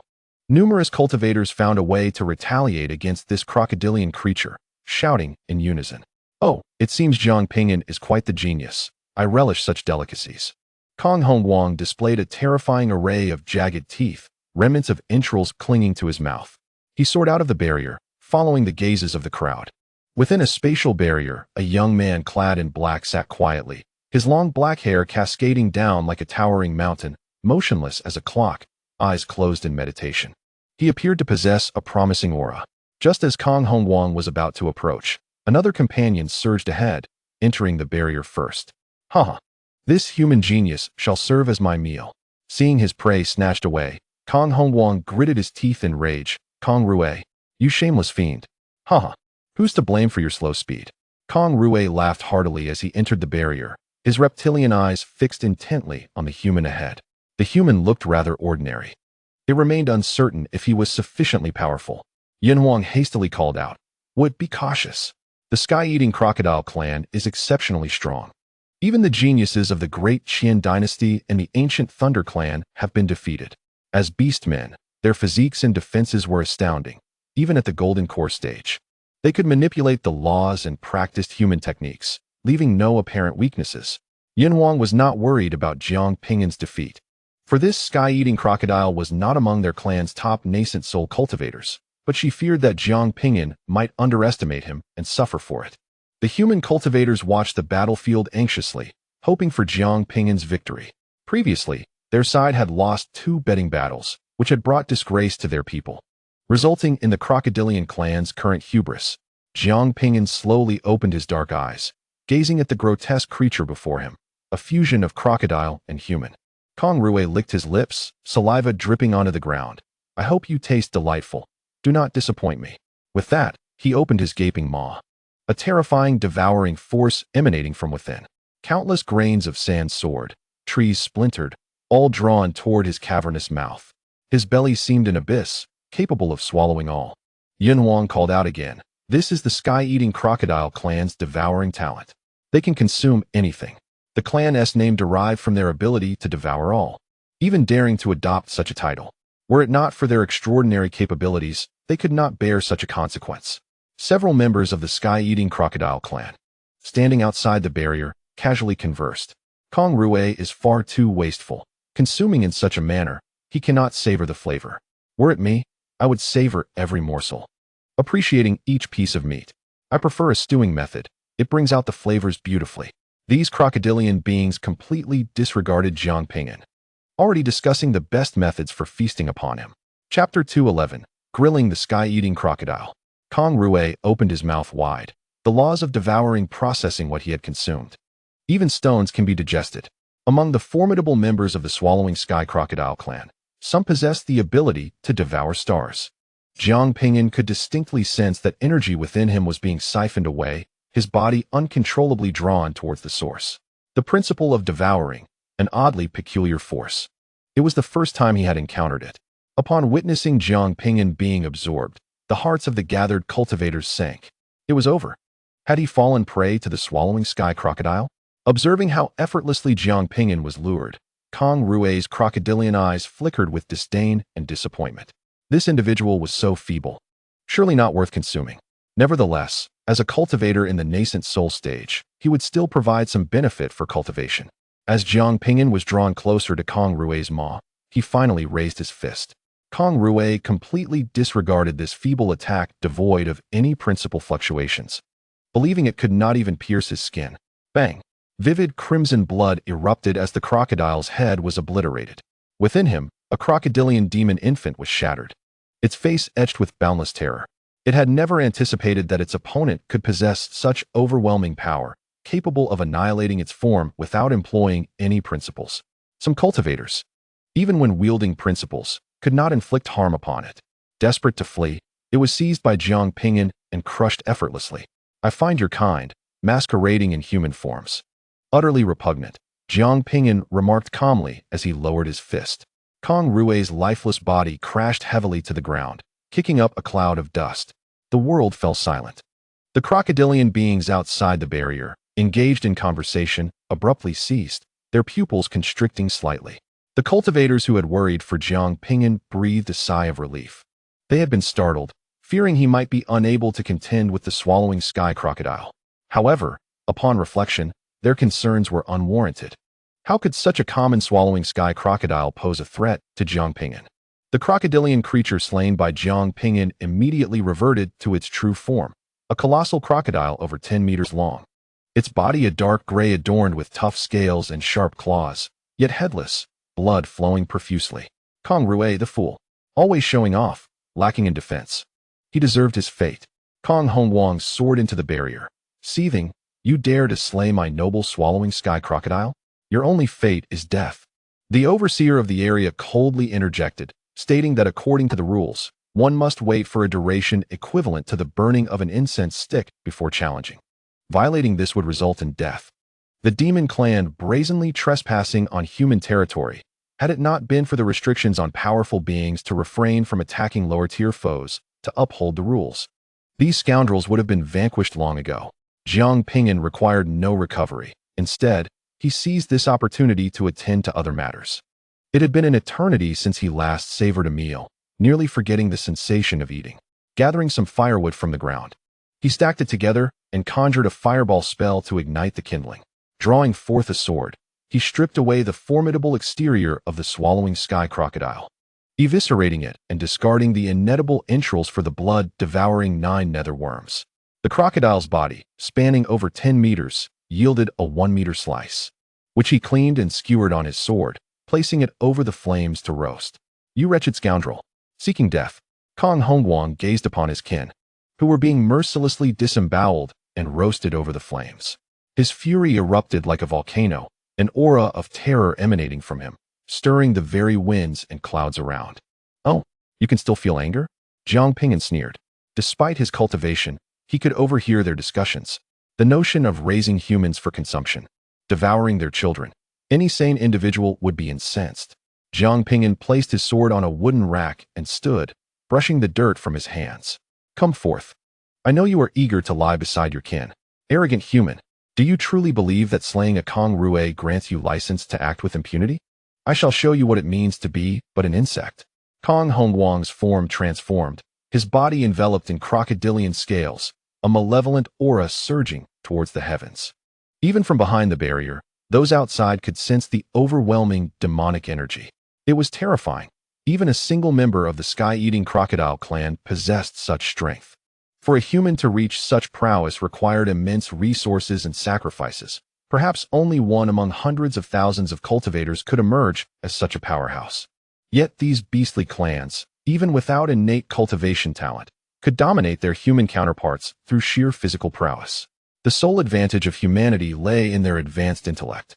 Before the great emperor devised the art of cultivation, these beasts relied solely on their innate understanding of the laws of nature to harness their power. It was the great emperor who fused these cosmic principles, establishing the foundations of cultivation, prompting other races to emulate his teachings. Later, the Holy King pioneered body cultivation, leading countless races to follow suit.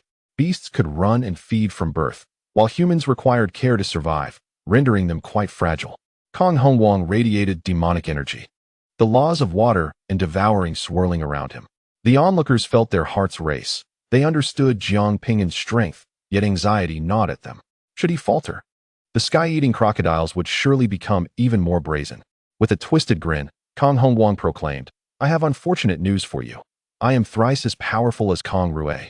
In an instant, he lunged toward Jiang Ping'an with blinding speed, too swift for an ordinary eye to perceive. He raised his claw, gleaming with a cold light, aiming for Jiang Ping'an's head. Boom!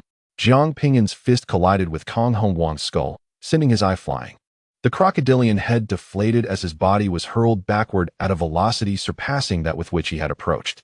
Boom! Boom! Boom! Kong Hongwang crashed through several mountains before finally coming to a halt. The arrogance on his face was extinguished, replaced by a singular expression of fear in his remaining eye. How could this human possess such terrifying strength? Flee! This thought consumed Kong Hongwang's mind. A voice echoed behind him, sending shivers down his spine. The beast's body, indeed resilient, had withstood a punch. Thus, Jiang Ping'an prepared to deliver another. With a forceful blow, he struck the creature down, causing the earth to fracture, mountains to collapse, and rocks to tumble. Whether this sky-eating crocodile was stronger than the previous one, Jiang Ping'an could not ascertain. However, its size dwarfed the former, measuring nearly 40 meters in length. Jiang Ping'an dragged the headless corpse of Kong Hongguang back to the barbecue, simultaneously addressing the practitioners of the sky-eating crocodile clan outside the barrier. Continue. The countenance of several sky-eating crocodiles changed dramatically, their eyes filled with astonishment. This individual possesses such formidable strength. Human vermin, do not be arrogant. I shall summon the talents of my clan. Realizing they could not match Jiang Ping'an, several members of the sky-eating crocodile clan swiftly took flight, departing. Their kin awaited the return of the ancestors' gaze, planning to leave only after the few who had accepted the inheritance concluded their tasks. Upon witnessing the retreat of the sky-eating crocodile clan, numerous practitioners breathed a sigh of relief. Cowards, don't run away. Fight Jiang Ping'an again. Indeed, a bunch of timid fools, oppressed by the demon race within human territory. They felt utterly humiliated, yet lacked the strength to retaliate. Fortunately, Jiang Ping'an managed to save face by swiftly vanquishing 2 members of the sky-eating crocodile clan. Perhaps had Jiang Ping'an engaged in the wager with the sky-eating crocodiles, he would not have had to suffer defeat, and humanity would not have lost its dignity. Xia Qing observed Jiang Ping'an's calm demeanor, and memories of their first encounter began to resurface in her mind. The youth had shed his previous indifference and naivety, now exhibiting a sense of composure and dominance. The boy had matured. Chapter 212. 2 weeks. Xia Qing transmitted a message to Jiang Ping'an. Though you are indeed powerful, do not let arrogance take root. The corpse transport sect of the western regions has a master whose will rivals that of ancient emperors. The prodigies of the sky-eating crocodile clan have triumphed over 2 major factions. Even the holy son of the heavenly zeal's sacred land achieved victory only after sustaining injuries. There are always greater heights and stronger beings beyond the horizon. She feared the youth's fiery spirit might lead him to harbor prideful sentiments. Throughout history, countless prodigies had met with tragic ends due to their hubris. Jiang Ping'an nodded, seated before the barbecue, addressing the celestial phoenix. Yuanhao, could you lend me some fire? Ordinary flames are too slow. The sky-eating crocodile is no ordinary beast. Its flesh is unique, and even in death, common flames cannot harm it in the slightest. The surrounding practitioners exchanged peculiar glances. Did he truly seek to borrow fire from the divine phoenix to roast meat? Was this not a slight against her? Such divine flames are meant for roasting meat. It was inconceivable that Yuanhao would consent. Recently, she had been engaged in battle within the barrier, and the crowd had become acquainted with her, an aloof and proud woman who had captured the admiration of many male practitioners. Just as everyone assumed Yuanhao would coldly refuse, a radiant smile unexpectedly illuminated her icy features, rendering the heavens and earth dim by comparison. Very well. She soared into the air, her crimson attire resembling flames, gracefully entering the barrier to sit quietly beside Jiang Ping'an. Raising her delicate jade hand, she conjured flames to assist in roasting the meat. It's not necessary to go through all this trouble. Just a little will suffice, Jiang Ping'an remarked. Since there's no harm in it, once it's ready. Do share some with me, Yuanhao replied, her red lips curving into a smile. Agreed. Jiang Ping'an did not decline. Observing Yuanhao diligently assisting Jiang Ping'an with the barbecue, many male practitioners felt their hearts shatter. The goodwill they had felt towards Jiang Ping'an after his victory over the sky-eating crocodile clan evaporated entirely. What a scoundrel! How dare he make the lady Yuanhao assist in roasting meat? Does he regard her as a servant? Would Yuanhao truly harbor affections for Jiang Ping'an? Impossible. The divine phoenix body is the representative of the phoenix clan, destined to become an unparalleled powerhouse in the future. Only I am worthy of her. Upon hearing such brazen words, derisive laughter erupted. The flames released by Yuanhao were potent, quickly roasting the meat to perfection, filling the air with an enticing aroma. Jiang Ping'an, undeterred by the heat, sliced off a piece and savored it. A warm current coursed through his limbs, distinctly nourishing his body. Suddenly, his calm eyes brightened. The meat was indeed delectable, not only delicious but also immensely beneficial for physical vitality, albeit lacking in salt. He offered a piece of meat, larger than his own head, to Yuanhao, urging, "You should eat more, it will benefit your physique." Ordinary pills had little effect on Jiang Ping'an's body, but this meat was remarkably potent. Yuanhao gazed at the substantial piece of meat before her and asked, Do you expect me to gnaw on it directly? Gnawing makes it taste better, Jiang Ping'an replied. Yuanhao shot him a bemused glance. Have you ever seen a girl gnawing on meat? She produced a jade plate and a pair of chopsticks, transforming the chopsticks into a knife to cut a small piece of meat, which she placed on the plate. Slightly parting her crimson lips, she delicately bit into the flesh of the devourer crocodile. After savoring it, her beautiful eyes sparkled with delight. It was truly exquisite. You human vermin! How dare you consume my kin? A furious roar resounded across the heavens as a devourer crocodile, exuding a terrifying aura, descended into the barrier, causing the ground to tremble. This devourer crocodile had fully taken on a human form, yet its pupils remained slitted. Behind it loomed a shadowy projection of a crocodile, its chilling gaze evoking dread. While ancient demonic energy filled the entire space, enveloped in the radiance of laws and shimmering divine light. The surrounding cultivators sensed this overwhelming presence, their faces paling. With a first-level perfected law, this devourer crocodile was on the verge of a breakthrough to the spirit transformation stage. Should it take another step, it would become a formidable spirit transformation powerhouse, living for 2 millennia. Could Jiang Ping'an truly defeat such a terrifying devourer crocodile? He took another piece of meat, intending to share it with Sister Xia and several elders. Such a delectable treat should not be hoarded. All right, I will roast more for you shortly, Yuanhao nodded, taking the devourer crocodile's meat and departing the barrier. Jiang Ping'an wiped the grease from his hands, rising to face the approaching devourer crocodile. Is it just you? I alone am enough to vanquish you. The devourer crocodile emanated a murderous intent.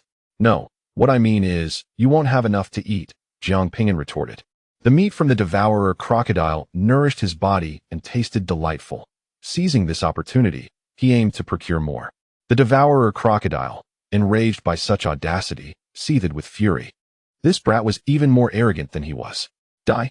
The shadow of the crocodile behind him suddenly expanded, spanning hundreds of meters. It opened its massive jaws, invoking its devouring power, as all the spiritual energy within the barrier surged into its mouth. The devourer crocodile, along with its shadow, charged towards Jiang Ping'an. The totemic power emanating from Jiang Ping'an's palms surged forth, instantly enveloping his entire being, rendering him an uncanny sight. Upon seeing the barbarian totemic patterns, the devourer crocodile's pupils widened. How could this individual master the totemic power of the barbarian tribe? However, despite its shock, the devourer crocodile felt no fear. The totem merely amplifies strength twofold. At that moment, an ancient battle hymn resounded, and the laws of combat enveloped Jiang Ping'an, who resembled a war deity emerging from the annals of time, radiating brilliance. The holy body, exclaimed the sky-swallowing crocodile, overwhelmed with shock. Even among their own kind, the sky-swallowing crocodiles were acutely aware of the terror of the holy body, whose physical prowess surpassed that of most demon races. Not a holy body, but a quasi-holy body. Jiang Ping'an clarified. The laws of power and combat converged within his right fist, warping the surrounding space. Sensing this formidable force, the sky-swallowing crocodile felt its scalp tingle and turned to flee, abandoning its previous arrogance. Jiang Ping'an swung his fist. With this strike, the very fabric of space twisted. With this blow, the laws themselves recoiled. A resounding boom echoed as he unleashed his fist, causing all light to fade and the protective formation to tremble violently. The array master responsible for maintaining the barrier paled, realizing with dismay that it was always this young man's formation that required tending. He hastily upgraded the array to the mid-stage of the transformation realm. The dazzling light illuminated the barrier, blinding many, yet they strained to discern the situation within. When the brilliance faded and the spatial barrier stabilized, Jiang Ping'an stood before a barren expanse, confronted only by the shattered corpse of a crocodile, utterly lifeless. The assembled cultivators were momentarily stunned. Such a powerful sky-swallowing crocodile was vanquished so effortlessly. While some had anticipated Jiang Ping'an's victory, none had expected it to be so seamless, leaving them in disbelief. Who truly was the fierce beast? This sky-swallowing crocodile was on the verge of breaking through to the transformation realm, yet was obliterated by a single punch. Such force wasted half its body. Observing the mangled crocodile, Jiang Ping'an lamented its loss, though he was relieved it still measured over 20 meters in length. He dragged the crocodile's remains back to the fire. After delivering the meat, Yuanhao returned to the barrier, sitting beside Jiang Ping'an to assist in roasting. Have you fully comprehended the laws of combat? He inquired. Not quite. Still lacking a bit. It requires tempering through battle, but these sky-swallowing crocodiles are too feeble to ignite my combat spirit and fighting will, Jiang Ping'an replied calmly. Yuanhao's beautiful visage turned perplexed. Such a formidable adversary, yet he claimed they could not incite his fighting spirit. She smiled knowingly. No need to worry. Soon a multitude of sky-swallowing crocodiles will seek you out, and you will have no shortage of opponents. I look forward to it, Jiang Ping'an remarked, gazing at the sizzling meat, saliva unconsciously pooling. Before long, news of the events transpired here spread widely. Hurry to see. Someone is battling the sky-swallowing crocodiles. What a joke. Do you not find this humiliating enough? The sky-swallowing crocodiles are so powerful, whoever challenges them meets their demise. I shan't watch. It's futile and disheartening. Even the prodigies from the Daqian dynasty and the ancient Thunder clan have been defeated. Who would dare seek death? The failures of the three major factions against the sky-swallowing crocodiles left the cultivators disheartened, their spirits dampened. They were unwilling to witness the crocodiles bask in glory any longer. Feeling utterly stifled. Chapter 213. Let us all join forces. This battle, however, was not disheartening. The one battling the sky-swallowing crocodiles was Jiang Ping'an. He had already slain 7 or 8, infuriating the sky-swallowing crocodiles to the point of reddening their eyes. It was quite exhilarating to behold. Is that true? If so, let us go and see. The performance of the three major forces has left many cultivators disheartened. Upon hearing that Jiang Ping'an had vanquished the devourer crocodile, they eagerly rushed to witness the event. Numerous cultivators gathered at the arena, where they beheld the furious devourer crocodile. This wretch, he has slain yet another member of our clan. How dare he consume our kin before our very eyes? I shall kill him. One of them cried out in rage. Do not be impulsive. He is formidable, and we cannot match him. Let us wait until Kong Yinshan completes his inheritance to deal with him, another advised. Having already defeated several devourer crocodiles, Jiang Ping'an had proven his might, and the remaining beasts were wary, refraining from confronting him. A bunch of grotesque creatures. Weren't you all so boastful? Why don't you come at me? Jiang Ping'an taunted, his victories igniting a sense of vindication among the human cultivators. One devourer crocodile sneered. Do not be hasty. Once Kong Yinshan emerges from his inheritance, he will be able to squash this Jiang Ping'an with a single blow. Kong Yinshan, a genius who had previously competed against the three major forces, was in the late Nascent Soul stage. Renowned for his exceptional combat prowess and regarded as a top talent within their ranks. Once Kong Yinshan arrives, he will undoubtedly eradicate this insect named Jiang Ping'an. Jiang Ping'an, feeling that slaying a few devourer crocodiles was insufficient, noticed that none dared to continue the challenge. After a moment of contemplation, he addressed them. How about this? All of you powerful Nascent Soul cultivators, come at me together. This proclamation sent a shockwave through the crowd. There were at least a dozen late-stage Nascent Soul devourer crocodiles, along with another 20 at the mid-stage level. Was he truly intending to challenge over 30 of them simultaneously? Xiaqing furrowed her delicate brows. Jiang Ping'an, do not be reckless. This youth was indeed succumbing to arrogance. Each devourer crocodile was superior to an ordinary cultivator, and his attempt to confront so many at once could lead to disaster. Other cultivators shared her concerns, deeming Jiang Ping'an's challenge overly audacious. As the group of Nascent Soul devourer crocodiles processed Jiang Ping'an's words, sinister grins spread across their massive heads. No backing out now. Let us feast upon him together. Such arrogance, even for a human. Fool. A horde of terrifying devourer crocodiles surged into the barrier, devoid of any sense of martial ethics. Their singular desire to consume Jiang Ping'an and extinguish this human prodigy. Such a powerful genius would surely be a delightful meal. As Jiang Ping'an savored the last piece of roasted meat, discarding the skewer, he called out to Yuanhao outside. Yuanhao, could you procure some salt and chili for me? Within the emperor's ruins, many merchants had set up shop, and there should be restaurants available. The crowd was left astounded at his request. In such dire circumstances, Jiang Ping'an was still contemplating a meal, oblivious to the 30-plus devourer crocodiles encircling him. These devourer crocodiles exuded a formidable aura, their various powers swirling in a riot of colors, their colossal forms materializing in the void. The vastness of the devourer crocodiles contrasted sharply with Jiang Ping'an's diminutive figure, akin to a fragile boat adrift on a tempestuous sea, poised to capsize at any moment. Yet, Even now, Jiang Ping'an was instructing someone to fetch seasoning. Very well, Yuanhao replied with a slight smile, acquiescing to Jiang Ping'an's command, and proceeded to seek out chili and salt. Arrogant wretch, you shall perish.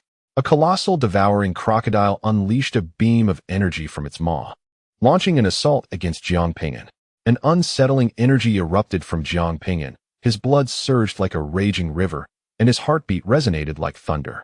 Activating the battle god technique, he executed a lightning-swift maneuver, instantly appearing behind the attacking devouring crocodile, his fist descending like a meteor with tremendous force. Boom! The creature's heart was shattered by a single blow. The battle was on the brink of eruption. Over 30 formidable warriors besieged Jiang Ping'an. The claws of the devouring crocodile were sharper than many treasures. Their devouring technique could absorb the energy emanating from him. The strength of their demon kin was formidable, each assault akin to being struck by a mountain. Ferocious gales capable of rending mountains, flames that could incinerate all, and corrosive rains unleashed a barrage of attacks upon Jiang Ping'an, leaving deep gashes upon his form. Witnessing the scene, the hearts of those watching were gripped with dread. He had indeed overestimated himself. How could he possibly triumph against such a multitude of powerful adversaries? Xia Qing, observing this dire situation, felt a heavy weight in her heart and quickly conveyed a message to the might of the great Xia. No more competition. Save Jiang Ping'an. Rules be damned. I will not allow him to come to harm. The great Xia warriors shook their heads, indicating he did not require their assistance. What do you mean? Jiang Ping'an was in imminent danger. Xia Qing's anxiety deepened. The great Xia warriors fixed their gaze upon Jiang Ping'an and remarked, have you not noticed? He has yet to utilize the infinite fist for defense. Upon hearing this, Xia Qing finally comprehended. Indeed, why had Jiang Ping'an not employed the infinite fist for protection? If he had, these attacks would hardly harm him. The great Xia warrior communicated telepathically, Jiang Ping'an's battle intent is nearing completion. I suspect he aims to elevate his battle intent to perfection through this confrontation. Xia Qing was taken aback by this revelation. How could someone so young aspire to perfect a principle? This boy's comprehension of the laws was astonishingly swift. Previously, assessments had shown Jiang Ping'an's talent to be rather average. The great Xia warrior continued, Xiao Qing, you have lost your composure, failing to notice even the most apparent details. Xia Qing's fingers trembled slightly as she replied, Jiang Ping'an is the pillar of our great Xia. His misfortune would be a great loss to us, and my concern is entirely justified. The great Xia warrior sighed, Empress, one must not be swayed by emotions. In moments of life and death, even the closest kin must be sacrificed to safeguard the great Xia. After this, he fell silent, intently observing the battlefield. Xia Qing's beautiful eyes reflected the visage of Jiang Ping'an amidst combat, her gaze shifting restlessly, lost in thought. Facing the relentless onslaught, Jiang Ping'an remained silent, drenched in blood, tearing apart the devouring crocodile with his hands and shattering mountains beneath his feet. The ferocity of the battle rendered the spatial barrier devoid of any safe haven. Blood stained the skies, and corpses continuously plummeted. The spectators were horrified, unable to comprehend the sight of a figure radiating like the sun. Who, after all, was the true beast? The multitude of devouring crocodiles, sensing Jiang Ping'an's terrifying prowess, cried out in unison, unleashed the devouring technique together. Drain him dry.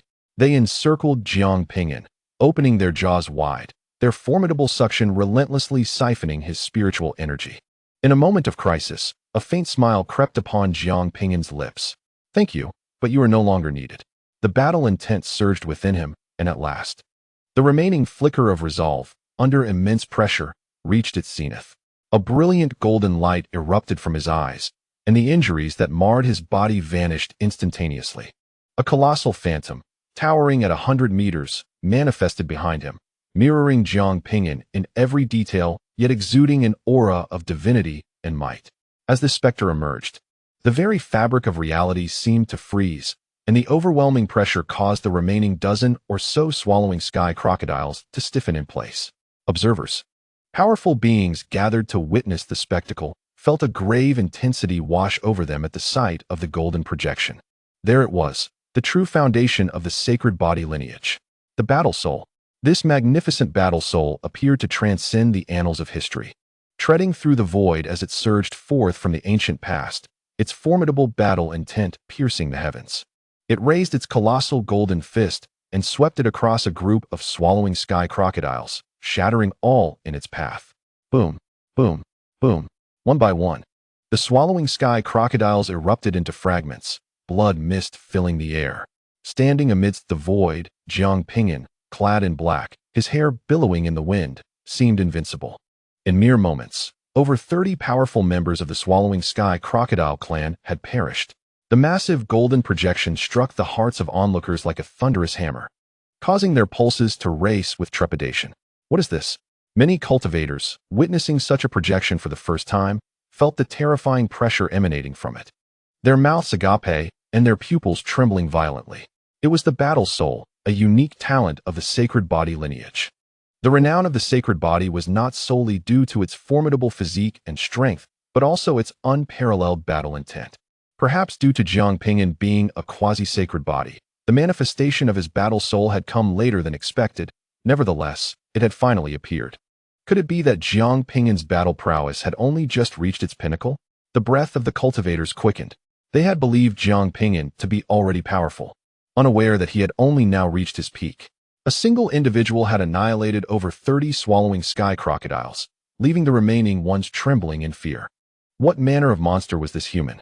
The fallen geniuses were all formidable beings of their clan, yet they had been subdued by Jiang Ping'an alone. The supplies of wood, salt, and chili were procured, and Yuanhao returned in a flash of crimson light. Upon witnessing the carnage, a hint of disappointment crossed her face.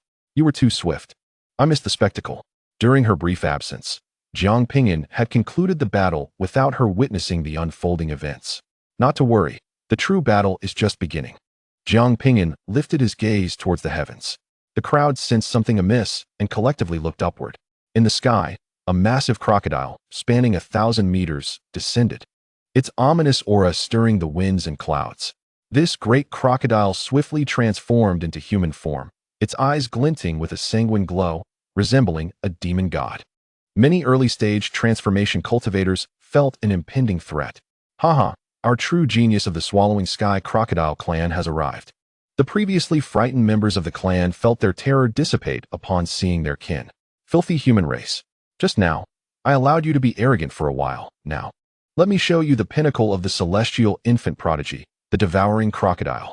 The expressions of the human cultivators changed dramatically upon seeing this individual. Kang Yinshan, the one who defeated the Lei family's Lei Lingti, the devouring crocodile. This fellow masters 5 laws, all of which he acquired by devouring others' powers. After completing his bloodline inheritance, he seems even more terrifying than before. Those who witnessed the martial contest between the 3 great factions and the devouring crocodile immediately recognized him. With his yellow eyes fixed on Jiang Ping'an, Kang Yinshan couldn't help but lick his lips. The sacred body of the human race, I have yet to feast upon. By devouring you, I shall acquire the law of battle intent, propelling me towards the divine transformation realm. The law of battle intent is yearned for by countless beings. Yet only a few bloodlines and divine bodies can truly comprehend it. Now, if I can consume Jiang Ping'an, that law of battle intent will be mine. Even upon seeing the formidable battle spirit behind Jiang Ping'an, Kang Yinshan displayed no fear, only desire and greed. Jiang Ping'an calmly gazed at Kang Yinshan. Coincidentally, I have also yet to experience the spicy flavor of the devouring crocodile. Xiaqing solemnly exclaimed, we must not be careless. He possesses the laws of water, devouring, gold, wind, and strength, all comprehended to the pinnacle of the first stage. Cultivators who grasp 2 laws are considered geniuses. This Kang Yinshan, through his innate talent for devouring others, has comprehended 5 laws. This is the terrifying nature of the devouring crocodile clan, a peerless race that dominates an era, endowed with unfathomable talent. Jiang Ping'an flew out of the barrier, charging toward Kang Yinshan, as the barrier was too small and restricted their combat. Behind Kang Yinshan, a 1,000-meter-long phantom of a crocodile surged towards Jiang Ping'an's battle spirit. Boom! With a resounding clash, the heavens and earth shifted in color, space fractured, and radiant law energies erupted forth, a terrifying tempest of battle intent sweeping across the realm, scattering clouds for hundreds of miles. The overwhelming aura left countless cultivators breathless. Is this truly a clash of celestial infant cultivators? Jiang Ping'an charged at Kang Yinshan, and an earth-shattering battle ensued. Numerous cultivators retreated, fearful of being caught in the fray. Watching from a distance, Jiang Ping'an must win. If he were to be defeated, the human race would truly lose face. Even if this insect were to exert itself to exhaustion, it could not triumph over the genius of our devouring crocodile clan. Let alone the fact that Kang Yinshan has accepted the bloodline inheritance. Even without activating it, Jiang Ping'an would still be unable to win. The devouring crocodile clan harbors immense confidence in Kang Yinshan. With comprehension of 5 laws and the activation of ancestral bloodlines, what chance does Jiang Ping'an stand? The laws of strength and gold enveloped Kang Yinshan, combined with the physique of a demon, allowing him to contest Jiang Ping'an's raw power. His devouring law absorbs the energy of heaven and earth, replenishing him mid-battle, ensuring he never lacks energy. The water law heals his wounds, maintaining him in optimal fighting condition, while the wind law grants him speed. Moreover, Kang Yinshan can execute the finest techniques of all 5 powers, giving him an edge over Jiang Ping'an, who relies solely on strength. As the two collided in the skies, law shattered and divine light flickered. The ancient beings within the Emperor's relics felt the intense fluctuations and emerged to witness the duel. Even they had to concede that these two were extraordinarily powerful, surpassing their own prowess in their youth. Xia Qing clenched her fists nervously and turned to the formidable figure beside her, inquiring, "Senior, do you think Jiang Ping'an can prevail?" The figure from the great Xia shook his head, uncertain. However, if this continues, the one to lose will undoubtedly be Jiang Ping'an. His strength is primarily attributed to the vast reservoir of spiritual energy within him. Yet, no matter how much energy he possesses, it pales in comparison to the ever-absorbing Kang Yinshan. Hearing this, Yuan Huang disagreed fervently, asserting, "The victor will surely be Jiang Ping'an." The great Xia warrior lamented, "There is a possibility, but the sky-eating crocodile is far too powerful, and Jiang Ping'an is still young with limited arcane knowledge. Give him another century to learn formidable techniques, and his odds of victory would undoubtedly increase." But Jiang Ping'an is not yet 20. At such a tender age, how much can he truly learn? The one who will win is definitely Jiang Ping'an. Yuan Huang reiterated her earlier statement. The great Xia warrior glanced at Yuan Huang, puzzled by her unwavering conviction, and asked, "What makes you so certain?" "I do not know. The victor will certainly be Jiang Ping'an," Yuan Huang replied, her beautiful eyes fixed intently on the figure in the sky. The great Xia warrior thought she might possess an understanding of matters beyond his grasp. "Your faith is misplaced. Reality will not alter due to mere will. Jiang Ping'an's will can change everything. He will surely triumph." Yuan Huang's exquisite visage radiated her unshakable belief in Jiang Ping'an. The great Xia warrior pondered saying more, but ultimately refrained, having learned 4,000 years ago that one must never reason with women. He continued to watch the battle, ready to intervene should Jiang Ping'an encounter peril. Kang Yinshan commanded 5 great laws, unleashing various supreme secret arts, exhibiting unparalleled might. Jiang Ping'an was enveloped by the laws of battle and strength, tribal totems adorning his body, as he activated the second layer of the battle god technique, amplifying his power threefold. One hand launched an offensive, while the other employed the boundless fist for defense, breaking through myriad spells with a single punch. Kang Yinshan's crocodilian eyes locked onto Jiang Ping'an, grinning as he declared, "At this rate, we won't reach a conclusion in 3 days. Dare to abandon defense and engage in a pure physical clash? That suits me perfectly," Jiang Ping'an replied, retracting his boundless fist. A nearby cultivator shouted, "Don't be deceived. He excels in top-tier aquatic healing arts and can swiftly mend any injuries. You can't win." Chapter 215. Battle with Kang Yinshan. Jiang Ping'an appeared oblivious to the warnings around him, forsaking the boundless fist and swinging his fist forward. Kang Yinshan also ceased his defense. Having specialized in offense and knowing his defensive techniques could not match Jiang Ping'an's prowess, hence his challenge. He had not anticipated Jiang Ping'an's audacity to accept. Fool. The two engaged in close-quarters combat, fists colliding with each other, the dull thuds resonating like a heartbeat. Observers among the human cultivators felt an urgent anxiety. How could Jiang Ping'an be so foolish as to abandon the boundless fist? The boundless fist served both defensive and offensive purposes. Relinquishing it would reduce his combat effectiveness by at least 30%. Kang Yinshan sought to exchange wounds, yet he possessed premier healing techniques, ensuring his advantage. Almost all cultivators deemed Jiang Ping'an's actions exceedingly unwise. Xia Qing gazed intently at the battlefield, her eyes flickering with uncertainty. She comprehended Jiang Ping'an well. It was evident to all that such behavior was foolish, and this young lad was unlikely to commit such a juvenile error. Xia Qing speculated that Jiang Ping'an must have some ulterior motive, though she could not fathom what it might be. As Jiang Ping'an's fist struck Kang Yinshan, the latter's internal organs ruptured, causing him to spew blood incessantly. Kang Yinshan's claws raked across Jiang Ping'an's form, leaving deep gashes that exposed bone. A smirk gradually crept upon Kang Yinshan's lips as he activated his supreme water-based healing techniques, rapidly mending his injured insides. Possessing top-tier healing arts, he was unafraid of injury. If this continued, Jiang Ping'an would surely falter first. Yet, in an instant, the smile on Kang Yinshan's face froze. He watched wide-eyed as the wounds on Jiang Ping'an's body healed at a visibly astonishing rate. In the blink of an eye, the injuries vanished without a trace. Did you think you were the only one versed in advanced healing arts? A verdant radiance, imbued with the essence of the wood element, emanated from Jiang Ping'an. Witnessing this, the hearts of the gathered cultivators trembled. The wood element. Jiang Ping'an had actually comprehended a fundamental principle. At merely 18 or 19 years of age, he had grasped 3 principles. The onlookers were left in utter astonishment. For an ordinary cultivator in the nascent soul stage, to comprehend a single complete principle within a millennium was an extraordinary feat, yet here was Jiang Ping'an, at just 18, having mastered 3 principles. How many resources had the great Xia invested in nurturing him? In truth, Xia Qing and her companions were equally bewildered, finding it even more difficult to believe. They had been unaware of this development themselves. The technique Endless Life had been bestowed upon Jiang Ping'an for less than a year, and he had already attained the 2nd tier.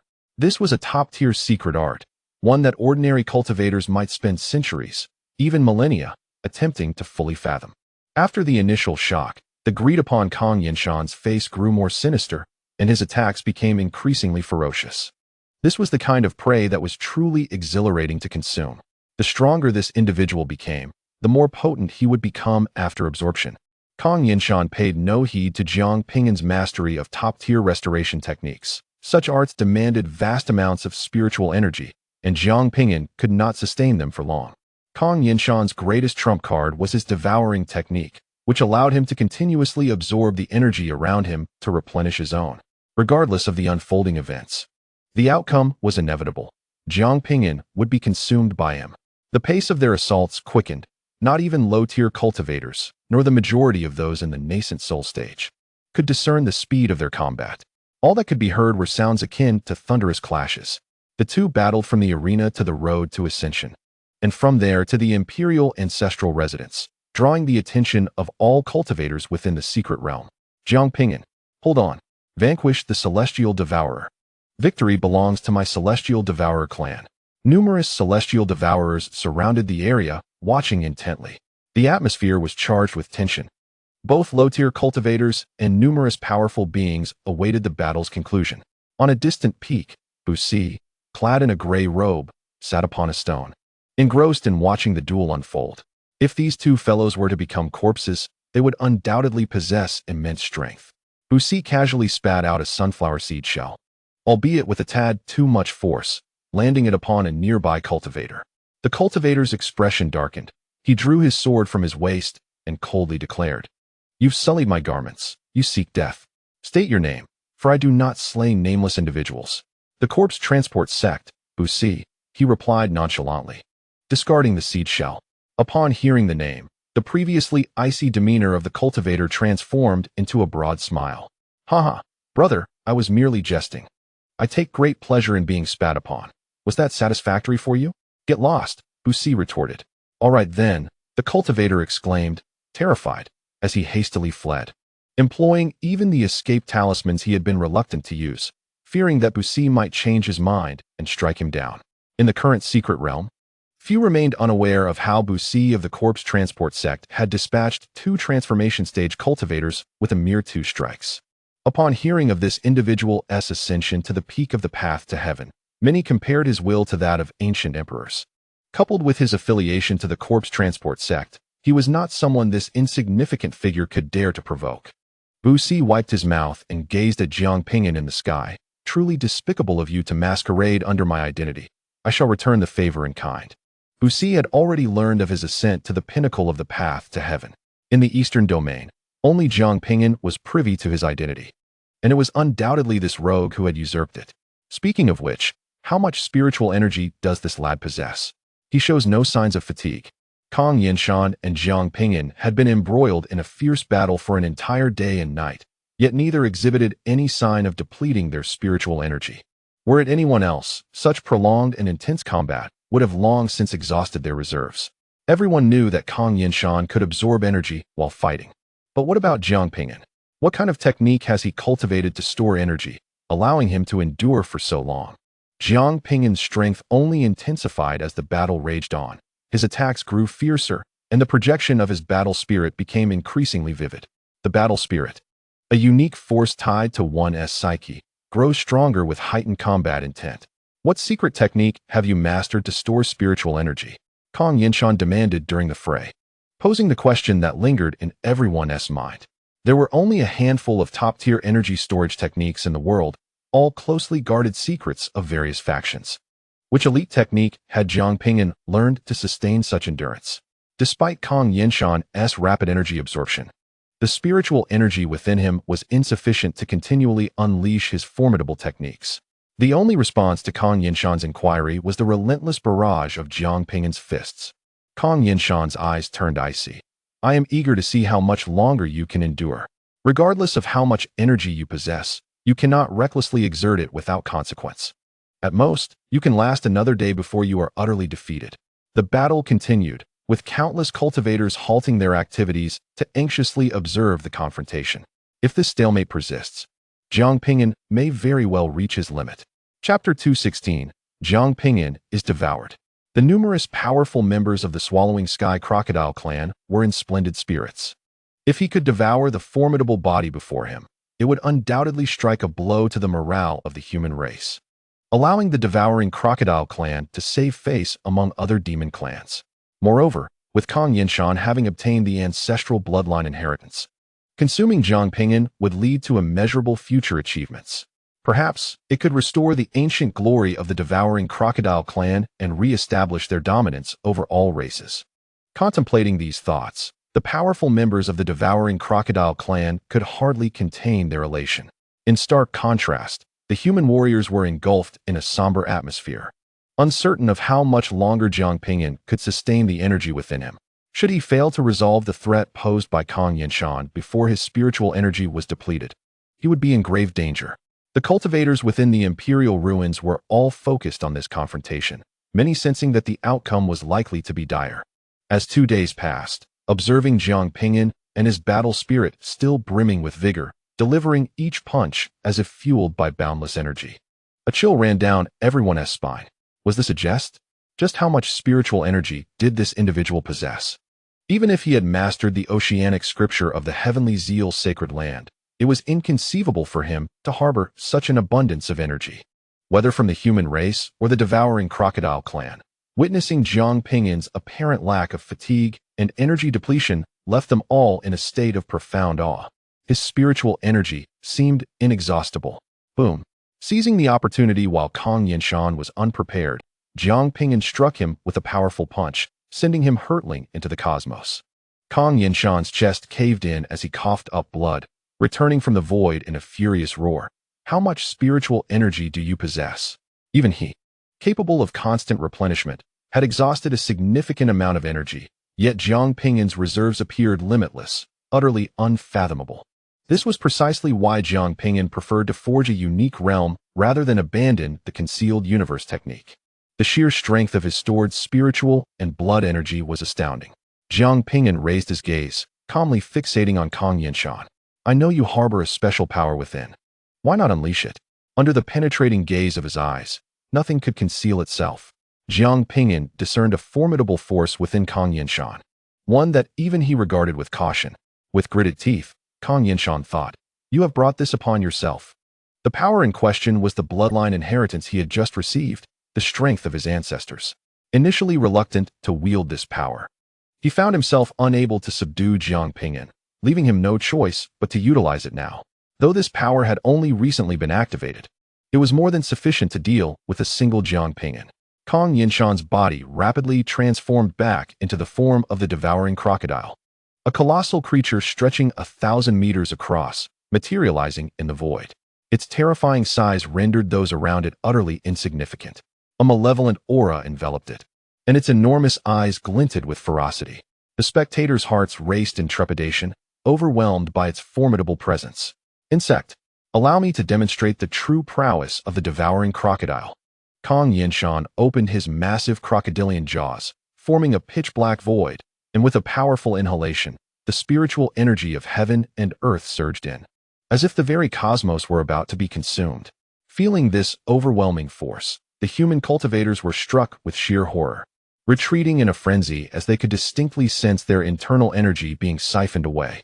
In but a fleeting moment, the energy consumed by Kong Yinshan was entirely replenished, inducing a sense of horror. Tears shimmered in the eyes of the formidable members of the Devouring Sky Crocodile clan, their expressions charged with excitement. This is the true power of our Devouring Sky Crocodile clan, the genuine ability to devour the heavens and the earth, to assimilate all things. Once these three individuals who have accepted the inheritance mature, our clan shall undoubtedly reclaim dominion over an era.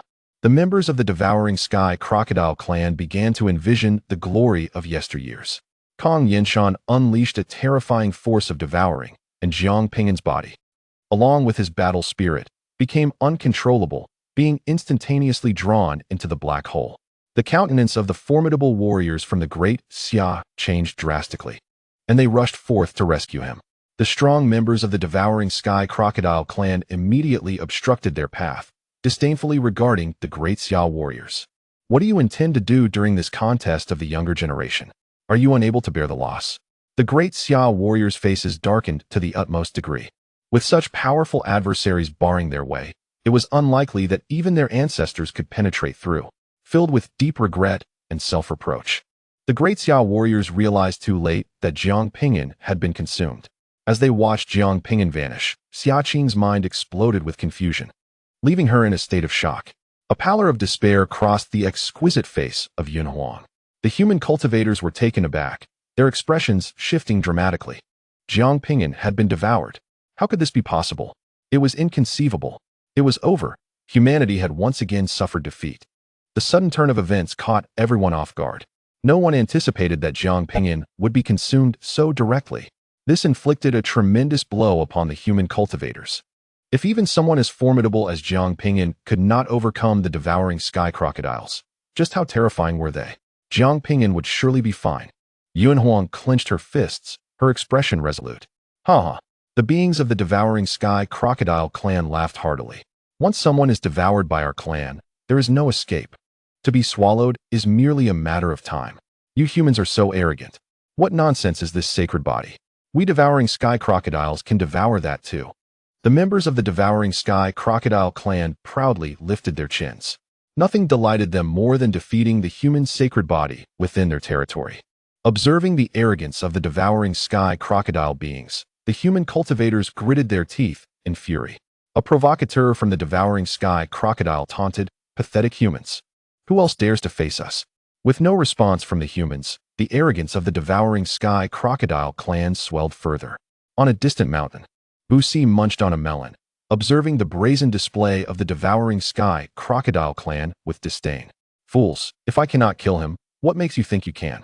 At that moment, numerous cultivators focusing on Kong Yinshan suddenly sensed something amiss. Look at Kong Yinshan. He appears to be in great pain. One cultivator shouted. Kong Yinshan's massive form writhed violently, black liquid seeping from his skin, his aura suddenly weakening. You suddenly poisoned me. Kong Yinshan roared in agony. Upon hearing this, the despairing human cultivators felt a flicker of hope arise within them.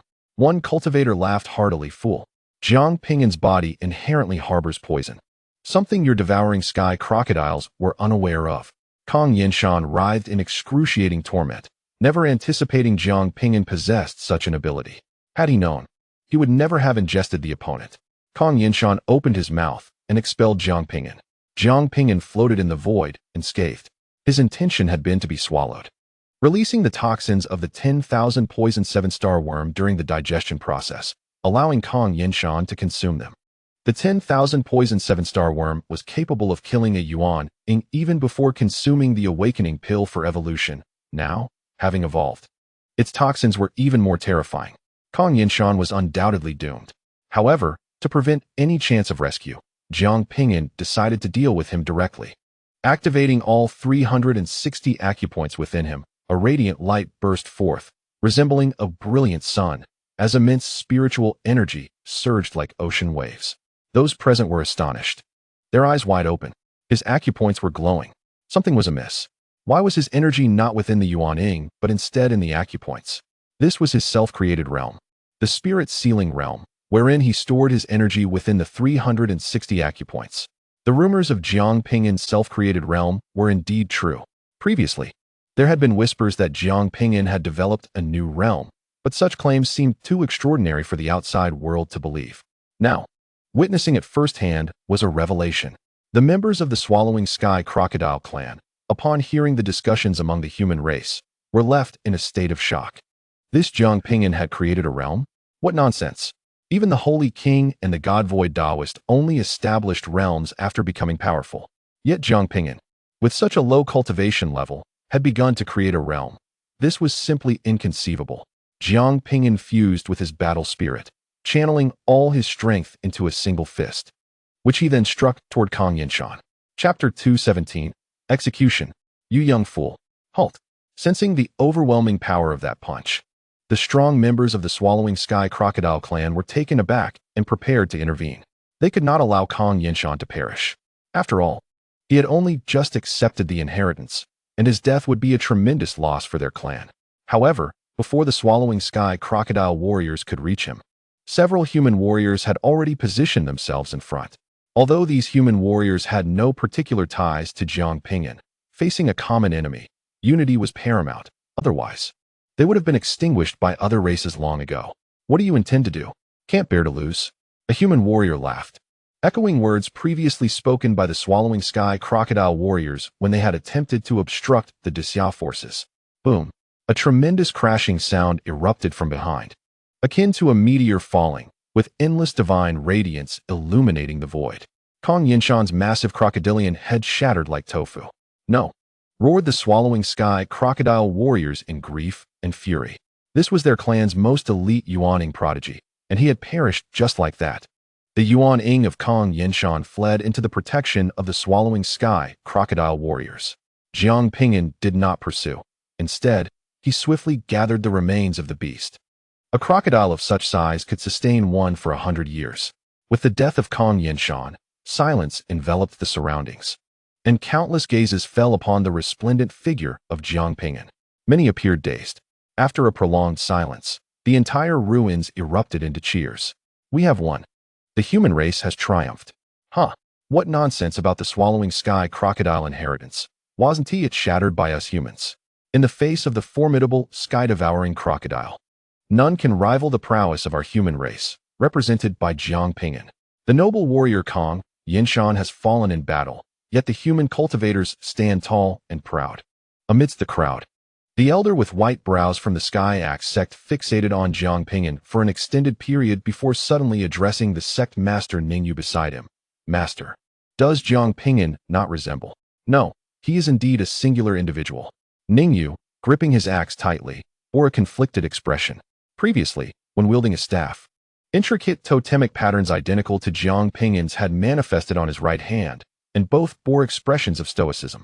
The sect master had been puzzled as to why the corpse-driving sect members engaged in close combat rather than their usual pursuits. It became evident that Jiang Ping'an was not one of them. Ningyu had recognized Jiang Ping'an as the former diviner.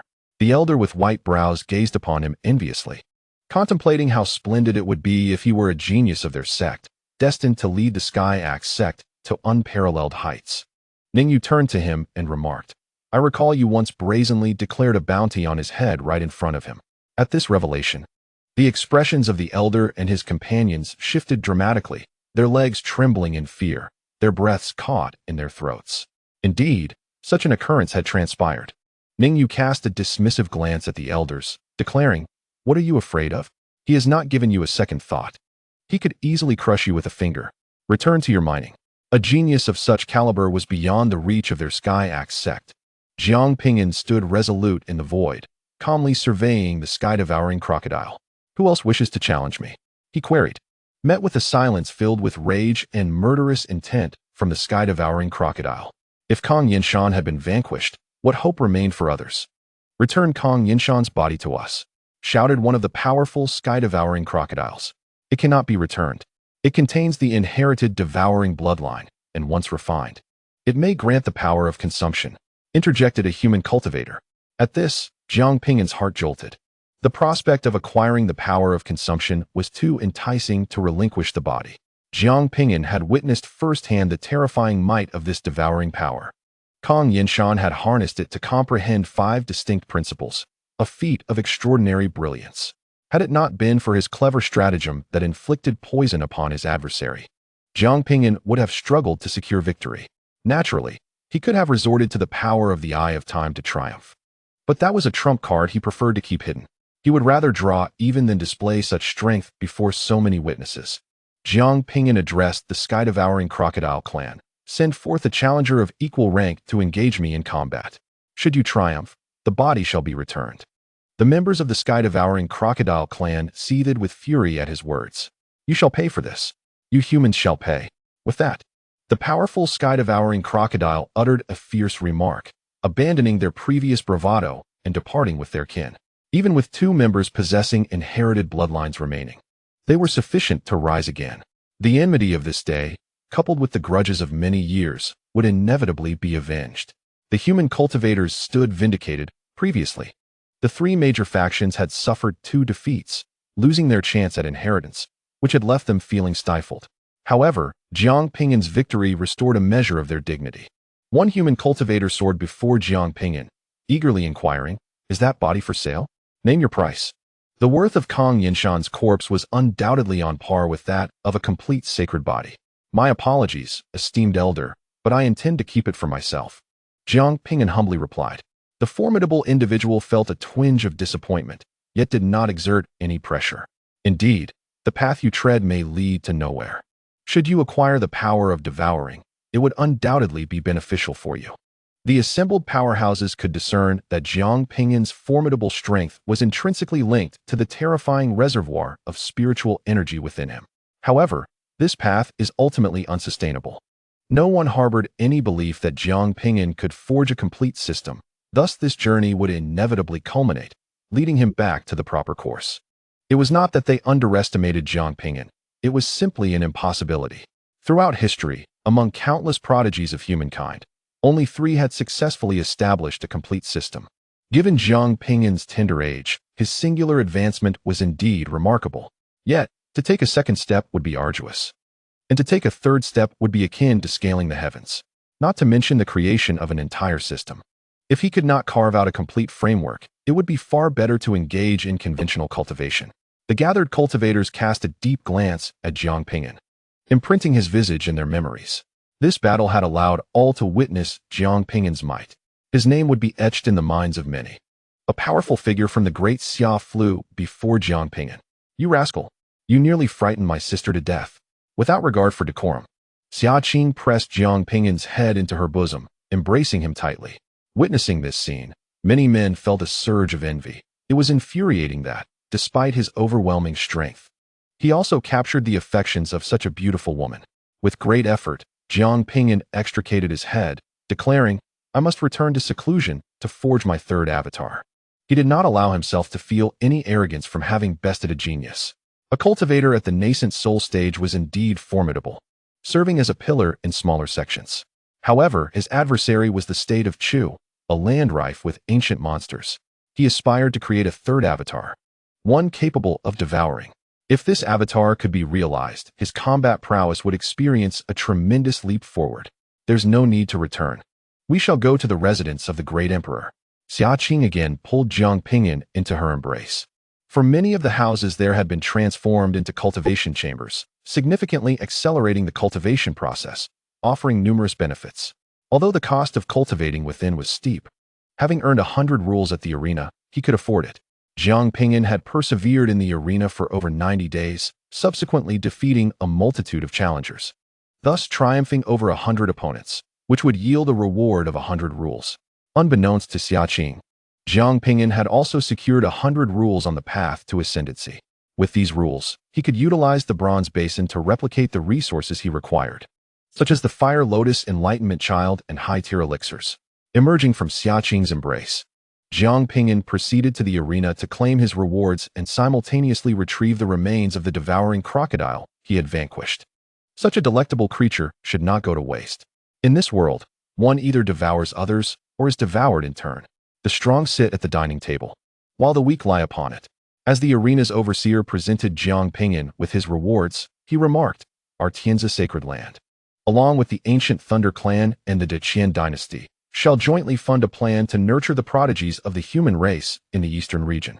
If time permits, I would like to invite you to become a leading figure among the youthful prodigies. We shall provide you with resources for specialized training."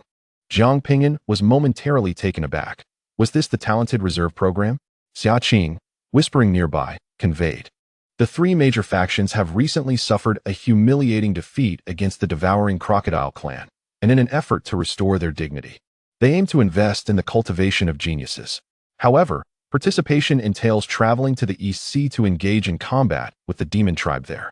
If you are free, you might consider joining. Although the specific plan has yet to be formulated, the benefits will undoubtedly be substantial.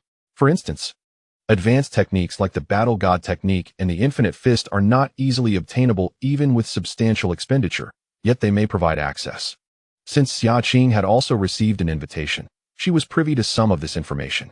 After a moment of silence, Jiang Ping'an replied, "I apologize, esteemed elder, but I currently lack the time. My participation will depend on circumstance." He wished to focus on his own advancement, for if this event conflicted with his training, the latter would take precedence. The arena supervisor chuckled, "No worries, participation is entirely voluntary." Jiang Ping'an bowed respectfully and departed toward the residence of the Great Emperor. The so-called residence of the Great Emperor was not as breathtaking as one might envision. It lacked magnificent and awe-inspiring architecture. Instead, there were merely a cluster of ordinary stone and wooden houses, appearing slightly better than the agricultural dwellings in their village. Influenced by various grand principles, these houses possessed a unique power, remaining intact despite the passage of time. Following renovations by the Lei family, these structures became places of enlightenment, frequented by many cultivators for their training. Jiang Ping'an sought out the person in charge to rent a room. Upon arriving at the management office and seeing the supervisor's appearance, he was taken aback. "Elder Lei?" The supervisor was none other than Meng Jing's mother, Lei Lan. Chapter 218, The Great Emperor's Residence. It was astonishing to discover that Meng Jing's mother was present at the Great Emperor's ruins. Lei Lan was not only Meng Jing's mother, but had also bestowed upon him the Thunder Flash, significantly enhancing his combat prowess, thus holding a debt of gratitude in his heart. Lei Lan possessed a delicate and graceful visage, radiating a soft and clear beauty akin to the moon. Her long, slender brows were elegantly arched, exuding an air of maturity. Her long, lustrous black hair, smooth as silk, contrasted strikingly with the white satin she wore. A beautifully crafted jade hairpin adorned her hair, neatly gathering it into an elegant style, enhancing her dignified appearance. With a gentle smile, Lei Lan remarked, "Oh, do not stand on ceremony. Simply call me Aunt Lan." She held a fondness for this promising young man. Having witnessed the previous battle, Lei Lan recognized that Jiang Ping'an had already reached the level of a top prodigy within their clan. "Aunt Lan," Jiang Ping'an respectfully addressed her. Though the formality felt somewhat awkward, Lei Lan expressed mild discontent at his stiffness. Xia Qing intervened. "Let us not tease him. He has his own personality. Are there any rooms available? Please prepare a place for him to cultivate." Lei Lan shook her head. "You have arrived late. All the ordinary rooms have been rented out, leaving only the chambers once occupied by the Great Emperor. However, to train there for a year requires a payment of 20 principles. If you wish to stay, I can offer a discount, reducing it to 10 principles for the year." She was merely managing this place for the Lei family and had no authority to waive fees. Being able to have the cost was already the utmost she could do. Jiang Ping'an inquired, "Will cultivating in the Emperor's chamber accelerate the pace of my training?" Such an exorbitant price must surely have its justification. "The cost is high primarily because it was once the residence of an emperor," Lei Lan candidly replied. "There are no additional extraordinary effects?" Xia Qing expressed her disbelief. "None. Leilan awkwardly admitted, restraining her urge to scoff.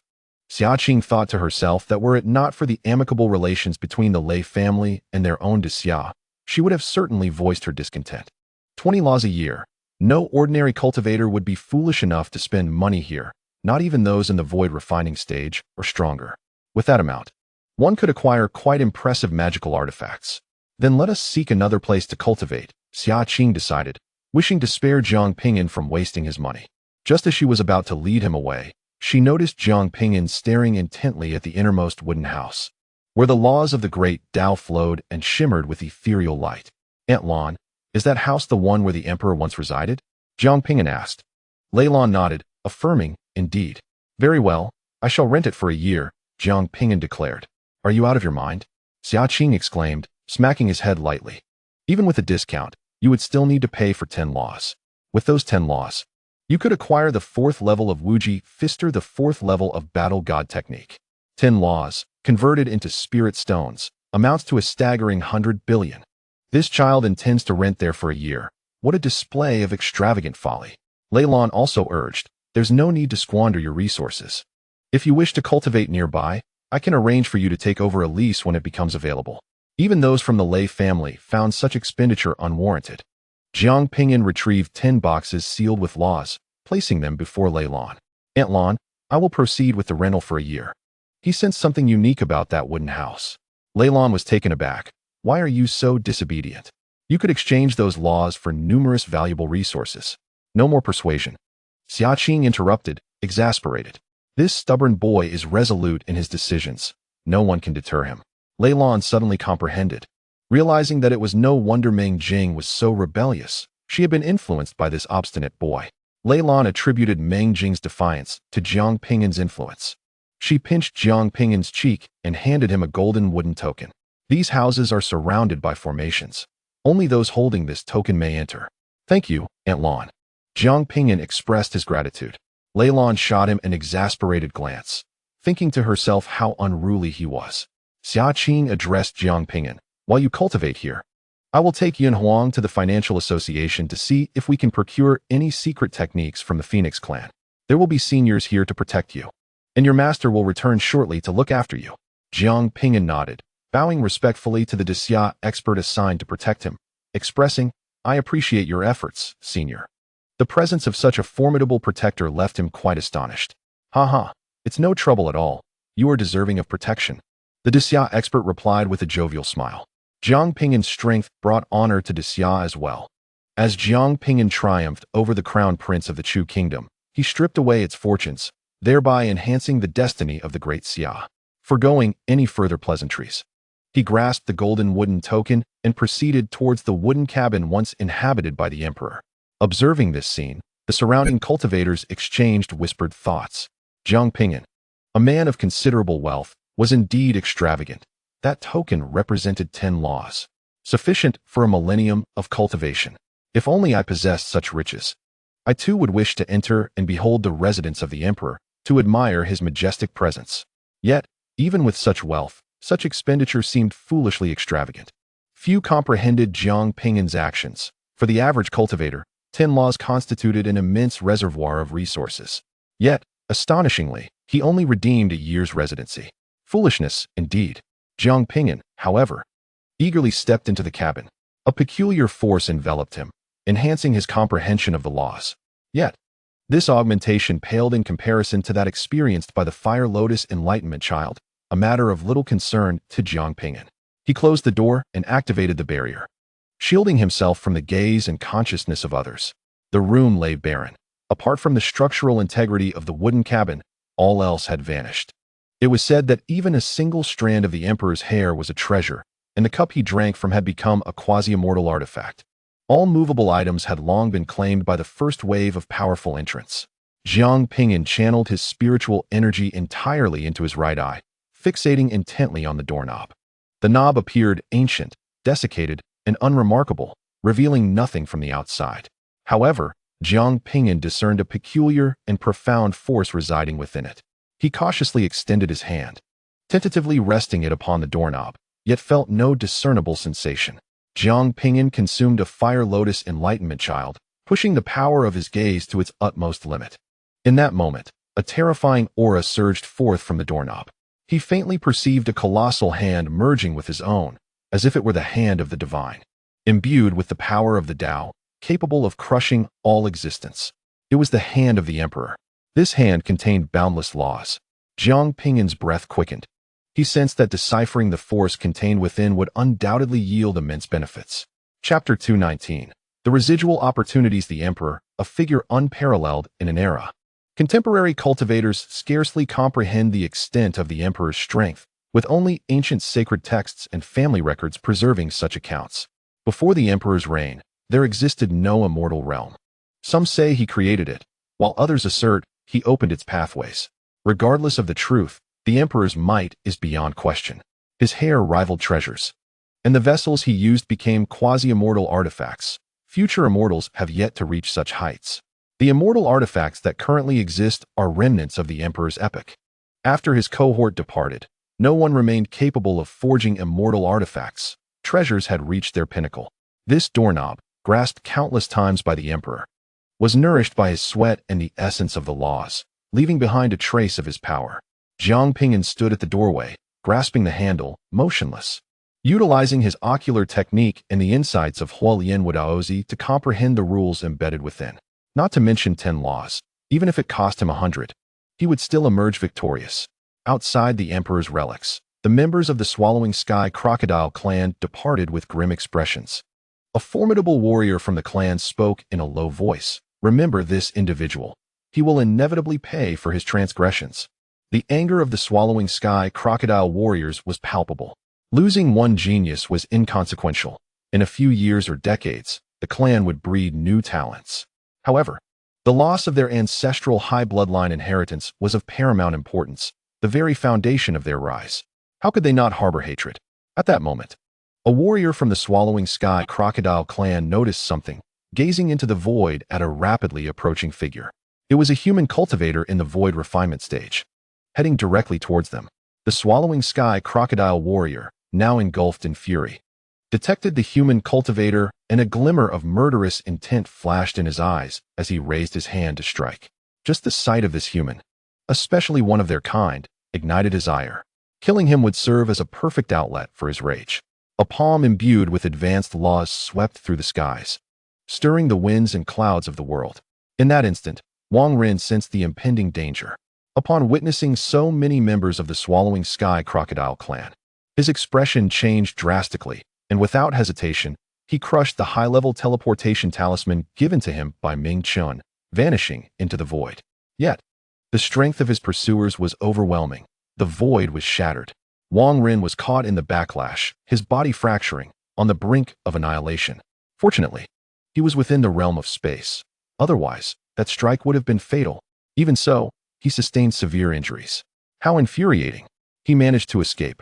The Swallowing Sky Crocodile warrior's fury intensified as he turned to seek out several human nations, vowing to consume everyone within.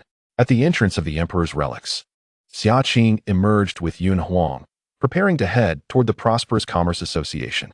At that moment, the surrounding space tore apart, and a bloodied figure fell through. The aura of a void refinement expert shocked those nearby. Xia Qing noticed the individual, her face paling. Elder Wang. She hurriedly flew over, producing her most precious healing elixir and placing it in Wang Ren's mouth, while invoking the technique of endless vitality to heal him. Elder Wang, what happened? Who has injured you so grievously? Although Wang Ren had just broken through to the void refinement stage, being a practitioner of that level, it was generally difficult for an ordinary person to harm him. The Swallowing Sky Crocodile clan had left him in a weakened state, incessantly coughing blood, his body on the verge of splintering. Xia Qing's pupils constricted in disbelief, realizing that Elder Wang had encountered the departing Swallowing Sky Crocodile clan. Elder, hold on. I will take you back to the Great Xia and ensure you receive treatment. Coughing violently, Wang Ren gasped, do not tell Ping'an. He was acutely aware of Jiang Ping'an's burdens. The child had already shouldered too much and could not bear any additional pressure. With those words, Wang Ren fainted, the advanced laws invading his body, wreaking havoc and causing severe injuries. Xia Qing's expression turned grave as she swiftly took Wang Ren away. If he did not receive timely treatment, he would undoubtedly perish. This matter has not stirred much commotion. Currently, attention has shifted to another issue. Reports suggest that the three formidable forces, the Daiqian dynasty, the ancient Thunder Clan, and the heavenly Zhe Sacred Land, are set to initiate a program known as the Prodigy Savings Plan. The primary objective is to nurture promising talents among humanity, with these three powers collectively funding their development. Regardless of their origins or affiliations, even those backed by clans and sects will not be hindered. This news has circulated across hundreds of nations and numerous great powers in the Eastern domain, prompting these nations and forces to begin selecting prodigies in preparation for this significant event. Being chosen for cultivation by the three great powers would provide immense advantages to these nations and factions, primarily enabling their descendants to forge connections with many talented individuals. The realm of cultivation is not solely about combat. It also encompasses the intricacies of human relationships. Jiang Ping'an remained oblivious to these developments as he stood motionless, grasping the doorknob of the room once occupied by the emperor, contemplating the latent energy it held. Each rule appeared as complex as an advanced cultivation technique, nearly impossible to comprehend. Days turned into weeks, and weeks into months. A layer of dust gathered on Jiang Ping'an, yet he remained steadfast, resembling a statue. With the insight of the Fire Lotus enlightenment and the power of his dual gaze, it was the first time Jiang Ping'an realized that such understanding could take so long. Even after 6 months, he had merely imprinted these rules in his mind. Hey, you stubborn blockhead, what have you been up to these past 6 months? If it weren't for your mother saying you were at the emperor's residence, I would suspect you had eloped with some woman. The voice of Meng Jing echoed through the communication jade talisman at his waist. She had left numerous messages, and Jiang Ping'an had not replied. Her longing for him compelled her to reach out. Jiang Ping'an shook off his reverie and brushed the dust from his body. The emperor's depth was truly unfathomable. Even the residual energy from merely grasping the doorknob was challenging to decipher. He had already internalized these rules. Now, he merely needed to ponder them. After shaking off the dust, he grasped the jade slip and replied, "Has it really been 6 months?" Meng Jing, exasperated, responded, "You truly are a cultivation blockhead, unaware of how much time has passed. So, have you figured out how to take the next step?" "Not yet. No rush," Jiang Ping'an replied, stretching his stiff body. "If this path proves too challenging, you could always inherit the legacy of my Thunder Clan's immortals. That would be quite formidable." If the elders of the Thunder Clan were to hear Meng Jing's words, they would surely be incensed. Such a precious foundation. And she was suggesting it be given to an outsider. No need. Powerful things are not necessarily suitable for me, Jiang Ping'an thought, feeling touched by her desire to share valuable opportunities with him. I've heard you are quite strong, but I am not weak either. I have been selected for the Prodigy Reserve program, and I may become a leading figure in the future." After half a year of silence, Meng Jing spoke incessantly, sharing everything that had transpired during that time. Jiang Ping'an listened attentively as she chattered on for an entire day, eager to recount every detail until she was summoned by an elder of her clan for training, leaving reluctantly. Jiang Ping'an once again retrieved the communication jade slip from Hunyao, who had left an abundance of messages, each commencing with "Ping'an Go, I miss you." Upon connecting with Hunyao, the young girl wept incessantly, causing Jiang Ping'an to feel a twinge of panic. He was not adept at comforting a child. Fortunately, her sobs soon subsided, allowing him to breathe a sigh of relief. He found it perplexing that hearing a girl cry weighed heavier on him than facing the pressures of battle against Kang Yinshan.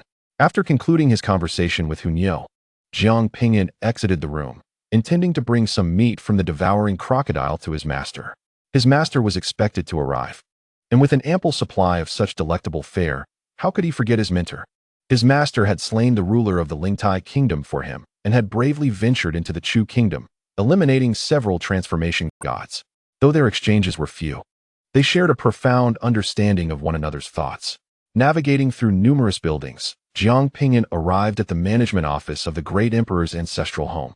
Lei Lan was seated within, absorbed in her cultivation, surrounded by the laws of thunder, appearing ethereal and captivating.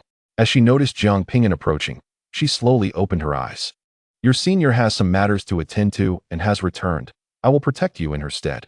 Curiously, Jiang Ping'an inquired, "What about my master? Wasn't she supposed to come?" Lei Lan's expression shifted slightly. "Your master is also occupied." Sensing the change in her demeanor, Jiang Ping'an was engulfed by an ominous premonition. He retrieved a storage bag and handed it to Lei Lan with both hands, saying, "Aunt Lan, this is meat from the devouring crocodile. It's exquisite." Lei Lan nodded. Accepting the storage bag, the resource allocation plan of the three major factions is about to commence. If you participate, it will save you a significant amount of cultivation resources.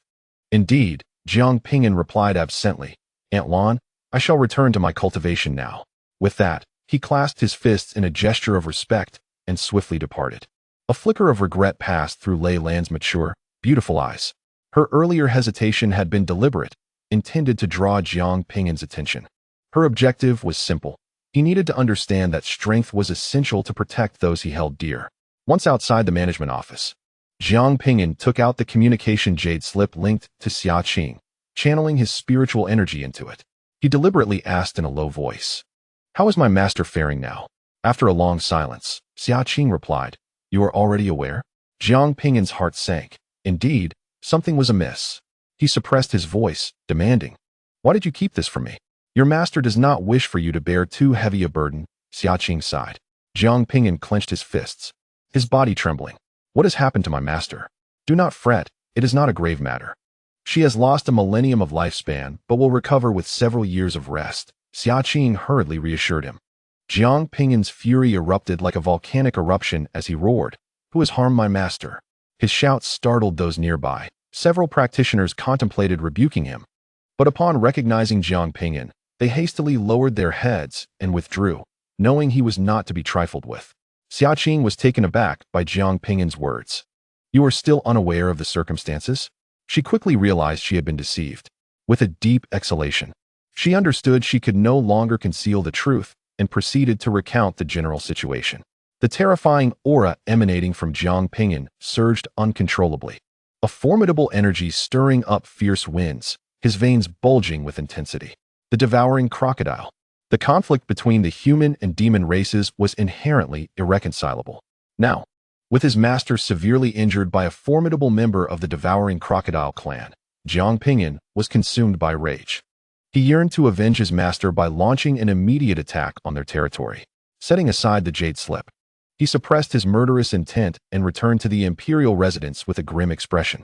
In the medical chamber of the great Xia imperial city, Xia Qing placed down the communication jade slip with a sigh.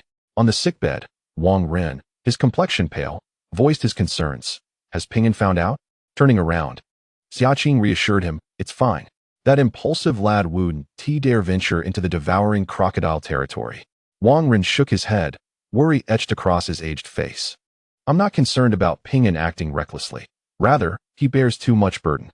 At his age, he should be experiencing more joy." After a prolonged silence, Xia Qing said, "Senior Wang, please focus on your recovery. There's no need to dwell on it." With another sigh, Wang Ren slowly closed his eyes, hoping that Jiang Ping'an would not bear too much pressure. Upon returning to the imperial residence, Jiang Ping'an shut the door and activated the barrier. Devouring crocodile clan. "Just you wait. This grudge shall be avenged by my own hand." Determined to venture into the territory of the devouring crocodiles, he was well aware of the dangers that lay ahead, yet he felt compelled to proceed. However, not at this moment. Before setting out, he needed to grow sufficiently strong. Otherwise, he would merely be delivering himself as prey. Firstly, he aimed to consolidate his third avatar to enhance his combat prowess. Secondly, he sought to fully comprehend the law of gravity and master a supreme technique related to it. Thirdly, he wished to learn a top-tier mental technique to unleash the true potential of his mental power. Fourthly, he aimed to penetrate the mysteries of the Emperor's hand seal. While others believed Jiang Ping'an had reached the zenith of his combat capabilities, he knew this was not the case. His mental strength and gravitational talents remained untapped. Only upon mastering these two forces would he truly reach his peak. Should others discover this, they would undoubtedly be astonished. Suppressing the negativity within, Jiang Ping'an recognized that the paramount task was to enhance his strength, avoiding any impulsiveness. He retrieved a fist-sized orb of black blood radiating the essence of devouring laws. Dark as ink, pulsating with an overwhelming power that seemed capable of consuming all.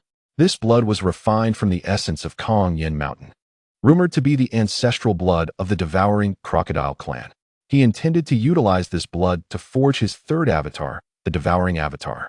This undertaking might not guarantee success, but he was determined to try.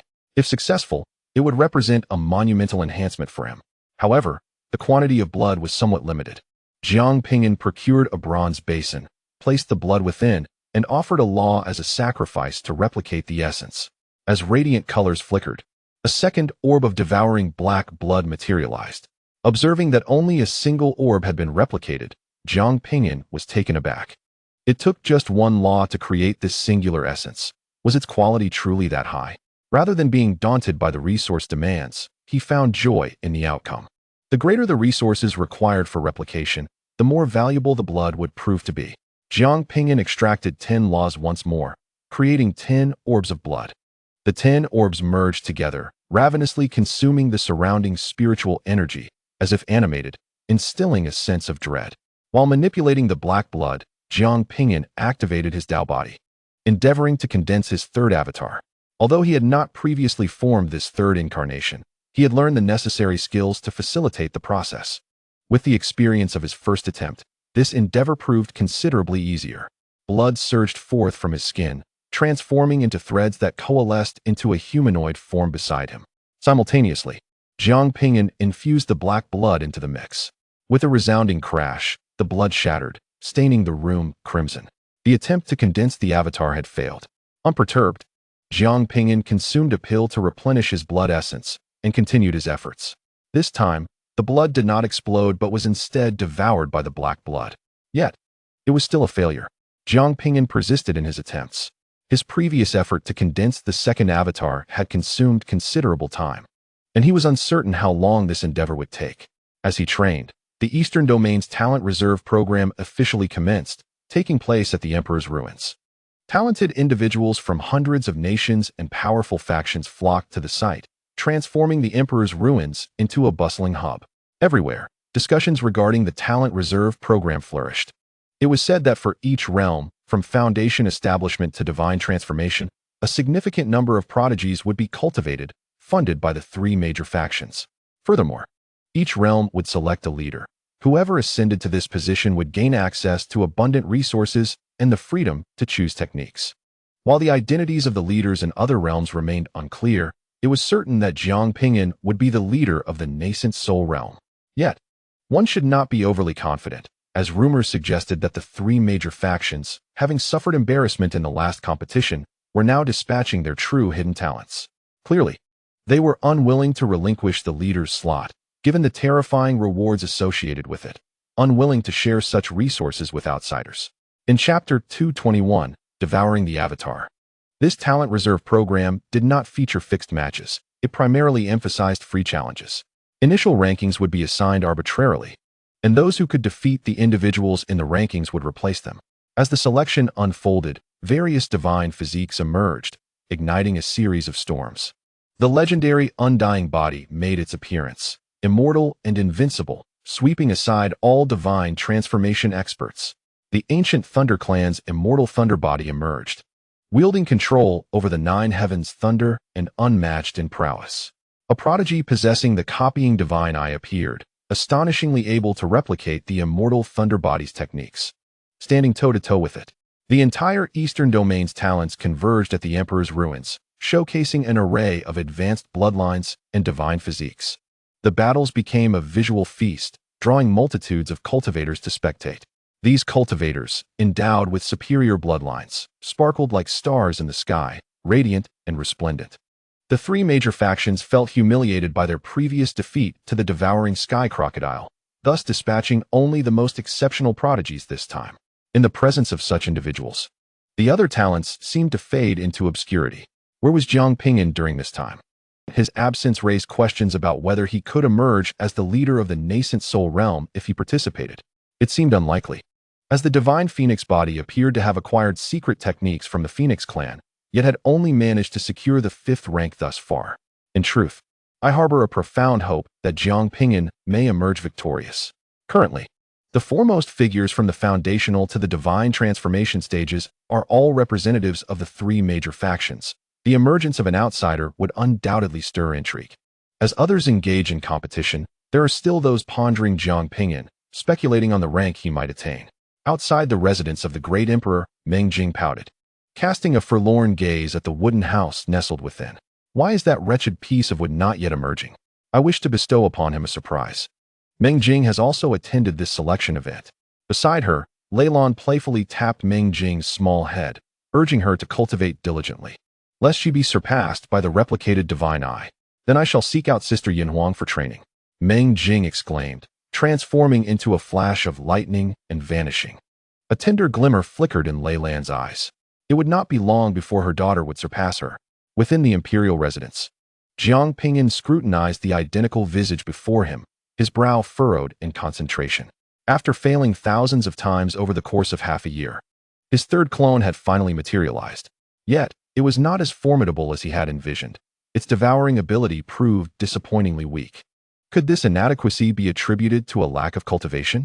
Jiang Ping'an expended several fundamental laws to replicate the awakening pill and the heavenly profound pill, aiming to enhance the innate talent of his devouring clone.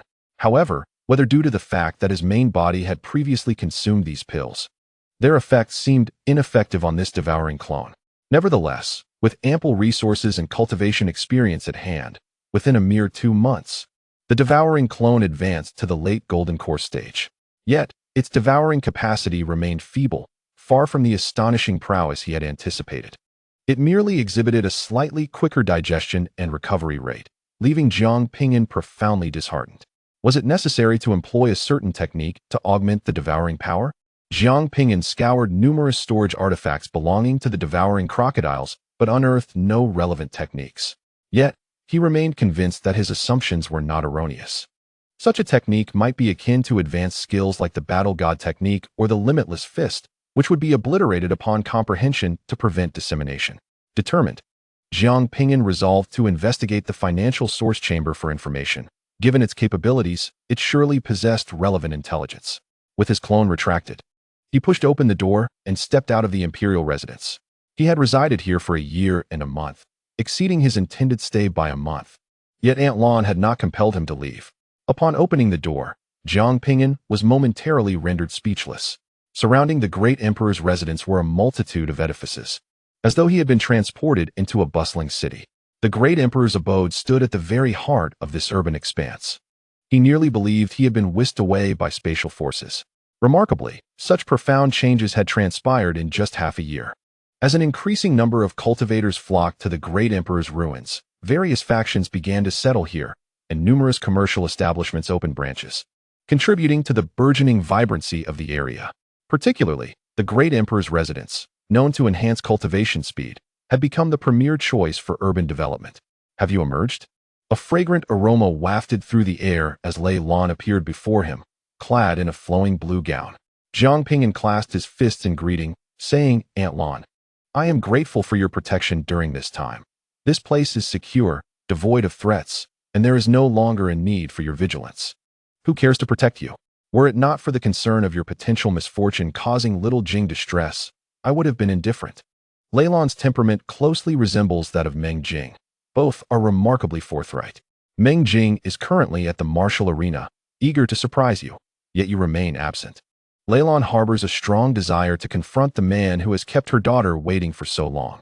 Jiang Ping'an's face brightens at the thought of Meng Jing's presence. After several years, he wonders how she has grown, perhaps as beautiful as Aunt Lan. "Aunt Lan, where is the local merchant guild? I wish to purchase some items." Jiang Ping'an inquires, seeking to comprehend whether the devouring power of the Tian Il clan requires special techniques for activation. "Everything you desire is right here," Lei Lan responds, producing a white jade slip of information and handing it to Jiang Ping'an. He gazes at her in confusion, questioning how Aunt Lan could possibly know his wants. Accepting the jade slip, he delves into its contents, a cascade of information flooding his mind. History, territorial scope, recent developments, and the devouring talents of the Tian Il clan. All pertinent knowledge regarding the Tian Il clan, including matters related to the devouring power, is contained within. Jiang Ping'an recoils in disbelief, staring at Lei Lan in astonishment. "Aunt Lan knew what I sought. Do not be so surprised. If I could not discern such trivial matters, I would have wasted my years," Lei Lan retorts, grasping Jiang Ping'an by the collar and soaring towards the martial arena. "Thank you, Aunt Lan." Jiang Ping'an expresses his gratitude. The information is crucial for his impending retaliation against the Tian Il clan. He peruses the details concerning the devouring power, As anticipated, the devouring power his avatar possesses is not the genuine article. To fully activate it, one must undergo a special ritual of the Tian'il clan, necessitating a visit to their territory and participation in their sacred ceremony. This realization brings Jiang Ping'an a tinge of disappointment. He had not expected that despite having coalesced the devouring avatar, a ritual awakening was still required, whether for avenging his master or for awakening the true devouring talent. A journey to the Tian'il clan's domain is imperative. As Jiang Ping'an contemplates these matters, shouts erupt ahead. Crush him! How dare this scum challenge us, utterly deluded. Such beauty, yet a man, let's ruin his face. Before him lies the martial arena, teeming with cultivators watching the spectacle, the air buzzing with excitement. Within one of the barriers, Yi Wuqing stands bloodied, a gaping wound oozing crimson, several fingers severed. Before him stands a formidable swordsman wielding a green longsword, exuding a powerful aura. Lu Kuan glares contemptuously at the injured Yi Wuqing. You, of such lowly caliber, dare wield a sword? Those who walk the path of ruthlessness shall sow great calamities in the future. Today, I shall enact divine justice. Yi Wuqing longs to grasp the sword, but with his fingers severed, he can no longer maintain a firm grip. He wishes to defend himself, yet despair envelopes him as he grapples with the futility of existence. Unable to find a reason to continue living in this world, just as Lu Kuan was about to end Yi Wuqing's life, he suddenly sensed a binding force of mental energy that obstructed his assault. Who dares to interfere? Lu Kuan's voice turned cold as he scanned the numerous cultivators observing the battle. Those who met his gaze felt a chilling threat to their lives. They stiffened, lowering their heads, too afraid to make eye contact. The crowd was bewildered, questioning Lu Kuan's sudden change. Eventually, Lu Kuan's attention settled on a handsome young man, approximately in his 20s, whose eyes were as deep as the starry sky. Do you dare to block my path? Seeking death, are you? Lu Kuan's voice was as frigid as ice, a murderous intent flickering across his face. He despised any interference during combat. The spectators, filled with confusion, followed Lu Kuan's gaze, eager to discern who had the audacity to provoke him. Upon recognizing the young man's visage, they collectively gasped. Jiang Ping'an. He has emerged from seclusion. Jiang Ping'an? Is that truly him? So handsome.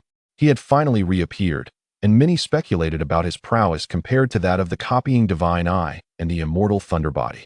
As soon as Jiang Ping'an appeared, numerous onlookers recognized him, their eyes reflecting awe and reverence. A year prior, it was Jiang Ping'an who had upheld the last vestiges of dignity in the eastern region. That battle had raged for 3 days, leaving an indelible impression on all who witnessed it within the imperial ruins. Upon hearing Jiang Ping'an's name, Lu Kuan's expression froze, beads of sweat trickling down his forehead. This man was indeed Jiang Ping'an. Although he had not witnessed that battle, Lu Kuan had heard of his formidable strength.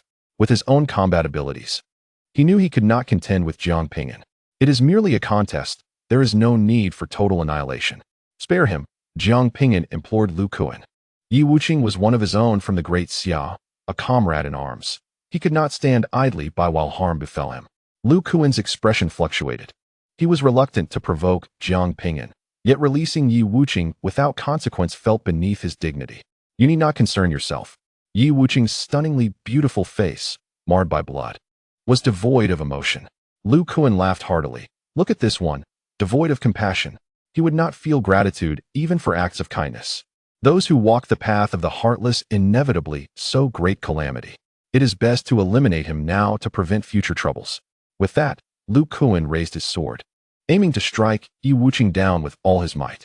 In an instant, Jiang Ping'an flashed into the barrier, positioning himself before Yi Wuqing. The powerful sword energy cleaved towards him, yet it was effortlessly split in two, dispersing to either side and slicing through 2 mountains in the distance. Seeing this, Lu Kuan's expression changed. So this was Jiang Ping'an? He had blocked the strike merely by the aura he exuded. Jiang Ping'an spoke calmly. Even among the demon and beast races, there exist those with benevolent hearts. To judge the future based solely on present circumstances is to unjustly slay the innocent. Begone. I do not require your sympathy. Yi Wuqing understood Jiang Ping'an's motives. He sensed the pity that underpinned his actions. Such sentimentality was a burden, hindering his path to strength. Jiang Ping'an produced a healing elixir, and before Yi Wuqing could react, he forcefully inserted it into his mouth, using his mental energy to propel it beyond the barrier. After completing these tasks, he disregarded Yi Wuqing entirely. The reason he saved the other person was merely a matter of convenience. A trifling effort that bore no significant impact on him. Half kneeling on the ground, Yi Wuqing, with wounds congealed upon his body, gazed at Jiang Ping'an within the barrier, anger, hatred, and resentment flashing across his face. Ultimately, these emotions dissipated, yielding to indifference as his taut muscles relaxed.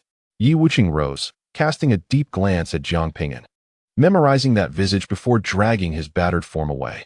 A ray of light pierced through the bleakness of his world. Lu Kuan narrowed his eyes, fixated on Jiang Ping'an. Interfering in others' affairs rarely ends well. Do you know who I am? Jiang Ping'an calmly met his gaze and replied coolly, I do not know who you are. But individuals who announce their lineage upon stepping out easily bring shame upon the forces behind them. Lu Kuan was rendered speechless by the retort. If the prince were to learn of his indiscretion, he would surely berate him mercilessly. Just as Lu Kuan found himself in a precarious situation, a sudden, melodious cry resonated in the sky, startling everyone. Jiang Ping'an, prepare to face death.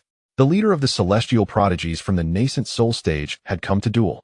All eyes turned toward the source of the voice, revealing a stunning woman clad in black. Her beauty was as radiant as a flower, with slender, pristine fingers, luscious lips, and a graceful demeanor akin to a willow swaying in the breeze. Yet, despite her exquisite appearance, she emanated a fearsome aura of tempestuous thunder, intimidating all who beheld her. Reminiscent of a lotus blooming amidst a storm, untouchable. It was Meng Jing, the celestial thunder body of the ancient Thunder Clan. Rumor had it that Meng Jing shared a close bond with Jiang Ping'an, yet she appeared more like a rival. The spectacle was undoubtedly intriguing. The celestial thunder body currently ranked first, comparable to the replicated divine eye, leaving one to ponder who was stronger, she or Jiang Ping'an. Meng Jing's arrival captivated a throng of onlookers, drawing even those observing other barrier battles to this scene. Recovering from his stupor, Lu Kuan laughed mockingly. Ha ha, Jiang Ping'an. You have many enemies. What did I tell you? Interfering in others' matters will surely attract trouble. Aware of his inability to contend with Jiang Ping'an, he found solace in the thought that the celestial thunder body of the ancient Thunder Clan could teach him a lesson. With Meng Jing's current battle prowess ranking first, comparable to the second best, it was clear that trouble was imminent for Jiang Ping'an. I shall refrain from engaging you. I must conserve my strength to avoid being severely injured later. Lu Kuan chuckled as he exited the barrier, crossing his arms and preparing to watch the spectacle unfold. Jiang Ping'an, are you ready to meet your demise? Meng Jing flashed her white teeth, the sky crackling with thunder as an overwhelming pressure enveloped the surroundings, creating a startling phenomenon. The audience held their breath, eyes glued to the battlefield. Would the celestial thunder body of the ancient Thunder Clan prove superior, or would Jiang Ping'an, who had triumphed over the devouring crocodile, emerge victorious? This battle promised to shake the eastern region. The chill on Jiang Ping'an's face faded as he regarded Meng Jing with gentle eyes. She had matured, her figure tall and slender, exuding a blend of purity and fervor. Jiang Ping'an, die? Meng Jing grinned, advancing gracefully as her petite fist struck against Jiang Ping'an's chest. Alas, Meng Jing exaggeratedly shrieked, her body collapsing to the ground as she clutched her fists and exclaimed, Jiang Ping'an, you are truly formidable. You have shattered my fist. The first place is yours. The spectators, who anticipated a monumental battle, were momentarily stunned, their minds flooded with questions. What was happening? Where was the grand confrontation they had been eagerly awaiting? Stop fooling around and get up. Jiang Ping'an smiled gently, bemused by the fact that this girl, already 20 years old, still reveled in such antics. I am gravely injured. You must lift me, Meng Jing declared, remaining motionless on the ground, even more mischievous than a playful tiger. Jiang Ping'an summoned his mental energy to lift her body. Instantly, Meng Jing pouted unhappily. I meant for you to carry me. Her irritation flared as she leapt onto Jiang Ping'an, her mouth wide open, fiercely biting down on his shoulder. Ouch, my teeth. You stubborn blockhead, why are you so tough? Tears glimmered in her eyes from the pain, as it felt as though her teeth might shatter. Observing their antics, the gathered cultivators were left exasperated. Was this the promised epic battle? What were these two doing? Was it a display of affection? Such blatant audacity. If only I were strong enough to confront them, I would teach them a lesson. Someone, Please come and give these two a good thrashing." Many envious single cultivators were left in tears. The esteemed goddess of the Lei family, the embodiment of celestial thunder, was flaunting her affection for Jiang Ping'an right before their eyes, as if luring them to be mere spectators. As they awaited Jiang Ping'an to be bested, Lu Kuan was left bewildered. This was entirely different from the scenario he had envisioned. Consumed by jealousy, Lu Kuan felt as though his teeth might grind to dust upon witnessing the closeness between Jiang Ping'an and Meng Jing. Suddenly, he noticed a young man in white approaching, his eyes bound with white cloth. Upon seeing him, Lu Kuan's expression brightened, and he hurriedly called out, "Brother Nangong." Other cultivators also took note of this youth, their faces reflecting a sense of reverence. The divine Nangong had arrived. He was here to challenge the embodiment of celestial thunder. No. Now the first challenge was against Jiang Ping'an. The true battle was about to commence. Chapter 223. The duplication of talent. The appearance of the young man in white, Nangong Shun, immediately captured the attention of the crowd, creating a stir that rivaled Jiang Ping'an's own arrival. Lu Kuan quickly approached Nangong Shun, exclaiming, "Brother Nangong, your timing is impeccable. Jiang Ping'an has now taken the lead among those in the Nascent Soul stage. If you defeat him, the first position will be yours, granting you the title of leader." Although Meng Jing had failed to teach Jiang Ping'an a lesson, the formidable Nangong Shun surely could. That infuriating Jiang Ping'an was truly a sight to behold. Lu Kuan, in truth, harbored no significant grudge against Jiang Ping'an. His irritation stemmed from the latter's previous interference in his violent intentions. Meng Jing, still perched on Jiang Ping'an, felt her smile fade as she noticed Nangong Shun's arrival. "Blockhead, brace yourself for a tough battle ahead." Jiang Ping'an turned to the youth with the cloth over his eyes, pondering who he was. Though it was their first encounter, he could sense the hostility emanating from him. Meng Jing descended from Jiang Ping'an and explained, "This person is called Nangong Shun, hailing from the Great Qin dynasty. He currently ranks second among the prodigies in the Nascent Soul stage and has been relentlessly pursuing the top position. However, we are evenly matched. I was fortunate enough to secure the first position early on, while my opponent has persistently challenged me. This individual possesses a formidable ocular technique, capable of replicating the abilities of others. Whether it be my lightning spells or the techniques of others, he can assimilate them and transform them into his own." Hearing this, even someone as composed as Jiang Ping'an could not suppress a flicker of astonishment in his eyes. The ability to replicate others' techniques. Meng Jing nodded in affirmation. "Indeed, it is as terrifying as it sounds. Any confrontation with him results in the replication of techniques. Although the potency may not reach 100%, it can surpass 90%. Jiang Ping'an was profoundly shocked. The techniques that others had painstakingly cultivated could be effortlessly copied by this opponent during battle. This presents a tremendous psychological blow to those being copied. Previously, he had encountered someone impervious to all techniques, and now he faced another prodigy capable of replicating the martial arts of others. Truly, the power of great factions is formidable, with such terrifying talents emerging from their ranks. Jiang Ping'an inquired further, "What rewards accompany the position of leader?" He was entirely unfamiliar with the prodigy's reserve plan. The extent of the rewards would dictate the effort he would exert. Meng Jing replied with a smile, "The rewards are exceedingly generous. Every decade, 100 rules, allowing the selection of any technique valued below 100 rules, with guidance from venerable elders of the three great factions, all of whom have lived for millennia." Upon hearing these rewards, Jiang Ping'an's heartbeat quickened slightly. The rewards indeed seemed immensely generous. Merely the reward of 100 rules would entice even those at the void refinement stage. Moreover, the prospect of selecting a high-level technique was enticing. The most precious reward, however, is the guidance of superlative masters. Those ancient beings, each a veritable compendium of knowledge, could significantly shorten one's journey by millennia with their mentorship. Given these prospects, he resolved to take this seriously. He did not care for the title of leader. What mattered were the rewards. "Go for it. If you cannot win, I shall help you reclaim victory." Meng Jing cheerfully patted Jiang Ping'an's shoulder before vanishing like a streak of lightning, vacating the battlefield.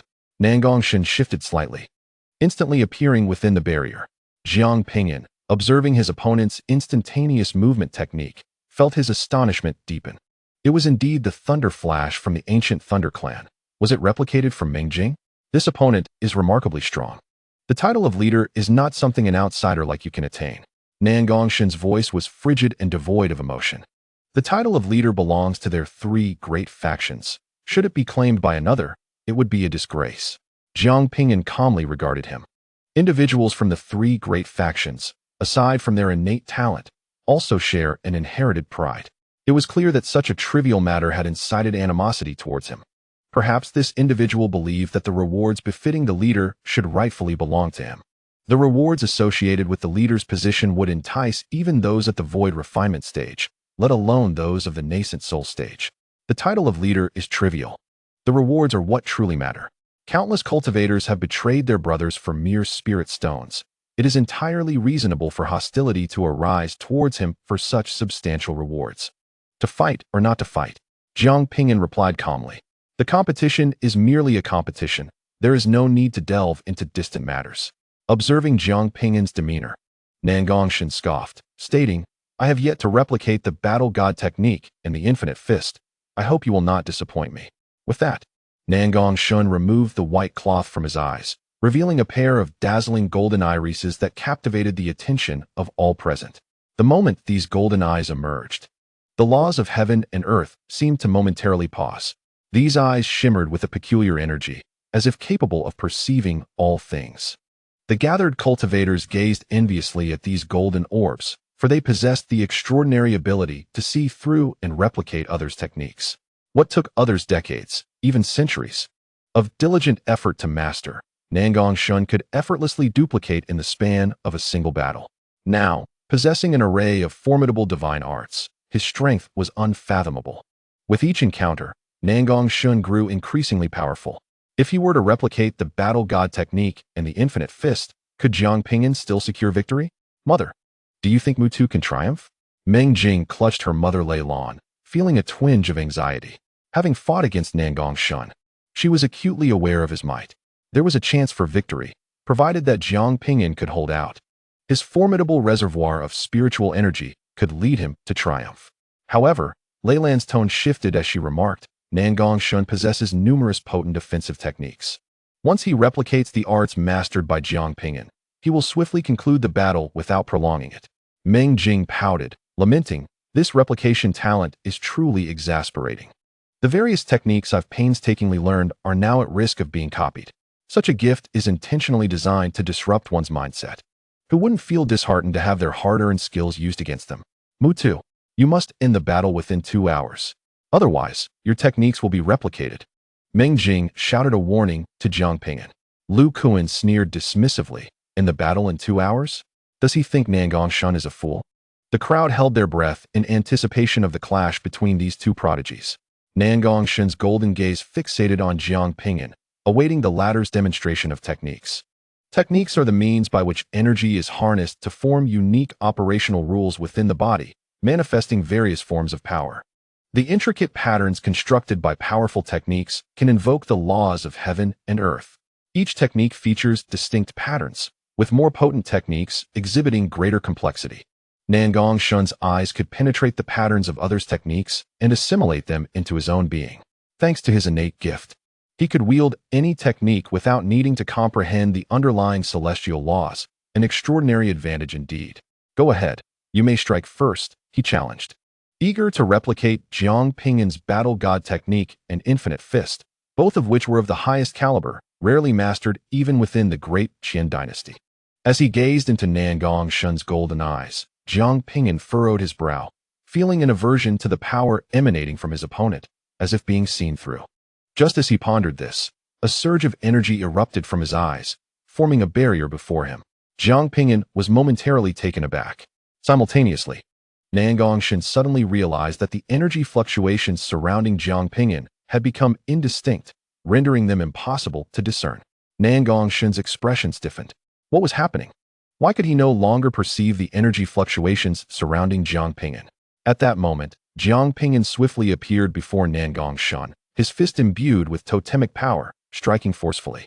Nan Gongshan's expression changed drastically as he hurriedly summoned a defensive spell, raising a thick earthen wall before him. Bang! Jiang Ping'an's punch shattered the wall, sending Nan Gongshan hurtling through the air with overwhelming force. Chapter 224. Restraining the divine. Had Nan Gongshan been momentarily distracted? How could he fail to evade such a straightforward attack? His face suddenly paled, bewildered by the unfolding events. The onlookers were taken aback to witness Nangong Shun being launched away by Jiang Ping'an's might. It was only the beginning, yet such a situation had already arisen.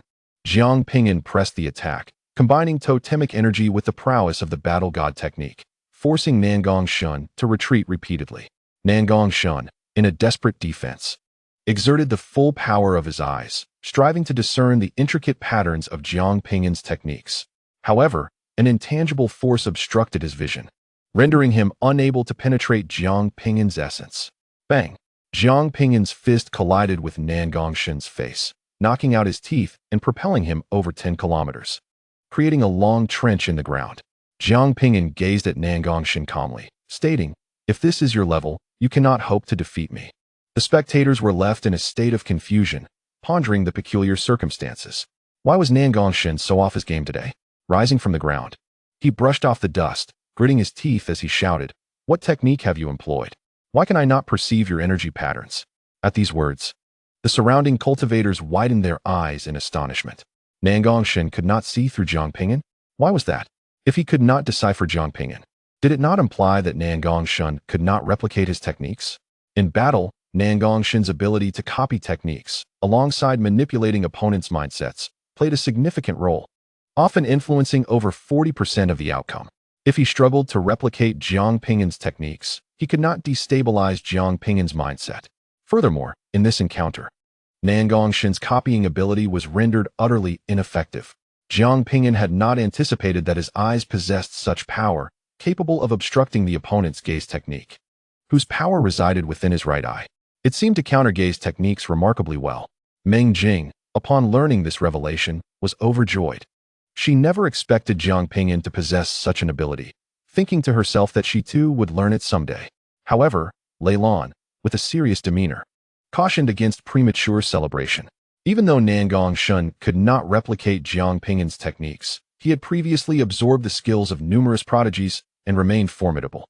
True to his reputation as a genius, Nangong Shun quickly regained his composure after a brief moment of shock. "Even if I cannot duplicate your techniques, I have mastered nearly 100 powerful spells. I can still triumph over you." With renewed vigor, Nangong Shun summoned his inner energy, preparing to launch an offensive. "You're about to unleash a thunderous technique, aren't you?" Jiang Ping'an suddenly remarked. Nangong Shun's body jolted. How could Jiang Ping'an possibly know his intentions? In that instant, the sky darkened, ominous storm clouds converging above Jiang Ping'an, as a lightning serpent descended from the heavens at an astonishing speed. Jiang Ping'an swiftly evaded the assault, closing in on Nangong Shun. In response, Nangong Shun executed a lightning flash to dodge, declaring, "I too can wield lightning." Suddenly, he was struck by a searing pain in his abdomen, sent hurtling back to crash into a mountain. Stabilizing himself in midair, he gazed at Jiang Ping'an, only to employ the lightning flash again to escape. Yet, Jiang Ping'an once more obstructed his path, delivering a powerful punch that drove him into the ground. The earth shattered, and countless rocks were sent flying. Nangong Shun emerged from the rubble, covered in dirt, disbelief etched across his face. "Impossible. How did you know the direction I would flee?" The techniques he had replicated were inherently flawed, riddled with imperfections. Jiang Ping'an's gaze remained calm and unwavering. Even in the foundational stage of his cultivation, he had possessed the ability to see through the human body, discerning the flow of energy within. He was quite familiar with the lightning flash, enabling him to predict Nangong Shun's movements as he executed the technique. Had it been Nangong Shun's own comprehension of the lightning flash, discerning its flaws would have been a challenge. No, it cannot be. Nangong Shun hastily prepared to counterattack. Just as he was about to unleash his technique, Jiang Ping'an interjected. "Wind-based techniques? This maneuver was employed by the Swallowing Sky Crocodile clan. It bears no effect on me." Nangong Shun's pupils constricted in shock. How could he have discerned that again? Tornadoes, piercing through the heavens and earth, surged toward Jiang Ping'an. With a mere wave of his hand, he summoned a tremendous force that intensified the winds, shattering the tornadoes and scattering rocks. Such underhanded tactics are futile. Jiang Ping'an raised his fist to confront the oncoming Nangong Shun. Their fists collided in midair, a cataclysmic clash that shook the very fabric of reality. "Are you planning to unleash the Phoenix Flame? It appears you have faced Yin Huang, but it will be of no use to me."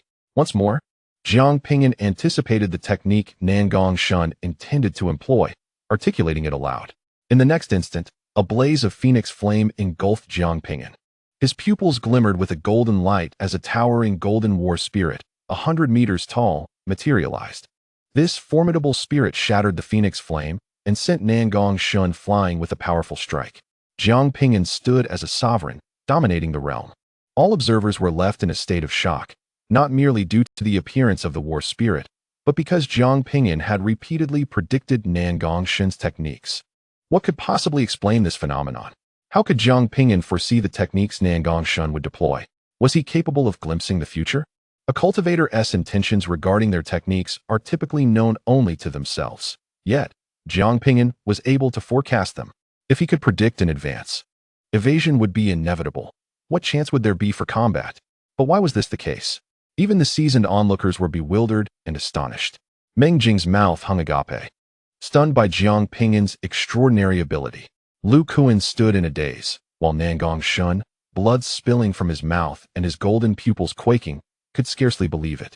Impossible. This absolutely cannot be. Not only can I not replicate his techniques, but how is it that Jiang Ping'an can see through my every move? Jiang Ping'an gazed calmly at Nangong Shun. Is that all there is? Nangong Shun shuddered. As a prominent figure of the great Qin dynasty, capable of mastering myriad techniques and standing at the pinnacle of Yuanhao period cultivators in the eastern domain, he found himself in an unexpectedly awkward position. No, you are undermining my resolve. Nangong Shun immediately recognized Jiang Ping'an's psychological assault. Even if you see through me, so what? Even if I cannot replicate your techniques, I am still well versed in countless arts. Nangong Shun steadied his mind and unleashed the thunderous techniques of the ancient Thunder Clan to attack Jiang Ping'an. A flicker of surprise crossed Jiang Ping'an's eyes. The prodigies of these great powers exhibited remarkable talent and mentality. With a composed mindset, Nangong Shun unleashed his formidable techniques. Engaging in combat with Jiang Ping'an, the myriad techniques, diverse and ever-changing, flowed effortlessly from him. Clad in snow-white robes, Nangong Shun and Jiang Ping'an erupted into a breathtaking battle within the barrier. Jiang Ping'an could only anticipate the techniques he had previously encountered. He struggled to respond quickly to unfamiliar ones. Terrifying divine phoenix flames, sword rain imbued with sword intent, and explosive, overpowering punches collided continuously with Jiang Ping'an, creating resplendent and fearsome divine lights. The spectators were left awestruck. This exemplified the terror of the eye of replication. While Kang Yinshan of the Sky-Eating Crocodile clan was proficient in merely 5 laws, Nangong Shun was adept in countless arts. Chapter 225. The wood god clone Nangong Shun shone like a radiant sun, emitting a dazzling brilliance that stirred the hearts and minds of all. Jiang Ping'an, if facing any other opponent, would have long since been defeated. Rumor has it that the crown prince of the great Qin dynasty surpasses even Nangong Shun. These great powers are indeed formidable. Who will emerge victorious? Who will become the leader among the Yuanhao period cultivators? It hinges on whether Jiang Ping'an can exhaust Nangong Shun's spiritual energy or whether Nangong Shun's attacks will be overwhelming enough to defeat Jiang Ping'an first. Most observers recognize that Nangong Shun wielded a greater variety of offensive techniques and had consistently assumed the offensive role. In contrast, Jiang Ping'an remained on the defensive. Jiang Ping'an's advantage lay in his abundant spiritual energy, while Nangong Shun's strength resided in his multitude of powerful techniques, allowing for unexpected assaults. The battle raged on for an hour, and the landscape within the barrier lay in ruins.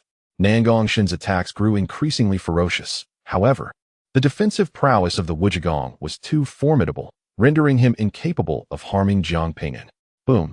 Nangong Shun's attack was once again rebuffed by Jiang Ping'an, the terrifying energy sphere exploding and sending both combatants flying. Gasping for breath, Nangong Shun observed Jiang Ping'an's unflinching demeanor, his expression darkening further. The Wujigong is infuriatingly effective. Nangong Shun exhaled deeply. He understood that the odds were not in his favor. If this continued, he would surely be the one to lose. Thus, he resolved to engage in a decisive confrontation. Nangong Shun furiously channeled the energy within him, coalescing a new technique. This technique was not a mere replication, but rather the pinnacle divine technique of the great Qin dynasty, the wood god clone. Raising his hand, the mysterious laws of wood flickered around him, with divine patterns shimmering. His body began to split, and identical clones of himself emerged. Lei Lan swiftly transmitted a warning to Jiang Ping'an, cautioning him that this was the wood god avatar of the great Qian dynasty. It possesses the ability to allocate energy to its avatars, endowing them with capabilities identical to those of the original. Unlike the Tao body of the great Xia, the demise of one avatar does not affect the others. The wood god avatar imposes no limitations on the number of avatars. Theoretically, it can replicate itself infinitely. As Lei Lan conveyed this message, Nangong Shun had already split into 8 avatars, totaling 9 when including the original. Jiang Ping'an, let me witness the extent of your strength. The 9 avatars of Nangong Shun roared in unison, unleashing 9 distinct supreme spells in an assault against Jiang Ping'an. The resplendent light of the laws illuminated the heavens and earth, piercing the firmament, while a terrifying force surged like tidal waves, engulfing Jiang Ping'an. The onlookers gasped in astonishment. Is this truly the pinnacle secret technique of the great Qian dynasty, the wood god avatar? How formidable! Nangong Shun is truly fighting for his life. 9 against 1. Jiang Ping'an is in peril. Each of the 9 identical avatars wielded the same power, yet executed 9 different formidable spells. This technique is indeed powerful, but it also consumes spiritual energy. If Nangong Shun cannot subdue Jiang Ping'an within the span of an hour, he risks exhausting his energy and facing defeat. However, can Jiang Ping'an withstand the assault of 9 identical Nangong Shun avatars? The outcome was already evident from Jiang Ping'an's reaction. He employed the Thunder Flash to evade swiftly, while his battle spirit darted in 2 directions. Simultaneously, the original from the spiritual beast storage pouch emerged, separating the 9 avatars of Nangong Shun. The pressure had diminished significantly with the division of 3 into 9. Even so, the situation remained dire, as Jiang Ping'an was forced to retreat under the relentless onslaught. The battle within the barrier involving 11 top-tier powerhouses caused violent fluctuations in the array. The array master responsible for maintaining the barrier felt exasperated, cursing under his breath. Every time this fellow Jiang Ping'an engaged in battle, it escalated his workload. He hastily activated the array to enhance the barrier's capacity, expanding the space within to 1,000 miles. A myriad of supreme spells erupted. Lightning, storms, sword energies, and blade intents relentlessly assaulted Jiang Ping'an. He sustained continuous injuries. And had it not been for the formidable healing effect of endless life, his body would have been riddled with wounds. Jiang Ping'an fought with all his might, fully activating the second layer of the battle god technique, with the tribal totem patterns sprawling across his body. Meng Jing anxiously clung to her mother's arm, terrified at the prospect of Jiang Ping'an's defeat. The other cultivators were already dumbfounded. Though there were merely 2 combatants, it resembled a full-scale battle. They were at a loss as to which fight to observe. Such was Jiang Ping'an, with his avatars and battle spirit. Had it been anyone else, they would have been obliterated by the 9 Nangong Shun avatars long ago. Even Jiang Ping'an continued to sustain injuries, risking further harm. He propelled himself to the front of one of Nangong Shun's avatars, delivering a powerful punch that obliterated the avatar's head, successfully vanquishing one. As anticipated, his arm was severed in the process. Jiang Ping'an reattached it, invoking healing magic to mend the wound. At that moment, a bolt of lightning descended, crashing heavily upon him, while endless vines ensnared him. Enduring excruciating pain, Jiang Ping'an erupted in retreat, evading the onslaught. Jiang Ping'an continued to exchange injuries for victory, engaging in a fierce battle with a close combat avatar of Nangong Shun, wholly abandoning his defense to strike directly. Shortly thereafter, he succeeded in sending this avatar away. However, he was struck heavily from behind by a blade, nearly shattering his spine, revealing the golden sacred body bone. Upon witnessing this scene, the onlookers were taken aback. Jiang Ping'an was on the verge of defeat. Indeed, Nangong Shun was superior by another level. As Jiang Ping'an suffered, Meng Jing's heart ached to the point of tears. The damn Nangong Shun would pay for this. Lu Kuan laughed heartily, exclaiming that the great Qian dynasty was undeniably stronger. Despite his previous conflicts with Jiang Ping'an, Lu Kuan, as a member of the great Qian dynasty, felt a sense of pride and joy in Nangong Shun's victory. With his spine nearly fractured, Jiang Ping'an's demeanor turned icy. Since his opponent showed no mercy, he would not hold back either. His spiritual energy surged into his eyes, activating the heavenly slaughter technique. An endless wave of malevolence erupted, and the projections of the slain cultivators materialized, creating a scene of corpses and blood, staining the heavens a deep crimson. A chilling terror spread through the hearts of all present. The remaining 7 bodies of Nangong Shun simultaneously froze. Jiang Ping'an's main body, avatars, and battle spirit simultaneously unleashed a flurry of punches. Bang, bang, bang. 3 identities exploded, leaving 4 bodies remaining. Many cultivators watched in wide-eyed disbelief. Wait a moment. This scene seems familiar. I have seen it before. It was under the path to ascension. It is the heavenly slaughter technique employed by the Western region's corpse-driving sex master. No. The one who reached the pinnacle of the path to ascension is not the corpse-driving sex master, but Jiang Ping'an. Many can perform the heavenly slaughter technique, but the manifestations cannot be identical. That master, when battling 2 transcendent god transformation experts, exhibited a heavenly slaughter technique that resembled the current spectacle.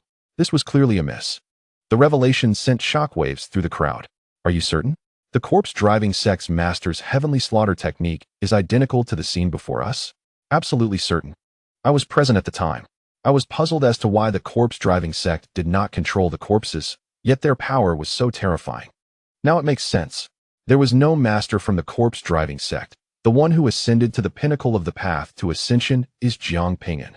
At the summit of the path to ascension, the emperor reflects on his domain, often stating that those who reach the summit possess a will comparable to that of the ancient emperors. Regardless of its truth, thus far, the only cultivator able to ascend the path to ascension is Jiang Ping'an. Having reached the pinnacle, he slaughters god transformation experts, battling holy lands and dynasty prodigies, creating his own realm. It is said that Jiang Ping'an was once merely an ordinary villager, yet now he has ascended to such heights.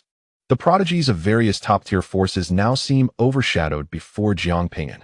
The remaining 4 avatars of Nangong Shun, witnessing the blood-soaked Jiang Ping'an, were gripped by a profound fear. Chapter 226. Jiang Ping'an's replication talent. Jiang Ping'an stood in the void, his black hair billowing, an unparalleled aura surging towards the heavens. His deep-set eyes locked onto Nangong Shun's golden pupils. Do you think you are the only one capable of replicating others' techniques? Jiang Ping'an's countenance was grim, and upon hearing these words, everyone was taken aback, their eyes widening in astonishment. What does he mean by this? Jiang Ping'an exerted every ounce of strength to channel the essence of the wood principle. While he was unable to replicate other forms of magic, he had just grasped the nuances of the wood principle. As its energy surged within him, Jiang Ping'an meticulously constructed intricate pathways of power inside his body. After a considerable duration, a wooden doppelganger emerged, separating from his physical form. Witnessing this spectacle, Nangong Shun's eyes widened in sheer disbelief, exclaiming, "Impossible!" The numerous cultivators outside were equally astounded. This was the wood god avatar, a closely guarded secret of the Daqian dynasty, accessible only to significant figures and nearly impossible to disseminate. This meant that Jiang Ping'an had indeed replicated it. But how could Jiang Ping'an possess such an ability? It was utterly terrifying. Jiang Ping'an regarded the wooden doppelganger beside him, feeling a twinge of regret. Without the innate talent of the original, he could only manage a rudimentary replication. Moreover, it lacked the harmonious capabilities of Nangong Shun's avatar. The energy reserve of this wood god avatar amounted to only 60 to 70% of his original form, though Jiang Ping'an's replicative prowess paled in comparison to Nangong Shun's. It sufficed for his purposes. With his true self, a physical body, a battle spirit, and now the wood god avatar, Jiang Ping'an possessed a total of 4 forms. Conversely, Nangong Shun also retained 4 entities. Jiang Ping'an's wounds had healed, and he charged once more toward Nangong Shun. Although the remaining doppelgangers were formidable, Nangong Shun's fighting spirit had waned, replaced by a burgeoning fear, and his combat efficacy visibly diminished. In contrast, Jiang Ping'an grew increasingly formidable with each encounter. The unparalleled offensive techniques he wielded overwhelmed all, while his battle spirit wreaked havoc upon the heavens and earth, and the power of his quasi-saint body was unmatched. With a resounding impact, another of Nangong Shun's avatars was obliterated, tipping the scales of battle decidedly in Jiang Ping'an's favor.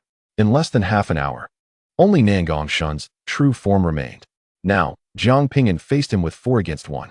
Nangong Shun was left battered, with shattered bones and ruptured organs, continuously spewing blood. Having vented his fury to a significant extent, he began to relent. Suddenly, a figure materialized. Jiang Ping'an felt an overwhelming pressure descend upon him, pinning him to the ground, rendering him powerless to resist. It was the force of gravitational rules.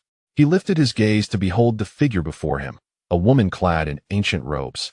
Her hair cascading freely, a peculiar aura obscuring her visage from ordinary eyes.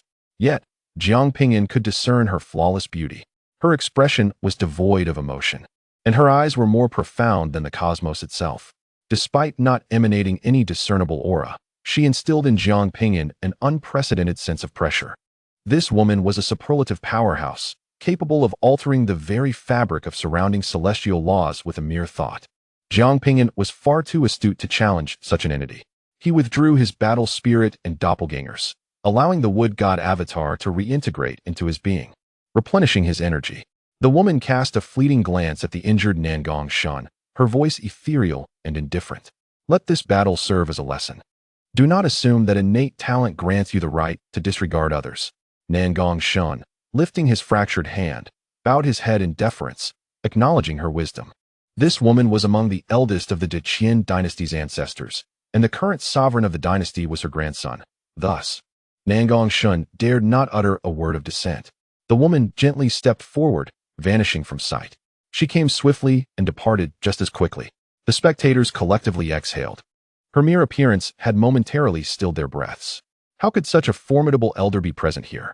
The talents for the Genius Reserve program were nearly finalized, and this elder was likely here to guide these prodigies. How enviable it is to receive mentorship from such a powerful figure, potentially sparing them millennia of detours. Many cultivators gazed with envy at the resources possessed by these prodigies, an abundance of resources, formidable mentors, each reward a coveted dream for ordinary practitioners. Nangong Shun regarded Jiang Ping'an with a complex expression. Though deeply reluctant, he resignedly accepted his defeat. I have lost. Yet, I cannot comprehend how you were able to foresee my techniques in advance. How could you replicate my methods? Why can I not see through you? Others pricked up their ears, equally curious. You guess, Jiang Ping'an replied as he turned to leave the barrier. Such a trump card must remain undisclosed. Let them speculate. Nangong Shun gritted his teeth in frustration. This fellow. Ultimately, he sighed in resignation. He had been bested. The position of leader among the Nascent Soul stage was now Jiang Ping'an's. 10 years hence, I shall undoubtedly surpass you and reclaim the title of leader. Nangong Shun, unwilling to remain subordinate, vowed to reclaim what he had lost with his own hands. The surrounding crowd gazed at Jiang Ping'an with reverence. The prestige of this leadership position was immense, selected from among the elite of hundreds of nations and great powers in the eastern region. Even with the involvement of 3 major forces. While Jiang Ping'an may not be invincible at the Nascent Soul stage, he certainly ranked among the strongest of prodigies. Haha, I knew you could win. Quite impressive. Though there remains a gap compared to me, it is commendable, Meng Jing exclaimed. Her eyes crescent-shaped with delight as she patted Jiang Ping'an on the shoulder, pride radiating from her face. Leilan shot her daughter a disapproving glance. The girl seemed oblivious to any embarrassment in her words. With a leap, Leilan soared into the air. The rankings were essentially settled. It was time to head to the gravity prison, where the 9th princess and Yun Huang had already gone. Gravity prison? Jiang Ping'an questioned, following Leilan in confusion. You truly pay little attention to anything beyond cultivation, Leilan replied, gazing skyward at the 3 stars. The leftmost one was the eye of the elder sky-swallowing crocodile. The middle star was the gravity prison, once a place of confinement for prisoners, now repurposed as a training ground for us prodigies.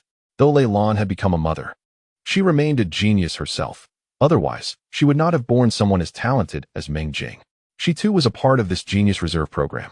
This star, though a celestial body, was not vast, far smaller than the continents of our world. As she spoke, the 3 of them ascended into the starry sky. In that moment, Jiang Ping'an experienced a sensation of suffocation, a struggle to breathe, as his body felt weightless and the surrounding spiritual energy was scarce. Is this what the starry expanse is like? He attempted to speak, only to find his voice absent. Release your spiritual energy shield that will allow you to breathe. In the starry sky, one must employ advanced sound transmission techniques to convey their voice directly into another's ear. Otherwise, one cannot hear amidst the stars. Meng Jing communicated through thought. Releasing the energy shield, Jiang Ping'an was taken aback. The starry sky was indeed a sight to behold, expanding his horizons. The trio soared towards the gravity prison. Observing Jiang Ping'an's departure, Lu Kuan's face darkened with jealousy and resentment. Even if he attained the status of a leader, it mattered little. He would forever remain inferior to the formidable beings of the transformation realm. A mere ordinary practitioner could easily dispatch him with a flick of their hand. The onlookers cast disdainful glances at Lu Kuan upon hearing his words. How cowardly he was, daring not to speak in Jiang Ping'an's presence, yet voicing his thoughts only when Jiang Ping'an had distanced himself. Following Lei Lan, Jiang Ping'an approached the second celestial body. As he neared it, an overwhelming gravitational force ensnared him, pulling him down with tremendous speed. Thud! He crashed to the ground, his legs trembling from the impact. It is crucial to note that he was a formidable Yuan Ying stage practitioner. The pain he felt was not to be underestimated. Upon further inspection, Jiang Ping'an realized that this celestial body was not merely exerting a pull, but possessed gravitational forces thousands of times stronger than normal. To his astonishment, under such horrifying gravity, flying was rendered exceedingly difficult. Lei Lan landed beside him, explaining that to prevent prisoners from escaping, the interior of this planet was imbued with a colossal gravitational formation, making it arduous even for Yuan Ying practitioners to fly. This, however, was not the true prison. The actual confinement area boasted an even stronger gravitational field, where even a fusion stage practitioner would find flight impossible. Jiang Ping'an could only click his tongue in awe. This planet was indeed fearsome. Is flying proving to be a struggle? Allow me to assist you, Lei Lan offered, releasing the energy shield of a transformation stage practitioner that enveloped both Jiang Ping'an and Meng Jing. Thank you, Aunt Lan, but I can manage on my own, Jiang Ping'an replied, stepping out of the protective shield. Lei Lan shot him a disapproving glance, thinking it unwise for him to play the hero in front of her daughter. She assumed Jiang Ping'an was merely trying to impress Meng Jing by refusing her aid. You're mistaken, Aunt Lan. I merely wish to experience the gravitational laws here more intimately, Jiang Ping'an explained. Enough already, we're all family here. There's no need for pretense, she retorted, unaware of Jiang Ping'an's innate talent for gravity manipulation, believing he was merely prideful. It is indeed true, Jiang Ping'an asserted, manifesting the gravitational laws he had grasped. Although his understanding was not profound, it was undeniably authentic. Lei Lan was taken aback. She had not anticipated that Jiang Ping'an had truly comprehended the laws of gravity. To master the laws of battle, power, and what was already impressive, but a fourth law? How many hidden talents did this young man possess? With the wisdom of experience, Lei Lan cautioned, abandon this path. It may hinder your cultivation. While gaining insight is beneficial, the advanced laws, mysteries, domains, and grand principles require thousands of years of comprehension. One cannot bite off more than they can chew to enhance your strength. It would be wiser to focus on learning advanced techniques. Her guidance stemmed from her upbringing in a prominent family, granting her insights into the merits and drawbacks of mastering multiple laws. Jiang Ping'an respectfully replied, Aunt Lan, for now, I do not wish to relinquish this path. This marks the awakening of his first unique talent, imbued with a certain emotional depth. Even if he were to abandon it later, now is not the time to relent. Lei Lan, observing Jiang Ping'an's obstinacy, felt a flicker of annoyance. How dare this impudent boy defy even his future mother-in-law? The law of gravity is not particularly formidable, and along this path, one hardly encounters a multitude of formidable practitioners. Merely a waste of time. It is seldom heard of anyone reaching the pinnacle through the law of gravity. After a prolonged silence, Jiang Ping'an remarked, I do not believe that laws can truly be ranked in terms of strength. Take this planet, for instance. Due to its immense gravity, even Yuan Ying stage cultivators find it arduous to ascend, and the circulation of spiritual energy becomes a struggle. In battle, should one invoke gravity, it would undoubtedly prove invaluable. Meng Jing, bouncing in agreement beside him, chimed in, I concur with Mu too. The irritable Lei Lan could no longer tolerate their banter. Raising her hand, she playfully thumped each of their heads, pinning them under her arms as she flew away. Meng Jing, feeling aggrieved, transmitted a thought to Jiang Ping'an. Mu too, do not be upset. My mother is just like this, stubborn and intolerant of dissent. Jiang Ping'an, rarely smiling, replied, it's nothing. In fact, Lei Lan's unrefined manner of interaction lent him a sense of ease. In human interactions, excessive politeness often breeds distance.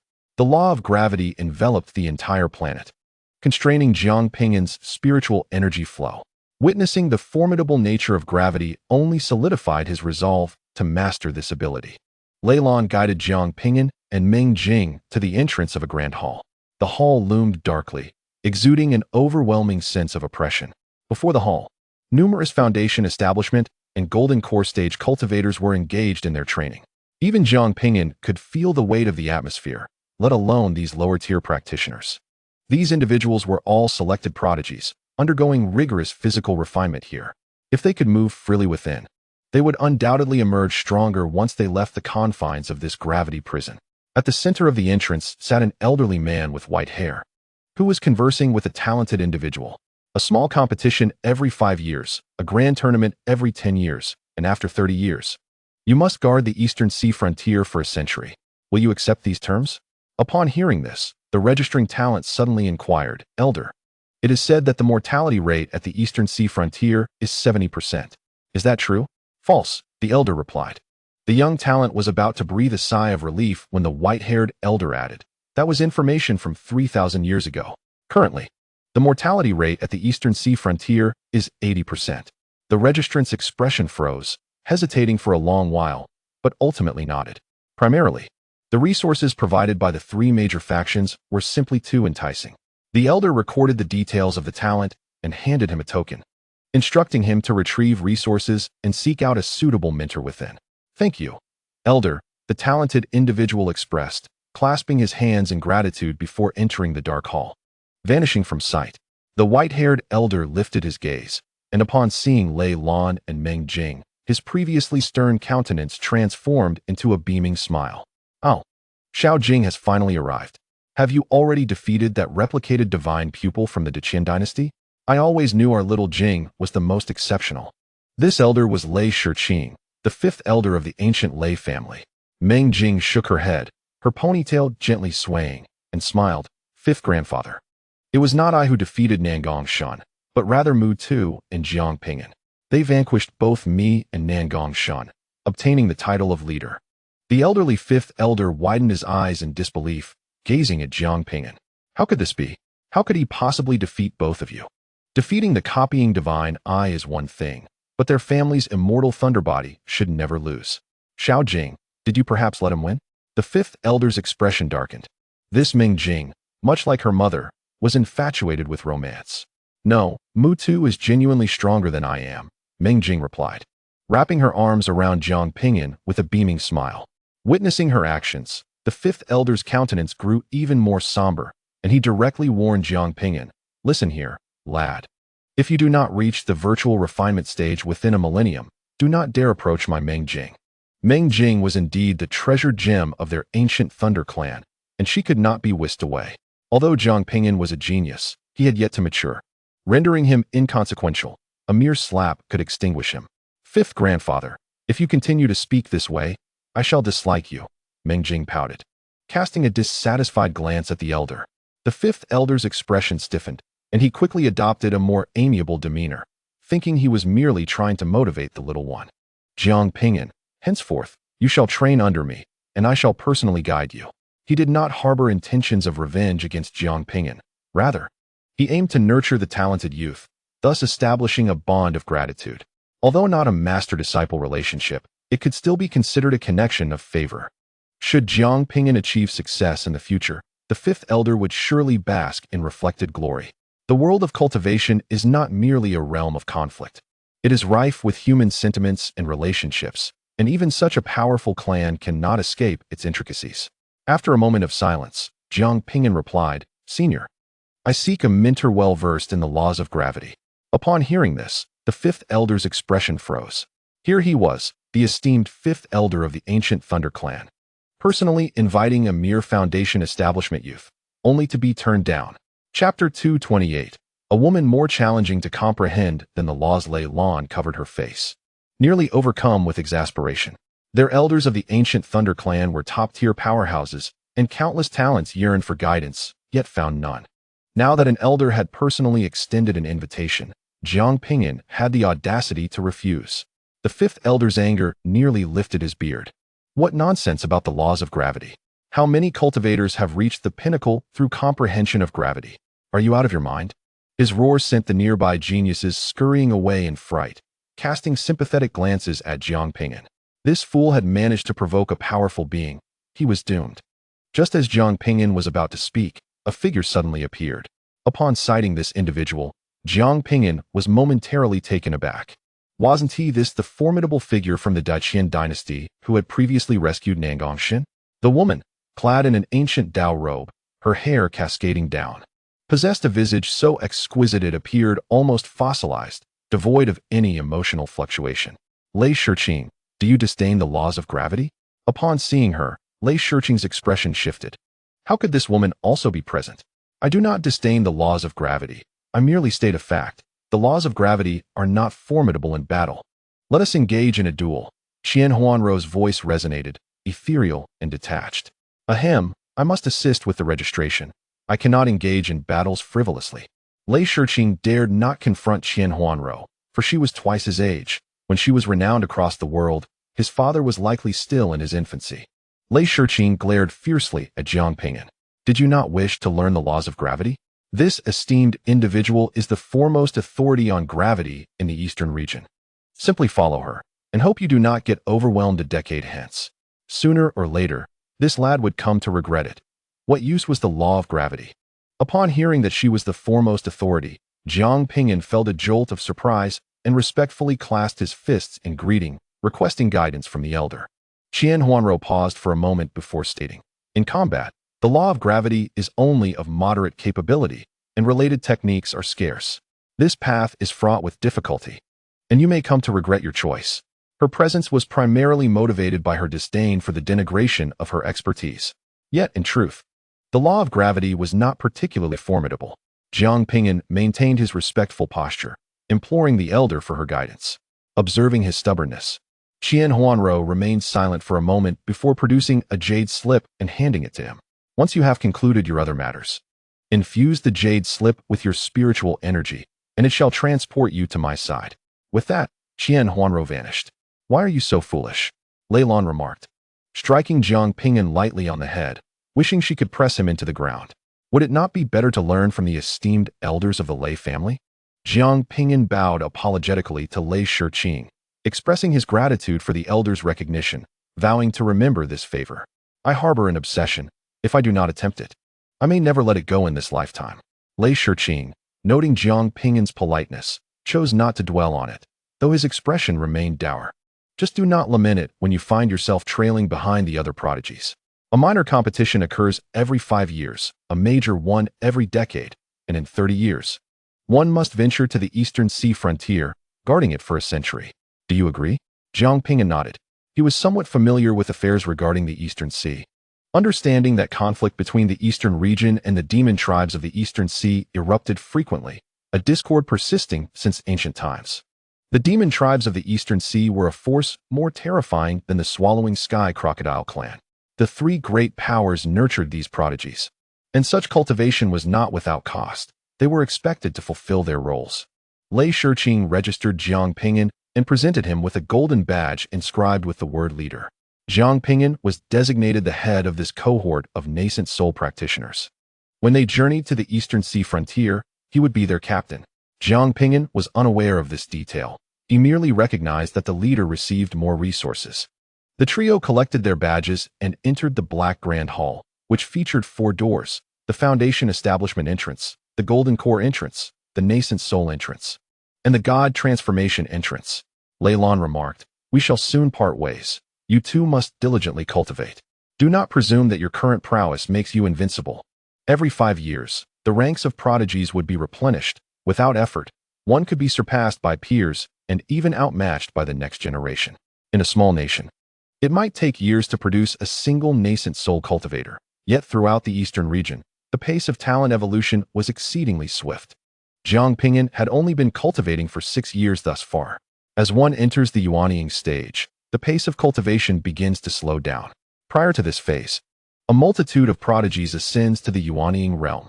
Lei Lan approached the 4th door, and halfway there, an idea struck her. She turned back and remarked, you two, refrain from having children too soon. Being called grandma would make me feel quite aged. Mother, what nonsense are you spouting? Meng Jing protested, her small feet stamping and her face turning crimson, casting a furtive glance at Jiang Ping'an. Lei Lan said little more before vanishing through the fourth door. Meng Jing, unable to meet Jiang Ping'an's gaze, lowered her head and said, Wood, don't listen to my mother's ramblings. Remarkable. The gravity laws here are so profound that the comprehension of these principles will be accelerated, Jiang Ping'an exclaimed, his eyes gleaming with joy as he observed the gravitational rules within the grand hall. Meng Jing's expression stiffened. You insufferable blockhead. Go to hell, she exclaimed, kicking Jiang Ping'an through the third door. Jiang Ping'an was taken aback. What had happened? Why was Meng Jing upset?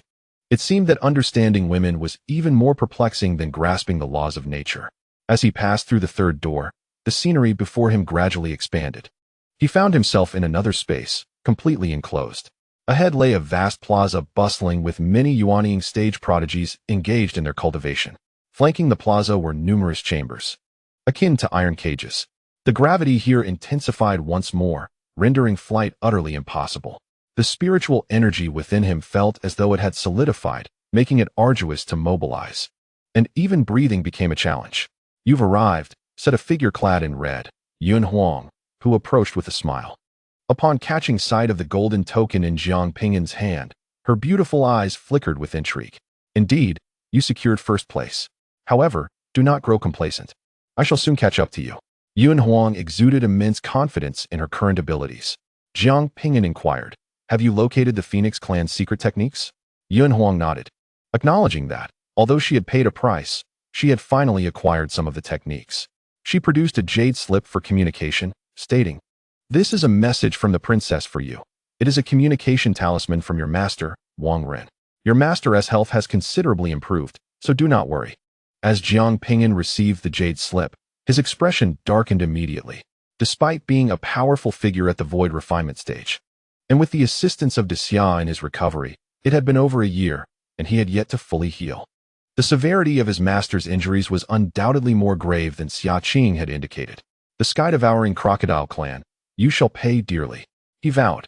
Once he mastered 2 more secret techniques, Jiang Ping'an planned to confront the sky-devouring crocodile clan for the harm inflicted upon his master. He would exact vengeance upon the clan and annihilate thousands. Aside from avenging his master, he aimed to complete the ritual for the devouring avatar and awaken it fully. Oh, another beauty has arrived, a strikingly handsome man remarked as he noticed Meng Jing. Instantly captivated, he approached her. Among the nearly 100 prodigies, the number of female cultivators was scarce, with Yun Huang being the most beautiful. He had not anticipated the emergence of another. Greetings, I am Shenzhe. He began to introduce himself, just as Jiang Ping'an, hearing the commotion, abruptly lifted his head. Lost in thoughts regarding the sky-devouring crocodile clan, his expression bore a grimace, and a glint of murderous intent flickered in his eyes. Shenzhe seemed to sense a profound terror, causing him to collapse to the ground in sheer fright. I'm sorry, I did not realize you were the woman. As he spoke, he scrambled away, filled with an overwhelming panic.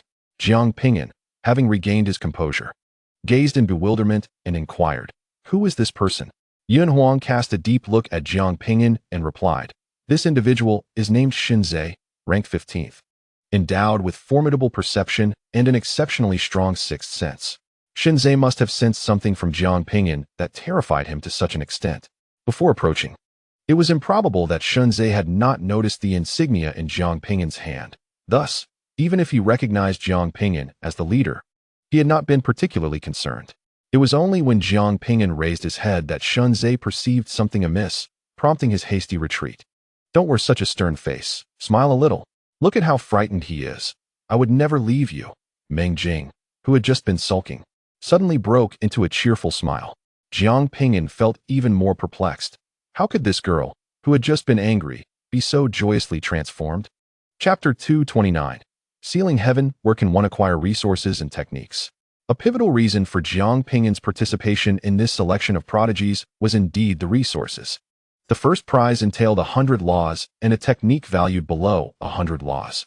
At present, he sought a mental secret art and a gravity-related technique. It's just over there. Yun Huang indicated toward a corner to the right. There lay a small shop, where a frail old man was reclining. appearing very much like an ordinary individual. Yet, how could someone present in such a place be merely ordinary? Jiang Ping'an approached. Elder, I am here to collect resources. The old man, nearly dozing off with an ancient tome cradled in his arms, stirred at the sound. His bleary eyes opening slightly to glimpse the token in Jiang Ping'an's hand. Upon recognizing the leader's insignia, the old man's drowsy eyes widened, and he turned his gaze to Jiang Ping'an's face. What is your name? I need to register it. Jiang Ping'an.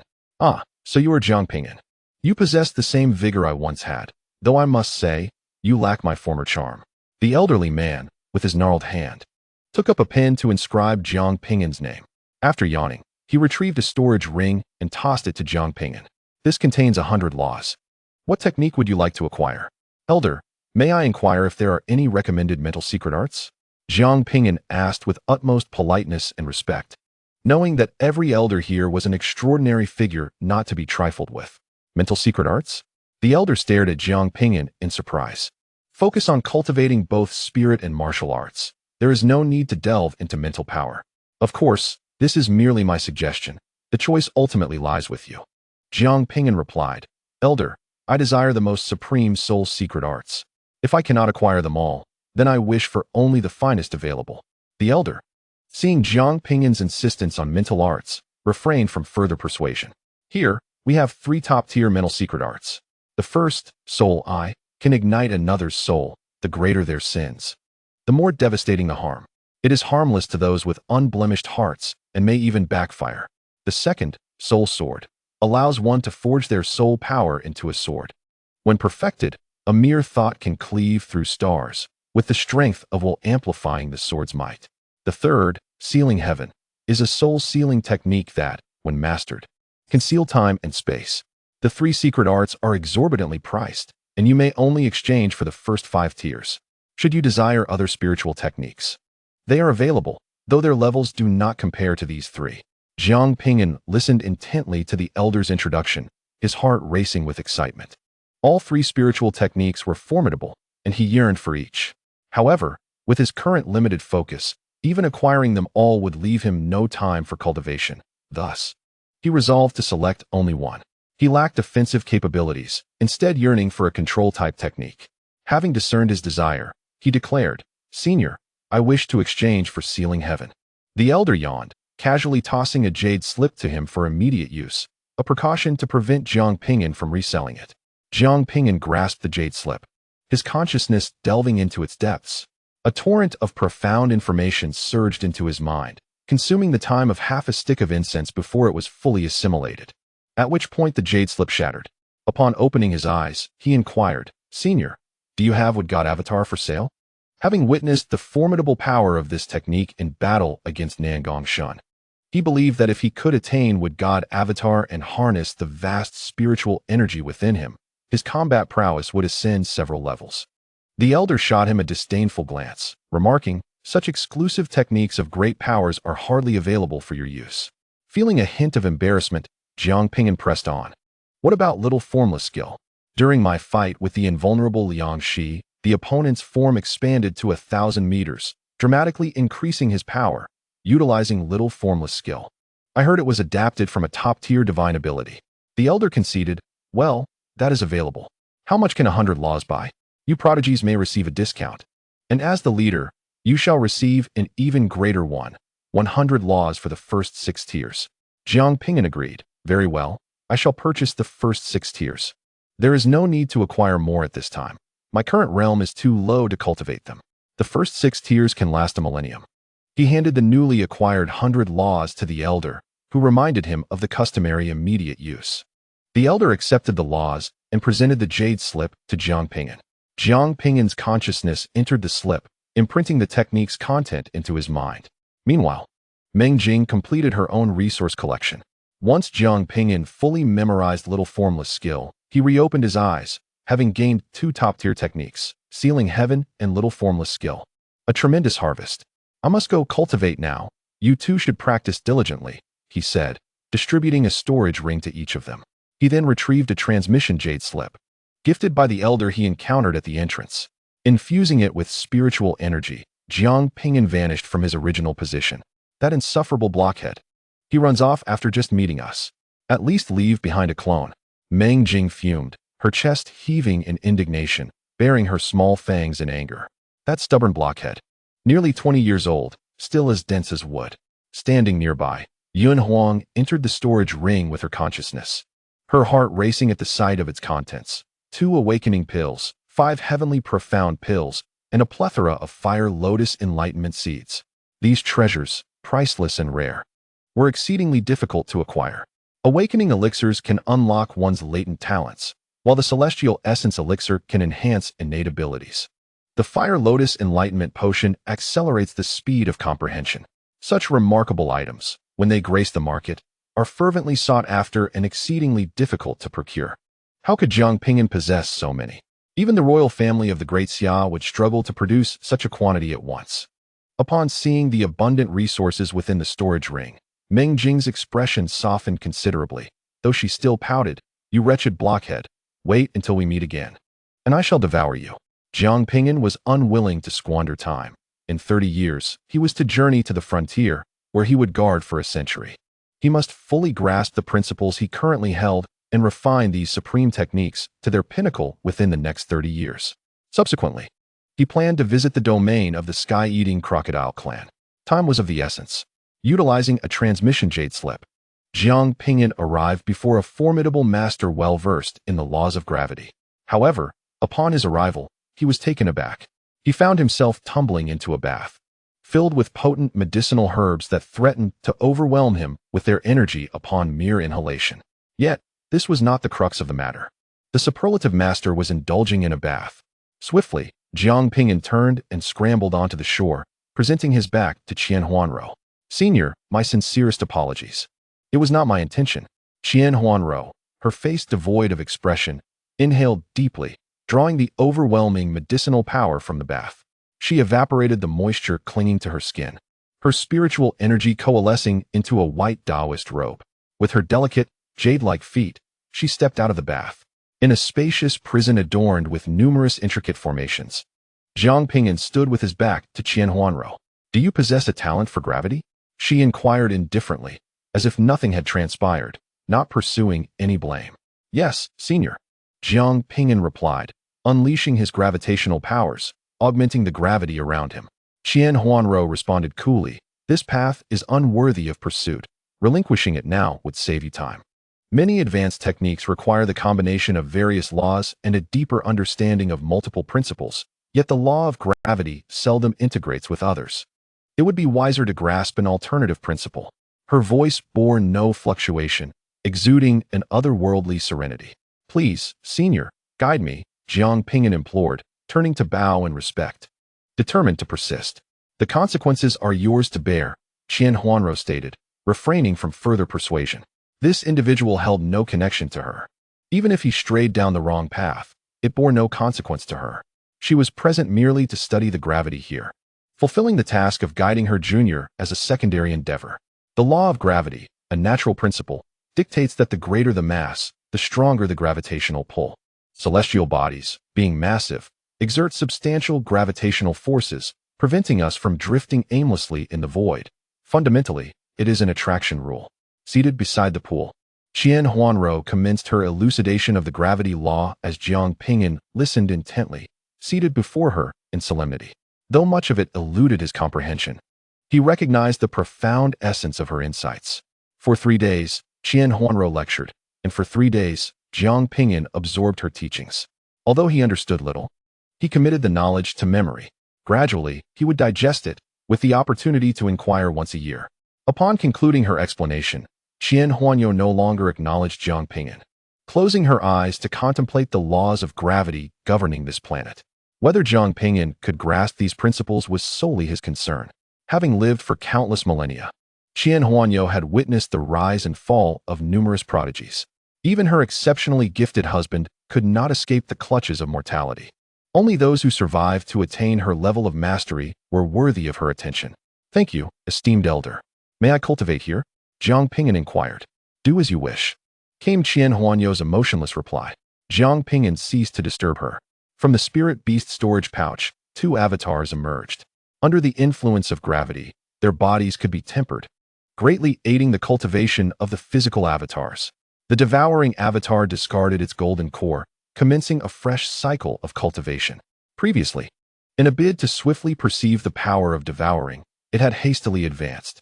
The ordinary golden core it now possessed was far from Jiang Ping'an's aspirations.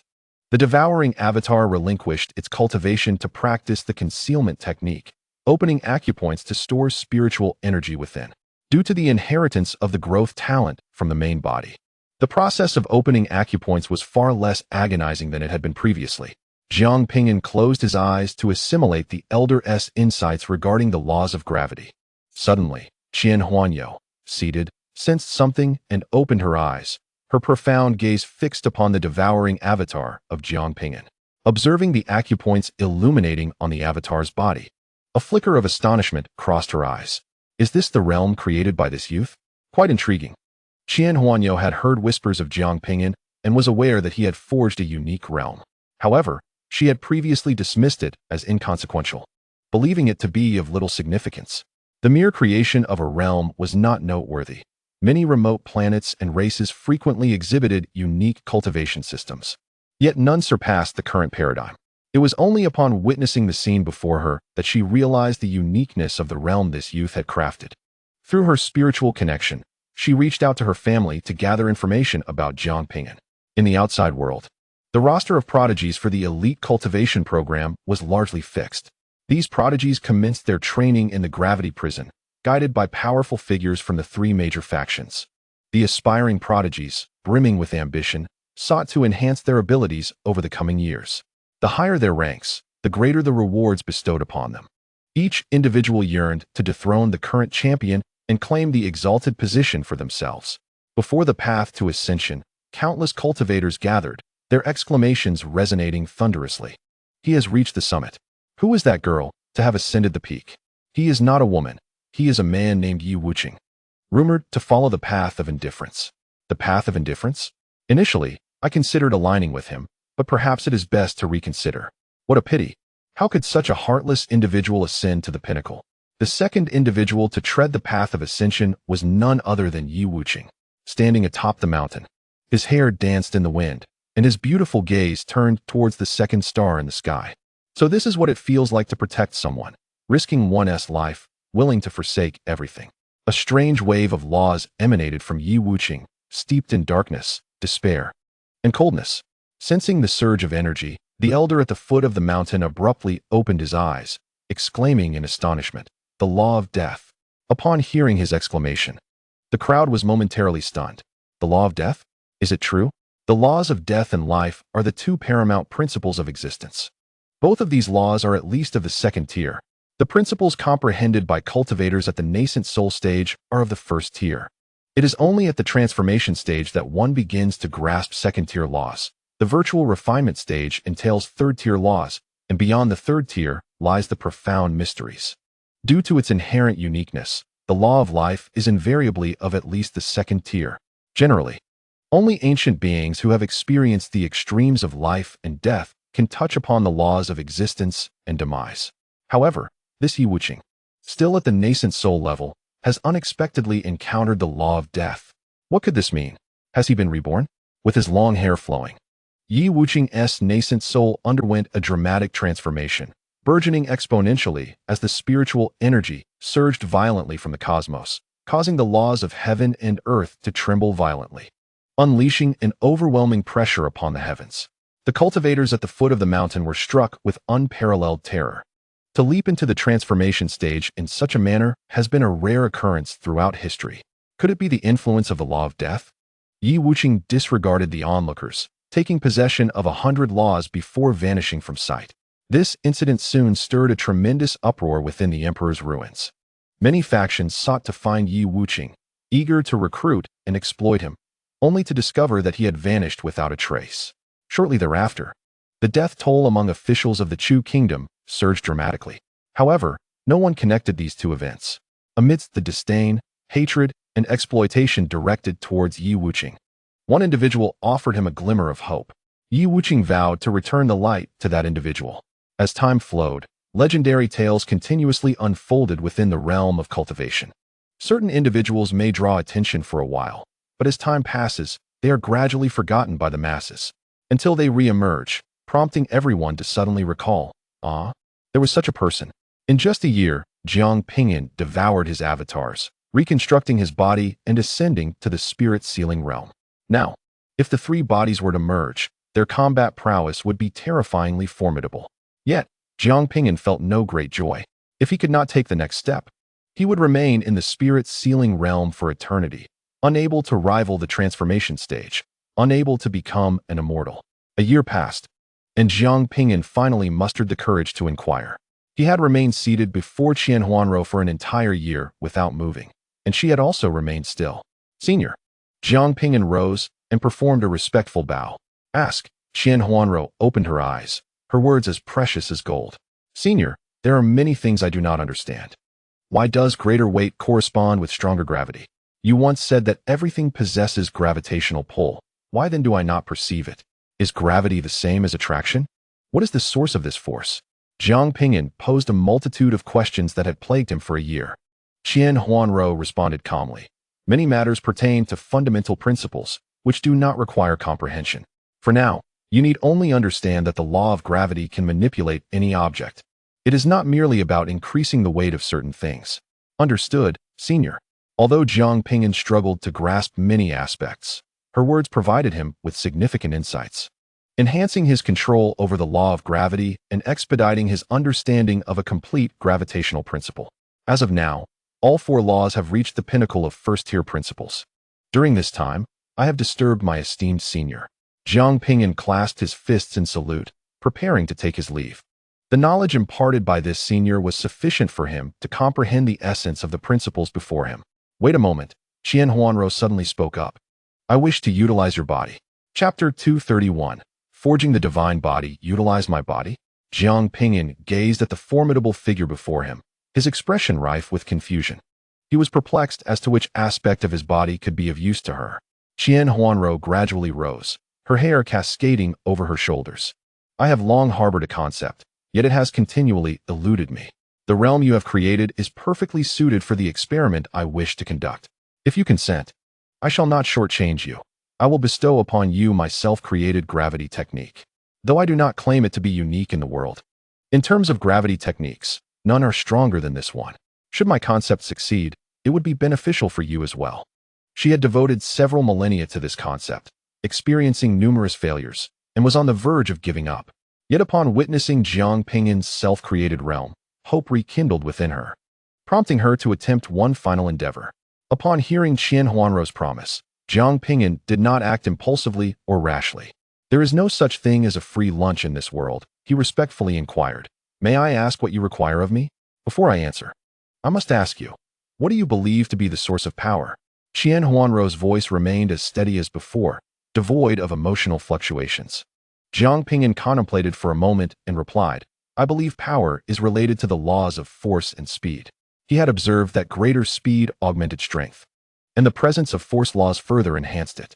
Xia Yuanhao nodded. You are correct, but your understanding lacks comprehensiveness. If you were to launch a pebble and a mountain at the same speed, which do you think would generate greater force? Certainly, the mountain, Jiang Ping'an responded without hesitation. Why? Xia Yuanhao inquired. Jiang Ping'an was momentarily taken aback, his mind clouded with confusion. Why indeed? Why would the mountain exert greater force? Was it merely due to its size? But why did larger objects possess greater destructive capability? Noticing his bewilderment, Xia Yuanhao parted her lips slightly to elucidate. It pertains to the weight we discussed earlier. At the same speed, the force generated by heavier objects is proportionally greater. She raised her hand, and a pitch-black stone materialized within it. Though palm-sized, Jiang Ping'an could distinctly sense the immense gravitational pull emanating from the stone, attracting everything nearby. This is a fragment of a continent I have refined, roughly equivalent in area to your great Xia. I compressed it repeatedly until it manifested in this form. Upon hearing this, Jiang Ping'an's eyes widened in astonishment, disbelief etched across his face. The vast continent of Great Xia had been compressed into a mere palm-sized stone? How terrifying was this senior? How could she accomplish such a feat? With her delicate hand cradling the black stone, Xia Yuanhao remarked, though the area of the continent has diminished, its weight remains unchanged. If I were to toss it gently, it could easily crush you. Jiang Ping'an instinctively took a step back, his his thoughts drifting to the tremendous demon rod, equally heavy and formidable. "Senior, what exactly do you wish to convey?" he inquired. Jiang Yuanhao, no longer shrouded in mystery, replied, "I aspire to create a divine body, one founded on weight. If a person's mass rivals that of the stars, they could break through myriad laws with sheer force, even without comprehending them." A flicker of emotion finally crossed Jiang Yuanhao's otherwise tranquil visage. This had been her dream for millennia. Jiang Ping'an's heart raced. To make a person as heavy as a celestial body? The audacity of this senior was astonishing. If successful, the power would be unparalleled. With a single punch, all laws and techniques could be shattered. Jiang Yuanhao continued. The might of the divine ability law manifesting heaven and earth lies in its capacity to augment a person's physique and strength. Should we succeed in crafting such a divine body, law manifesting heaven and earth would pale in comparison. Are you willing to attempt this? She gazed intently at Jiang Ping'an. Isn't it perilous? He voiced his most pressing concern. In 327 trials, 156 perished, Jiang Yuanhao stated. The mortality rate was nearly 50%. Jiang Ping'an's expression turned grave. Why choose me a junior? Because the spirit-sealing realm you created is unique. I have conceived a novel idea to integrate the molten continent into your 360 acupuncture points. Upon hearing Jiang Yuanhao's audacious notion, Jiang Ping'an retorted, "That is impossible. Melding an entire continent into one's body? What a jest. I am merely a cultivator at the level of the Nascent Soul. Not even a transformation god or void refinement master could accomplish such a feat. That is why it is an experiment. And we won't directly merge the continent into your physique.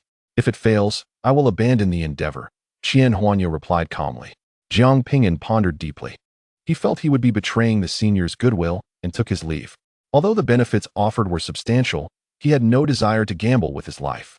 Just as he turned to depart, Jiang Yuanhao spoke again. "My grandson is the sovereign of the Dacian dynasty. My son is the supreme emperor.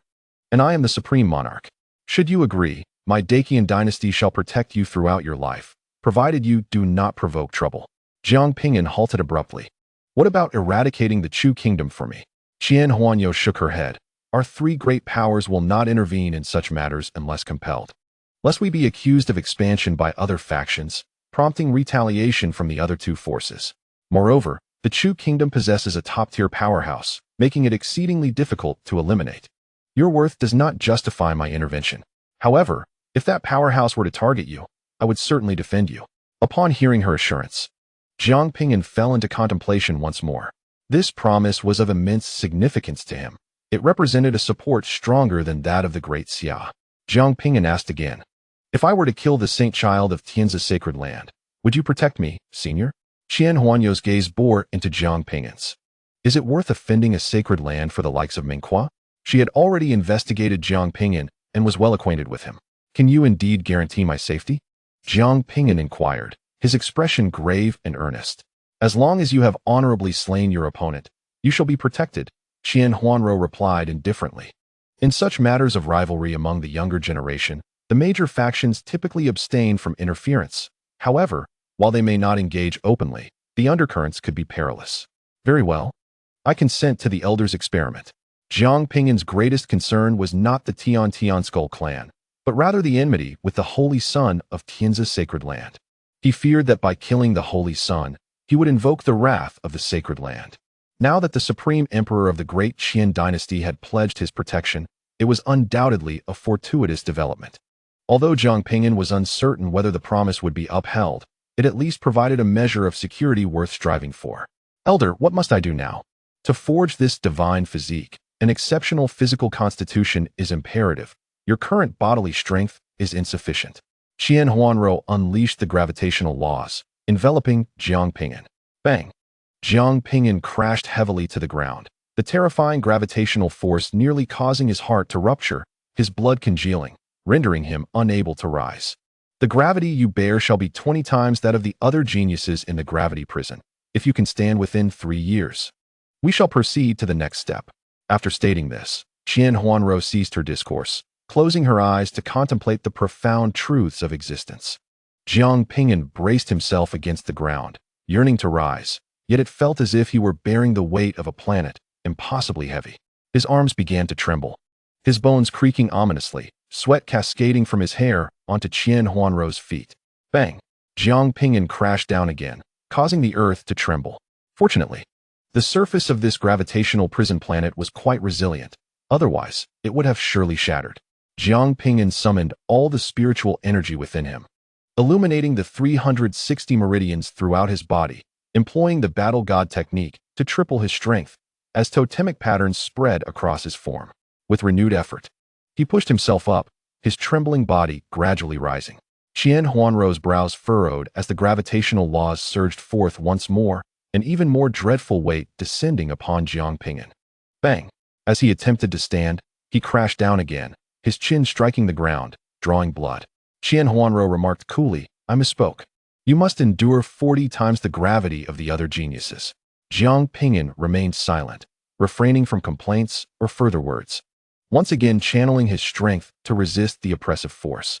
On the ground, Jiang Ping'an was unaware that a flicker of astonishment flashed through Jiang Huanrou's eyes. In her previous trials with other geniuses, the maximum gravitational weight had been 10 times that of the current prison. Even under such conditions, very few had managed to rise within 3 years. Yet here, she had subjected Jiang Ping'an to 20 times the gravity, and he had nearly stood. Jiang Huanrou's once still heart began to race. Perhaps she could indeed realize her ambition through Jiang Ping'an and forge a new divine physique. Chapter 232. Failure. Jiang Ping'an spent 6 months gradually acclimatizing to this overwhelming gravity. He then endeavored to rise, repeatedly attempting to stand, only to collapse time and again, his bones fracturing multiple times, blood continuously oozing from his wounds. What should have been a simple act of rising led to relentless injuries. The gravity within the prison was already formidable, and with his burdensome increase of 40 times, it became truly terrifying. Had he been any other cultivator at the Nascent Soul stage, he would have been crushed to death long ago. The relentless flow of history cannot be halted. One genius emerges after another, only to eventually fall. It is rumored that within the ranks of the Misty sect, a remarkable entity known as the Water Spirit has arisen, inheriting the entirety of the Misty Immortal's legacy, marking the first of its kind throughout the ages. It is noteworthy that the current leader of the Misty sect has only acquired half of the Immortal's teachings, yet is already renowned as a formidable figure. Conversely, this Water Spirit has obtained the full inheritance. In the Great Yin dynasty, a prodigious figure known as the Lesser Yang Body has emerged, effortlessly sweeping away all competitors of equal rank. The forces of the Taiyin, the Sun, the Lesser Yin, and the Lesser Yang, 4 forms of supreme power, are once again in play. With the previous Sun God having fallen not long ago, only to be followed by another Lesser Yang Body. This Lesser Yang Body has proclaimed that their pure Yang lineage is not inferior to that of humanity, vowing to vindicate their bloodline by participating in the Talented Reserve program in 5 years to conquer Jiang Ping'an. In the state of Chu, a rare talent possessing the flawless tri-element root of earth, wood, and water has stirred excitement across several neighboring nations. However, just as this prodigy was about to be taken away by the Chu royal family for cultivation, a mysterious assassin struck, claiming their life. This assassin, shielded by several powerful guardians, fought fiercely to slay the flawless tri-element root genius before escaping heavily wounded. The death of this prodigy incited outrage throughout the state of Chu, leading to a widespread bounty for the assassin's capture. They remain unaware of the assassin's true identity, only knowing that he wields mastery over the laws of death, with each strike imbued with the essence of mortality. While these events are significant, their impact is largely confined within a handful of nations. The true focus of public attention lies in the war against the Eastern Sea Demon Clan, the opportunities presented within the Emperor's ruins, and the discourse between the Holy King's disciple, Shenfeng, and top-tier powerhouses. Jiang Ping'an's recent stirrings have gradually faded from the minds of ordinary cultivators over time. Within the Emperor's ruins, in the second star's gravity prison, the copy of the Divine Eye, Nangong Shun, endures 5 times the normal gravity in his training. Sweat drenches his entire being as he grits his teeth, his golden eyes filled with determination. Jiang Ping'an, I shall undoubtedly surpass you. The gravity of the prison itself is already formidable, yet in his quest to outshine Jiang Ping'an, he has intensified it 5-fold. He firmly believes that through relentless effort, he will eventually eclipse Jiang Ping'an. Outside in the arena, flashes of lightning illuminate the sky, accompanied by the furious shouts of a woman. You scoundrel! Perish! Meng Jing commands the thunder, sending 5 renowned prodigies flying. The other infant stage cultivators gaze at Meng Jing in trepidation. She is terrifying beyond measure. It seems she has had a falling out with Jiang Ping'an, and for the past 3 years, she has unleashed her rage upon all challengers. The terrifying power of thunder grows with her fury, and none can stand in her way. The other prodigies harbor a fierce resentment towards Jiang Ping'an, eagerly anticipating the day when he will face Meng Jing's wrath. After harboring years of pent-up frustration, the next encounter promises to be quite the spectacle. Speaking of Jiang Ping'an, where has he been? It has been 3 years since he last made an appearance. Meng Jing, grumbling, glances at the surrounding prodigies, declaring, "This time, I shall take on 10. The gathered cultivators shudder in fear. Where on earth has that bastard Jiang Ping'an gone? Deep within a high-security prison, Jiang Ping'an's 3 bodies sit cross-legged, while Jiang Yuanhao sits before them. Since the commencement of this esteemed elder's trial, 2 years have elapsed, marking the 3rd year within the gravity prison. During this period, he has endured immense gravitational training, resulting in a body of remarkable resilience. Suddenly, Jiang Ping'an opened his eyes. The 3 of them knelt upon the ground, hands bracing against the earth, summoning every ounce of strength to rise against the oppressive gravity. His bones creaked under the terrifying weight. Alas, the devouring avatar could not withstand it, its leg bone piercing through the knee, collapsing to the ground. The quasi-holy body gradually straightened its spine, the indomitable will igniting the strength of the holy bones, as the body trembled and slowly aligned. At the moment he stood upright, a resplendent golden light erupted from him. Jiang Ping'an gritted his teeth, nearly shattering them, his eyes bloodshot. "Rise." He let out a beast-like roar, standing straight at last. After 2 years of relentless effort, he had finally managed to stand under such terrifying gravity. Jiang Ping'an glanced back at the devouring avatar. Regrettably, the avatar had not trained long enough, and in terms of physical prowess, it lagged behind the other 2 bodies, resulting in failure. He resolved to diligently refine the devouring avatar. Observing Jiang Ping'an standing tall, Jiang Yuanhao's fingers trembled slightly. This was the 40-fold gravity endured by other prodigies. Yet Jiang Ping'an had managed to rise after merely 2 years, a full year ahead of schedule. She had witnessed this young man rise time and again, fall and sustain grievous injuries, only to rise again. It seemed he was oblivious to pain and fatigue, relentlessly striving for a singular goal. Throughout this period, only Jiang Yuanhao had borne witness to it all. She finally comprehended why this youth had reached such a remarkable stage. No wonder he could ascend the peak of the path to the heavens. Such willpower is indeed rare. Jiang Yuanhao cast a deep glance at Jiang Ping'an before abruptly releasing the gravity. The oppressive weight vanished in an instant, causing the stagnated blood within Jiang Ping'an to surge rapidly. The swift circulation of blood and spiritual energy nearly caused the hearts of the 3 bodies to burst, resulting in simultaneous injuries and bloodshed. However, devoid of any rule-inflicted harm, it was not fatal. Jiang Yuanhao remarked indifferently, "This is a method of gravity manipulation. Suddenly increasing and decreasing gravity can disorient the internal flow of spiritual energy, affecting an opponent's spellcasting."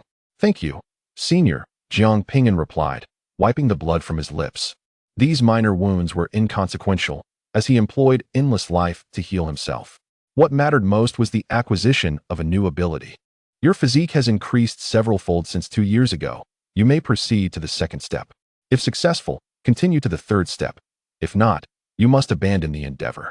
Jiang Yuanhao produced a black stone, no larger than a grain of rice, and handed it to Jiang Ping'an. "This is a mountain I have compressed. Attempt to integrate it into your acupoints, and see if you can assimilate it." Jiang Ping'an accepted the minuscule black stone, feeling a slight weight as it settled in his palm. However, with his spiritual sealing realm prowess, carrying a mountain posed no significant challenge. Jiang Ping'an sat on the ground, adjusting his state, and inhaled the grain-sized mountain into the acupoint in his palm. Boom! The spiritual energy from Jiang Ping'an's palm surged uncontrollably, resulting in a violent explosion that revealed stark, white bones. The pebble reacted like a drop of water in a calm frying pan, causing an immediate and intense detonation upon contact. Jiang Yuanhao furrowed her brows, astonished by the fierce repulsion between the 2 entities. She had initially thought that Jiang Ping'an's unique acupoints could integrate the compressed object into his own energy channels, allowing him to forge a divine body. However, The intensity of rejection was unexpectedly severe. Had the repulsion been less intense, further attempts could have been made. Under such circumstances, there was no need to continue.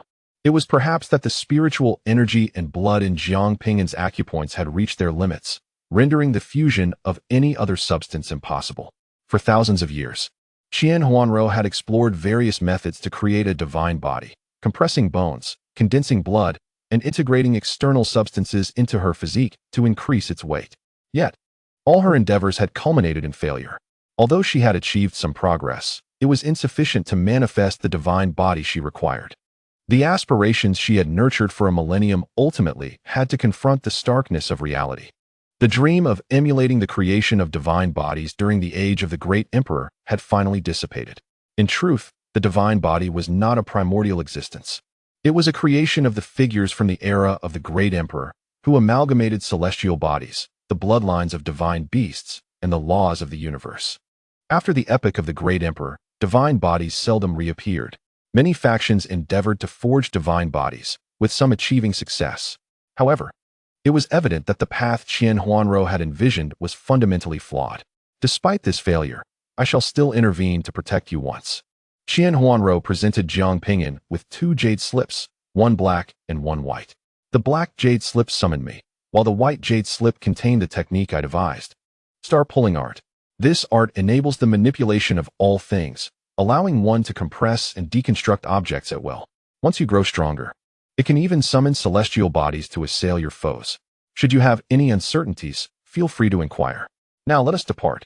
Jiang Ping'an gazed at his arm, pausing in contemplation before asserting, I feel that my hand is quite heavy now. Isn't that a sign of success? He sensed the weight in his palm, realizing that a punch would undoubtedly possess greater strength than before. This was not fusion. Rather, it was a mere superimposition. When the spiritual energy in your acupoints gathers anew, it will erupt once more. Remember to extract the object afterward. Xia Yuanhao felt a profound disappointment at this outcome and relinquished her pursuit of creating a divine body entirely. Fortunately, she had not harbored excessive hopes nor invested too much, sparing her from greater disillusionment. I apologize for intruding during this time, Jiang Ping'an said, standing to bow, retracting his doppelganger, and turning to leave. Chapter 233. Star pulling art. Over the past 3 years, with the guidance of this elder, Jiang Ping'an had accelerated his comprehension of the laws of gravity. Under the elder's gravitational constraints, his physical strength had made significant strides. Even his weakest, devouring doppelganger's corporeal strength now surpassed that of an ordinary Yuan-Ing stage cultivator. Regrettably, he had not succeeded in crafting a gravitational divine body. In truth, Jiang Ping'an was quite enamored with that kind of power. As he traversed the corridor, he noticed a spacious prison chamber with its door ajar and promptly entered. Taking a seat, seated upon the ground, Jiang Ping'an retrieved the minuscule mountain, no larger than a grain of rice, from the palm of his hand. His gaze fixated upon it.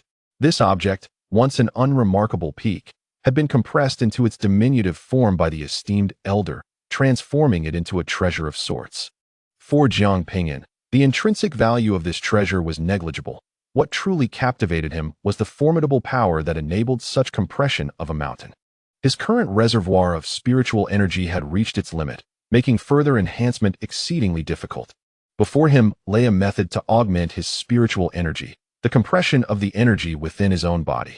Previously, he would have deemed such a feat impossible. However, the elder had bestowed upon him a unique technique known as the star-pulling art. The elder had proclaimed that mastery of this art would allow him to compress and split certain objects, even to draw forth the stars themselves. This mountain peak was presumably a product of the star-pulling art's compression. Perhaps, upon mastering this technique, he would discover the means to take his second step forward. Jiang Ping'an grasped the jade slip of the technique, absorbing the contents of the star-pulling art. This technique comprised 3 tiers: the principles chapter, the profound chapter, and the domain chapter. Its classification was rather haphazard. In the realm of cultivation, those in the nascent soul stage comprehend first-tier principles, while those in the divine transformation stage grasp second-tier principles, and those in the void refinement stage attain third-tier principles. Only upon reaching the combined body stage do they comprehend the rules of profundity. Typically, techniques provide corresponding content for each tier, facilitating the practitioner's use and cultivation. However, The star-pulling art offered none of this. On a positive note, one could utilize the first tier for an extended period once learned. On a less favorable note, mastering the first tier posed considerable difficulty. With a crack, the jade slip shattered, and the technique's contents were indelibly etched into Jiang Ping'an's mind. Taking a deep breath, he simultaneously consumed the Fire Lotus Enlightenment essence with all three of his bodies. Regardless of the outcome, mastering this technique was imperative. It could very well constitute a crucial step toward his second advancement. Even if it bore no significance for that next step, acquiring such a technique was undoubtedly advantageous. Jiang Ping'an closed his eyes, dedicating himself wholly to comprehending the star-pulling art. With the assistance of his three bodies and the Fire Lotus Enlightenment essence, the time required for comprehension would be significantly reduced.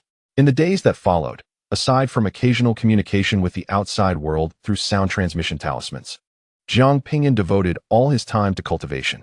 He remained in this meditative state for 2 years, marking the 5th year since his entry into the gravity prison. The second Heroic Talent Reserve program commenced, drawing the brilliant heirs from hundreds of nations and factions in the eastern region to the site of the Great Emperor's relics, where battles began in earnest.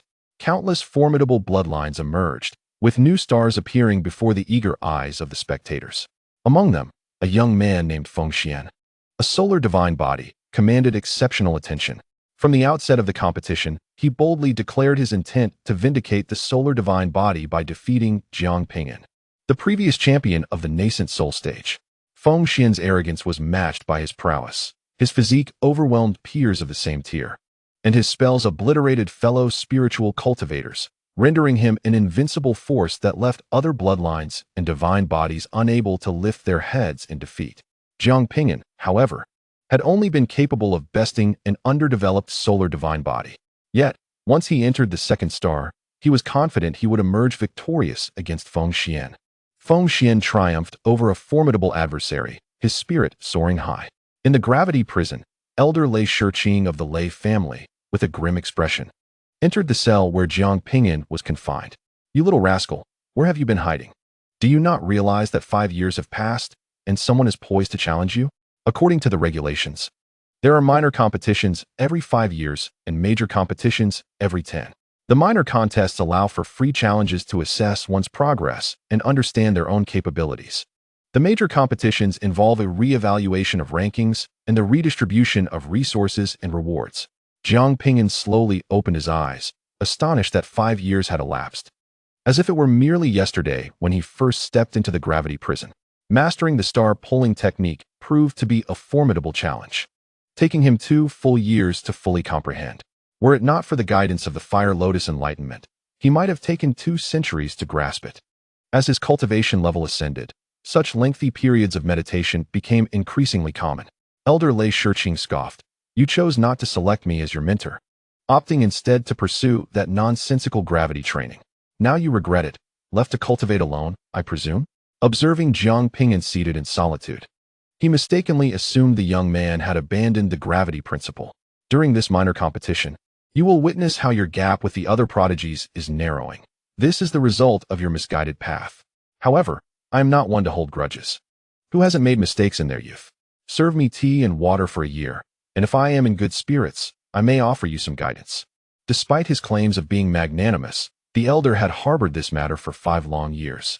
Jiang Ping'an rose, expressing gratitude for the elder's goodwill. "Thank you, esteemed elder. I appreciate your kindness. May I inquire where the competition is taking place?" He felt no immediate need for guidance. Elder Lei Shiqing's eyes widened in disbelief. "What do you mean?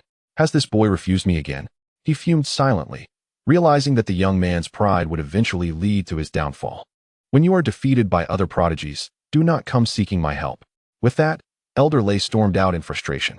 As a distinguished elder of the ancient Lei family, he had proffered guidance, only to be rejected twice by this impudent youth.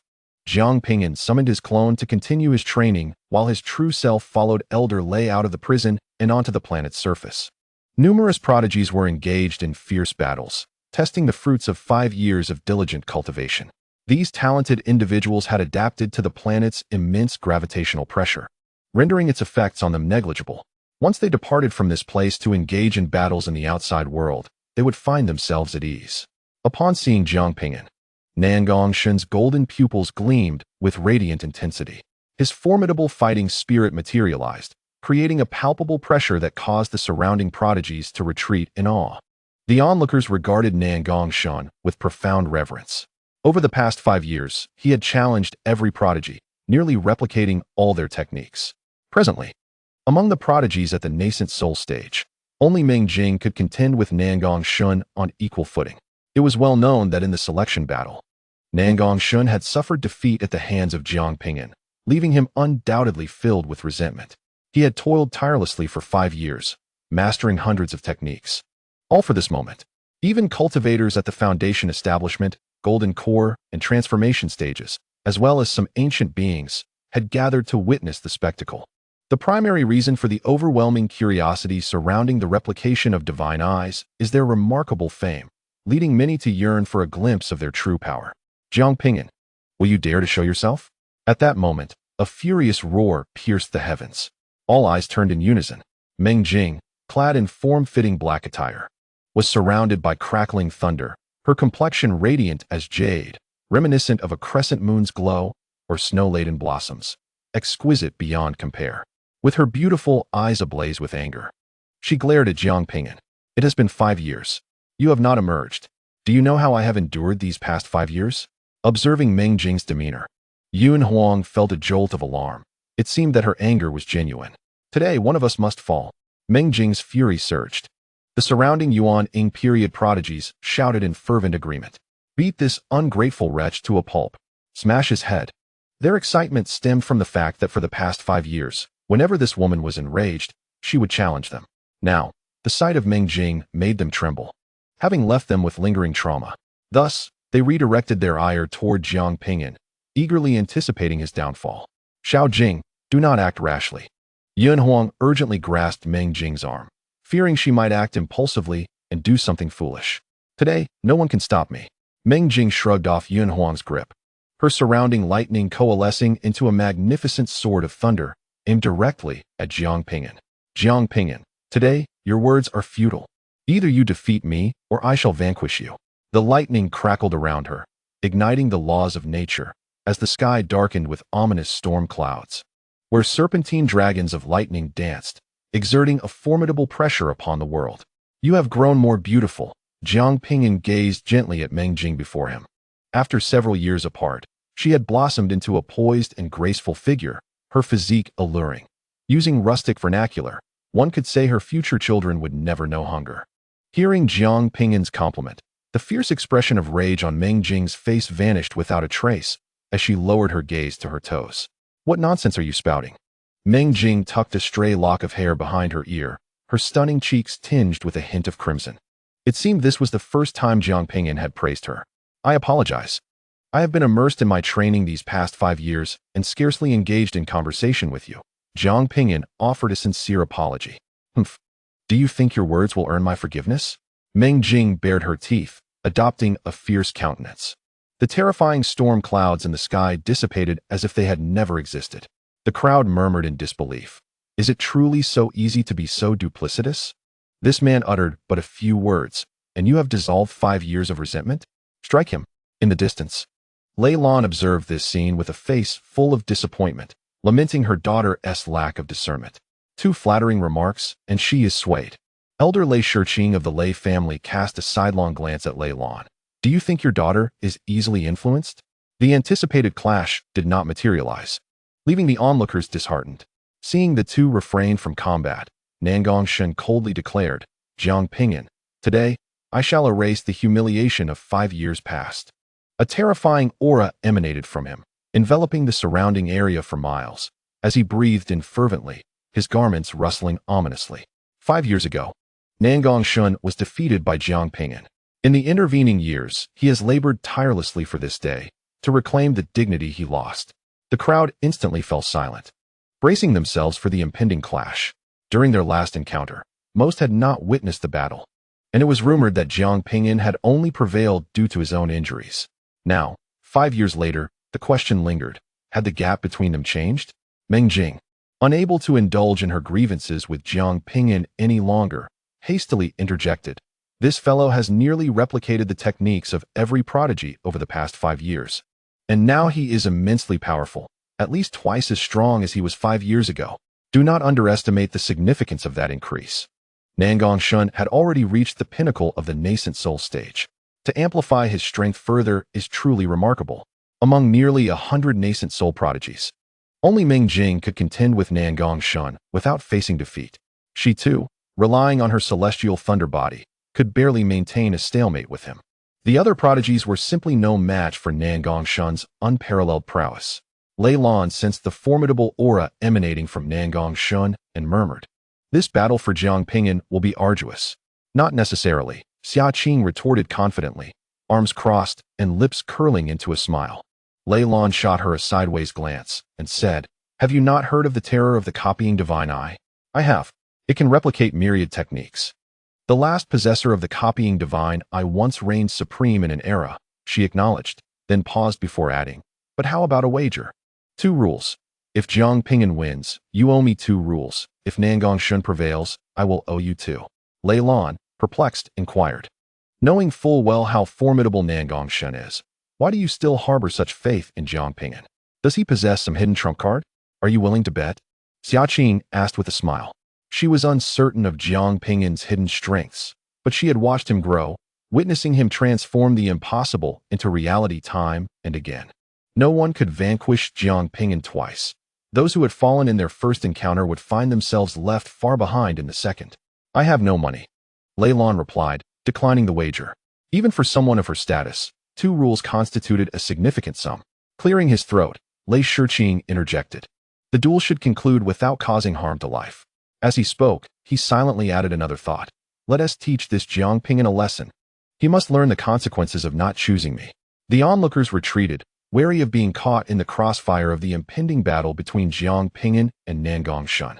Their confrontation promised to be nothing short of catastrophic. Nangongshun's golden pupils gleamed as he conjured a sword of thunder, remarkably similar to the one Ming Jing had just summoned. "Jiang Ping'an, I have replayed our last battle thousands of times over the past 5 years and identified hundreds of your flaws. This time, victory is assured." With that declaration, he activated the wood god avatar, and 10 powerful doppelgangers emerged from him, each radiating immense strength, surrounded by swirling laws that illuminated the entire starry sky with their brilliance. Jiang Ping'an stood still, a hint of envy flickering within him as he regarded the wood god avatar technique. If only he could acquire such a skill, his combat prowess would ascend to new heights. Noticing Jiang Ping'an's lack of movement, Nangongshun frowned. "Where are your doppelgangers? Are you not going to summon them?" "There is no need," Jiang Ping'an replied calmly. Nangongshun narrowed his eyes, feeling a sense of disdain directed towards him. This arrogant individual would soon pay the price.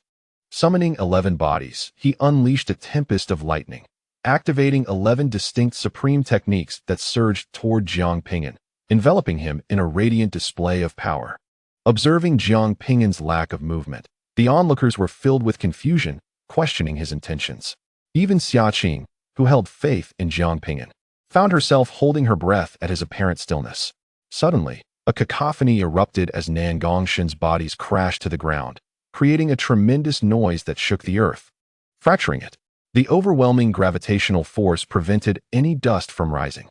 Nangongshun's expression shifted drastically as he frantically channeled his inner energy, attempting to rise by propping himself against the ground, only to find himself crashing down once more, as if he were anchored to the earth itself.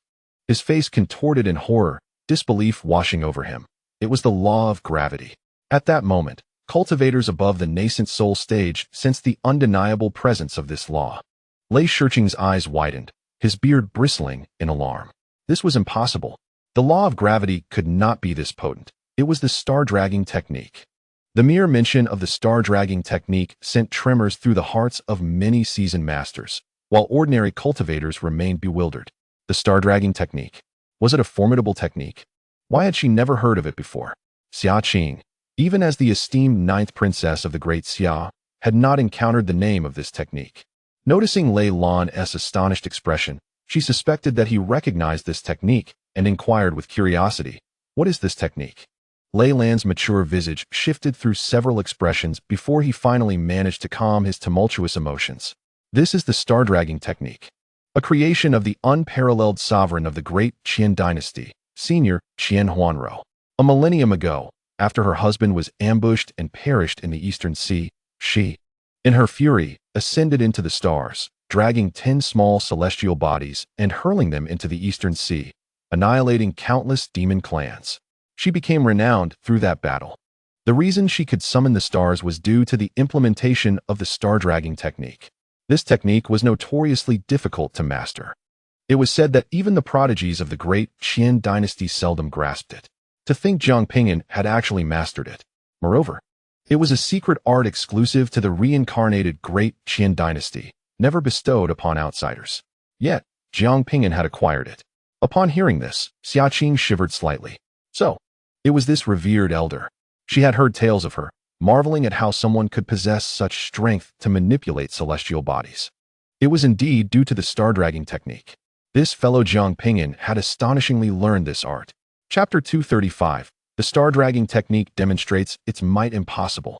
How can the secret art of the great Qin dynasty appear in your possession? Where did you steal it from? Nan Gongshun shouted incredulously, his voice hoarse with disbelief.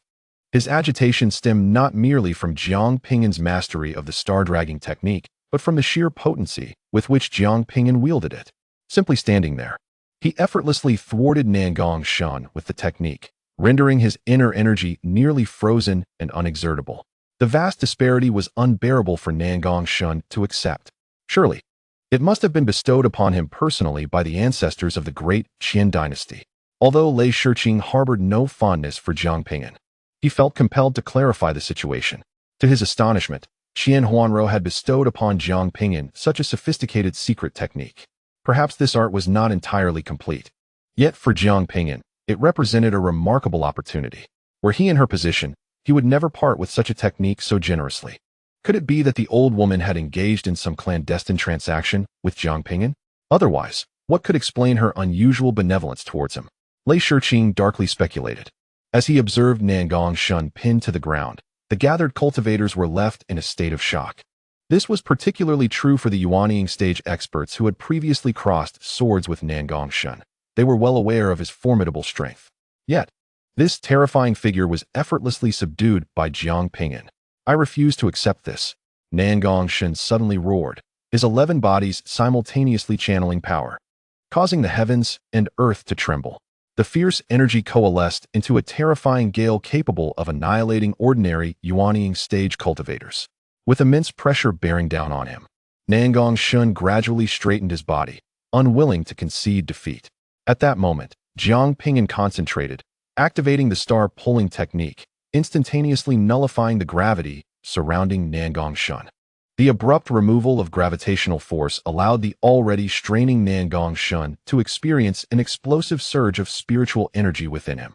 With a resounding puff, the hearts of his 11 bodies burst, spiritual energy rupturing through their meridians and staining their forms crimson. The sudden fluctuation in gravity disrupted the flow of the cultivators' spiritual energy, interrupting their incantations. This was the simplest application of gravity that the elder had previously taught Jiang Ping'an, yet also the most practical. The onlookers stood transfixed. When had gravitational abilities become so formidable? Among these prodigies, many had grasped various principles, yet few had comprehended the law of gravity. This was largely due to the fact that gravitational principles were not particularly potent and yielded limited effectiveness in actual combat. However, in Jiang Ping'an's hands, gravity had transformed into something terrifying. With merely a press and a release, he had directly injured Nan Gongshun. This was achieved without Jiang Ping'an employing any other techniques. The potential for devastation would only escalate should he integrate additional methods. Was this the fearsome might of a Yuanying stage leader? It was utterly terrifying. In truth, it was not the strength of the gravitational ability that was remarkable, but rather the star-pulling technique itself that was sufficiently powerful. Xia Yuanhao had not subdivided the star-pulling technique. Its first layer could be utilized even at the Lianshu stage. This meant that Jiang Ping'an was launching attacks at the level of Lianshu stage against Nan Gongshun. Although the true potency of the first layer of the star-pulling technique could only be fully realized at the third-tier principle, its strength was nonetheless visibly impressive.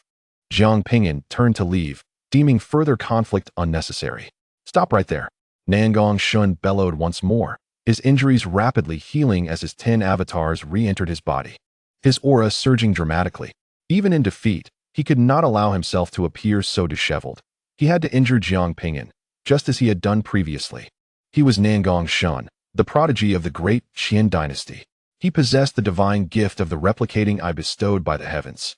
He was a generation's genius. He could not tarnish the reputation of the great Qian dynasty. Nangong Shun summoned his life-bound treasure, a golden longsword inscribed with mysterious runes, emanating an astonishing aura. At the same time, he ignited the spiritual energy within him, which suddenly became frenzied, wreaking havoc upon his own body. Nangong Shun was employing a pseudo-restraining technique that would not deplete his life force, significantly enhancing his combat prowess. Although it would not consume his life, its aftermath would leave him incapacitated for a month. Regardless, Nangong Shun was unwilling to face defeat. He would rather endure a month of recovery than not strike Jiang Ping'an even once. It was a matter of dignity. Be careful, Meng Jing shouted a warning. Everyone could sense the terrifying transformation in Nangong Shun. Jiang Ping'an shook his head in resignation, finding the situation troublesome. He slowly raised his hand. An aura both vast and ancient enveloped the heavens and the earth, and all felt an overwhelming pressure. Those in the transformation stage, along with the ancient beings, felt this sensation even more acutely. All gazed upward in astonishment as their expressions changed dramatically. A colossal hand, an ethereal manifestation, coalesced in the sky above, covering a radius of 100 miles. Those standing beneath it appeared as insignificant as mere specks of dust. Mysterious laws flowed over the handprint, rich in Taoist essence, while the laws of heaven and earth solidified, compelling all techniques to retreat. The oppressive aura was so terrifying that it caused those at the foundation and golden core stages to collapse to the ground, staring blankly at the sky, trembling uncontrollably. The transformation stage experts instinctively activated their defenses, poised to evade. Nangong Shun, who had been preparing to engage Jiang Ping'an, now stood in a daze. His fighting spirit vanished without a trace. What is this? It was the first time Nangong Shun had witnessed a cultivator at the Nascent Soul stage unleash such a terrifying attack. Even the techniques of transformation stage experts did not emanate such chilling energy. It was not that this attack could slay a transformation stage cultivator, but rather that the strange rules upon that hand evoked an instinctive terror, for this was the might of an emperor. This was the emperor's handprint that Jiang Ping'an had painstakingly imprinted in his mind over 6 months within the imperial residence, without rest. Stop, Lei Shiqing bellowed. If this blow were to land, Nangong Shun would undoubtedly perish. Jiang Ping'an gently lowered his raised hand, and the colossal hand in the sky vanished without a trace. He had no intention of attacking Nangong Shun, for he had yet to fully comprehend it. He could merely sketch an outline, releasing it only to instill fear. Even in merely sketching a pattern, half of the immense spiritual energy within him had been drained. Should he unleash it fully, it might siphon away considerable life force. Jiang Ping'an felt a surge of excitement. The 10 laws he had entered into the imperial residence were not in vain. If fully understood, it would rival a supreme technique. As the hand vanished, the pressure that had gripped the hearts of the onlookers dissipated abruptly. They watched in horror as protective shields emerged around them. What kind of technique is this? Nangong Shun, devoid of fighting spirit and in a daze, asked the question that lingered in everyone's minds. What was this handprint that exerted such formidable pressure, rendering any thought of resistance impossible? Could this be a divine ability? At that moment, even the ancient beings perked up their ears, eager to discern the nature of this technique. After a moment of contemplation, Jiang Ping'an declared, "Whoever provides me with a flying vessel worth 100 laws, I shall reveal this secret to them. The handprint will inevitably be discovered. It would be more prudent for him to reveal it in advance and gain some advantages. Otherwise, if others uncover it first, no benefit will remain. Have you lost your senses over money? One piece of information demands 100 laws. Why not resort to theft?" Lei Shiqing, known for his fiery temperament, scolded without restraint. The onlookers wore expressions of disdain. This fellow is utterly shameless, daring to sell a piece of information for 100 laws. Even news of an elixir of immortality would command such a price. How audacious of him. Jiang Ping'an continued, "If luck favors me, I might comprehend a similar handprint. My understanding of this handprint is still incomplete. The true version is 100 times more powerful." Upon hearing this, The crowd that had previously scorned Jiang Ping'an suddenly brightened with intrigue. To grasp a similar handprint? A complete version valued 100-fold? Surely, it couldn't be worth 100 laws. At most, it should be 10. Some were already swayed. That terrifying giant hand left an indelible impression on everyone, particularly the overwhelming pressure it emanated, which made many seasoned practitioners feel a sense of trepidation. This was undoubtedly a powerful mark left by an unparalleled expert, hence the formidable pressure. Their speculation was indeed correct. This was the handprint of an emperor, Jiang Ping'an declared. Upon hearing this, it felt as though everyone's hearts were gripped, nearly suffocating. They finally understood the source of the pressure emanating from the handprint. It was the might of an emperor. No wonder it was so terrifying. Lei Shiqing, who had just been the most vociferous in denouncing Jiang Ping'an, instantly darted to his side, seizing him and shouting fervently, "I will purchase this information. No one dare compete with me."